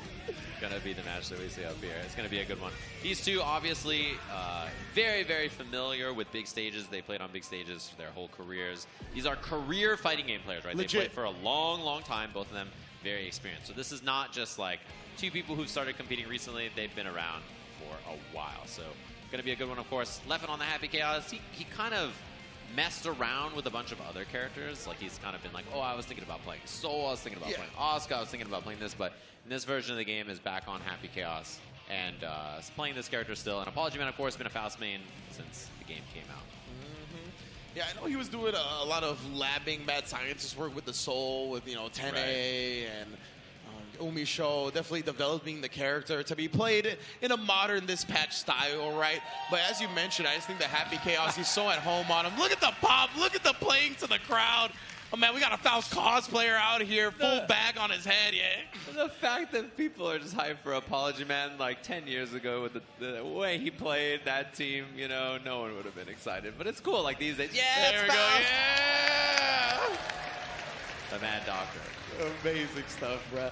I honestly really like the Faust's iteration in this game. Not only gameplay-wise, but I like the creepy vibe he gives off. Yeah, he's a little spooky. I also like the way that he's not extremely good like the last two games right away. In the last two games, he was so good. For sure. He had his reign of terror. Him and Milia. Yeah, absolutely. He's one of those characters, right, that when he's good, ooh, boy, is it annoying to play against him. It's annoying to play against him no matter what. So when he's good, it really feels bad on the other end. That's how you know it's a good fighting game design. When every character in the game, when they're good, it's just like, why I oughta. Like, you're trying to hit the other person so bad, and they're just crawling around the screen doing all this weird Faust stuff, and you're like, come on, man. But he's really cool in this version of the game. He's much better, too. Yeah. I think him and Anji are like two of the most improved characters in a lot of ways. Which is cool, because they didn't have the spotlight for a long time, right? Both launch characters, like, they didn't have a lot of love, but the fact that they've all started to kind of rise up a little bit, it's dope to see. And obviously, these players that have been playing them the whole time are getting heavily rewarded. Yeah, I love the casuals. Like, they're like, I don't care about these people at all. I'm trying to play the game, bro. Who cares about these people playing Match Right? I'm trying to play the game, bro. Yeah. My man knew. I saw you had the headphones on earlier. Trust me, he was getting his grind on for sure. Hotashi. Say hi, Hotashi. What are you doing? He's like, these knaves dare point a camera at me. The Pep. Got the headphones in. He's locked in.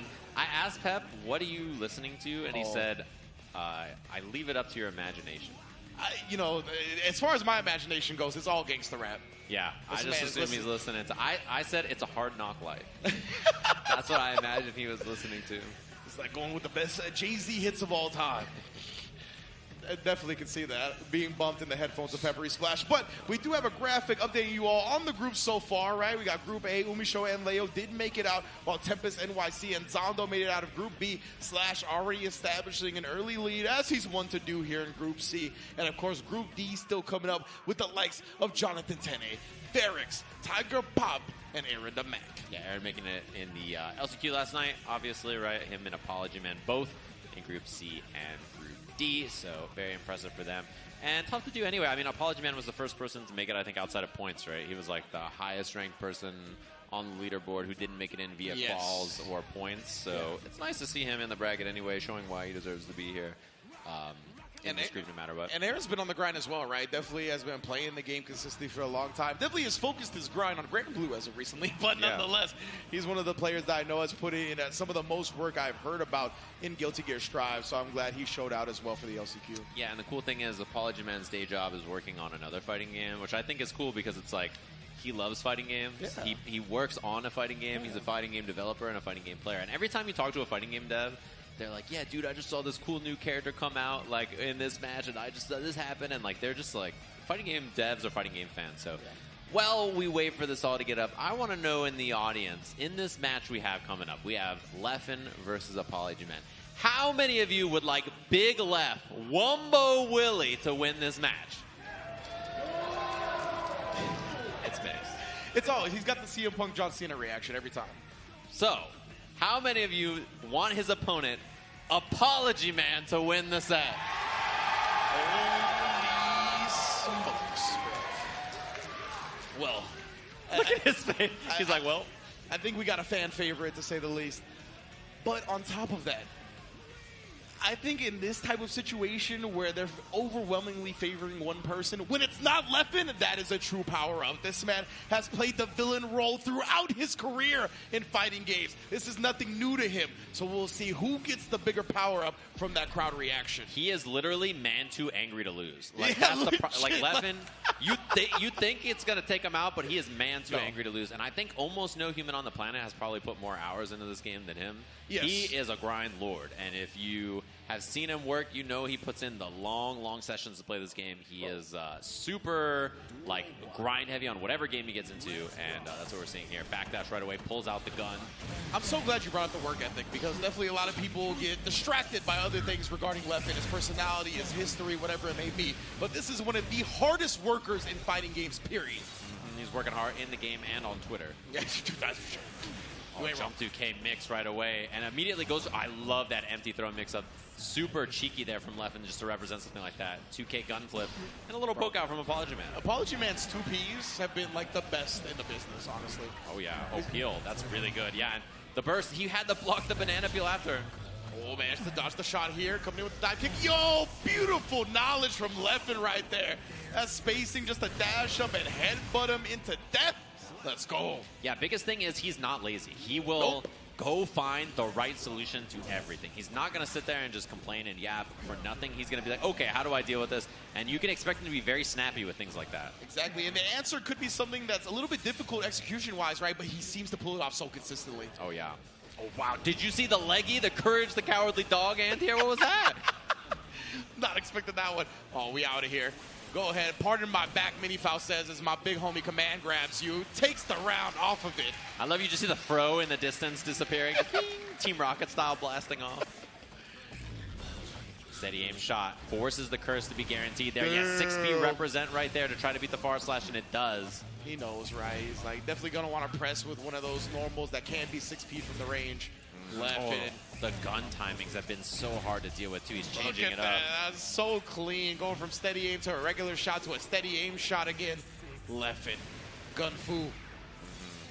John Wick. Goes for the curse. He can't keep this up long. Yeah, look, he's already out of concentration, by the way. That's the thing about the nerfs to the Happy Chaos in this version of the game. He runs out of concentration zoning so fast. That's what we saw there. Puts the stank on him, and the clone up blocks the burst from full screen. Great awareness.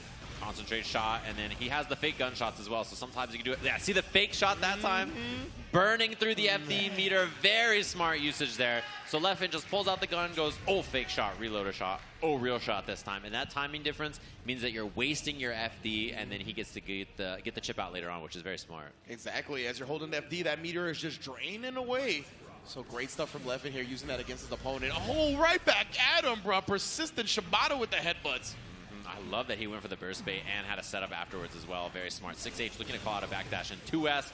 This is not only going to get the hit, the knockdown, and then the wall break with the hard knockdown. Resources back.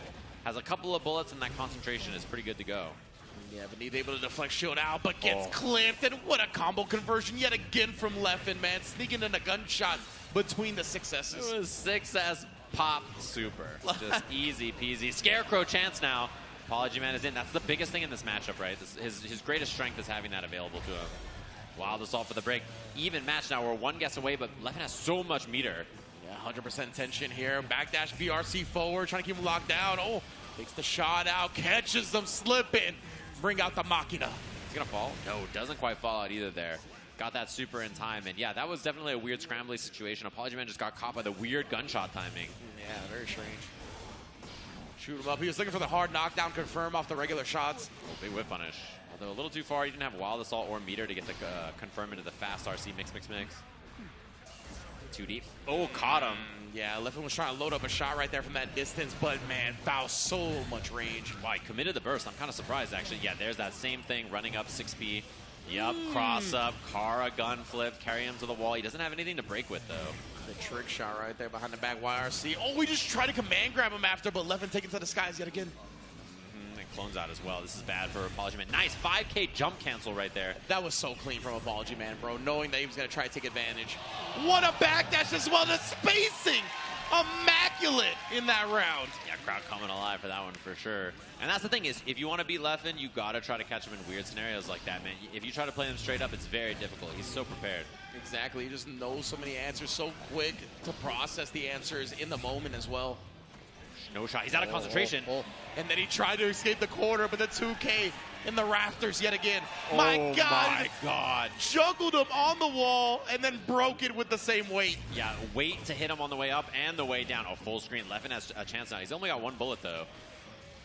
Indeed. What's he going to do from here? Yeah, looking for a setup. Try to reset him, but great blocks. Oh, Meteors, though. And burst available for Leffen. He respects it. Cross up Scarecrow. Nicely blocked.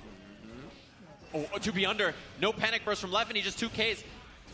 And he's been hit twice and just has not gone for a burst. Look at that. He's respecting burst so much that Leffen got away from him twice. Yeah, exactly. He actually hit the YRC, but he's just letting him walk away. Wow, and he spends his burst offensively for the Wild Assault. Trick shots, bro. And there goes his burst now, too. What's he going to do with this? Nice job avoiding it, but now finally does get hit. Just in time, though. Bringing out the far button, the stuff, the steady aim. And I know you'll see the adjustment here, too, from Leffen, because he's been 6P'ing that far slash a ton. And if he sees it that many more times, he goes, okay, fine, I got to go back to 6P, right? Or air dash over it or something like that. Yeah, see, there's that far slash again. It's the biggest threat that Faust has from that range on counter hit. He gets mix. Leffen definitely feels like one of those players where when he answers one of your options multiple times, he's expecting you to stop that option, right? Yeah. So he kind of adjusts before you even do, which comes back to bite him like now. Bombs out, set up here. Oh, he had to respect it.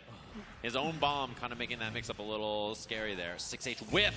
No whiff punish, but it gives Leffen time to set up with a steady aim and then now concentrate, reload the gun. He doesn't have that many bullets. And again, bruh. Been putting him down at this range. Oh, yes. Send the wheelchair into the shins. Bro. The jackpot. I forgot he's got the casino eyes. Apology Man looking good here. Representing that far slash. And then, yeah, this time you notice Leffen fighting in mid-range more. He says, okay, I can't back up because that far slash is clipping me. I'm going to run up and hit my own far slash, try to take up some space. Bad in the corner here. Yeah, he's going to take the bullets back. His concentration is really low, though. It is indeed. We'll see how he kind of approaches this wall break scenario. Tries to look for a concentration, just keeps the pressure on. Wow, actually a big trade into a command grab. Apology Man making big usage of the scramble. Oh, goes low. And Scarecrow's a threat here as well. Oh, he's looking for the fuzzy. Leffen finds a burst and a good spot, and that far slash is a problem so far. It looked like he tried a 6S rather than do a 6P right there. Again, not really showing Apology Man respect with that normal back-to-back with the shins. We just got done with this. Jackpot again. A lot of meter for Leffen, but not a lot of life to work with, and no burst. Backdash BRC side swap. That comboed, so he's about to hit him with the walk the dog.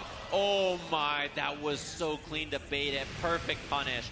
When everything is looking bad for him, all of a sudden we're one game, one round apiece. That's the type of player he is, right? You count him out, that's exactly when he comes roaring back.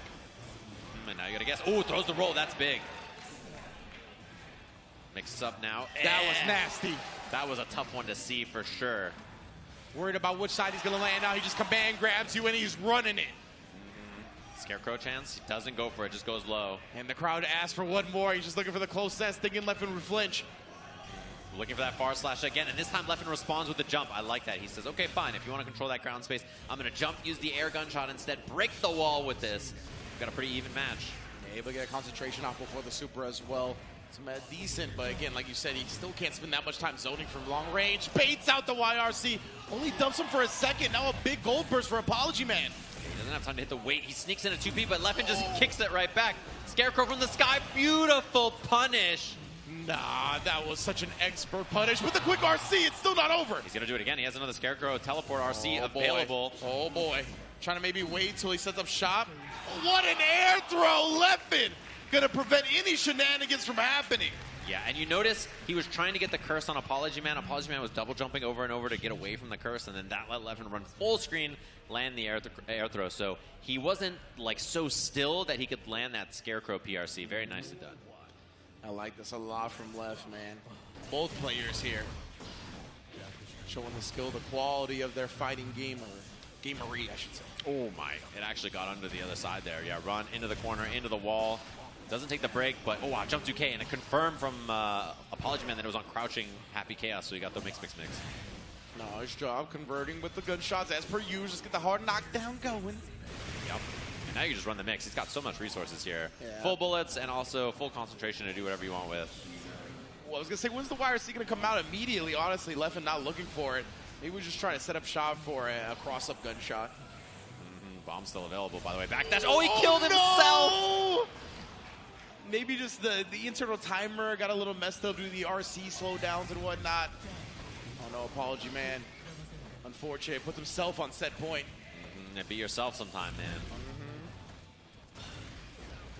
Oh, that is a brutal counter hit. I wonder if he tried to FD there, actually.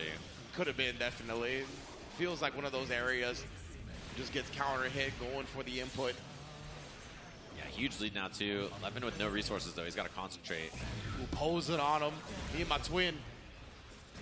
6K, nice block. And a throw to get the kill. Easy peasy pickup with the gun flip. Leffen with the fist bump. 3-1 in our first set of this group. Very nicely done right there. First set in this group between them, I should say.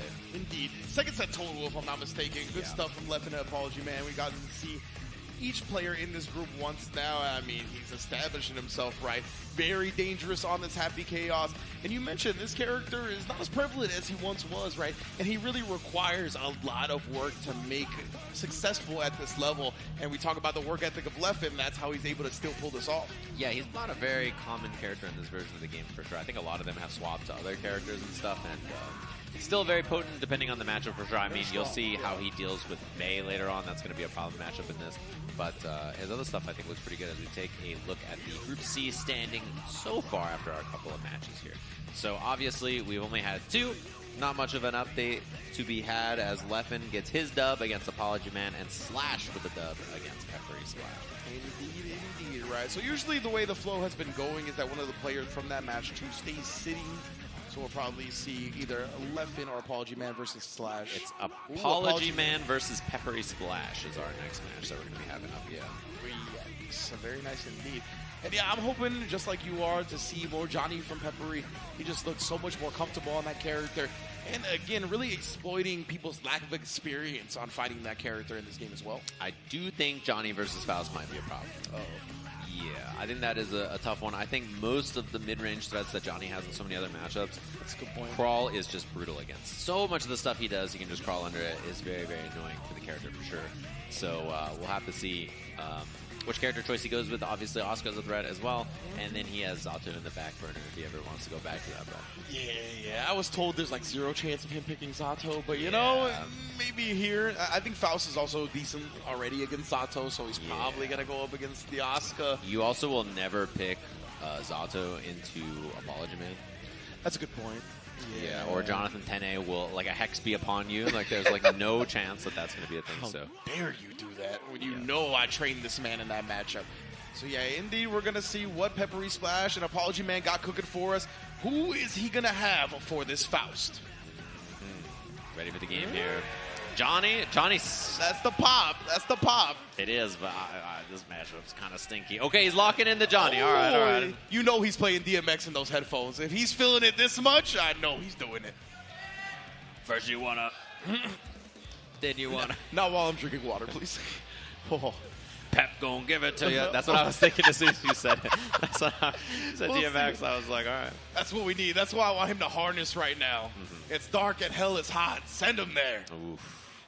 We'll have to see. There's going to be a lot of ducking in this matchup from Apology Man because so much of what Johnny wants to hit goes right over his head. So it's very difficult for him to establish.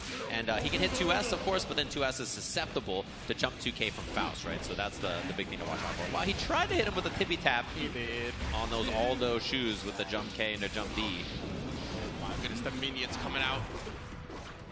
Spoiler for all of that. There we go, though. Peppery starting to establish that mid-range, throws out the card as well. As soon as Apology Man sees that, we are relieving that pressure. The card not on the table anymore. Oh, 6K trade. The 6K usage from Peppery Splash. That was one of the highlights of his previous set. Nice instant air dash, bruh. Throw it out of your pressure, though. So you put all that work to put him in the corner, and then now just a weight upon him. Feels bad. Oh, caught the jump. Man, the weight upon him was bars because it was literal and figurative. Like in that moment right there. Great job from Apology Man, able to make the most of that back throw incident and take the round. Yeah, the best part about Johnny getting hit by the super is when he falls back, he grabs his hat and holds it so that it doesn't fly off of his head. That's awesome. Yeah, I mean, you gotta make sure I understand. So many cool little details. Oh, hammer. Yeah, really scary there. Yeah, it hits so late, it bounces, right? Yeah, so exactly. Sometimes you're like, oh, I dodged the first part, I'll be fine. And then, yeah, you're not fine. Things are not great. Stick your hand in the blender.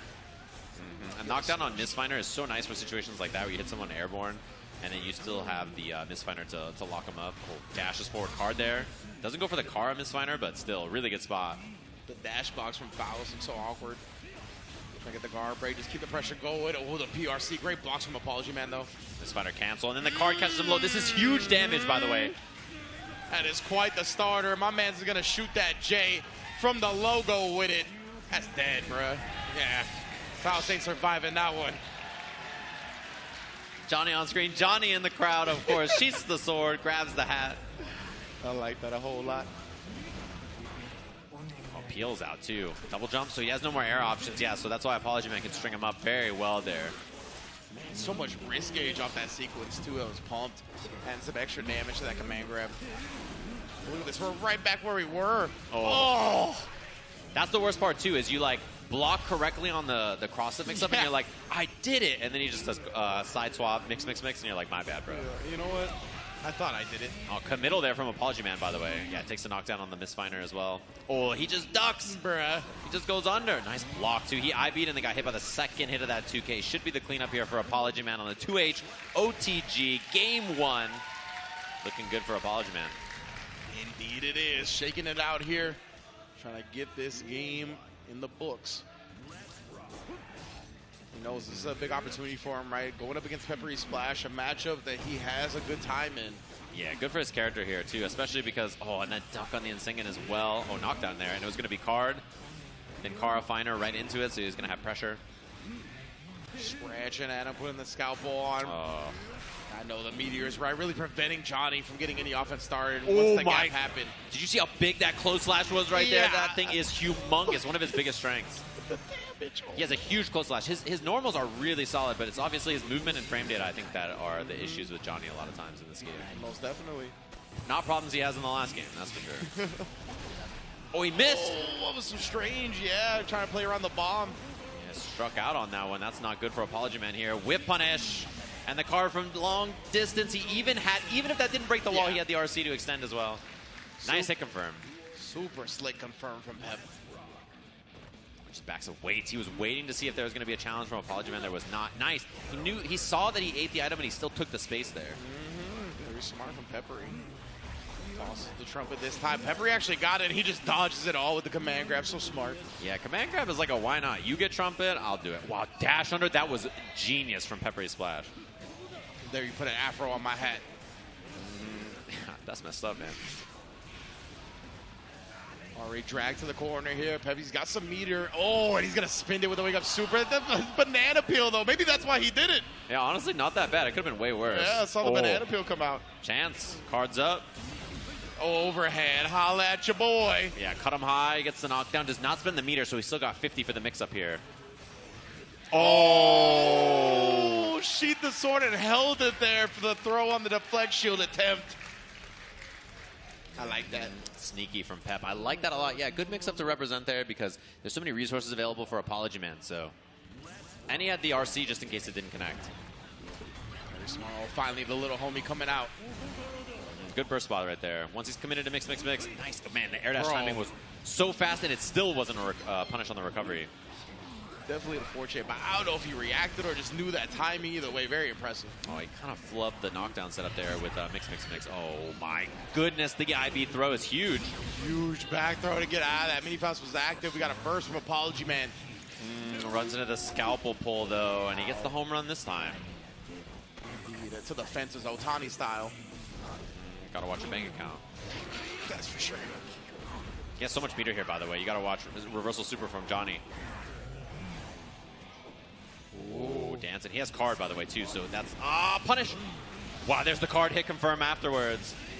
So clean. We got the RC as well. Big damage here with that charge. Does follow up again. Doesn't get the wall break. Cuts him high. Oh, I swear to you, I thought that was P misfinder to anti-air. I was like, he's about to cut him high and just look like a genius. Oh, punish.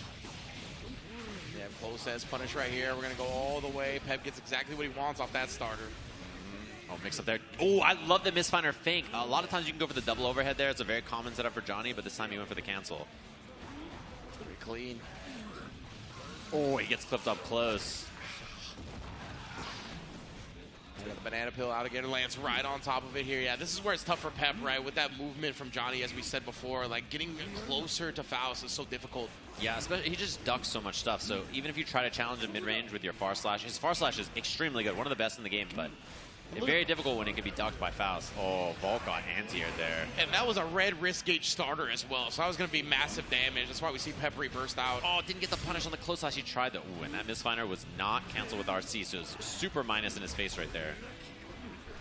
Wall the Sol, keeping the pressure up. PRC quick and goes low. Apology Man, he needs that wall break, and he's going to get it. Going up now, 2-1 in the set. I like that a lot. Yeah, really good choice on the routing there too. And Peppery Splash just trying to navigate. He was doing dash jump and dash block and dash and then look for something, and then the scalpel pull was just clipping him. You know, he doesn't have the best mobility. You saw him approaching with air dashes quite a bit, right? And that's something that Johnny kind of has to do against Faust because, yeah, and he has to do stuff like that. Threads the needle right there, right in between, and then forces the burst from Apology Man. Yeah, it's one of those where you actually got to use regular jump as well, right? Like we just saw. Just to get into those sweet spots, but now Apology Man blows him up with the pressure. Close sets after close sets. And the one jump P into the command grab this time instead of the double jump P mix-up. I like that a lot. Puts the injection on him, likes to throw on fire. Oh, the backdash BRC overhead. It's almost about to immediately wall splat him. Splash had to the burst there. Yeah, I don't know if I love the burst, though, actually, because now he's going into the last round here with no burst gauge at all. Instead of having Wild Assault available for confirms or burst in case he gets hit. But yeah, like right here, he would have had a Wild Assault confirm into a wall break. Tries to in-sync in for the throw bait. 6K, and this should be the wall break on top of it into the super. Nice job. Put the J up. Steph Curry style. The crowd is primal during that super. Oh, I mean, it's a good one. It's a classic. Oh, and this is going to be the good confirm here into the corner. Oh, didn't get the Apology Man. Saw the whiff 5K and said, it's my turn. And just 6K ended up clipping him. Oh, man. All the way super kicked into the heavens right there. But Apology Man, he's still on set point. Puts the bomb out. You got to play around it now. Wild Assault, no command grab. Actually just lets it go off. Oh, a 6K counter hit, too. This gives him a lot of space. He vaults in. Baits the throw this time. That's huge. This is great for him right now. He's got enough meter to Wild Assault as well. He's going to get the hard knockdown after this. That positive bonus is going to put him over 50% real quick as well. Oh, blocks the gold burst soon. I like that backdash from Pep actually afterwards, trying to respect to see what he's going to do. Whiff punish does not confirm in a Wild Assault. Airborne hit. The card is there for the extension. Doesn't even need it here. Into the wall. The Wild Assault, no, the 6H to break. 2-2 in this set. Man, it looked like Apology Man was going to make off like a bandit in this set. But Peppery, what a way to clutch it out here to force the game 5. You love seeing it, man. I'm so glad he's just rocking the character he's most comfortable with. Yeah, this definitely looks like his cleanest character for sure. Oh, wow. I mean, look at that, right? Yeah, the back dash in. Oh, he's just talking crap to him, too. It's like The Rock and Cody Rhodes. Oh, strings him up again, too. Vaults in. And he does punish. He didn't respect the RC cancel. Oh, and yeah, that choice actually got him out of the corner as well. Man, it's a good thing you put that hammer in his pocket. That would have been bad news if he just let it rip. Air dash over, and you see the duck afterwards. That's where Pep has to hit 2S and stuff like that to try to string him up instead. Oh, Misto just cuts through right there after he throws the mini Faust. Trying to play around the little man. He's going to be activated now, just hops away from it. Dude, Peppery Splash has oh my, nah, bro. If he wins this round, he actually outschmoved you by like 1,000. With Johnny, bro. With Johnny. His movement, actually absurd. Hammer, oh, 5H hit, and he didn't cancel into anything there. Yeah, now the resources are not looking that good. He's about to have Wild Assault again, or Deflect Shield, but nonetheless, still scary. 2K anti-air to the classic. Waits out. He's just FD, and look at this, man. He's not even going to the new mechanics. Double jumps out, still gets anti-air. Yeah, 2S for the anti-air too, which is huge here. Not quite enough to kill. Oh my god, the hammer, though. He has to respect it. He breaks the throw. Tech throw, how? Wild Assault for the pressure. In-sync it, so he's out of there. That's the end of it. He needs to bait an anti-air or find a whiff. He baits the anti-air, and there's the whiff. Oh, that was so clean, and the Wild Assault conversion at the end. How does he do it? his movement actually in that round deserves an award. Like, if I could give him an award for best movement, that's it right there. Into the corner immediately and froze up. This man, the evasion on Johnny, the evasion on Peppery Splash. Oh, look at that again! Dash under, and he's out of there with the Scarecrow PRC. He's trying to bait that 6P in mid-range. All Pep is doing is jumping forward and air dashing or landing backwards so that Apology Man will whiff an anti-air and get a chance. If Apology Man just stops anti-airing, then he slows down the approach. Exactly. We're going to see if Beneath goes with that type of strat, obviously into the ankles. Yeah, and this round, all but forgotten here for Pep. I don't know how you're going to bring this one back. It's pretty unlikely, even with this resource. Dash under, close slash. He gets some wrist gauge there. Wow, that's big. Oh, that could have been. Yeah, very scrambly at the end right there, right? With the slowdown applied to you, it was going to be tough to take your turn or escape the moment. Final round between these two Titans. Final game, final round, 6H. A lot of risk on that. Oh, he had the far slash. He didn't believe. What a bait out! Oh my, and he gets the wall break here too as well with the wild assault for the hard knock. Great position for Peppery right now. FD trying to get some space back, makes him block the dust in the air, puts the card out. What's the mix going to be? Deflect, shield away. I love the card out, and he doesn't go for the low there off that. He cuts him low that time. Apology Man not ready for it. He has meter for the fast RC mix-up. It doesn't matter about the deflect shield. He doesn't care. Misfinder cancel. This is a chance now. Apology Man out of there. He strings him up. Meter available for Pep. Does he do anything with it? Is there a YRC? Not looking like it so far, and he gets counter hit. Apology Man looking to bring himself back into the game. Holding the corner. He shoots the J! Raw! Peppery Splash taking it 3-2 over Apology Man. Fighting for his life out here. And look at that, the handshake. And you know in his head, he's like, I am so good at this game. I am so damn good at this game. I fought for my life for every inch of that screen. And his movement and decision-making was so good. He played so clean to win that set. Bro, like the way he was maneuvering around Faust from start to finish, so clean, picking his spots with a regular dash, the double regular dash sometimes. Like you said, the beautiful manipulation on the jumping, right? Whether it was jump into the double jump back, the jump into the air dash, the jump into nothing. He was just doing such a good job. And that's really the fundamentals of him being a long-time Guilty Gear player coming through, right? Yeah. Like it really was him just manipulating you in a beautiful Guilty Gear way. Yeah, all he did to create openings was move, right? Yeah. He didn't need to swing. He didn't need to start to try to threaten things out there. All he had to do was move, and his movement enough was making these kind of moments that he got to create. So really impressive stuff from him. Of course, we're going to be taking a look at the updated standings, as usual, to give you guys an update. So everybody with a win on the board except Apology Man so far. The big thing, though, is that the next match is a classic. Because of that. We have the other two opponents from this group up on stage, and I'm sure one of them is a lot happier about this matchup than the other.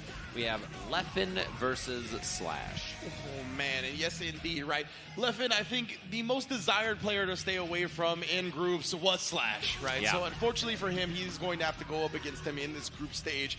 Obviously, stopped Leffen's first attempt at an Evo for this game, right?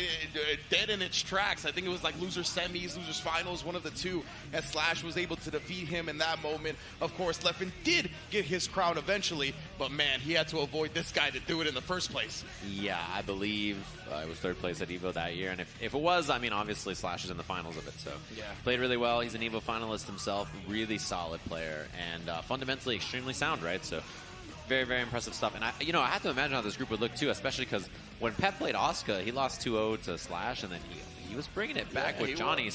I kind of wonder what this group would look like if he had been playing Johnny from the start as we get into this next match. I'm very curious about this. I have to imagine this is also the match that Leffen prepped the most for. Like this one is really hard to prep for though, because there's not a lot of May players on the earth to play with besides Slash. So. Yeah. And I know they played. Yeah, absolutely, for sure. And like we said, right, Slash, there hasn't really been anybody that's come close to performing as well as he does on May. So even if you got somebody that's going to be good practice, Slash is just a completely different beast on this character. But as you mentioned, they did duke it out. They have had plenty of matches back and forth, just training up for this event. So I want to see who gets the best of the other in the tournament. Yeah, in the... Wait, I can't see the right side. I think I know what it is, though. Wait, what's in the back there? Oh, we almost got it in the back. We almost got to see it. Wait a minute. What's that picture right there? The chuckle. The chuckle as soon as you're like, what's that picture? It's always just, it's that face. I see it everywhere. I can't escape it. Literally. It's everywhere I go, I just see that face. Literally, though. Oh, Me man. too. Whoever yelled that in the crowd, me too. There he is. What is happening? Both 10 out of 10 pictures, of course. What is going on, bro? Very, very normal. That's the in the Goldlist Discord. I think that's like the pin thing. I'm pretty sure that's like, yeah, it's an emote. You know, I try to avoid that Discord by any means necessary. That's just how it goes. So it looks like our game is ready. We're going to hop into things. Up on the stage, of course. Clash of the Titans, of course. Leffen up against Slash. Slash, that exact face is for Leffen, I'm pretty sure. That exact point is just he's pointing at him, and that's Leffen with the glasses on, like, please don't hurt me, bro. I'm coming for you, fella. Yeah. Good luck on the stage to Leffen. You know, typically the way it goes when these two play is that Leffen is dodging, he's flying around, he's doing some shooting the gun, and then a dolphin hits him and he dies. Yeah. That's a description of their sets every time they play for the most part. We'll see if that happens here on the stage. I think he described it on Twitter as if I hit you, or if you hit me, I die. If I hit you, you respawn 3 more times. Yeah, you just respawn in a new location. Yeah, that's unfortunate.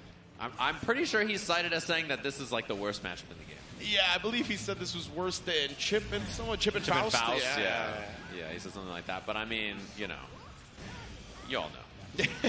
You know how it go. You know how we do. With the left. The matchup does not look fun. I won't lie to you. Although the mix-up so far have been... Man, you know, the way this round is going so far is very typical. This is just the nature of the beast between these two characters. He didn't have concentration there either, which is a big thing for the super wall break as well. So yeah, I mean, he's establishing throw early there, right? So that's why he goes up, taps the dust on him. We saw Slash trying to wiggle out, probably trying to avoid the throw yet again. Great establishment and conditioning from Left. Yeah, and he did not play the game right there. No. That was just solid mix-ups, and then, oh boy. And then let's go to the next round. He might be dead. That was a lot of life. He didn't spend the wild assault. Oh! She's got muscles on her shoulder blades? Where is the hitboxes at, fam? I mean, she's got to carry that anchor, man. Holy. Fast RC combo. Oh, wake up back throw, though. That's huge. Oh, and he tried to backdash. Actually gets put there airborne. That's a big one. It's going to be wall break with the super as well. Curse on top. So you have the curse here, full concentration, full resources, and all kinds of stuff to work with. Oh, of course. Back and forth with it. The double roll. The clone, but still the RC after getting the red RC hit because of the clone.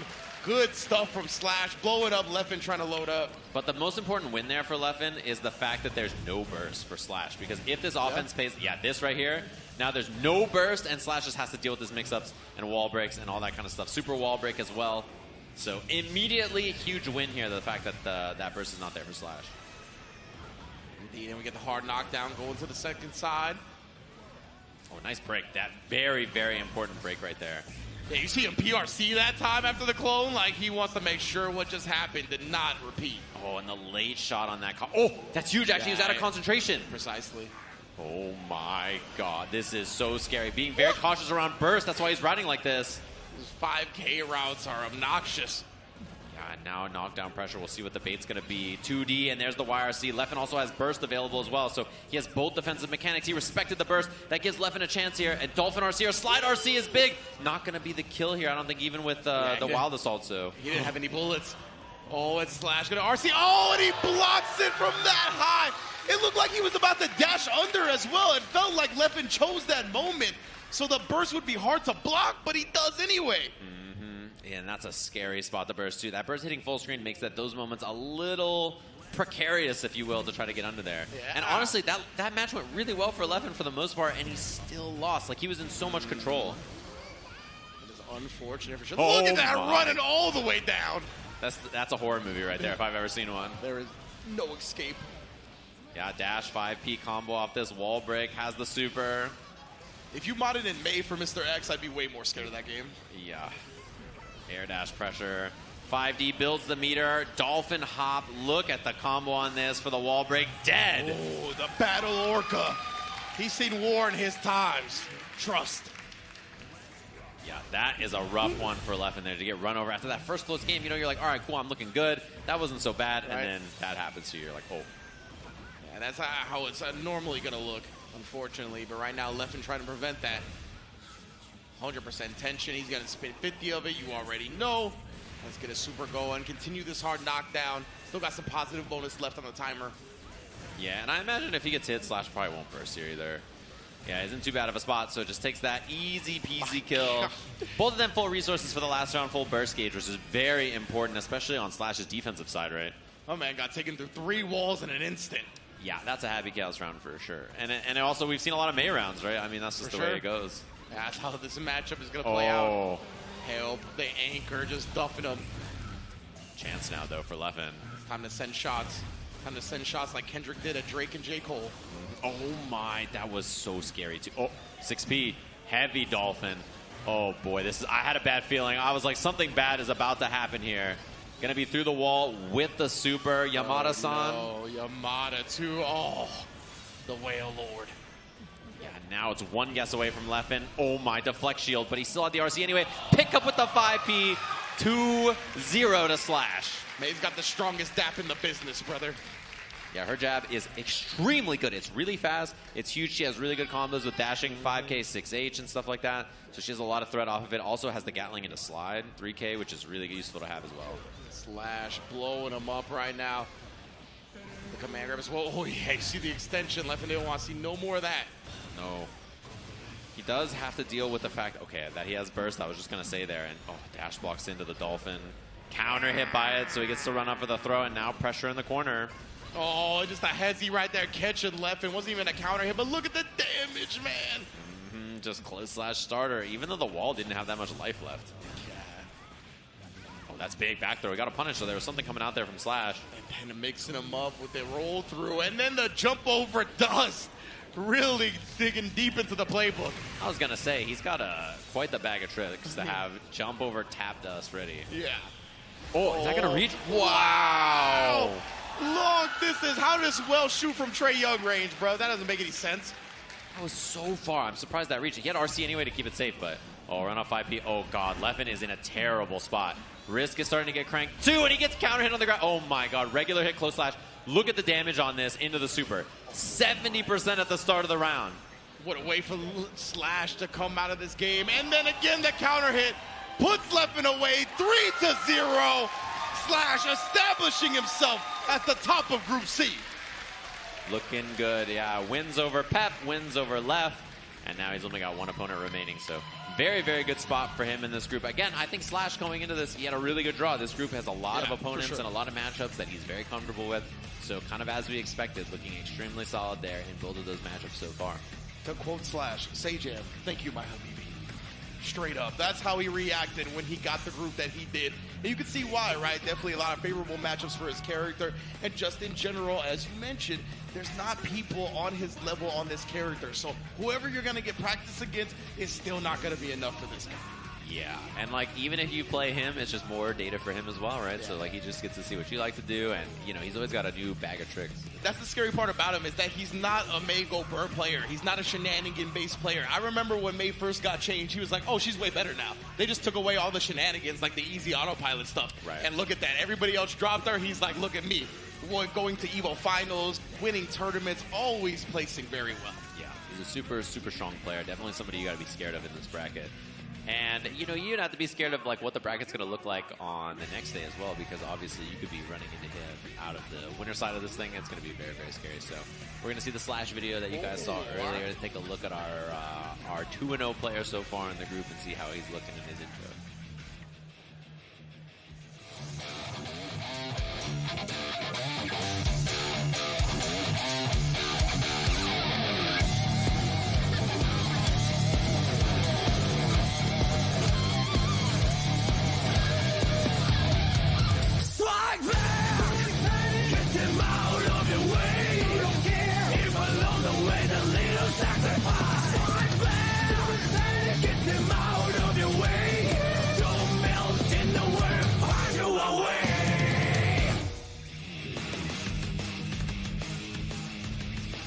Slash out there showing out, of course, but I heard that the crowd wants another video, one of the fan favorites. Give it to me one more time, production.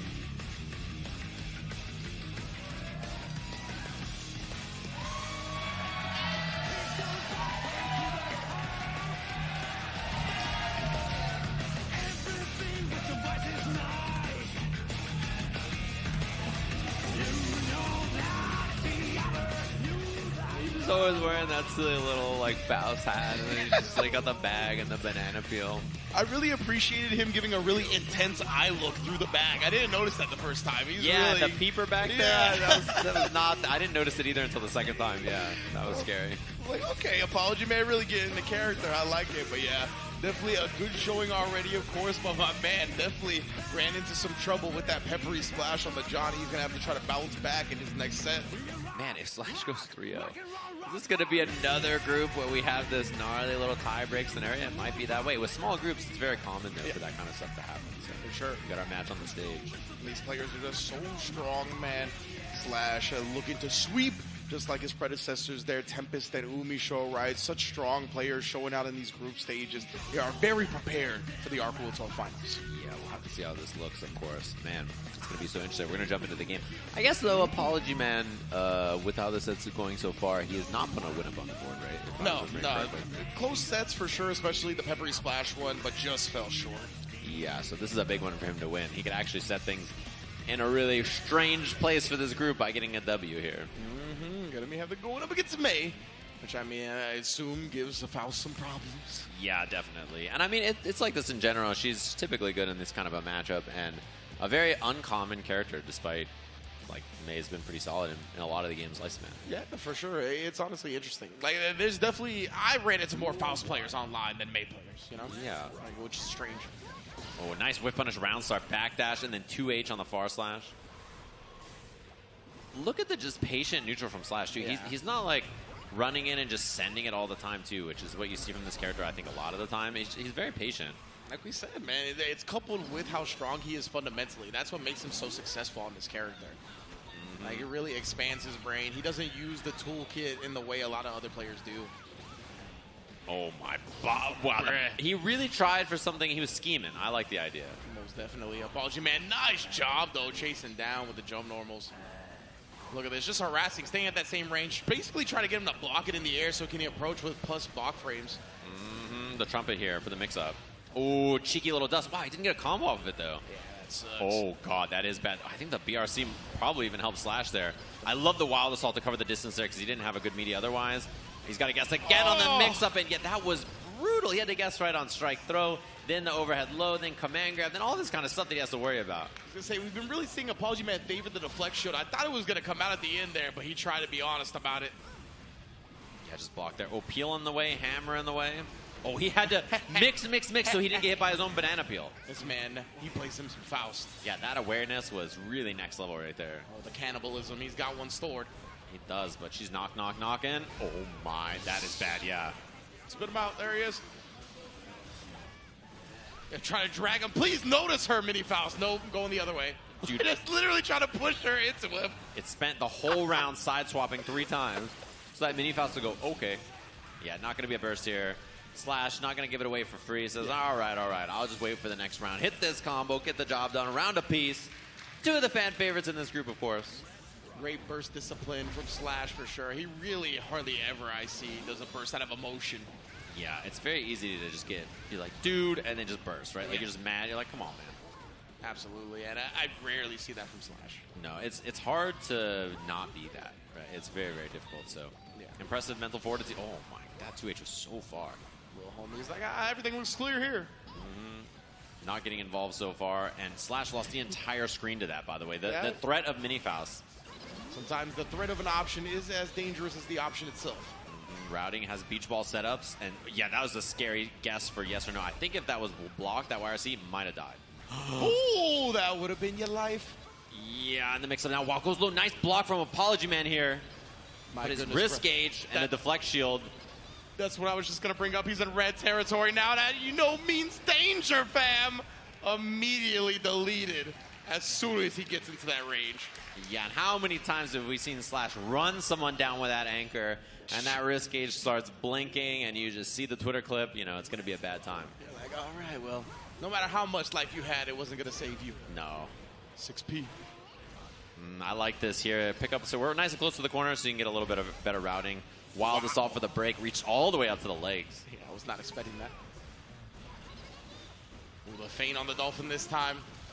Man, the mix-ups too, just whiff, jump H, same kind of things we see from a lot of other characters, and it's so tricky.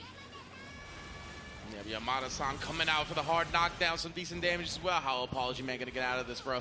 Backdash, well done. Yeah, correctly reads that command grab. And Slash tried a PRC, he was just a little late. Wow, nice block. Yeah, he wanted to automatically do it, right? He wanted to confirm that it whiffed first. Didn't hit the bomb until the last second. Oh, she tried to chonk it with the 5H. I respect that attempt from Slash. Oh, what a conversion, bro! You are not real. That is not real life. He was ready. Oh, my. This dude Slash, like we said, bro, nobody's playing this character like him. My bad. I was not familiar with your game. Straight up. Help, man. Bro, no, not like this again. Nice escape from Apology Man. Very close to that red neighborhood. Don't want to be there. Oh, and avoiding the Afro so far. Okay, finally kind of forced onto it there. Trumpet's going to hit as well, so he just goes for the setup. Hold it down. Now Faust, the one that got the Afro. Are you going to pop it? Yes, indeed. Just bounces on out. Slash try to avoid it, but still gets locked down in the corner. Great stuff from Apology Man. Big lead in this round, too. It did have to spend his burst, though. So, like, honestly, if Slash just dies here, then it's, like, a way worse spot for Apology Man, although he's building burst now. Yeah, definitely a good look for Apology Man, building some of this burst back, but it's scary being cornered up by the Mei. Jump 2K, gets him out, kills him afterwards in the mix. Apology Man staying alive. I love not bursting there from Slash again, right? He could have bursted and then got the corner and maybe trying to make something happen, but you know, it's just not the tactical play, right? It just doesn't make a lot of sense. Especially when you have mechanics like the deflect shield, the wild assault, right? I like him saving it for early burst here so he can get past that threshold again and use those mechanics. Man, that is bad news. No cancel on the Dolphin there from Slash, but Apology Man was in such a bad spot in the corner. He doesn't have any risk gauge anymore, though. Indeed. Could be built back up pretty quickly, though, especially on that air block. Oh, He's trying to FD to prevent it from going up, but it's still sneaking in. All his meter is gone, though, from FDing that. He got some back, though. Yeah, I love that discipline from Slash right there, right? The bomb was a little bit behind, so he didn't even try. And then the anchor anti-air. Gets the banana and the trumpet. Air-to-air dust. Does he have a combo off this? He does. What? He confirms, although the Dolphin didn't hit. Tap dust for the kill. 2-0 just like that for Slash. The mini Faust, the band was coming out to carry him off the field. That was crazy. Yeah, I mean, Slash is looking so good in this group. I mean, you know, before this group even started, we were talking about how he was the favorite in the group, but he looks so clean. Exactly right. It's not even just like a matchup thing. It's legitimately everything he's doing play style-wise. Yeah, and if he 3-0s here, then I think it was the most, like, impressive performance of the day so far. Like, I think it would be a 3-0 not only in the group, but the best game differential of anybody who's made it out so far. Definitely. At least by the eye test, the most convincing sweep we've seen. Yeah.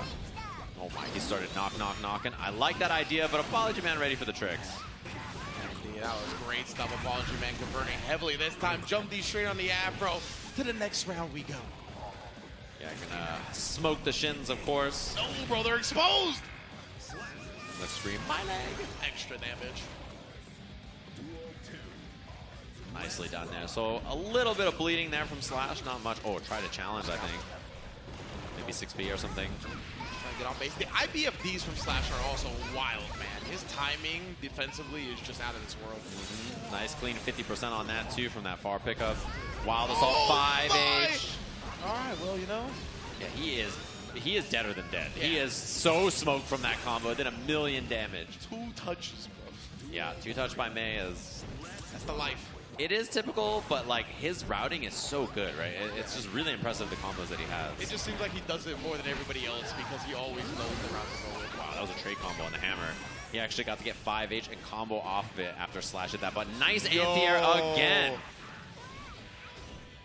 And the wall break too. So good spot for Apology Man. Full burst, lots of life, and like, oh, he's gonna be punished. Oh, it didn't get close slash. He got far slash there.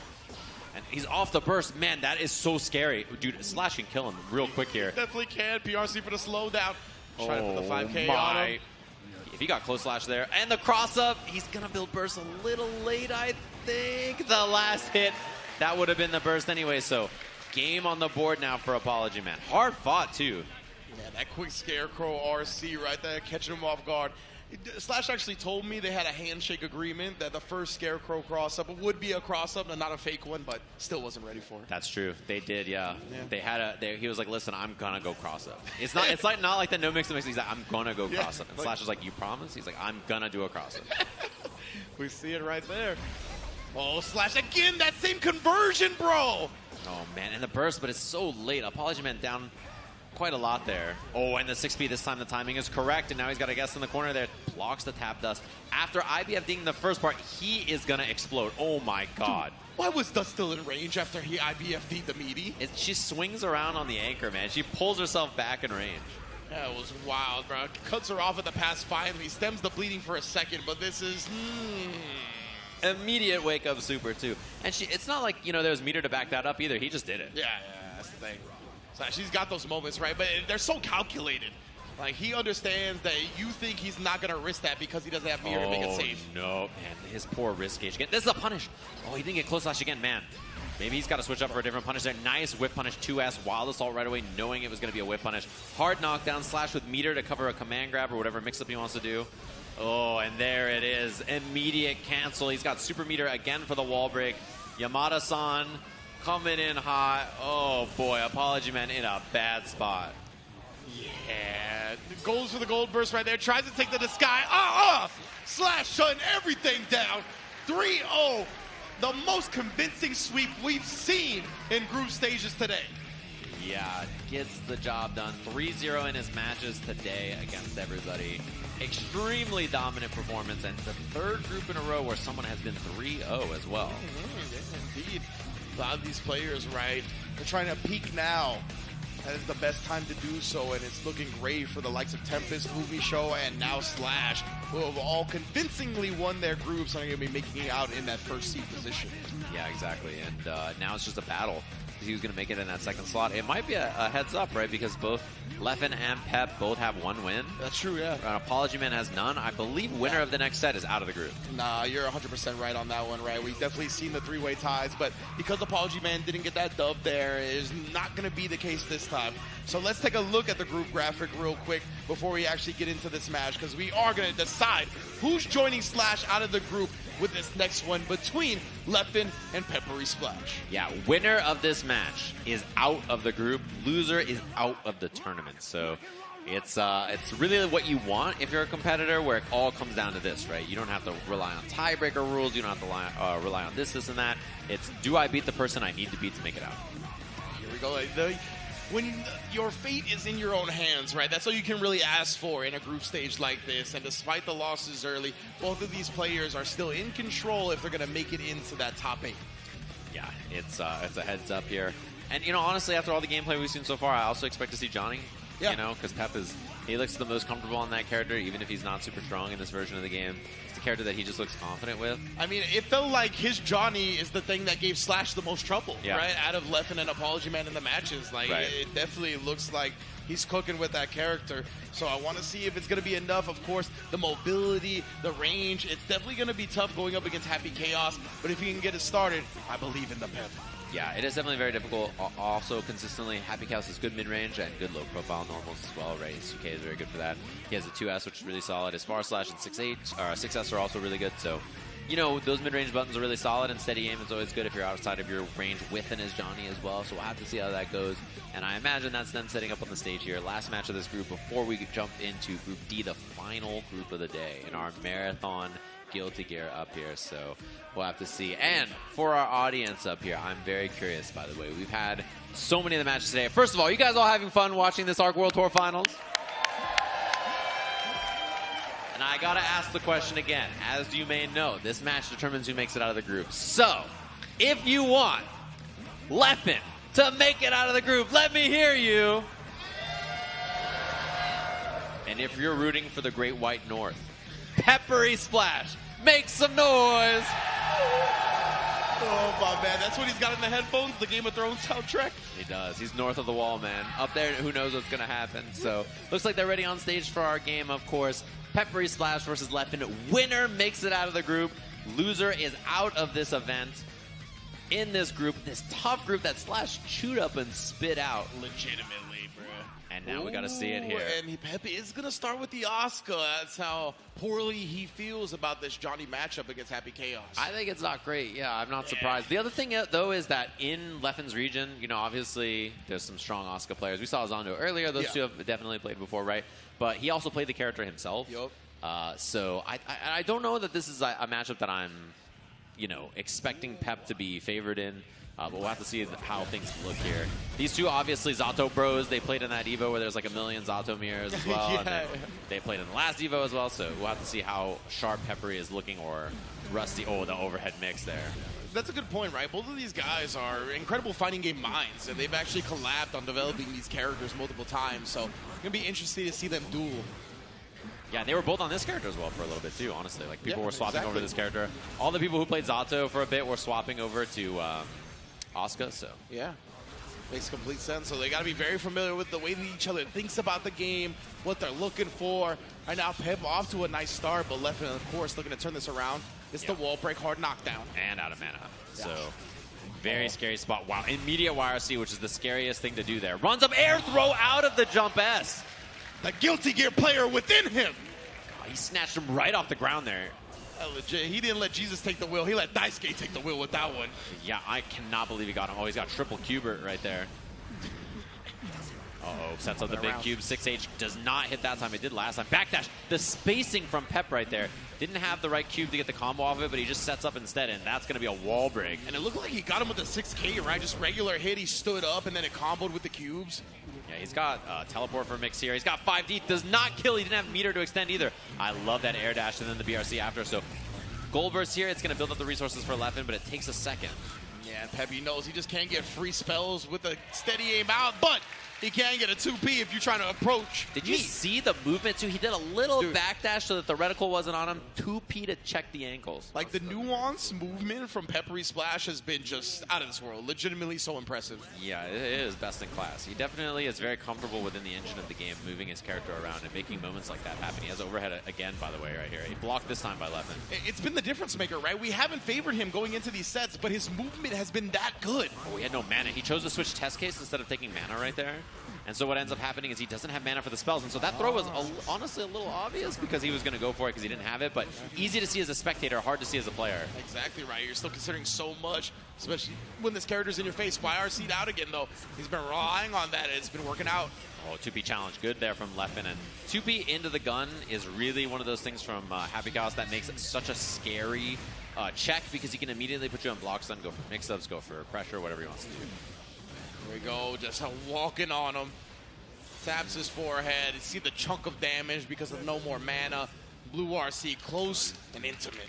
Yeah, and the thing is there is you may be like, oh, what about the super to break the wall? But he had no concentration, right? Yeah. So the success there, the option that he had to go for. That's what he needs to do. My. Whoa. Thank you, Jump K. Hooking it up. Refills the hand there. He dumped the hand, and then he had the ability to instantly refill it, so he goes for it. And the 6H again coming through Leffen as soon as he gets hit by it, bursting away. Lots of backdash from Pep so far, and I think Leffen may be catching on to it, cycling through the hands. He did cycle away one of the green cards, though. Okay. Yeah, he's still got the auto import. He's still got the machine gun on deck. Yeah, he likes to sneak in these 6Ks. I like seeing that, especially when he's got a spell that will combo with it. Yeah, this is actually a huge amount of damage. Wild Assault, double Wild Assault for the break. So all of his burst gauge, but he has so much mana to work with here, so much momentum to work with here. It's going to be pretty tough for Leffen to win this round. He's on. Yeah, he's got tons of offensive cubes. I like the jump P to get rid of that, but oh, he missed the dust. Uh-oh, this is a chance for Leffen, though. Oh, 2P's out. Wow. Does not throw a cube afterwards, though. Yeah, indeed, he didn't cancel. He went with the 6K. Now he's getting dusted up. Yeah, he had a lot of... Oh, man, he had so many offensive spells in the hand, too. That's unfortunate. He had the guard break ready. Even if Leffen blocked it, he was still going to be massively plus. He's about to have burst as well. YRC is scary. He's been doing the YRC right away. He burst the YRC to just try to get the momentum out. He set the staff, but he only has one cube in the holster. Oh, but he's quicker on the draw. Just like that. One game apiece. You would think with the way he cycles through the deck, he's got the fastest hands in the West, but nah. Still belongs to Happy Chaos. Gun beating Magic? That's a battle of the ages. Isn't that like Happy Chaos's whole MO? Yeah. Isn't he like one of the first Magic users? He's like, nah, I'm just going to use guns, bro. I mean, why not? Guns seem pretty strong. You know? Overhead for the mix, yeah. Once again, just putting the steady aim, the enhancement on him. Yeah, one thing is Pep is favoring a lot of backdash, and Leffen's starting to catch on to it a little bit and just leaving a bigger gap in his strings so that he can get in there. Oh, a good hand. He's got lots of cubes to throw here. He's got the machine gun, plus he had the ability to get the mana card there. So really, really good spot. Oh my god, this is going to hurt. Oh, you're smothering him. I love this from Peppery. Multi-cube here. Tough for Happy Chaos to fight out here. Guard. Oh my gosh, help! Going through all of it right now. YRC finally breaks up the spell, the chant. Oh, that's huge, actually. Big chance for Leffen. He has a wall break available. Man, he barely had the concentration right there. He was just about to run out. Great recognition from Leffen right there. The awareness. Load up on that before getting the wall break. Now he's got some space to work with. Peppery, we're going to close that distance. The instant block. Oh, my goodness. The dash over into the dust once again. And the shot. Not in time. He got the kill. The trade was enough for Pep. Oh, Cube's up. Oh, anti-air with the overhead, and he tried to beat the burst. Good patience from Leffen not to burst there, though. Gun beat Cube, and so that's a huge chance now he's in. What? The bullet, the hit scan, catches him on the teleport. That was nuts. Check him PC. This guy's hacking. What the? I should have definitely dodged, but hey.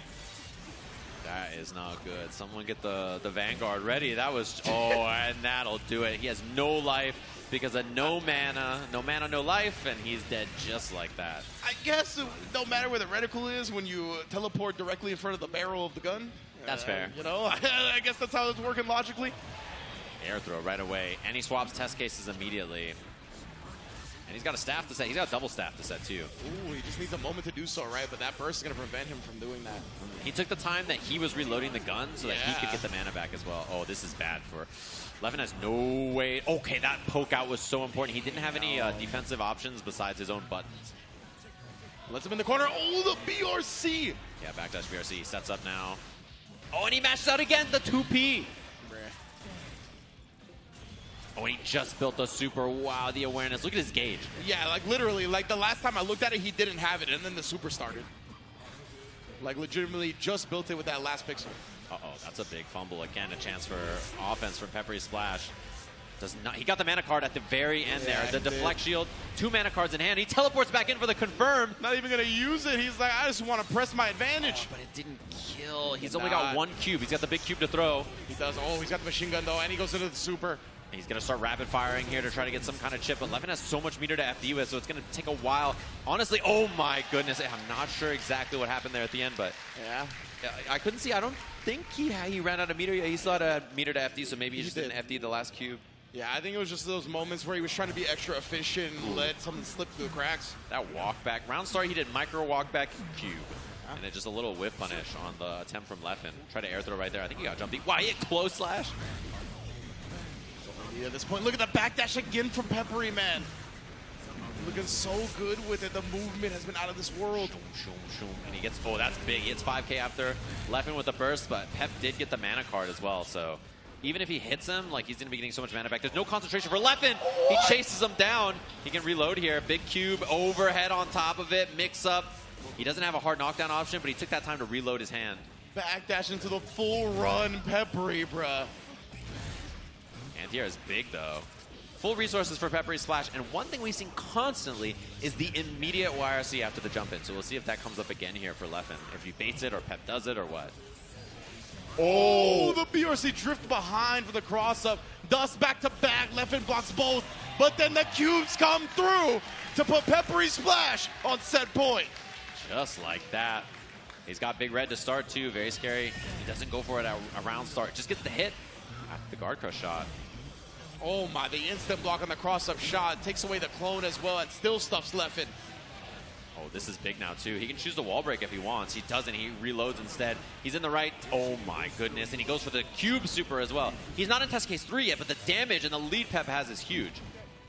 Yeah, this is looking great for Pep at the moment. So got the big ray. He just puts it on him, cancels in a super afterwards. He just wants the aggression right now.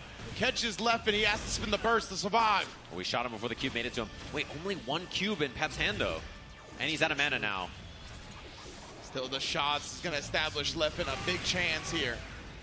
Especially because the mana's gone. Manaless, too. And this is a mix-up chance. We'll see what it is. YRC not on the table. He does burst, but he's out of mana. I can't believe it. He wants to end it now. Oh, he tried the air throw, but Leffen drifts away after getting air thrown a lot in this set. What an adjustment.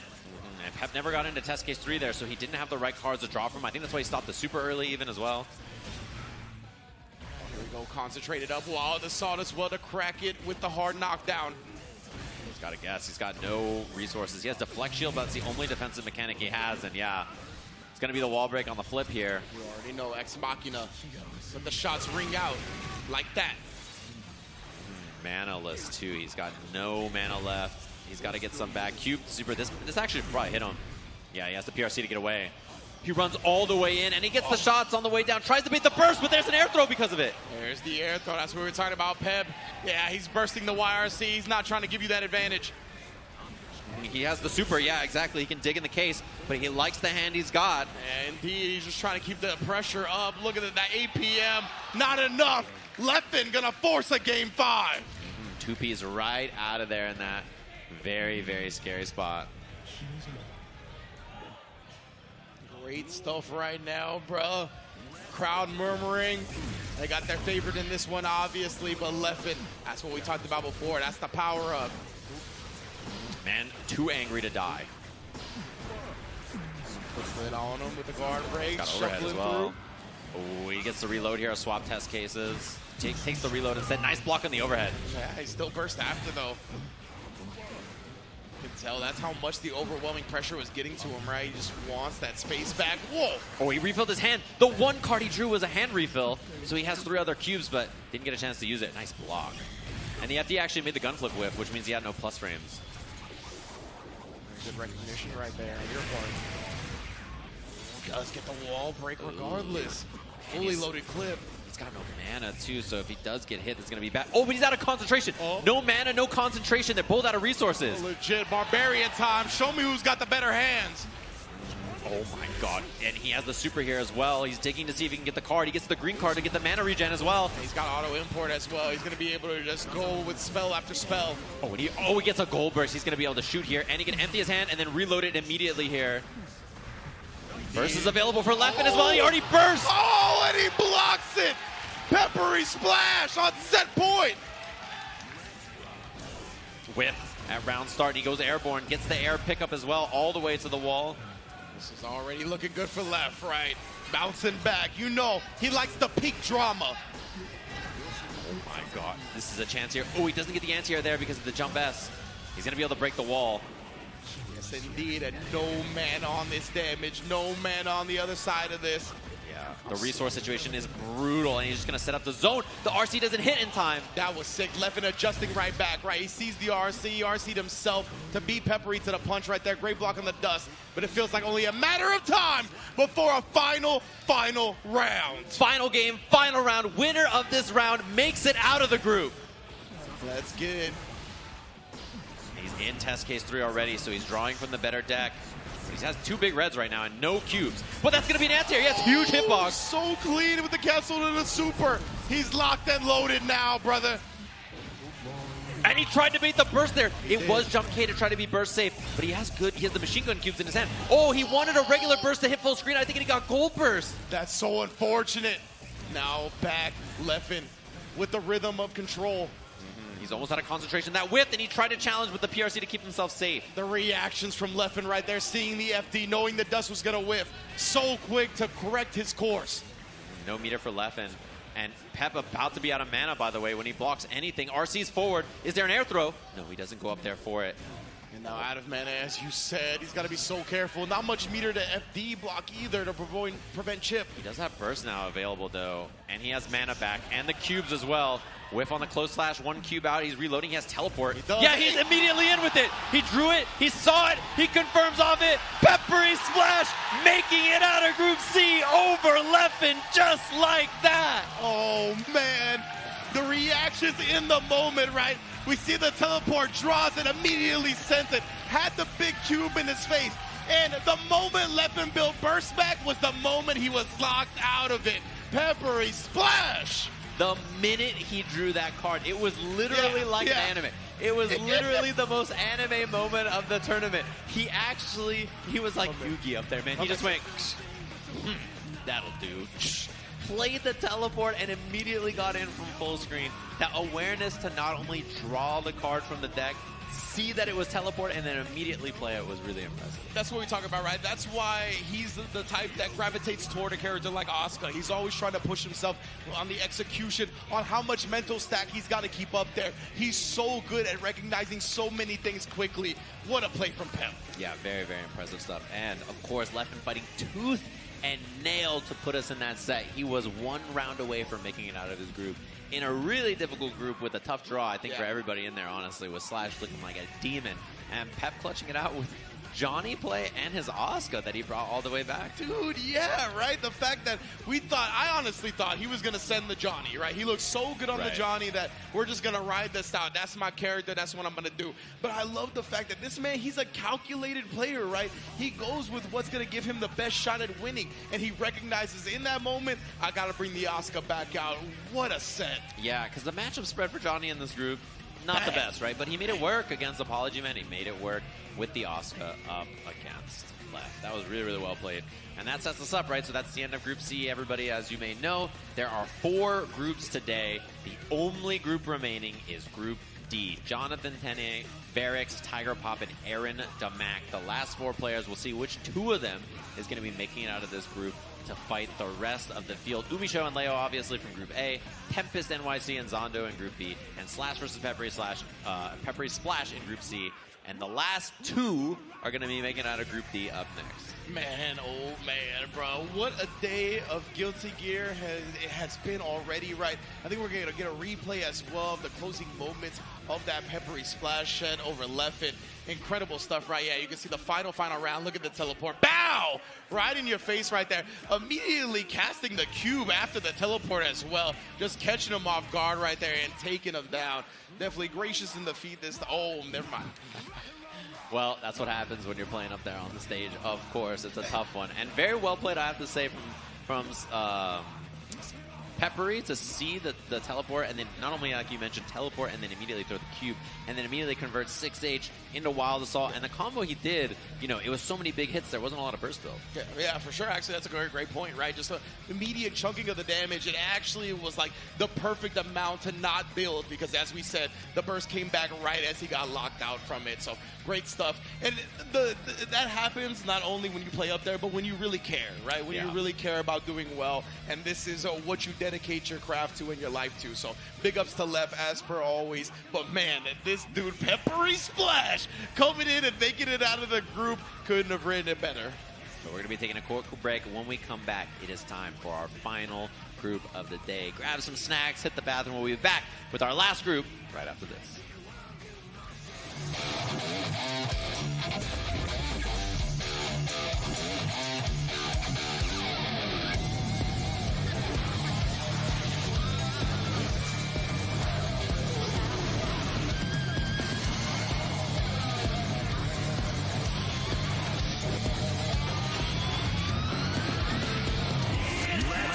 Yes, nobody is gone. I'm just saying, the step about it, do it out.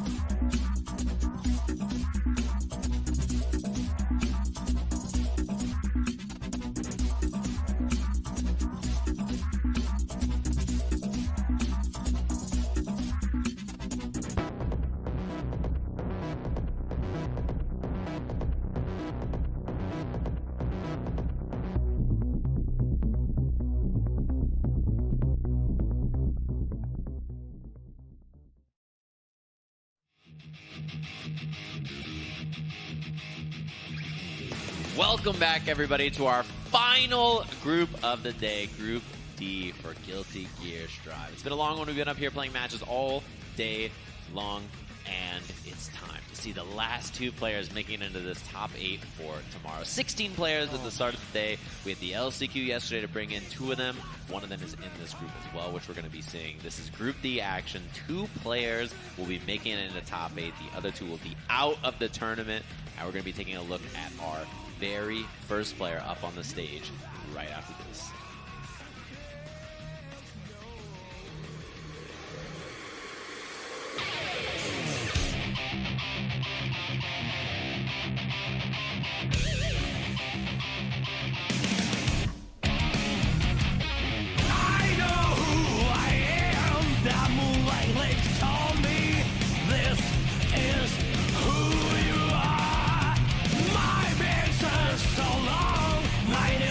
Of the light that is me.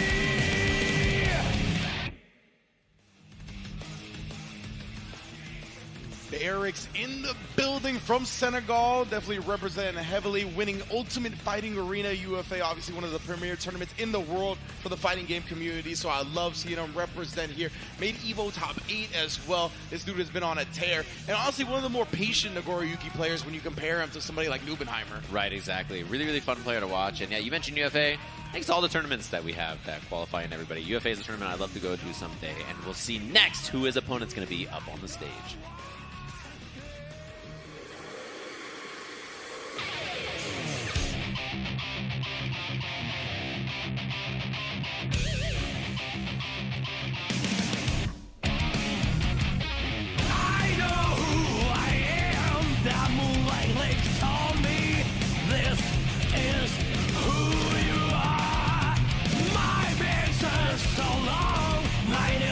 Of the light that is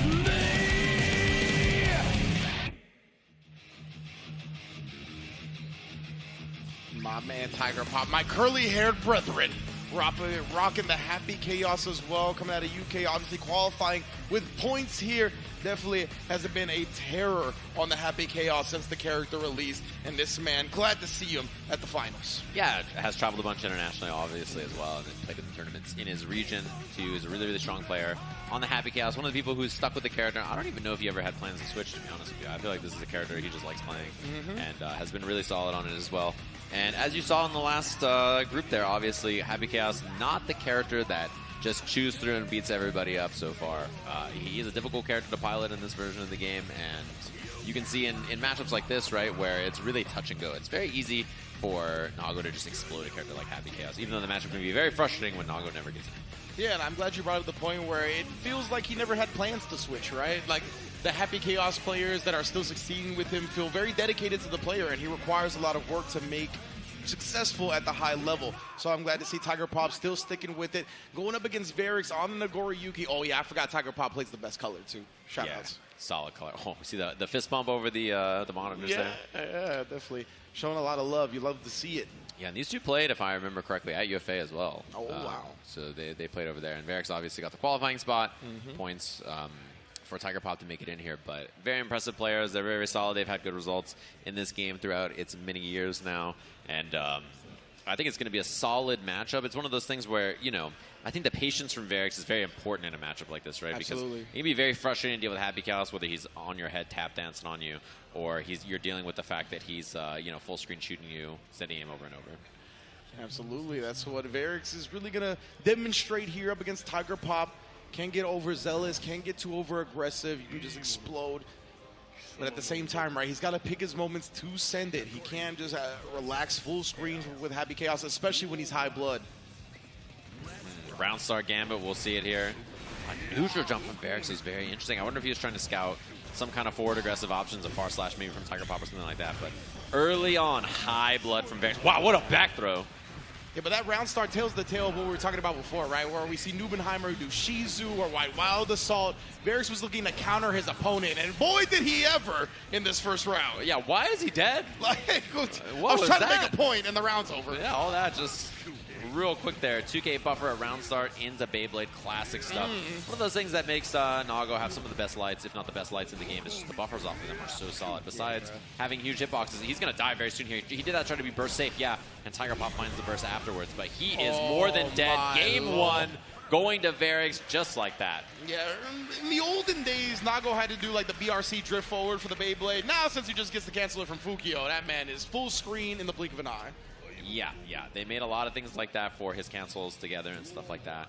Just funny because, like, as a Sin player, I was just like, oh, he's never coming back. I was watching them do that, and I was like, he's not going to be in the game, right? They're just making him more like Sin every day. But look at that now. We definitely have plenty of Sin. Unfortunately, not represented here. But Varix is representing the violence. Oh, he was going to die there if he didn't burst that. Oh, the classic empty jump super to bait the anti-air. Fast RC, 6H to cut him in half. All right, well, this has been a speedy set so far. Yeah, whoa, the 2S just destroying the Beyblade. Yeah, gets the wall splat there. Give me that wall break. Positive bonus on the side of Tiger Pop now to get that burst up as well. Perhaps a Wild Assault on the horizon. Damn, I heard the speakers on that. Oh, he's burst gonna is going to hit, though. Yeah. Get knocked away. That's scary. That's meter gone, and now in the corner guessing against Nago. Yeah, that's really one of the most optimal spots to burst in this game is your opponent does spin meter. My goodness, he's two-stepping on him now. That's a lot of blood. Oh my god, he almost died. He did, bro. That's what he was betting on because Oh, never mind. What a cancel, seeing that he was up in the air doing the DP there, and I think he was going to pop either way. Yeah, exactly. So he had to commit right there, and you know, Tiger Pop was trying to find a way to slow things down there, but man, Varix, 2 quick games. I honestly think Tiger Pop was trying to maneuver into a position where he can optimally take advantage of the blood pop, right? Yes. And Varix, man, that was ridiculous. He knew that he had a little bit of a window to work with still, and boy, did he make it count. Never, the color is the problem? Maybe. I thought it was the best color. My favorite. I like this color too. Yeah, it's pretty nice. With the blue on, matching his name. Yeah, we'll have to see here if there's any kind of adjustment. Tiger Pop went back to character select, but honestly, that was very dominant. He just got tagged, and that's kind of what Nago has to do in this matchup. He has to tag you. It's very, very difficult for him to just play you straight up and like slow and steady. And you can see he's trying to slow himself down. He's holding his own chest like, yeah, legitimately. You know, I got to breathe. I got to slow down here. Steady the breathing, right? Don't let the moment get advantage of you. Oh, backdash. Oh, no. This is how it starts, man. The big bodies love that backdash, man. Look, he's trying to mix this man out the game, bro. He's popping, I think, so he tried to send it. Yeah. Nice, you. Big damage. I don't think he's dead, though. Not quite.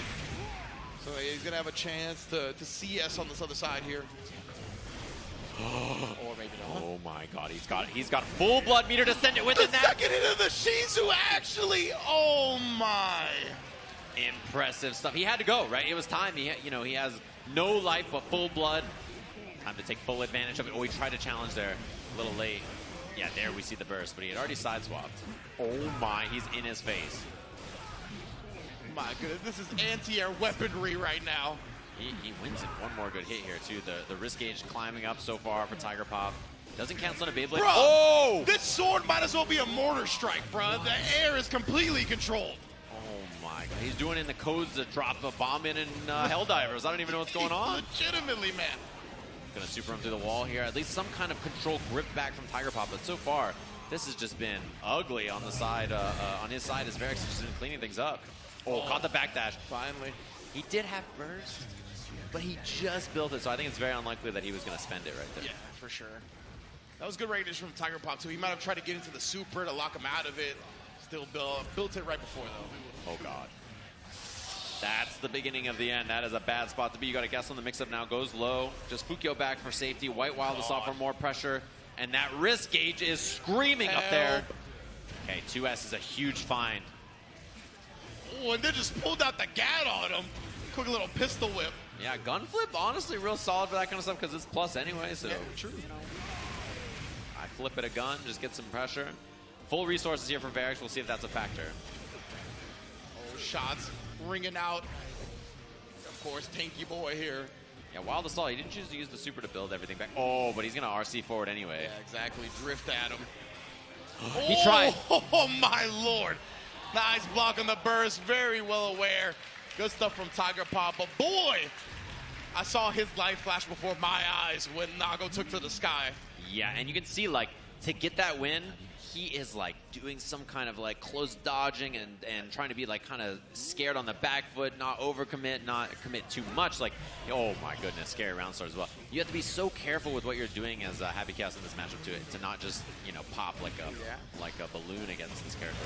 And we talk about Varric's patience, right? But you see the Shizu at the round start. He recognizes in this matchup he's got to be a bit more aggressive than usual, and it's been paying off dividends so far. But Tiger Pop is finally adjusting, getting used to the rhythm, the pace that Varric's is forcing.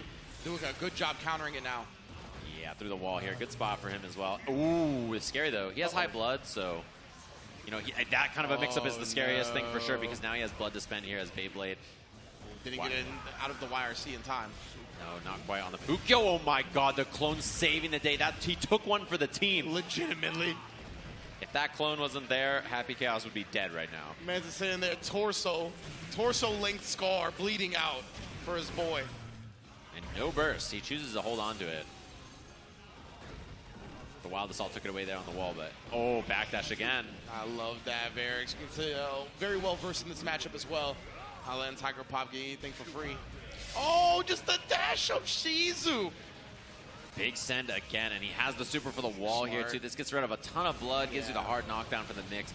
Command grab is close to killing here too. Like, a lot of the options are really, really threatening now for Tiger Pop. 2 hits on the far S sequence before that super as well, so a whole lot of blood.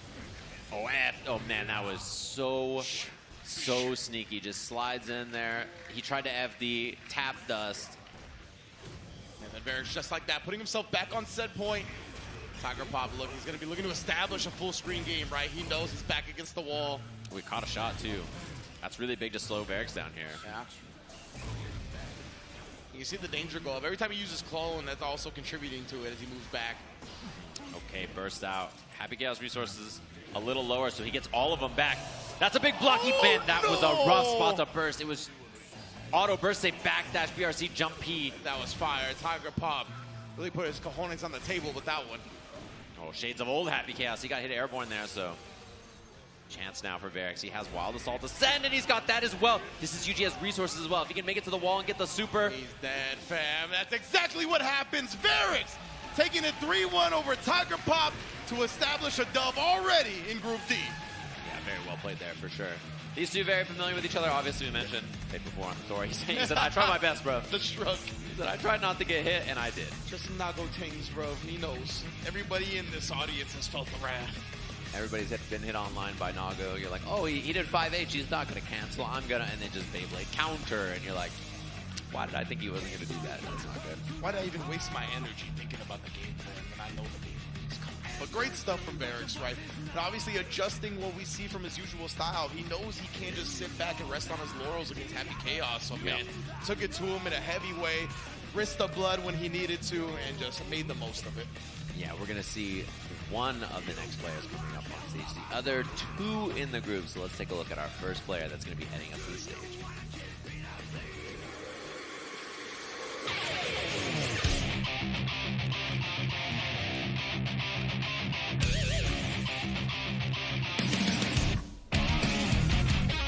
I know who I am. That moonlight lake told me this is who you are. My picture's so long. My nails are sharp on the light.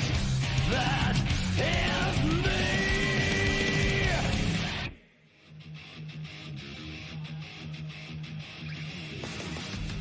Look at that. My last curly hair brother didn't do so well. It's the Zato Bros, bro. He just wants to play Zato. Come on, Say-Jam. I was like, hey, man, how are you? And he just goes, Zato's bad. He just laughed like that. I was like, all right, well, it's nice to see you. Hope you're doing well.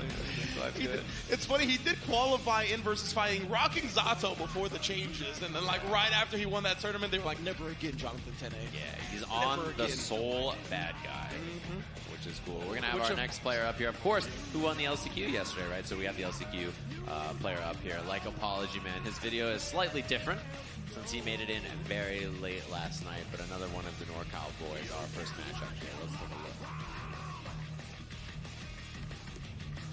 Yes, indeed, as you mentioned, introducing Aaron DeMac. He's like, what up? Yeah, legitimately just pulled up and stared at the camera. Birdman hand rubs, coming for the dough. I like it, Aaron DeMac, representing Paragon as well. Yeah, man, him and Jonathan Tene, very well versed against each other. You can see qualifying through the LCQ. Very new to the fighting game community as well, only his second year in competition, but he's got work ethic like no other as well. Yeah, really, really solid player, and was trying to make it a Grand Blue as well. He played a lot of Grand Blue, and was in that top 8 for the LCQ today, so he's had a long day playing some games, and he's up on stage now, competing in this group up against one of his NorCal brethren, of course, in Jonathan Tene. The two of them ended up in the same group as well, and if it wasn't him, it would have been Apology Man, who's also from NorCal, so this is going to happen no matter what, basically. Yeah, and Jonathan Tene, he definitely built a reputation of being a great Zato player. But before that, in year 1 of the game, he was maining Soul Bad Guy, right? Before, when Soul was quite good at launch. He actually made it to grand finals of the EVO Online during the pandemic year, right? He's shown great results on this character as well. Of course, his heart, his beloved, is not going to be out here today. No, I don't think we'll see any Zato Bros. Instead, we'll see him on the Bad Guy, which makes a lot of sense. He played the character originally, as you mentioned, early in the game's lifespan. He also plays Denim Soul, a man after my own heart. Denim Soul, I mess with that. The Someone's Canadian controller tuxedo gets disconnected as they handshake. Yeah, looks like we're good to go here. Yeah, I was going to connect it right up real quick. But like we said, these two, I mean, there was a period of time before I think Aaron really started grinding Grand Blue where these two, I really don't know anybody. Maybe like the Birds or people that live with each other have only played more than these two. They're going to know each other's habits, their play styles like the back of the hand. So I want to know if they're going to be unorthodox, if they're just going to rely on all the intel they've gathered up until this point. It's always interesting seeing sparring partners go into tournament. Yeah, and this is going to be our first match between them two. Aaron, obviously, we saw a lot of his layout yesterday, but very solid on the Happy Chaos as well. Not surprised to see that this is the matchup he chooses to go to start things off. Yeah, I would say maybe like Razzo and Umisho, one of the only duos that has really rivaled these two in terms of matchup experience against each other. Let's see it. Jonathan Tene and Aaron the Mac. Let's get it popping. Early start for Aaron there. Nice blocks on defense from Jonathan. Yeah, already showing great prowess defensively. Makes it over the clone, finds a throw as well, which is big. When FD made that 2K2D whiff, didn't get a whiff punish, but Aaron on offense already because of it. It's one of those things, right? Definitely the FD awareness, something that is prevalent throughout all of Guilty Gears. He has a chance to get resources back here. He loads 3 bullets after shooting 1. Oh, the backdash BRC. Wow, what a block on that fuzzy right away. This guy, Aaron, knew the fuzzy was coming. That's nuts. And then the backdash back throw incident. Oh, empty low on top of that. The reads are going his way. And because of that wall slump, he had time to get the concentration, get the curse, and get the wall break. He'll definitely take that. Jonathan Tene, of course. Still got some resources to his name, though. Oh, that headsy on the gunshot. Again, just throwing off his rhythm perfectly. Yeah, it's the most annoying part. You block a button, and you're like, oh, he didn't cancel into that, and then doom, like the late shot always catches you. It's so good, man. I mean, it's a huge pro to have in fighting games where you can kind of alter timings like that. Jonathan just stacking up that close slashes over and over and over. Counter hit, has the meter to extend, chooses not to expend it, but next hit will kill here. Oh, and that's why we see that backdash there. Another headbutt with the vibranium headband. Puts the fist in his guts. Yeah, and the way Jonathan plays Soul, and like every character is very, he does the right thing. Yes, for sure. You know, he's going to do things that are pretty reliable, pretty consistent, very technical. Wow, what a great read from Aaron that there's going to be Banner Revolver. Yeah, he knows. He's got the habits of Jonathan Tene, right? He knows when he wants to force the Banner Revolver mix. Right now, though, just lets him soar over his head, reloads the gun after the anti-air. Yeah, he had no bullets, so he got 5 bullets back, and now he's got fully loaded as well, which is a really nice win here. Yeah, this is a great position for Aaron the Mac to be in. Jonathan, of course, explosive character. He just needs one turn. Yeah, we'll see how... Oh, that 2K2D 2K was really sneaky from Tene with no cancel on it. 2P and the RC. Okay, that was going to be a weird spot to burst, and I think that it's interesting he bursted right away. Yeah. And then just the P in response, going straight into the steady aim due to the slowdown. Aaron the Mac striking first blood. First game there, very clean stuff. That, you know, give and take back and forth between them. Jonathan, like... That's the face of I wish I was playing Zato right now. For real. The head tilt, the long sigh. He was like, here we go, brother. I've done this many times. Oh, that was sneaky. The roll behind to get to the clone. And you got an IBFD there, actually, on the dash block. Ooh, dash up with a 2S this time, cutting him off. Oh, nice and early, and then sneaks in a throw. Yeah, double hit on the jump H this time. Ooh, actually cancels into the light kick, but Aaron's defense has been immaculate as well. Look at that, even blocking the BRC backdash overhead. Yeah, backdash BRC is really strong. Something that you see Tene use a lot. He used it a lot on Zato to float down and get out of defensive corner positions as well after he up back. Now we got the Ex Machina. Let the shots ring out. Wall break on top of that. So fortunate for Aaron. Positive bonus here. Hard knockdown. Again, just counter hits him in the grill. He has meter for a mix-up here. Runs in, gets the low. So that's what I talked about before, right? Running for 2 frames on the low gives you the actual clean hit on the Volcanic Viper, giving him a much better reward on the mid-screen mix. Yeah, that is. Normally it's just 2K, 2D, and then you take the knockdown or you get BR. Not nearly as rewarding and damaging. And you get a setup as well. And definitely clean from Jonathan right now at Aaron. Looking to bounce back heavily. See what the mix-up's going to be here. Okay. Yeah, the jump. And then Jonathan Tene with a quick dash under. We got Bandit Revolver. Tries to go high this time, but Aaron's blocking everything. Fakes out the gun flame. Try to get him to flinch. Oh, speaking of which, little back dash into the BRC. You slowed down, bruh. That's juvenile. I love when he wall splats while concentrating. Like he's already hit you with a bullet or something, and he's just concentrating while you're getting wall splat. Try to beat the DP there. Jonathan doesn't do it. Really good, really efficient. Opens him up again here. Gonna immediately wall splat him. Lock him out of the burst attempt. We got the super to put him on life support. This is a great round for the Mac. Yeah, not going to be a burst here anyway. I think Jonathan knows. He's basically dead to rights. Yeah, it was one mix-up away. So Aaron looking like this could be a 2-0 in his favor, depending on how this round goes. Exactly, man. He's looking to establish an early lead here. Wow. And try the success, it looked like. Yeah, got stuffed by the 5K, and nice. The clone took one for him. That's his boy right there. Shouts to my twin. He said, me and you are cool, Jonathan, but that's the homie. You don't hold me down like I hold me down. Oh, my. BRC, back throw. You see that was a punish, so there's something from Tene. Then the Hezi right there. Jonathan not biting this time, but still just locked down. So frustrating. Picks out the 5K perfect time. Oh, this is a big chance for Tene. He's got meter as well. Yeah, there's a regular throw. Aaron has meter to backdash BRC or BRC after the throw. It's like double BRC. This is big. Terrible combo. Oh my god, he could have killed him. And he could have done Wild Assault right there as well. Jonathan, he used the Wild Assault now to continue the pressure, but there's been some damage left on the table. Still baits out the deflect shield. Looks around like, holy smokes, I should have killed him 5 minutes ago. Yeah, definitely some drops from Tene right there. Look at his head shake. That's how you know he's a professional. When you shake your head, no in victory. Tene also told me, we saw that corner throw right there and then the frame kills. He told me he's +4 and outside of throw range on that setup. Yeah. You saw Umisho was using that earlier as well. Oh, there you go. The whip setup, yeah. Frame kills, you can't go wrong. If you're playing some strike throw, you can't go wrong. Especially in this game, right, where you need to outspeed, like be spaced out of throw range a lot of the time. You can do that with your frame kill, that's very good. Guilty Gear Classic. Get the knockdown, what we're going to do with it. Oh, the BRC really late, actually going to be able to punish Aaron heavily for the throw attempt. Yeah, that hurts too. It's such a big starter. Oh, and same my combo. Lord. Back to back. Volcanic Q just rips him in half. The fire snake, brother. That's the one. Oh, I like that little wait, the little exchange of like, and then he just goes to the back dash. Again, right, both of these players so familiar with one another. Giving each other a breathing room where they know they usually respond. That great 5K anti-air after coming down. A little early on the Volcanic Viper right there. Nice block too, by the way. He all the way committed on that BR, which gives Aaron a chance to not only fight out, but get all this screen carry as well. Go for the setup afterwards. Safe jump. Nice block from Tene. Very nice. Oh, they try to escape, but again, great recognition from Aaron. The quick reactions. Able to PRC his whiff and then take advantage.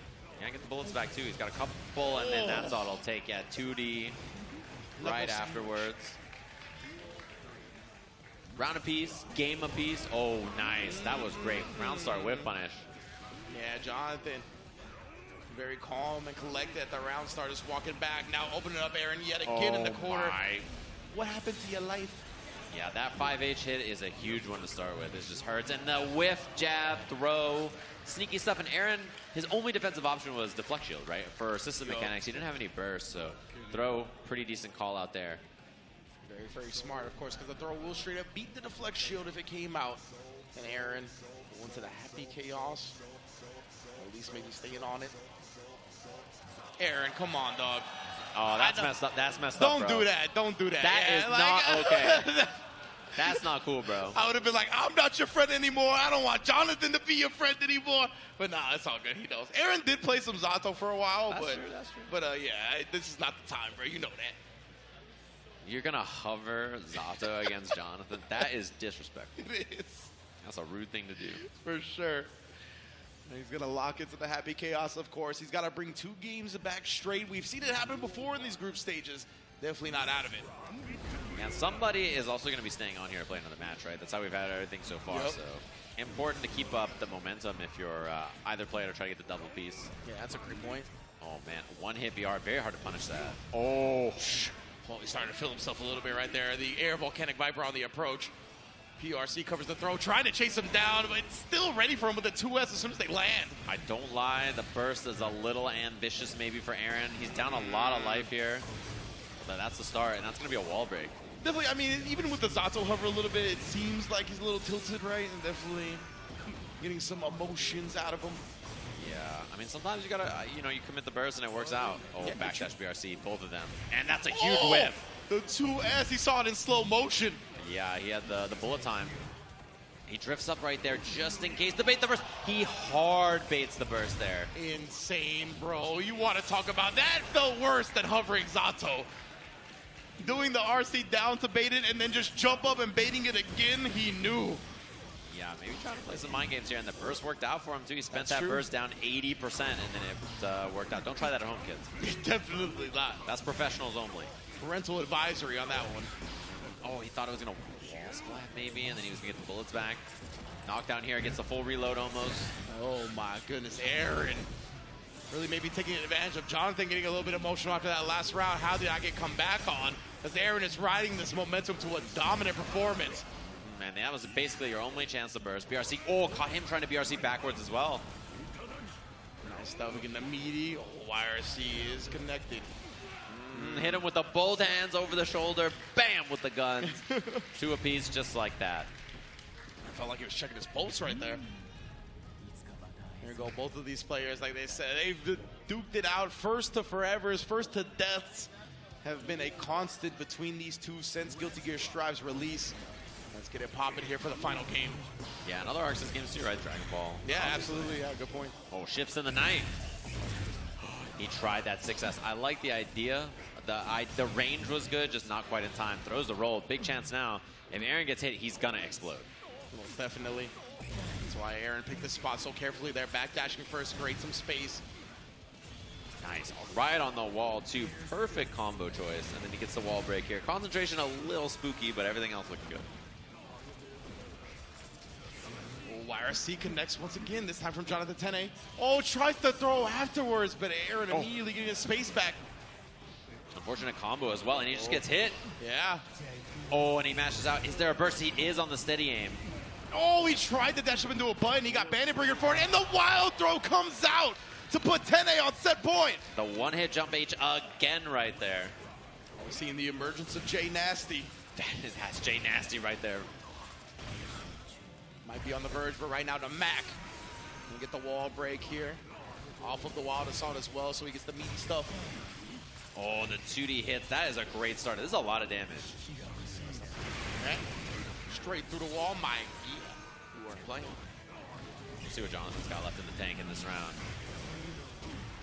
He's blocking the dust. Oh, but he gets it once again. If at first you don't succeed, you know what Ashanti told you. Final game, final round between these two. Both sitting on full burst as well. I said Ashanti, I meant Aaliyah. It's been a long shift, I'm sorry. We've been up here a while, it's okay. Oh my, 5H backdash. Finds the low, burst still on the table for Aaron, and he gets a gold burst. Huge reward here. Most definitely, man. Final round seeing them. 10A, you know, just wants that. He's smelling it right now. Aaron with no burst available. Yeah, but he has so much meter because of the gold burst. And that should be the hit, should be the kill. 6H OTG, that's enough. 10A cleaning things up, 3-2 here in his first set against Aaron. Great stuff, man. Back and forth, as you would expect between these two constant sparring partners, NorCal brethren, bringing the local down to LA for the group stage of the Arc World Tour Finals. Big props to both of them. 10A, though, gets a big dub because, as you mentioned, with such small groups, every set counts so heavily. Yeah, and the important thing, too, here is that Aaron you know, he played well in that set. It's a close set, right? Obviously 3-2, and now has to play again. So it looks like he's going to be the one staying on the stage from what I saw. We were coming back up, so we're going to take a look at the Group D standings, of course, to see where we are here after our first couple of sets only, right? So not too much in the group, but Variks with the dub, obviously over Tiger Pop, and then Jonathan Tene with a dub over Aaron. So both of them pretty strong starts in this group. We'll have to see how things look. Indeed, man. I'm excited to see some of these matchups come up later because, as you mentioned, these guys have faced each other in various places before. I know Jonathan Tene and Tiger Pop have crossed paths. I'm very excited for Variks against all these players as well, just getting to see him in offline competition. But let's take a look at the overall standings for the various groups, shall we? Umisho and Leo making it out as both Umisho and Tempest actually swept their groups, and then we had a three-way tie for second place. Leo got the game differential in Group A, Zondo got the game differential in Group B, and then, of course, Slash and Peppery Splash making it out of Group C. That's a tongue twister. Yeah, it messed me up earlier as well. Definitely. Peppery Slash. Peppery Slash. Group D, of course, Jonathan Tene and Variks off to great early starts. Tiger Pop and Aaron the Mac have fallen one game, so they pretty much, the way it's played out so far, can't afford to drop another one. Yeah, it looks like our game is ready up on the stage as well, which is going to be an interesting one. So we'll see which opponent Aaron's going to be playing up against. It's Variks. Okay, very interesting. And I imagine Happy Chaos will be the pick here again because, you know, picking Leo into Nago, not usually the right choice. That's what Aaron's looking for as well. But Variks did vanquish one of the Happy Chaoses in this group already, right? Oh, true, yeah. Taking down Tiger Pop. He seemed well-versed in the matchup. Seemed very ready to just get in your face. But Aaron's good at that. He's good at navigating around stuff like that, really weathering the storms. Got great defense. Definitely will be able to take advantage if Variks gets a little too overzealous and starts blood popping. Oh my God, the way that started. A whip 2K from Aaron, a whip far S from Variks. Man, the fact that they made the burst hit the whole screen makes bursts like that so funny. Yeah, it does. In an old Guilty Gear game, bursting up there makes you look like a fool. In this game, you're like, ah. They came up with names to ridicule people who have bursted like that before. Yeah, it's true. Oh, 2D, big start. Not only that, but he got the resources back because he had no bullets, and he still only has one. Man, he saved that one as well. Scratched his head a little bit, but now you got to deal with the sword. The BRC actually punished after. Yeah, Very there's nice. no cancel because of the high blood. Good point. So something that comes up quite a lot in situations like that. Didn't really have a way to make himself safe unless he wanted to blood pop. Yeah, those are the scariest Nagos. The ones that do it when they're at high blood and you're like, oh God. You're like, word, bro? That's how it's going to be? First ski mask Slum God I feel like we've really seen that kept the corner. Yeah, usually it's slump it to like wall break anyway, but that time chose not to. Now nice block on Variks, the mix. Oh, he spent a whole lot of blood with that one for sure. Does get him low here, and the Shizu after, he's going to pop. Oh, but he tried to pop on the wall, but he didn't get it actually right there. RC's up. That was a cool thought. Oh, and of course, we saw the burst bait ready from Aaron in the last set. Keeps it on deck here up against Variks. It was an honestly really smart thought. Yeah, it's the Hotashi routing. You got to use 9 special moves so that you pop on the wall. And then music's blaring in the background. It's like Mongolian throat singing. Pure chaos. Man, put the deuces up, the peace sign with the twins. Now Aaron, of course, going back and forth, hits him in the dome. Oh, this is big too. Steady aim frame trap straight up. Yeah, kind of unfortunate for Variks though that his blood level's not higher, so he didn't take even more damage. He was just like a smidge away on that blood bar. He might have died. Being in that level 3 range and increased damage. Oh, but none necessary there. The dust comes through yet again. Like, BRC is already going to be scary, but then you fast RC the BRC. Like, come on, bro. How am I supposed to defend against this? The double, triple, double. You're like, come on, man. What's going on? We're getting funky out here. Oh, indeed, the close S as well, popping them up. Oh, now he's getting blood back, too. Yeah, he really didn't spend that much there because he actually had so much time doing all these other normals. Oh, my. Yeah, Variks is waking up heavily here. Okay, this is a big chance. Concentrates, mix-ups up close, has bullets. Oh, he popped! Oh, wow. He didn't know. Yeah. It's so hard to keep track of. Yeah, and the far slash. Yeah, that could have been the entire round end game for Aaron if you recognize the blood pop, but it's just so hard in the moment to keep concentration on everything. Oh, yeah. Even in moments like that, too, he had the knockdown, and then he committed to the gun already. And you saw that one full screen shot, and his concentration was already gone almost. It's wild, man. Remember when he used to do 9 in a row, 10 in a row? Yeah, just chilling. Still got plenty of time to concentrate after 2. Oh, there's the dust. It has been plaguing Variks right now. Tap, dust, combos all day, every day. Yeah, and these Happy Chaos players, you notice the color they pick. Oh, that's a good point. They run up and do dust with that color. I see you guys. Making it as difficult as possible. Oh, he tried to super, but he's out of concentration. Now, Variks getting a big chance to play here. He's got his concentration back, but how are you going to survive the storm? Oh! And that's it, just like that. One huge swing is all it takes as Variks ties things up. And Aaron tried to do that 6S into the super, I'm sure, but concentration just running out. Yeah. That was rough right there for Aaron. He was just a sliver away from getting the super off. White Wild Assault into the command grab. Scariest thing, man. You fight against this character, you know what's coming. Already built to the meter, gonna definitely spin it. Aaron looked like he was going to take control of this set and kind of run away with it, but Variks has very much turned it around. Yeah, I think that's kind of the big thing, right, is get back into that same kind of mindset that he was in earlier with that set against Tiger Pop. That was an overhead mix. Exactly. Really tough to see when you're getting up there. Ooh, Dust catch him trying to press something, maybe a 6P. Dust once again going back to reliable. So what's been netting Aaron the Mac the damage he's gotten so far? Yeah, didn't concentrate first either. He has to respect the meter, yeah, which gives Variks a big chance. Oh my, he's all in, but he does have burst. Blocked and baited yet again. Aaron the Mac. This man is a burst assassin. The burst burglar. Legitimately. Give it to me. Put it in the bag. Oh, he tried to 2S and it got stuffed there by the 2K. Doesn't like the look of it, finds a burst instead. Man, he's trying to two-step on him. You see, putting the funky shoe out. Yeah, I like that buffer from Variks. Doing a good job of holding his space and saying, listen, you got to respect this space, man. You can't just pull up on me. Do whatever you want to do. Oh, I like the escape, and that was clean from Variks. Oh, it didn't reach. Wait, that's a lot of blood. Is he? Oh, wow. Not popping. Close there. Yeah, did Fukio forward, and then again for the throw. Variks, the aggression, paying off. Yeah, rolled right behind him. That's how we get down. Oh, faithful. Oh, I like that mix-up, too. Yeah, empty throw was a good look there. Caught the airborne hit. 6K for the pickup. That's going to be concentrate and wall break super, so Aaron looking good here.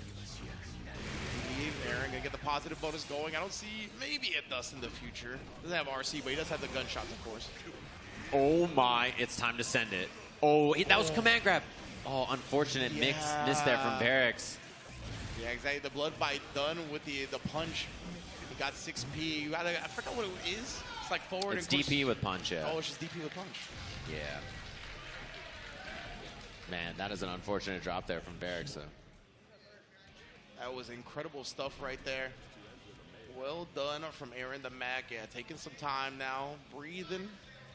Knows he's on the verge of getting a big W here, and with so little participants in these group stages, all the W's you gather go so far.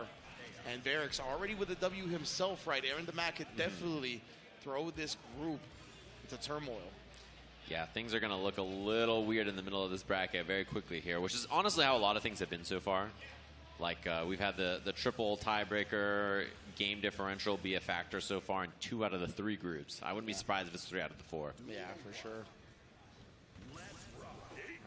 Here. Oh, that was how Variks started the very first game, really fishing for that far S.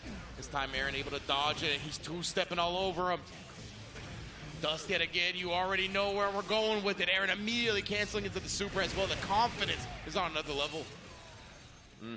He's looking really just comfortable running this kind of offense so far. And unlike Tiger Pop earlier, you know, we don't see a lot of problems running this. Yeah, he's just going to keep... Oh, my. It didn't even combo. Legitimately. Just stood there and shot him. It looked like a clown gun, like the flag was going to pop out of it. Oh, 2K caught him moving forward there. Oh, doesn't take the knockdown, actually. Interesting that he resets into the throw. And again, behind the back. Oh, speaking of which. Oh, my. Dude, he hit everything. Concentration super because he was out, and then he still gets the wall break because of the slump with the wild assault. That was ridiculous dribble skills. Yeah, this is an and one mixtape right now, actually, from Aaron DeMac, like just running everything. Hitting him with the hot sauce, the main event. Not everything. the hot sauce. Everything. Oh, speaking of which. and he saw that the wall splat happened, so he got the super for the kill instead of just going for 5k 6H. Very smart stuff there from Variks. There was a street baller, a big body named Escalade. That is how Nagoriyuki gets down right there. Bro, there was. I don't know, but when you say there was a big baller named Escalade, I know you're telling the truth. It's true, bro. I Big believe body you. street baller. Escalade in the building right now. My man, Escalade. Shout out to Escalade, bro. Oh, he tried to get the deflect shield. The second hit of Shizu was still in range. Takes the corner for himself and Aaron, going right back to where the bread is buttered. Just Hello? pointed the gun. Interrogation tactics. Yeah, he's playing bad cop, dude. Only by himself. He's no good cop. Variks here. Almost a full tension bar, though, but he's got to close that distance right. And with such heavy blood, it's tough to do so. Oh, wow, that's all into the skip to my Lou. Oh, and the mix-up as well. Burst is a factor. Not the Ray for Alston. Mix-up time. No throw, just goes for the strike. Strike again, and there's the throw. Not enough to kill, though. Even with the OTG, the mix-up to tie things up. The overhead, brother. My goodness, Variks here. What an intense set between these two, forcing a game 5. Actually, he dodged the White Wild assault. Variks tried it at the beginning. Very aggressive here to start it. Oh, miss. Scary stuff. Wow, he tried to get a whip punish, but didn't quite make it in time. Oh, that's a big hit, actually, too, because he's out of concentration, so he combos into the concentration super and then still gets the wall break. So good right now from Aaron, bro. Puts up the clone. Oh. Took his homie out. He did. Can't just let him do that, bro. You got to represent for your block. What's your problem, Escalade? You're on the wrong court. Oh, and he gets all the resources back there. Nice block on the dust. Second one. Third one. He might do it again. Air throw instead. I like that a lot. Wow, he hit far slash. He did, bro. He's just going at him. He has not command grab. Oh, and he tried to hit him with the stutter step, but the check from Aaron. Man, the nails were well manicured right there, long enough to reach to the Fukio backwards. Yeah, I heard the squeak squeak on the shoes when he was doing that. I was ready for it. Man, that commercial, I love that commercial. Oh, no. The blood pop. There's a lot of damage being lost. Gets resources back as well. Takes the slump. Yeah. Breaks the wall. Aaron in a really good spot here, but full blood Nago means he can send it with a lot of different options. I mean, as soon as he blocks anything, it's time. Oh, you already knew. The counter hit Shizu to start it. All this Wants blood to manage work that with. blood, yeah. Wanted to manage it too. He went the far S sequence. We got the YRC backdashes the dust and cuts him off with a 2K. Sneaks in the command grab to lower it back and the regular throw. Variks forcing a final round. He was sitting on so much meter there too. Could have even RC'd the command grab. Didn't even need to. Still has not command grabbed him in that sequence. He goes for it and then he has not command grabbed. And Aaron jumps this time. Maybe expecting it. Oh, clones up. Puts a stop on everything. Very smart right in the corner like that. You just got to respect it at that point. Especially with that high of blood. He could have risked double Shizu, but he would have popped for sure. Oh, and it's going to be a wall break anyway, so unfortunately he couldn't get a hard knockdown with any kind of wild assault, but still really good for 6P. The noggin. Where's the burst? There it is. Finds a spot for it. It was tough, too. I mean, there's a lot of chances to bait. Exactly, and Aaron has been so good at baiting him out. Variks still giving himself one more chance. The backdash from the wild assault, that was ridiculous. He's going to get so much damage off of this, too. It's not quite enough, but one guess away from both of them. Aaron sitting on meter, so BRC's a threat. Chases him down to Shizu on the Fukio. Variks staying undefeated in the group with a brilliant decision after the wall break. Oh my goodness, bro. And rarely do you ever see something like a backdash dodge a move so perfectly, right? A lot of the time, backdashes in fighting games are used to establish the space you want to be at. Right. For it to just straight up dodge the move like that, like it was straight out of a movie. My goodness, Brian. And then, yeah, as you mentioned, the decision-making afterwards, the Fukio back to Shizu when he sees the aggression come at him. Variks, bro, that was cracked. This guy's good, man. He is so good. Really, really impressive player. And, I mean, after Aaron was looking so solid yesterday in that LCQ, right, to show up and do that performance, not only on Tiger Pop, but also there. Extremely impressive performance. And his last match for the group, by the way, is going to be up against Jonathan Penick. Oh, my goodness, So we'll have to see that. But we have an updated graphic for the standings here for everybody at home wondering. Variks, of course, 2-0. Tiger Pop 0-1, Aaron 0-2, and Jonathan 1-0. He has not played Tiger Pop, and he has not played Varric so far. Oh, man. I know. Historically, I think Tene doesn't do that well against Tiger Pop, if I remember correctly, but he doesn't like playing the Soul Happy Chaos matchup. He told me that he's got to kind of approach it like Eno and just throw his body at the Happy Chaos. We'll see, of course. But before we get to any of that, we're going to take a quick break. Don't go anywhere as we conclude the group stage for Guilty Gear Strive. Don't hold back, let them laugh at you.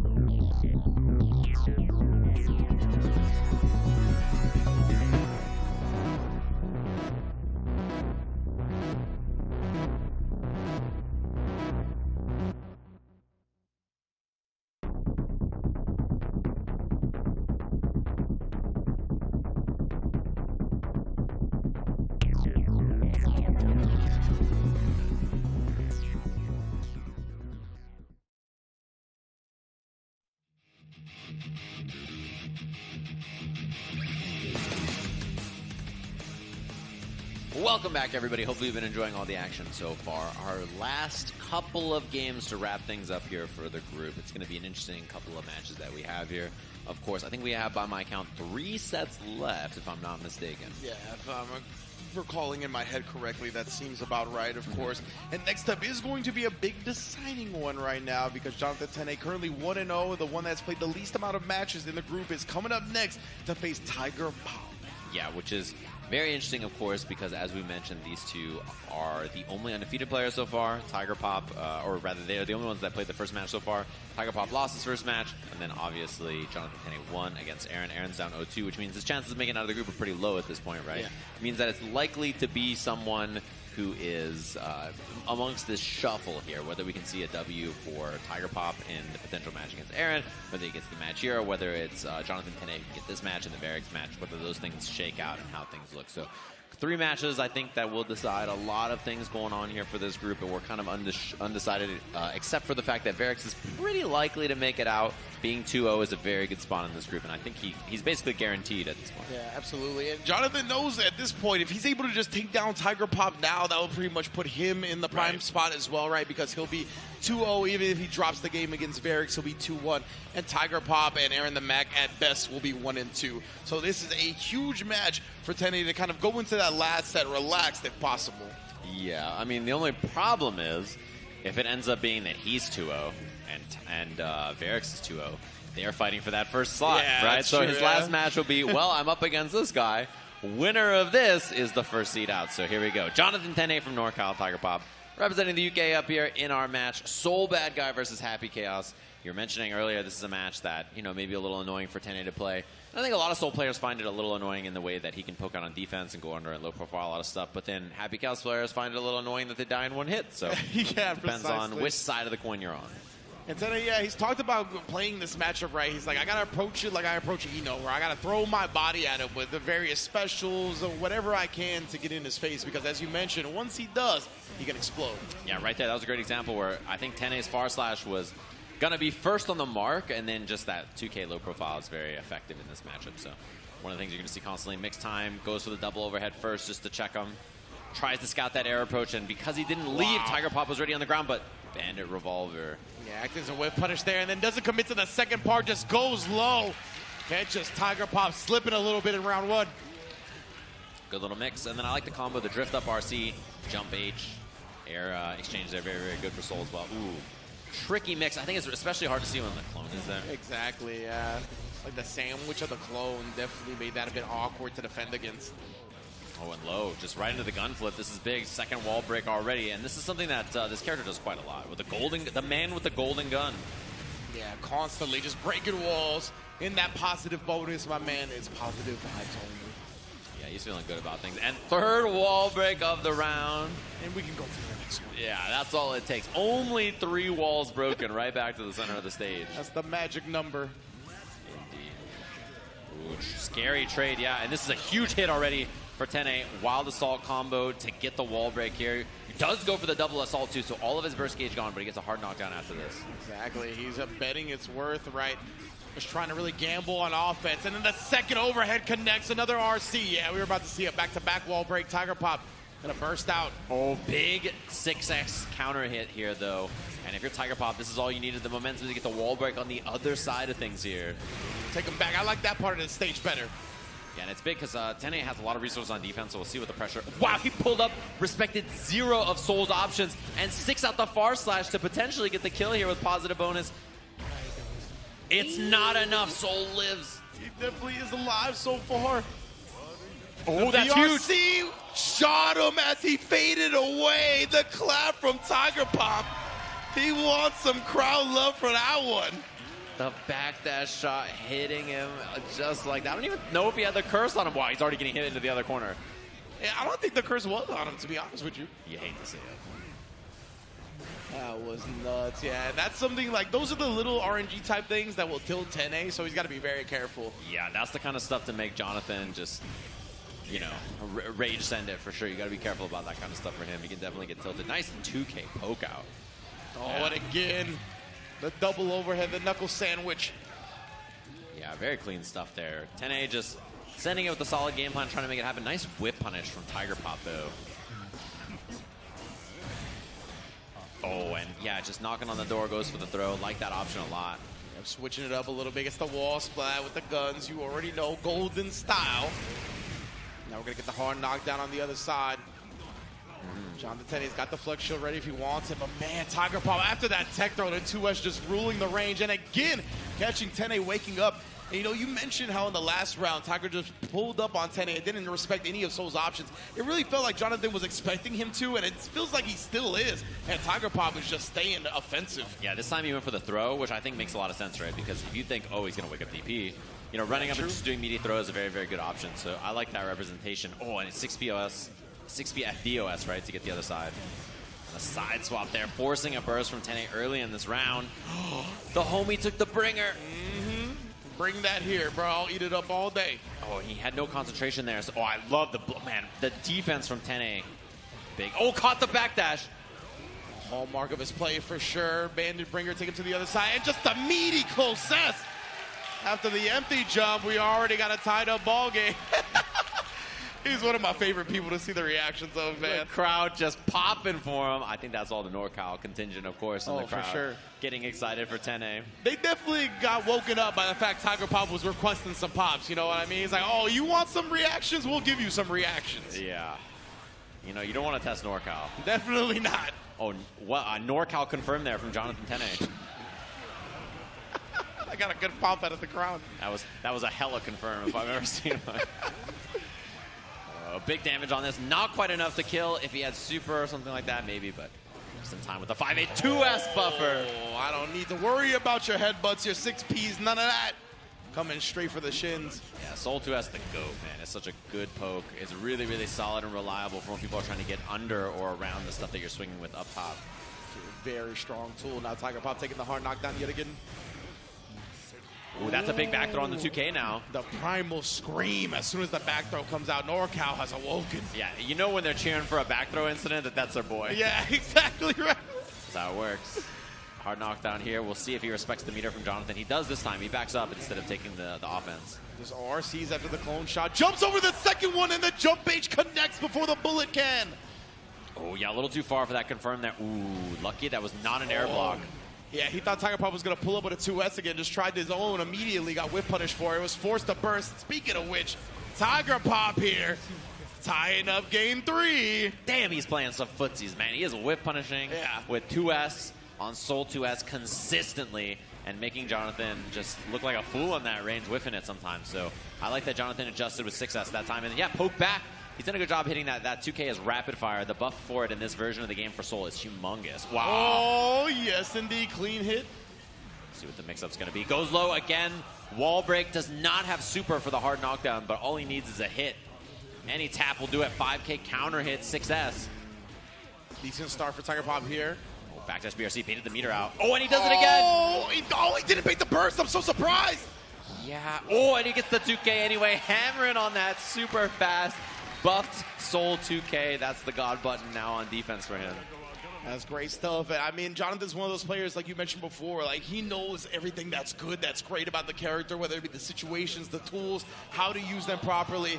I mean, Jonathan won, so I don't know why we got the Zato tease. Well, he had to do it this time in reverse. He's like, listen, instead of you doing it to me, I'll do it to myself. Yeah, so that way I can't feel bad. So Jonathan here up 2-1. Tiger Pop picking the song, picking the color, you could tell. They're fighting for the song. He picked Anji theme, he picked Rock Parade, and he just went right back to Zato theme. He's like, nope, you don't get to do that here. Not on my watch, buddy. That's one of my favorite parts about Jonathan. My man's is petty. He's definitely one of the petty kings for sure. He is a petty-ass dude. He's like, nah, you think you're going to change the song? You ain't even winning the set. You think you're going to change the song? He is very petty. I love that about Jonathan. It's one of the funniest things about him, for sure. It is. You don't expect him to be like that. That's why. It's really funny. Dude. 6S lines up the steady aim, too, which is a nice one, for sure. Oh, yeah, and there's the burst. Immediately when he saw the BR, he went for it. A little bit more zoning and spending some more life on the clone for Tiger Pop now instead of what we've seen before where he's been establishing mid-range, playing some more footsies. Oh, here we go from Tiger Pop. Look at it, capitalize as much as he can off the hit. As Let's get that, how Jonathan's going to approach this on the defensive side of things. The Volcanic Viper it was. I was going to say he had the RC for it. Yeah. And Tiger Pop, he just hasn't been respecting. We've been talking about how he hasn't been doing it the whole time, and Tiger Pop is disrespecting, so I like that, you know, he showed that option to say, hey, buddy, he had the hit, but didn't get the confirm. I think probably because of the far slash instead of not getting close. Slash and the jump, he neutral jumped the bringer. Reset on that, has the slump here. Pretty nice for Tiger Pop here. He'll put Jonathan Tene in a very low life situation, but plenty of resources. Oh, the cross up. He tried to roll back. Jonathan, he wants this round, and he might get it. The burst, he tried to bait it. Comes down, he was jabbing to bait it out, but he still got in. Tiger Pop has the resources here. He needed the bullets back, and that gave him time. Wow, mixed back in the front. That was despicable. Broke his neck with that one. Not even his wrist, not even his thumbs, not even his ankles. Oh, big start, though. Knockdown. Jonathan has pressure, just pulls up for close slash again and again. 5H hit. He does not have meter to confirm, but that's still a chunky bit of life to take. Oh, airborne hit. Didn't confirm it. 2D press. Goes low. Good blocks, but he still gets hit by the BR. Backdashes the throw. And look at that. You could switch so quick. Jonathan, though, putting out that 5K. Stubbs, he's just swinging for the fences, bro, trying to make contact. Oh, I love the fake shot there, and then gets the real one afterwards. Nicely done from Tiger Pop to break the wall here. Here we go. Tiger's starting to slow it down again. We get a pace that he excels at. Oh, the dust is there as well, and the burst was baited perfectly. Tiger Pop alive and well, forcing a game 5. 2-2. Just like that. Back to character select it is. Indeed, these players drawing it out. Jonathan, I can't imagine he switches to anything at this point. Yeah, Soul it is. Just taking a second there back on that. Locked back in. NorCal getting excited for Tene, of course. Yes, indeed. In the building here. This is going to be the final game between Jonathan Tene and Tiger Pop, and this is such a pivotal match here, right? Because as you mentioned, both of these players have only played one set.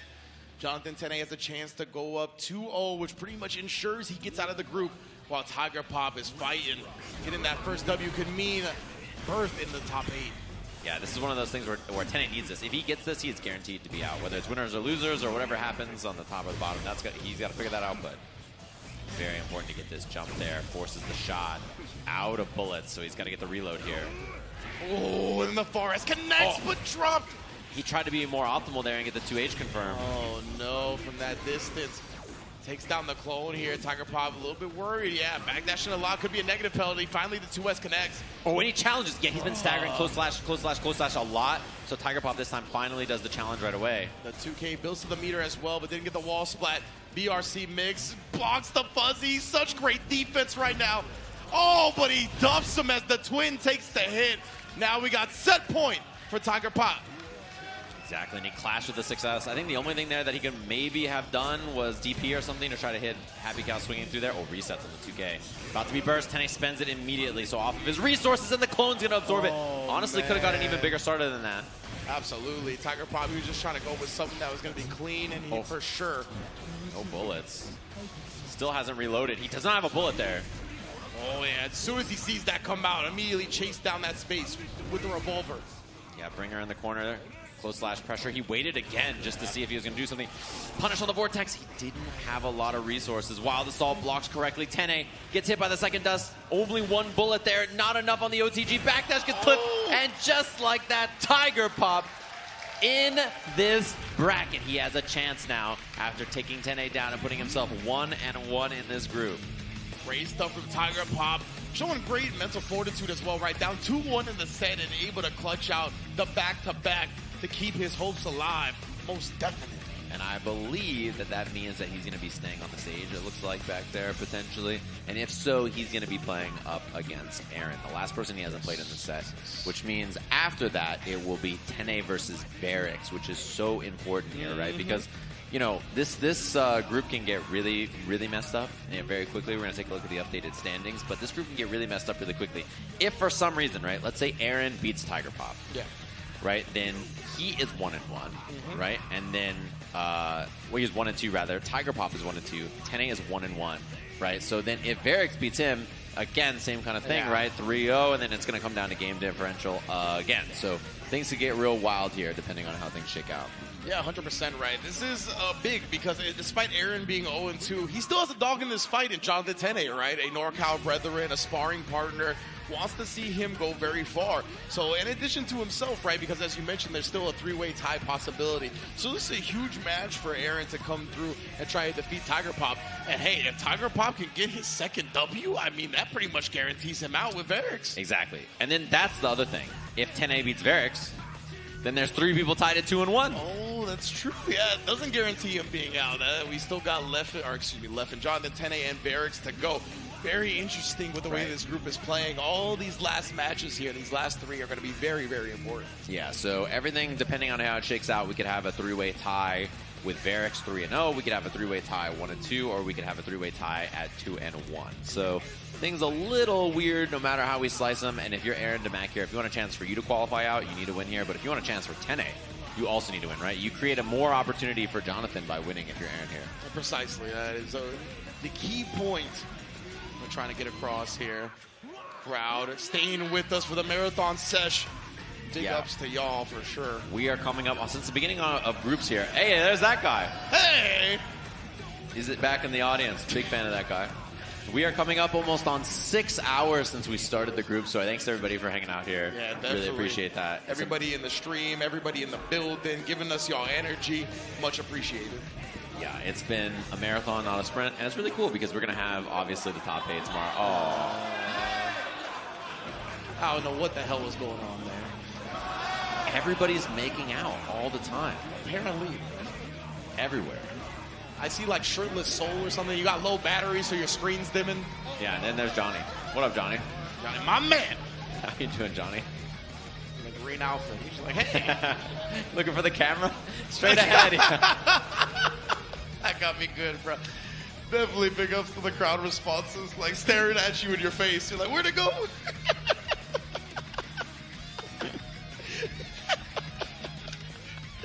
Oh, man. That one got me good. That was powerful, bro. So we got Tiger Pop versus Aaron DeMack.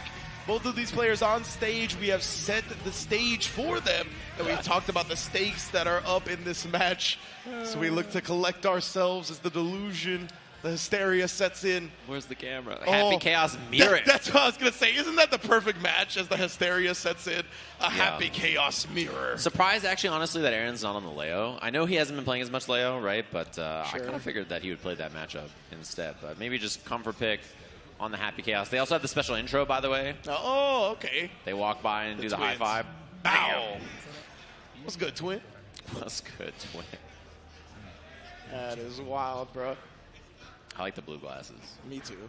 I can't lie. I also really like the blue color with the pink glasses. Yeah, that's a good one. I agree. Solid. Tend to agree. I like a few of Happy Chaos's colors. Right now, though, Aaron DeMack and Tiger Pop. Look at the start. Yes, indeed. This is indeed the Happy Chaos mirror, as advertised. Yeah, he was just faster on the draw there, so he gets the hit, forces the burst early. And he's actually out of concentration, which he's going to get back there. And the warm-up, Aaron DeMack is warmed up on this character as well, right? It's the primary character he's been playing. That might be part of the reason we don't see the Leo also. Yeah, exactly. We saw it a little bit in the LCQ yesterday. And we might see it, honestly, if things don't go well for him in the set. I wouldn't be surprised. So. Yeah. Still not off the table just yet. Last bullet got the mix right there, by the way. Tiger Pop was about to be back. Man, thank God Jump D vacuums like that. Legitimately. I was like, bruh, can we talk about that? Pulled him right back in. Just that's the sound effects you hear. Little war criminal vacuum on that button, okay. Yeah, definitely. Ooh, same mix-up he hit Tene with earlier. The jump back fade away. Very, very effective. I love the timing on it, too. Like, he backdashes right as he's at the above your head, like, perfectly. Yeah, it is mad ambiguous. Now Aaron, though. Nice, man. It's a good spot, too. His resources aren't too bad either, so he can go for mix-ups. He's got 3 bullets in the table. Yeah, and the reset there. Get him down, shoot him up. Really good. You get the curse, you get the bullets back, too, which is really, really nice management.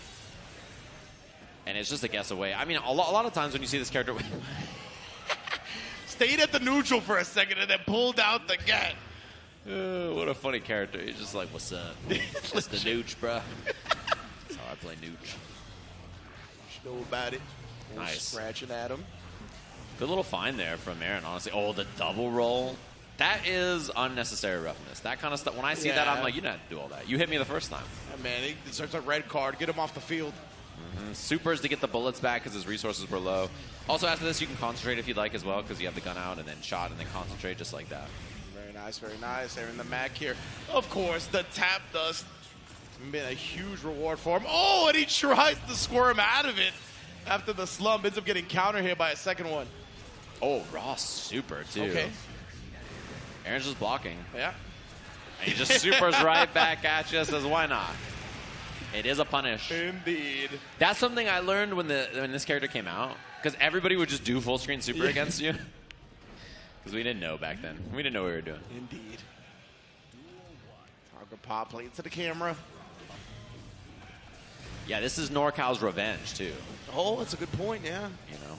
Took down one of the fallen soldiers. One of the ones still standing. Oh, no concentration. That's a bad look. It's going to be wall right here, break. Oh, wait. This character's corner carry is so far. Ridiculous. He just always breaks the wall. Or he can side swap with roll, which is a really powerful thing to have as well. Yeah, we've seen Tiger Pop do that plenty of times, right? These clutch defensive choices in the corner where he rolls out. Thought we were about to see one there, but Yeah, so much burst built back, by the way. That's one thing about Happy Chaos is he builds his opponent a ton of burst. And you see it already. Aaron, full burst again right here in the second round. Yeah, that was really powerful. Defensively against the character. Always something you got to keep in mind. Adjust how you spin the burst as well because of that. Yeah, it's true. You can spend it pretty early against him. Oh, nice. Little low profile of his own. Double flip, and then he's going to run, cancel, all the way to the wall again from full screen. Yeah. Actually full screen carry. Wall to wall. That's what he does. Oh, trade on that, and Aaron didn't press after. And man, Tiger Pop's 2S's have been so on point here, then catches them with a heel. Nice. Okay, I like that he spent the meter, and I also like the RC just in case there was a burst from Aaron. Didn't come out. Aaron being conscious of that burst, you know, even though he's down around, not wanting to spend it right away in a bad spot. Nice fight out. There's the burst from Tiger Pop. And again, Tiger Pop looked like he's waiting till he was going to dash to the other side. Aaron the Mag now blocking in time, was just trying to reverse the aggression. Okay, now he forces a burst. But honestly, Tiger Pop got a lot back because of the positive. Oh, no, that's a huge swing. Oh, wow. After all that block set in the air, Tiger Pop rides that reversal to a round victory. Yeah, that was big, too. I mean, just like falls down, you think the floating mix, you think Aaron's going to run up and tap dust or 2K or 2D, like whatever the situation's going to be, and then just snatches the throw, and then suddenly that is a huge swing in momentum. Yeah, one up now here, tied, set. 2S on 2S violence. Tiger Pop's 2S's, they have proved to be the superior version so far. Yeah, his 2S placement has been incredible. And that's the thing about playing this character since the start as well, right? Mm-hmm. And like you said, he's really been loyal to the character. Like, he hasn't really even tried to pick up another person to replace him. Yeah, he likes this guy. Happy Chaos is a cool character. I don't blame him. Yeah, 100%. I'm a big fan, honestly. Trying to keep things tight there. Aaron just allowed 2P2. Oh, he missed the air throw, actually. He accidentally got jump dust. Oh, yeah, but he's person trying to keep him in the corner. Aaron immediately scratching at the ankles. Couldn't get the side switch that he might have been looking for. But, you know, this is Happy Chaos, so we'll just go to the other corner. Yeah, mix up time instead. Catches him low. He has the super as well. He pulled the trigger and then said, no. Time for the big one and did the super instead. So Aaron up around now in the set. Had to dual wield. The way he was about to look. Oh, man. I'm right there with you. Oh, nice 2K. Aaron, I think, held that a little too long, and he lost concentration. Oh, the mix. At least he gets the concentration back, but it does cost him a lot of life, and also he gets broken through the wall. Yeah, exactly. Tiger Pop looking very strong here, but as you mentioned, Aaron the Mac got plenty of resources here. He's going to spin the YRC immediately. Oh, and the 2S is finally countered. He thought Aaron would dash up and try to take his turn, but instead breaks it out with a steady aim. Going to be able to break the wall as well. Go back to the other side and give him the scenario Tiger Pop just had. Yeah, and he's going to build up the resources because the positive bonus. Where's the burst here is the real question. He RC's up just in case. Same thing we saw earlier in the wild assault for the break. So now he's in the lead. Tiger Pop just has a ton of resources for Aaron to try to bait out. Yeah, Tiger Pop, he's locked out of that burst because of the wild assault. Didn't build it back until that kill shot. Aaron the Mac. 2-1 now in the set. And the little nod there from both of them. curse is up, and nothing from Tiger Pop around. So I wonder if he was walking back again, looking for that 2S, trying to find some kind of, you know, whip punish. Oh my! Aaron snatched him up right there. We got the gold burst, the positive bonus coming through with Tiger Pop because of that. All the way through, quick little concentration, but yeah, he's gonna lose so much because of the distance. Wow, shot him and then reloaded. And then he's gonna be able to get the break as well from so far away. Aaron just trying to use his movement to get out of the corner, right? He didn't want to stay on the ground and eat the curse and then all that kind of stuff, and then he just gets hit anyway. Oh, he tried to pull up. That 6S was slightly too late and then gets under it with the 2K. The patented tag team finisher right there, the 2K with the gunshot for the extra damage. Yeah, a lot of his life punishes look like that, or life buffers, right? Just 2K or 2P, and then he's got the gun to tighten things up. The same thing we just saw in reverse right there.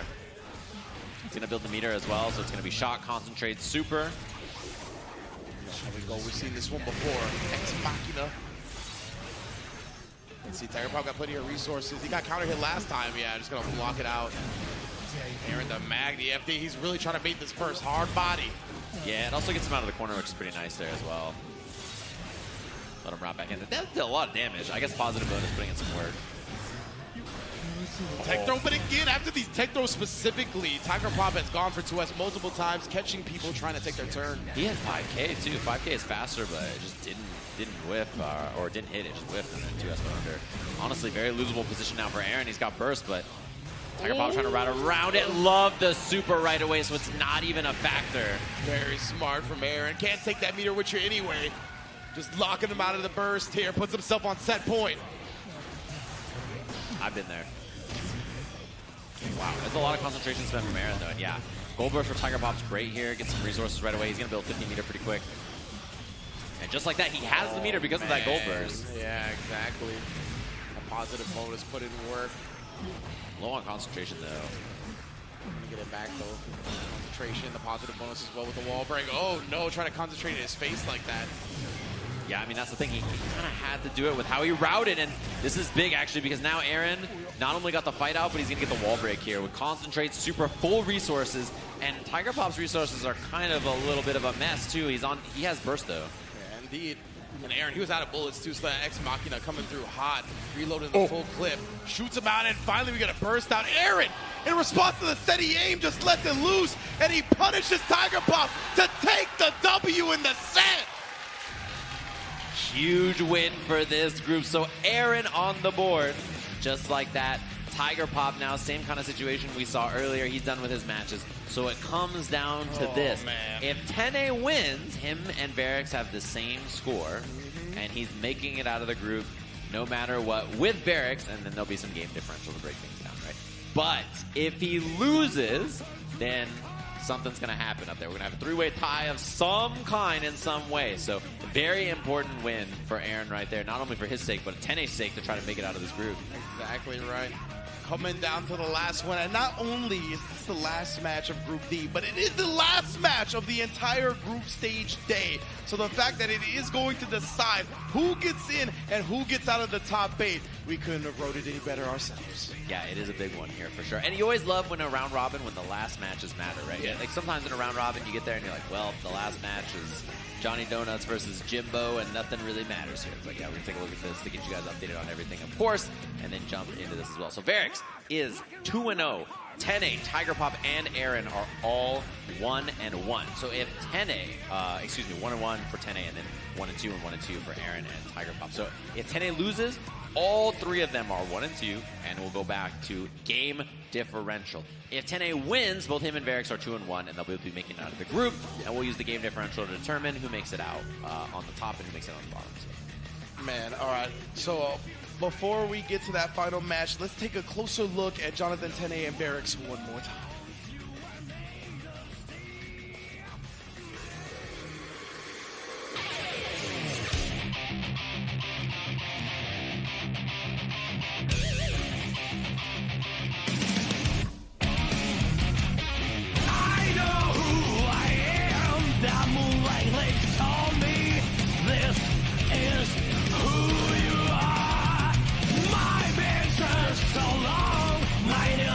Of the night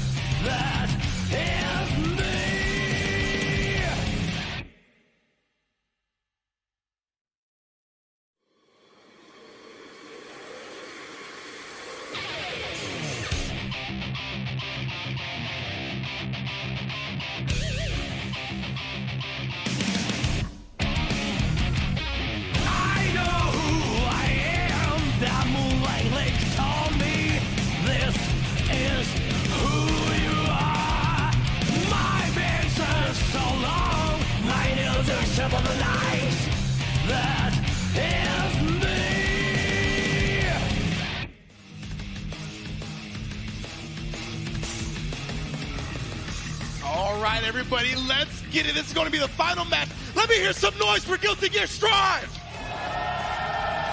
That's what I'm talking about, baby. Jonathan, 10 a.m. Barracks, they're coming down to it. This last match of the entire day is going to determine who gets out of this group. Obviously, NorCal's in the building, supporting their boy. Barracks all the way from Senegal, undefeated in this group stage so far. Let's see if he can complete the sweep. Yeah, that's a big one here, too. I was wondering what the pop was about. He was hovering Zato. But come on, y'all. Y'all want him to win. Yeah, we know about all that. And you have to remember, I'm pretty sure Varix earlier, did he 3-0 Tiger Pop? That's my memory. I feel like he has a pretty big game differential, which is also very important because that means that tiebreaker situation, you know, could be favorable here for Varix, depending on how Tene does. And then even if Tene loses, maybe that'll be a big factor in one of the NorCal boys making it out. So absolutely, we'll have to see. Barracks, he vanquished 2 Happy Chaoses now. Right now, he's got a Hoss, a fellow Hoss to deal with Soul Bad Guy. Yeah, finally we got some fighters up here. There's no more gun fu. This is just sword and lighter just battling it out. Straight up. Who's got the bigger biceps? Who's swinging the sword the hardest? Yeah, this is a matchup that if you're a Soul player, you have played. You've learned this matchup. This is one of those ones where you played it a lot. And there's a lot of things about it that you have to understand in the ranges as well. I love the Tyrant Rave. It's going to be clean hit Tyrant Rave hit on this. Nice, solid damage. He's looking very comfortable, man. I won't lie to you. Barracks, though, he's kind of had a slow start, right? We definitely saw it, at least up against Aaron the Mac, where it felt like Aaron was going to run away with the set at the beginning, only for Barracks to make the adjustments and turn it around. I love the double jump P dust mix up right there. The second P hit, but it didn't matter because that mix up was so clean. Yeah, finds the burst timing right there. Wow, just sends it on Vortex, actually. Barracks is so good at, like, sniping up RA buttons with Shizu. Like, it's nuts, man. He's got good timing on that. Blood going down here. Movement from 10A to try to create some kind of whiff. Oh, it commits all in. Yeah, he did. And Barracks a lot of blood on this. If he doesn't... Okay, I was going to say if he doesn't kill, there's going to be a... I was going to say, that's not animation, though, yeah. Yeah, he's going to pop. Oh, my God. Because of that 10A lives. All right, and this life is getting drained heavily here. Jonathan definitely has a big opportunity. He runs up in his grill. Backdashes. We see a backdash in response. Burst to stay alive. Barracks. Oh, and the punish on the Bandit revolver. Yeah, he just flings himself there with the revolver like we've seen many times. But honestly, 10A, huge win for him to get the burst there also. Yes, indeed. That's going to be a big moral W. Unfortunately, the way this round started, not what he was looking for. But nonetheless, as long as he can get offensive, Barracks is going to be handicapped. Yeah, the way, oh man, he just hits close slash after too. The way he's spending his resources here looks really good. Barracks finds a nice pickup, spends a lot of blood here as well, but he should be able to get the super at the end. Oh my God, he has so little time before that blood was gonna pop. It's gonna be game 1 to Barracks here, but man, if he didn't get that right on time. Oh my, beautiful calculations again, man. He's done such a great job. Staying aggressive, getting the kills before the blood pop, getting the blood pop on the wall. So many instances like that. Oh, big trade. Nice. A lot of blood off the table immediately, though, from Barracks, and that's a big counter hit for 10A. Oh, man, it goes to the other side. He's a bursting. He takes the corner for himself. He got burst into the corner, and I heard someone scream, no! That's how we feel. That is all the internal screams that happen when that goes down. Tyrant Rave. Huge damage on this, too. Knockdown pressure now for 10A. He's going to get all his resources back as this drains and the mix-up. First hit jump H, tuck in the second part of it, and then go for the command grab. This is how we saw the first game play out, though, right? Jonathan Tene had a really convincing round 1 victory, only for Barracks to come roaring back. Couldn't find the whip punish there. He was trying to get it. Oh, stuff. That's huge, actually. 2K, you talked about it, the God button. So good at Scourging. They buff Soul's, one of Soul's weakest lights. It's funny, his lights are pretty solid overall. FD trying to create some space back just to do that. The 5H double up on him, and then the 6H cutting his soul in half. Yeah, he got so much blood back too, which is what makes this mix-up scary. And then, yeah, tried to wiggle there on the wall after that. And that's the dangers of this character, right? You can feel so in control, and you eat one 5H, you're in the other corner, your life is gone. The Shizu again counter-hitting Jonathan. Yeah, trying to create space. You know, Tene using his movement a lot, both grounded and airborne, to try to make something happen here. Initiates from far. That is a solution a lot of times when you're on high blood to try to 2H the Gunflame. Scary trade. Honestly, a pretty good trade for Tene. Oh, he committed all in. Wow, yeah, indeed he did. He had the RC to make him safe afterwards, but Jonathan still didn't think he would go for it. He got so much blood back, which is a huge win, and Tene with the corner now. Yeah, needed the wild throw for the side switch. He's about to have a Wild Assault also, which makes Soul really scary here with this confirms. Oh, but he gets the throw on hit from the BR. Yeah, so to forge the Banner Revolver once again. Oh my, White Wild Assault saving the day. And Tene just woke up ferocious, trying to run in there and make something happen. And Variks, man, already out to a quick 2-0 lead. Both games happening the same style, too, with Jonathan taking the first round only to fall. He's being aggro, trying to make it in there. It's tough, man. This is one of those things that's very common for Nago to just wall out Soul in this matchup. Yeah, it's looking like it. And then cuts through the fire and flames. Same kind of thing. He's waiting. He's scheming on a 2H or a 5H to try to find a hit. Tene, big chance to take the corner here, and that's what he does. 2S into the Volcanic Viper. Just harassing now. 2D cuts him off as he tries to Fukio escape. Oh, he does choose to take the wall break. I'm interested in that because he didn't have an ability to hard knockdown with Wild Assault, so resets back to neutral, and he guesses right. Oh my. The jump in DP to thwart the anti-air. Ridiculous. Yeah, that's a classic Soul idea. I mean, it makes me sick to my stomach. Love that. Oh my. Yeah, and he's been hitting close slash there consistently after blocking first hit VR. Oh, he strung him up here. Oh yeah, this is so tough. Jonathan's trying to pick a spot. The 6S came out only to get counter hit. Is he gonna pop? He did spend Beyblade. I'm not sure. He got some back right before that, so yeah, it looks like it's a no. Looking good. 2D counter hit though. Jonathan, he's still got so much to go. Baits out the super. He's got the RC for chilling. Yeah, he does. And he just goes backwards. I like the safe choice from Variks. And the OTG kill set point for Variks to 3-0. And this game differential might be a factor for Tene as well if he gets 3-0'd here. That's a big point. Jonathan Tene, even if he loses this set, he needs to put some games on the board here to give himself the best chance at advancing. Right now, though, he's looking to do just that. Has the corner starting to string him up now. Banner Revolver. Oh, baited out the deflection, but didn't punish. Yeah, he tried to get that dash in, counter hit close slash, and his timing was slightly too early.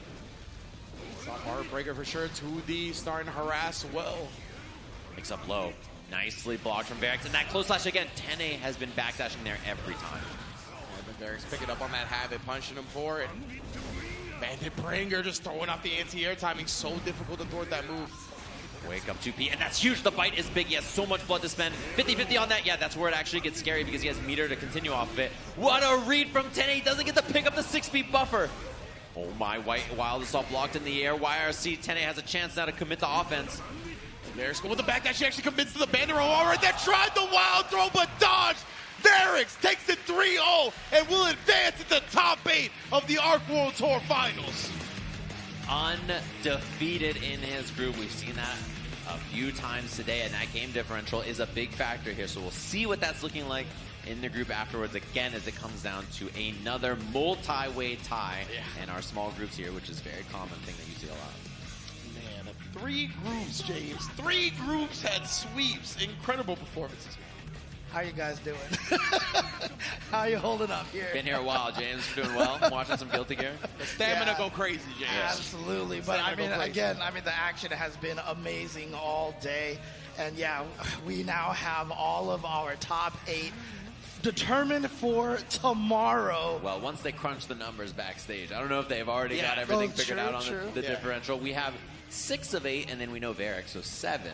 But then that third person, we got to figure it out right there. There's a 3-way tie, obviously, so we got to take a look at the game differential. I'm sure someone backstage right now is like, crunch the numbers right now. He's like, I'm working my Abacus as fast as I can. Like, he's trying to do it, so I'm They got sure. the graphic guy ready. He's just on the button. It's funny. I was about to say something about an Abacus, too, but see, I'm allowed to, right? No, I'm just kidding. You use those back in the day? I am appropriating your culture by saying Abacus, James. Your old man age. Exactly, that's the problem. exactly. That's your era's ability. In my era was right before we had the calculators. Yeah.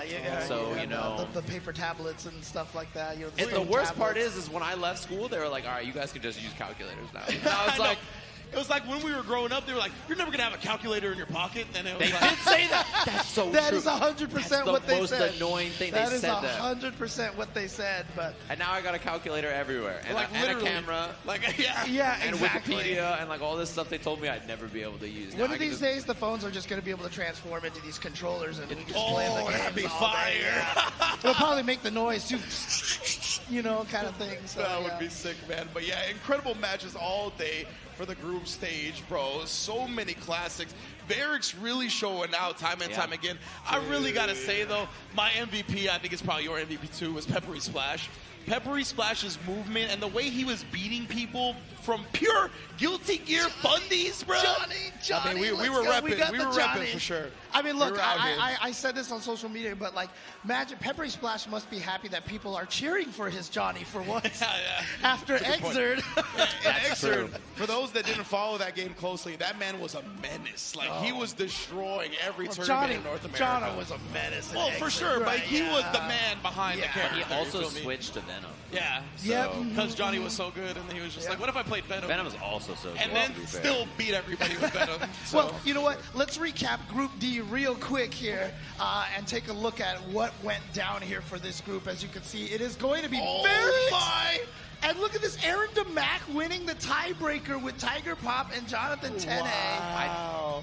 I'm pretty sure it's because Varix beat up Tiger Pop and Tene so convincingly in his set, right? I think it's the game differential difference there is my guess. Aaron DeMac, from what I recall, did do the best against Varix. Like, I know he got at least one game, if not two. Right. So, my goodness, Aaron DeMac actually going to qualify out from the LCQ. Dude, every single one of them was a 9-3. We had the split every single group except for Group C. But as you can see there, Leo, Zando, Peppery Splash. Oh, I'm sorry. It's Leo, Zando, and Aaron DeMac winning their tiebreakers for their groups. Yeah, three-way ties. And then that Peppery Splash Leffen set could have been, could have been that way if Apology Man got a win. He had a couple of close sets, right? So that even could have been a factor there, but instead it came down to the head-to-head, which is cool to see. Yep. But now let's take a look at this bracket, baby. We got it on screen for you. Winners semifinals. We're going to start it off with Umi Show and Varix in the matchup we just saw with the Soul versus Nago. And then on the other side of this, Tempest NYC versus Slash. The Leo versus the May, if that's what Tempest ends up going with. Down into the losers bracket. Sajab, talk to me.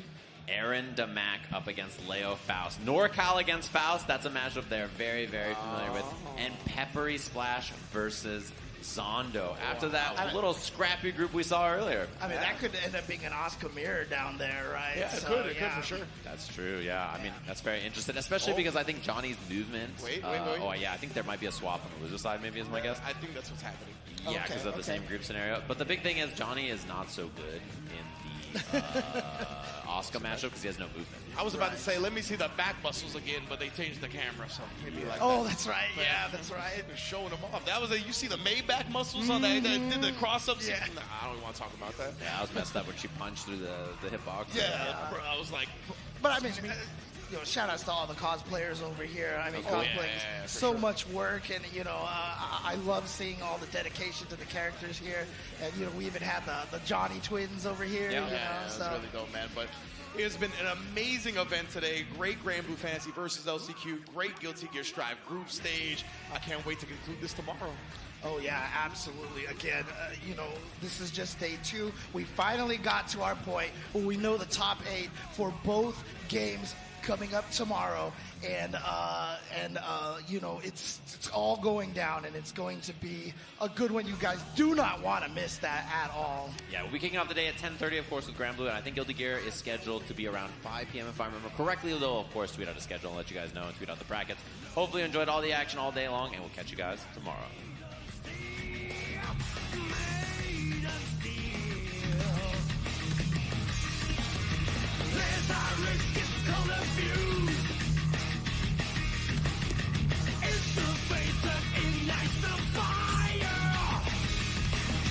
Round and round, oh, I fall out the opponent. I'm ready to play the fool. We rock and roll, rock harmony. Feels like a wolf song without fear. Don't miss the best time, rock and roll, rock harmony. Kick those bastards to the curb. Kick those bastards to the curb. Don't try to compare it to anything. Rock and roll, rock and roll, rock and roll, rock and roll, rock and roll,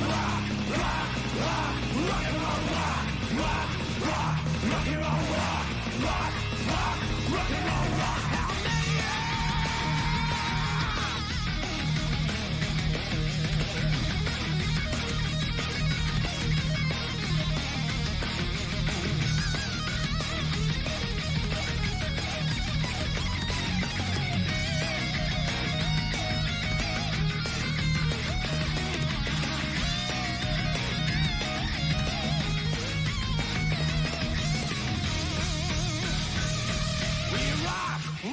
rock, rock and roll rock. How many? Feels like a wolf, I'm in a fear.